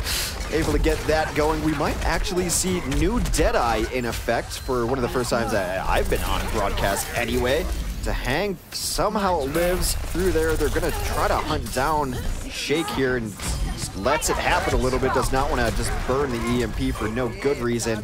Liquid finally making a little bit of progress here. Where is Shatter set up? Because Deadeye could be very cool. I'd like to see it. No, he's still on the ground. No Electric Cowboy available, though, which is unfortunate, because I think that could be a murderous combo now. So a lot of players get caught out by the new charge-up time coming out from the new Deadeye, right? Within the first second, I believe you get 80 built up. AZK goes for the pulse bomb, might get the D-Mech. Here is Hydration pushing forward with that tactical visor. Sound barrier comes out, but the EMP is going to be used by Shake, and Silk Thread comes in, gets the kill onto Shatter with the help of the Diva in his team. Now it's a 1-for-1 exchange, but there we go. AZK comes in, taking out Shiny. They go for a self-destruct under Big Earls, but doesn't come up with anything as Messer just hunting down this Diva. And now we're coming down to 5 seconds left for Liquid. Sometimes you're able to bowl those self-destructs in a perfect spot. Sometimes you gutter ball it. I think that was the latter right there. Overtime now in effect on Route 66. Shake still holding on to the EMP for the defense, should they so need it, but now they've already lost Hydration, who's on the Soldier 76. Lost a lot. EMP comes out with 2 dead already. And, I mean, Silk Thread's capable of a miracle, does take himself 2. Finds a Helix Rocket. We're going to play a little more Route 66. Burned a lot of time off of Liquid there, you know, forced them into overtime, so they only get 2 minutes and 30 seconds to try and get second, and we've seen a lot of teams actually struggle here on second. We'll see how well CLG can do on their defense. I mean, they've got 2 ultimates. Shiny's got his Primal Rage, Silk Thread has his Pulse Bomb, Fury, he's got that self-destruct, and take a look, Rafa's even coming up on his own. Absolutely. Shiny is got his Primal Rage up, getting hunted down there by the Tracer. Winston, a bit of an ult battery. Most tanks an ult battery for Tracer, which is why you see Pulse Bombs up every 2 or so seconds. Mizo's able to take down Mezzer in this mix, though, and they're going to try to recover here with a Sound Barrier. Is Liquid as they continue to push. Oh, domed. Finally gets that kill on the Silk there. He's been looking for it all game long. Right-click hero. It's going to be Shatter coming in, taking out Shiny, but already Hydration pushes forward. He used that Tactical Visor to deal with AZK, and now we got the Deadeye coming out, but it's right into the shield, and now CLG mounting their defense. Deadeye gets nothing yet again. Silk Thread still just a bane to these tanks, a bane to anyone who is on the red team. Silk Thread, no doubting this guy's talent. I really hope to see him around Overwatch for a while, but he might choose a different lifestyle for him instead, which is why we don't speak about him in certain terms here. Shatter with the flashbang and fan, and now the headshot. Wink. Yeah, that's the noise it makes. All right, now CLG with the huge ultimate advantage as AZK tries to go for that Pulse Bomb. It doesn't connect, but it will force out the Sound Barrier coming out from Mikado. AZK looking for a little bit more, trying to find something on the ground as Tracer. Mezzer's getting very low. Does he pop the Primal to keep himself alive? He does just that. Shatter camping the pack. Just praying for it to come up at this point. And like, Rafa just wasn't healing the entire time too. He was just right outside the field, but Silk Thread gets the kill onto Mezzer, and now Hydration inside that garage. It doesn't matter though, it's all Silk Thread in the kill feed so far for CLG. Now it's coming down to the wire for Liquid. They've got 10 seconds left to try and regroup and get on the point. And this is why I said I don't think they're as reliant on the pharmacy as other teams, is because Hydration can run a very good 76. He's worked a lot on it, and it's shown in the last several months. Desperation Transcend comes in, but too late to save Winston. Wasn't going to save Winston from a Pulse Bomb anyway. He was that low. Popping the visor over top. Got them in our sights, and they've got a defensive hold on 66, second in their sights as well, as they try to save a little pride from this match. Team Liquid stopped just outside of second. Or just outside of first, halfway through second and first. It was a great defensive Sombra hold coming out from CLG there. They were able to continue, look at the health, the EMPs off, and you know, really pushed Team Liquid to the limit, especially on first. I mean, they had to take it in overtime. Mm-hmm. Absolutely. And so CLG wants to make the box score look a little bit better here.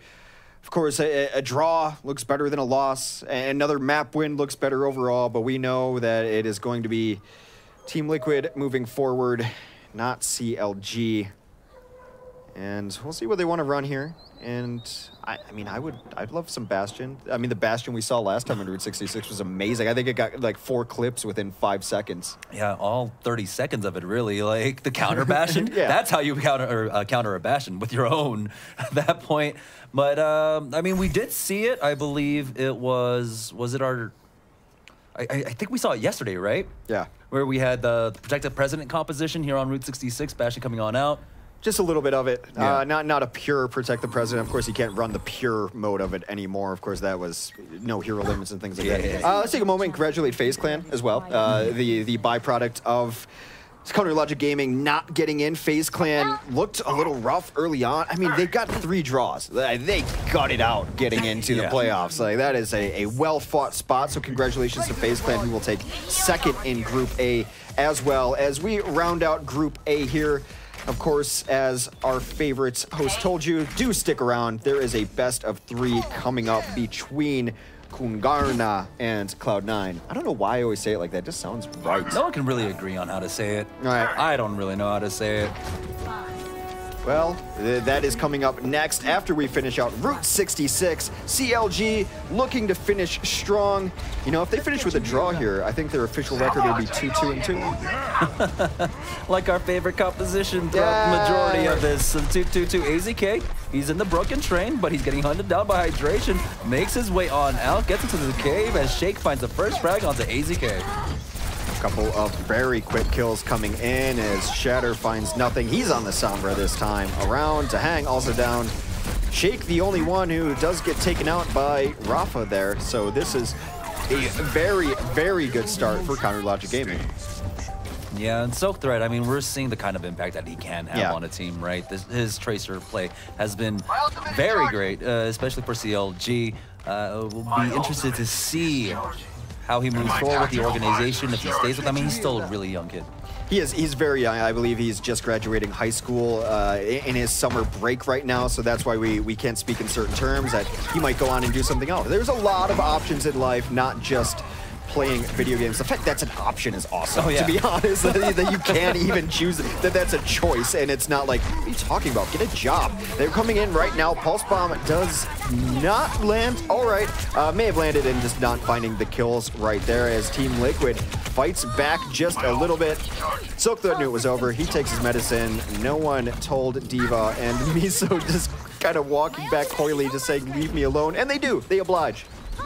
Yeah. AZK was able to farm up a lot of his ultimate there, so he's already back at 94%. He's going to have it for the next team fight here. As Liquid, they were able to regain their footing. Yeah, they've banked a lot of ults too. They have, and Dehang, he's on that Ana. He's getting closer and closer to a nano boost. Ooh. Getting closer. Shake able to take down AZK early. I mean, these are two of the best Zenyatas in North America. It's been a fun battle to watch between those two. Mezzer never dies, because when he comes close to death, he's always got Primal Rage ready, and that's just 1,000 HP right off the bat. Now some trades come in up top. As Rafa tried to go for that sound barrier, he was just getting juggled in the air by that Winston, so he was never able to land to connect with it. That's going to allow Hydration to come in. They're going to pop that Transcendence to clean this all up. Silk Thread takes out his counterpart with that Pulse Bomb. And just like that, CLG will clean up Liquid and secure this first point. So one of the things that Blizzard is appreciated for and loved for is the games, the polish on games. It's a word very often used with their games. They're very polished. I like that to drop the beat, you literally have to drop the beat. You have to touch the ground. If you do not touch the ground, that beat doesn't count. Beats don't exist in the air. Yeah, feel the bass. They gotta hit the ground. It's the little things. It's the little things in life. Yeah, definitely. And little things right here. It's Silk Thread trying to go after AZK, and he's just getting hunted down time and time again. But once again, Mezzer comes in, takes out Hydration, forcing back CLG. They have plenty of time, and they don't have to push this payload very far. No, not at all. AZK, did you catch the number on that truck? Diva doing her best impression of a car on Oasis. Hit and run. Yeah. Yeah, Diva doesn't stick around to the scene of an accident. Diva is on her way to the next victim for sure. She's on her way to her next land. It's important for her. You know, eSports is important. You got to get there in time. Right now, over the top, Shatter just doing a little bit of poke damage. I think he senses something. His Shatter sense is tingling as he looks around the corner there. He tries to find something. EZK getting pushed out a little bit by the Diva. Come in. The sound barrier did drop for CLG, but not able to convert that advantage into many kills. Silk Thread still going off. AZK got rather kill this in the last little bit, and CLG. Gotta get on the thing, get on the thing! Trying to get there. No one gets on the thing. GG, congratulations to CLG for giving it a valiant effort in the end, drawing it out. And, I mean, that's a good record. You think maybe any other group, they probably have a better chance at second. This group was so stacked, so congratulations to FaZe, who will be moving on. Counter Logic, just great valiant effort. Ended up 2-2-2 as they draw again at the score of 2-2. There it is. Now imagine if they were in Group B. It could have been a completely different story. The way, with how contentious the second seed spot was in Group B, CLG might have just been able to top out and get into the playoffs here. Most definitely. And honestly, we can talk a little bit about that match at large. That last map, of course, we saw some interesting things out of both teams. Yeah. I don't want to dwell on it too much. We've already really hammered home everything that we need to with this one. Let's just take a look at the results of the group stage today. We still have that tiebreaker to be played, and we still actually have to see the bracket, as we will have next week's playoff bracket fleshed out for you at the very end of the stream. But first, we have to find out which teams are going to make it. Let's take a look at the group stage results then. With that tie, of course, Counter Logic Gaming, they were literally a draw away, actually, from, there it is, from tying up at least FaZe Clan. Right now, as a consolation prize, FaZe Clan, I think, does have the map tiebreaker, so... You know, we can go over the numbers as much as we can, but right there, you've got Team Liquid and FaZe on top. LG Evil in Group B dominated, EnVision taking that second with a victory we saw earlier. Immortals doing well in their group. FNRG, is, of course, we just saw as well take up that second place spot. Renegades, and now we're going to find who's going to be joining them. Yeah, just briefly, again, for Counter Logic, they've done nothing but improve over the last several months when they first came out, and they're adding those pieces. Like a lot of, we're seeing teams morph throughout as we go on. Of we need to add this piece, we need to add that piece, and it's been Transformers. Everyone adding that last little bolt that they need, and I'm not extremely surprised by a lot of these results. FNRGFE. Veteran talent, fun to watch. They are a bunch of, I mean, veterans, just the best way to say it. Smart guys, LAN experience all across the board, high competitive experience. They don't crack under pressure. But there is a group without a second place so far. Group D. I mean, Jason said, can you imagine if Cloud9 doesn't get in? Can you imagine? Well, I can imagine. I can imagine it right now because of how close we are. But it was not something that we expected coming in, and that is going to honestly bring us to our final match of the night. It's going to be Cloud9 facing off against Kungarna, and it's a best of 3 on Oasis. And real quick, I just want to go over how we got here real quick, because it might confuse some people based on the score. So Cloud9 was 2-2-2, and the way that we weighted wins and draws is important. So wins were worth 3 points, and draws were worth 1 point. It's how a lot of similar leagues do it. Because, of course, you want to weight wins more, but draws do actually mean something. And so with a 2-2-2 score, you get 8 points. And with a 1-0-5, you also get 8 points. And then, of course, the map score was also tied straight up. So almost as even as you can possibly get. And so the final tiebreaker is a best of 3 points on Oasis. So it's a very short tiebreaker. It's shorter than any of the maps that we've seen so far. And I do want to just say that earlier on in the day, they played, I think they played on Oasis. I'll have to look at it. But no matter what, Cloud9 won that. Well, yeah, I mean, we looked at it. Yeah. You want to tell us what that had? I mean, you did all the research for it. Why don't you go all my deep research, thank you, sir. I will tell you. They played earlier on Oasis. On the first round, Cloud9 took it 100% to 0. On the second round, Cloud9 took it 100% to 0. On the third round, Cloud9 took it 100% to 0 on Oasis. Nailed it. I'm sorry, that was just kind of like the delivery from like Maury Povich whenever they have like the lie detector test. Yeah, we needed to have the second winner of Group D. In the rebroadcast, I think we need to have like some oohs and ahs, to really build the suspense. Love a studio up there. audience. Yeah, maybe some kind of tracking in the maybe back. a laugh track. We definitely need a laugh track for the quality of jokes. The only that way have people here. will laugh at jokes is if they are prompted to by artificial canned laughter. Yeah. My jokes especially. Here we are for Cloud9 versus Kungarna, and it has been a long day. We've had a lot of long matches. We've had internet troubles. We've had just about everything. We even had some people on the desk, some rogue characters, if you will, infiltrate the desk on not this side of the desk. I'll tell you that. No. That side is pure. Yes. It is pure. Thank you for recognizing that. Although I am going to question your ability to recognize purity, but that's fine. You spend too much time with me. That's the problem.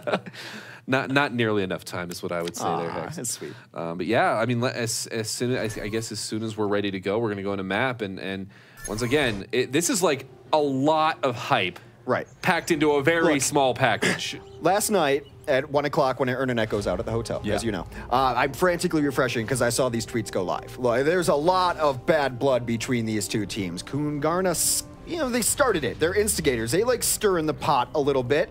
Said, can't wait to kick you out of Contenders, and it went on and on and on like that. Cloud9 Kungarna, if I were scripting this would be how the day ends, because last night set it up so perfectly. Loser of a best of 3 on Oasis goes home. Jamerson, they go home, all for naught. Kind of like fate decided this year. I mean, I had my popcorn at the ready, right? Kungarna just really trying to sell themselves as the heels of Overwatch at this point. I imagine they're fans of professional wrestling at this point. Yeah. Thanks for the update. We are sending you home. But now it's coming down to this. Once again, it's Oasis, and we have to stress the importance of this. The winner of this best of 3 on Oasis moves on to the playoffs, and Cloud9 beat them handily last time, going 100-0 on every single point, and that was a best of 5. Right. The question is, I mean, Oasis is a bad draw for Kungarna. They don't have a pharmacy combo really of their own, not one that I've seen do great work. And Short4 and Adam, they've been running Pharmacy since Pharmacy was, before Pharmacy was even a term, before it was coined, so they definitely have the experience here. How Kungarna's choosing to deal with this is Baby Bay on the 76, a great 76, Michael on the Tracer, a good Tracer, and they're gonna run Dogman on the Zenyatta as well. So that orb has to be on part of the combo. That orb now out of the mix as Zephyr able to take down Dogman and Poops. All the healing is gone, all the damage is permanent. You have to imagine at some point, this goes the way of Cloud9. And Bishu gets a consolation DMAC onto Gods, but that's not going to be enough. Baby Bay finally answers back, but they're running out of bodies. Adam even goes for the res onto Kaiser, and Short4 is cleaning up. Bishu goes down. Baby Bay has to make his way on out, and it's going to be Cloud9 to take the point first. First point capture with all my extensive research, which I previewed in my daytime television audition. Could be 100% to 0, just going on basic trends. However, Baby Bay has Tactical Visor. He's going to use it the moment he sees that combo peek out and feels safe enough to do so. Right now, though, another Pulse Bomb comes in, Remix out of the mix. Dogman makes him pay his mic. That Visor will come down. Had Adam for a second. Adam ducks out of that. Baby Bay being pushed back just a little bit. Will find the Pharah. A Pulse Bomb from Michael brings it back for them. That is a lot of kills for the side of Kungarna, but we've seen kills don't necessarily translate into point captures. That should. Yeah, when you kill the entire team, it generally does. So Cloud9 finally falls. 35% on the board for them, though. And we've seen some teams actually struggle before with the retake coming with the Pharmacy, especially when Baby Bay's going to have the protection. He's got the Diva up there with them, along with Pooks on that Lucio. So they're just playing Kill the entire Protect team. 1. Kill the entire team to climb on ladder. Seems like some of the advice I find online of like, that's how you climb on ladder. Look, guys, all you have to do is kill the entire team. Jump up right top is Kaiser trying to evict him from the high ground. He does get injured out of the mech and gets booped away a little bit by that mech. Call down. Does able to stay alive right there. We are about equal in percentages here. Short4 controlling the skies. Kaiser is down. It's a lot of ground control out of the way, but Short4 finds Dogman with a rocket. Zephyr in with that Pulse Bomb does not find what he's looking for.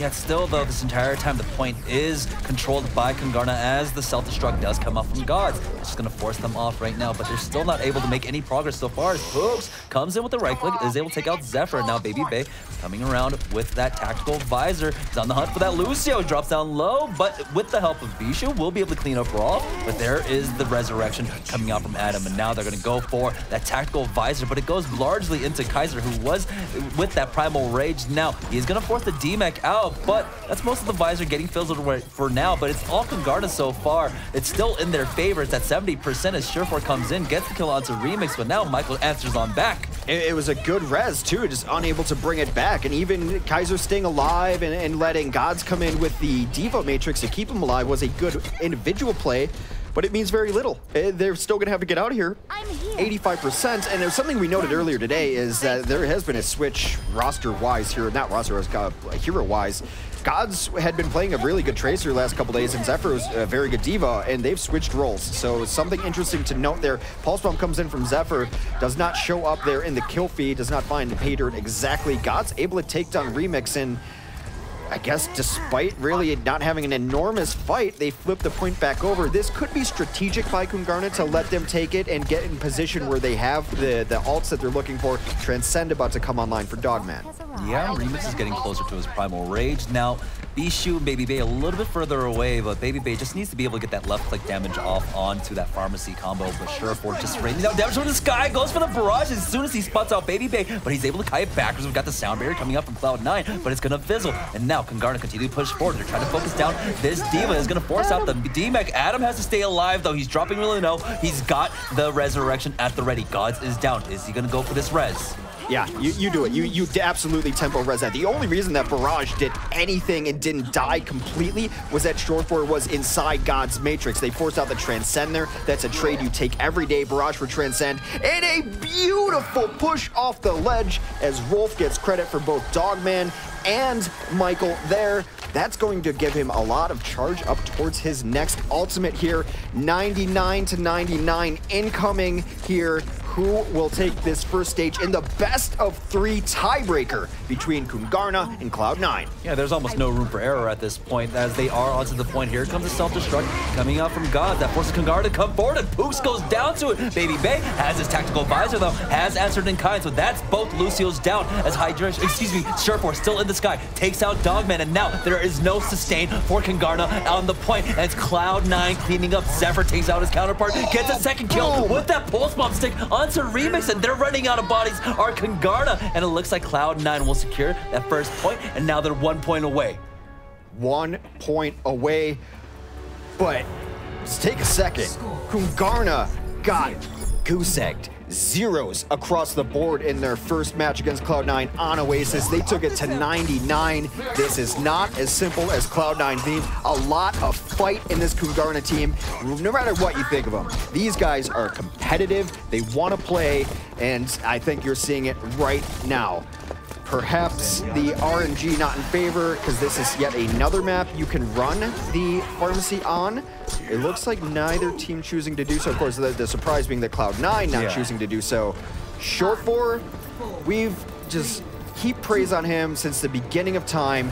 Deep pool, plays everything well. I've used that term a lot today, but Short4 is the person where deep pool plays everything well, probably top 5 in everything that he plays. I would have to agree here, and so he's on that Genji. Now, we did see Gods on it a few weeks ago, but Short4 coming onto it, he looks a lot more comfortable. Now, we'll see if he can build up that blade quickly. They were able to just hide away from him and work Kungarna, but Bishu getting focused down is going to be forced out of his mech, but he did get that kill onto Rolf. It's going to be Baby Bay actually pushing forward with that Soldier 76, getting so much damage off. This fight's over. They lost way too many key heroes way too early. Both their supports went down in the Diva demacked, and that was all over very quickly. That's one of the quickest fights I've ever seen on Oasis. Generally, they're long and drawn out, never want to give up first control, but a very quick fight from Kungarna, able to get themselves to 10%.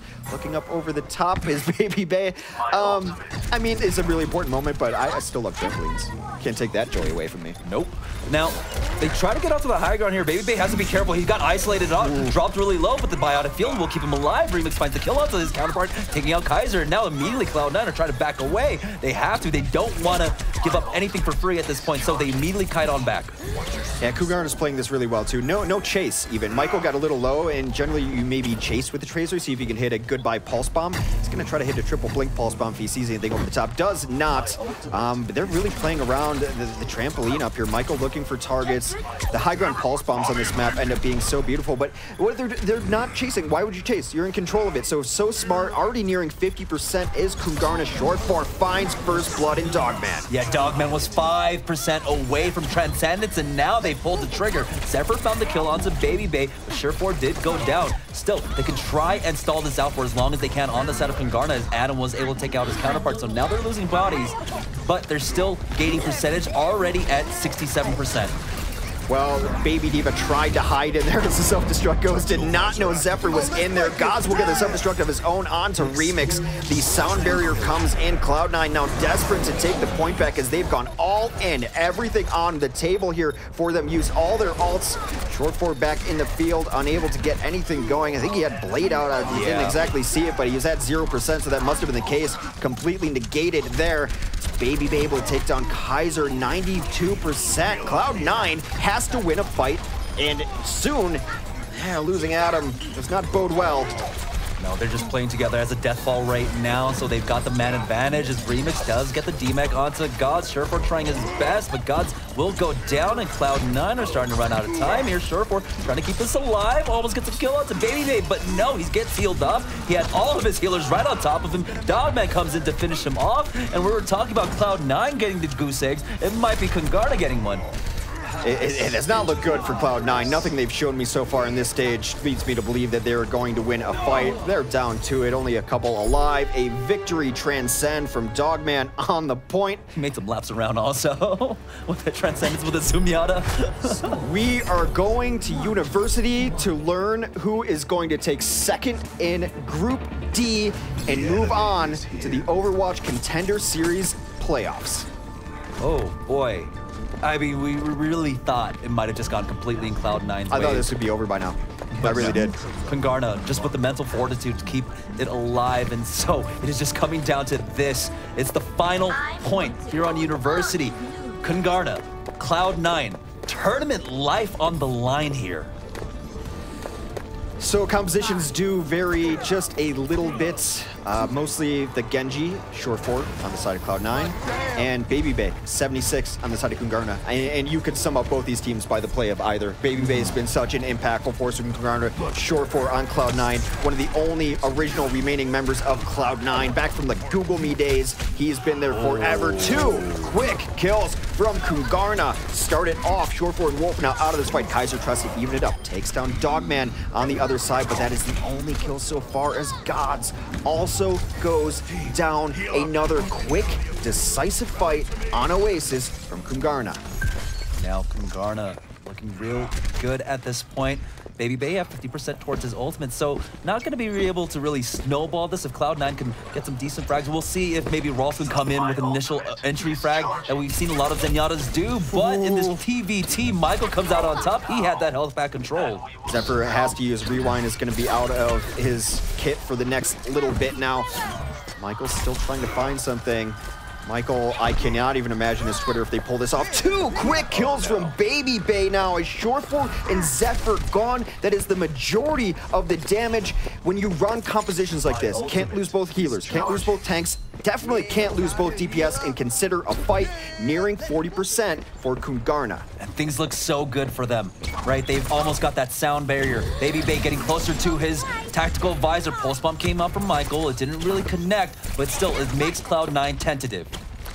Yeah, they're able to heal back up. Cloud9, at some point, they have to just go. They're going to be pushing into a sound barrier at some point as well. Zephyr's got the Pulse Bomb, very likely pushing a target. Feels some pressure right now. Does Kungarna just pop that sound barrier preemptively? They do force out the Transcendence, so at least a trade in that regard. Baby Bay takes out Kaiser, who got a little separated from his team, a little bit too deep. 70%. This could very well be the last fight for Cloud9 in the Overwatch Contender Series. Zephyr finally wins that battle against Michael, but is it going to be enough? 75% Kungarna, just 24% away from securing their spot in the Contenders playoff. Now we have the self-destruct coming out. Gods connects onto Dogman as Rolf finds a second, taking out Bishu, and now Cloud9 are striking back as they win out this team fight. But still, the point was in favor of Kungarna. They got 88%. They're one team fight away.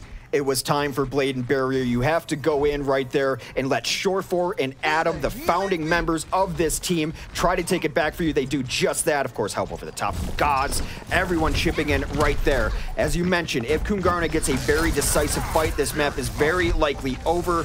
Kaiser coming in over the top. Mike Primal Ridge, Baby Bay trying to find a right angle. Able to desuit Gods. That means everyone going to be in his sights. No defensive matrix. Kaiser knows this is a problem. Tries to at least draw the fire and the ire. Zephyr comes in and takes out Baby Bay, but it's late. It is very late. This is going to turn into a scrap on the point.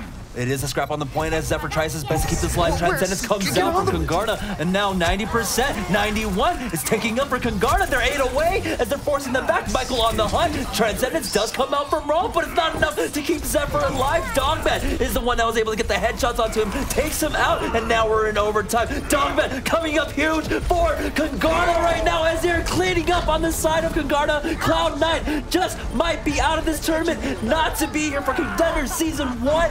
And with that, Kungarna. Oh my god. Dogman! Kungarna, Dogman! Dogman's been... Well put, well put. Rolf gets the play of the match. This is probably the double environmental. I can't believe what I just saw. Kungarna, who got absolutely owned on this stage. You cannot lose a control any worse. They lost 3, getting 0% to 300% and a best of 5 on control. Guts. Just pure guts from this team. Yeah. And they may be the heel, but man, it translates into something like that. I'm not a fan, but I like it. I like it. Yeah, I mean, that was nuts. And just looking at this, of course, they played the combination there at the beginning. They had Surefour on Pharah in the garden stage, able to use that very well, and they scrapped it out. They won that point. It wasn't as nearly as close as that 100-0. And then they go to City Center, and I don't get it. Why would you switch off Pharah? That's my big question. Like, why would you even do that? Baby Bay is a threat, but try it. Give it a life. Yeah. Give it 2 lives. See what happens there. It's very good on that stage. I don't know. Yeah. I honestly don't know. Surefour is a great Genji, but it was working. Why do you switch away from something that's working? No, and then we go to University, and they were just looking so scattered. There were multiple times. Oh, they were getting picked off early in every one of those early engages. And there was at one point, I think we were watching Baby Bay maybe, and he just had easy sights on everyone, first of all. He was having so much freedom in that entire University stage. But the supports were separated from the DPS on Cloud9, and they were just a little scattered. They finally were able to find an early entry kill.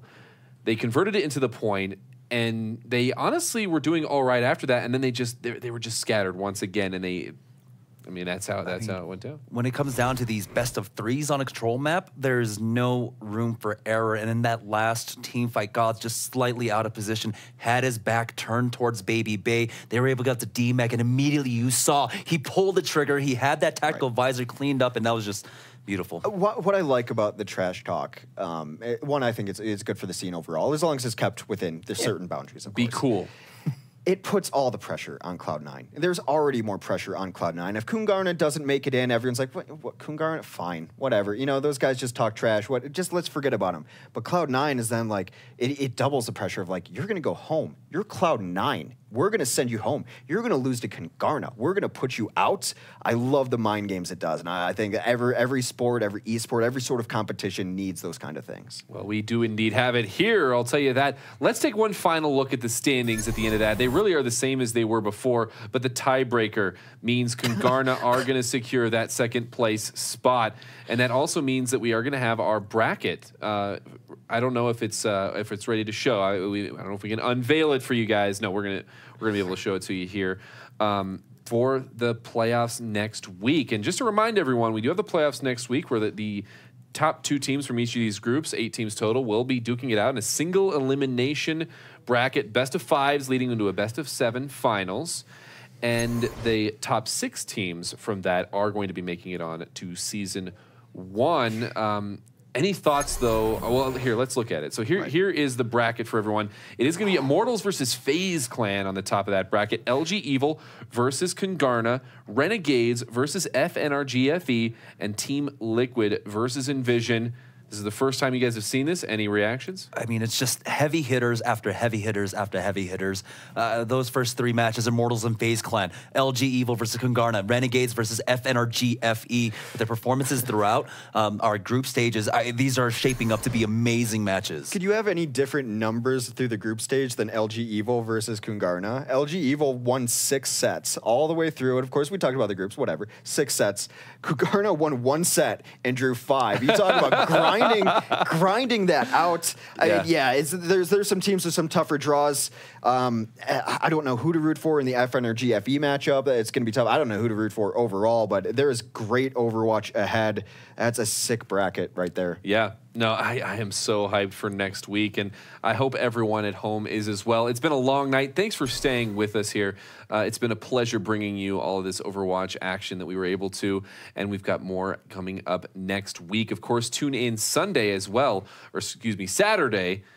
the order of the days is complicated. The Saturday for EU contenders, as all 8 of those teams have made it on to season 1, but we're going to see who is going to be atop that list and who's going to be coming home with a little bit more of the prize money on Saturday. And then, of course, Sunday, we're going to be completing what we have started today, what we started even weeks ago, in the NA playoffs. This is Gillfrost, and I'll be signing out for tonight. We'll see y'all next week. Finally, he does go down, but that by the time is ready to come in with the barrage, and they try to body block it instead of using the defense matrix. And so CL onto this res as the self-destruct does come out from me, so nothing coming of it. But Fury finds it onto his counterpart, and now here's a 2-man res. Yeah, it didn't matter. I don't know what the hang was doing out there. He must have forgot that her. Are we going to get back in here? That is the question. He flies up.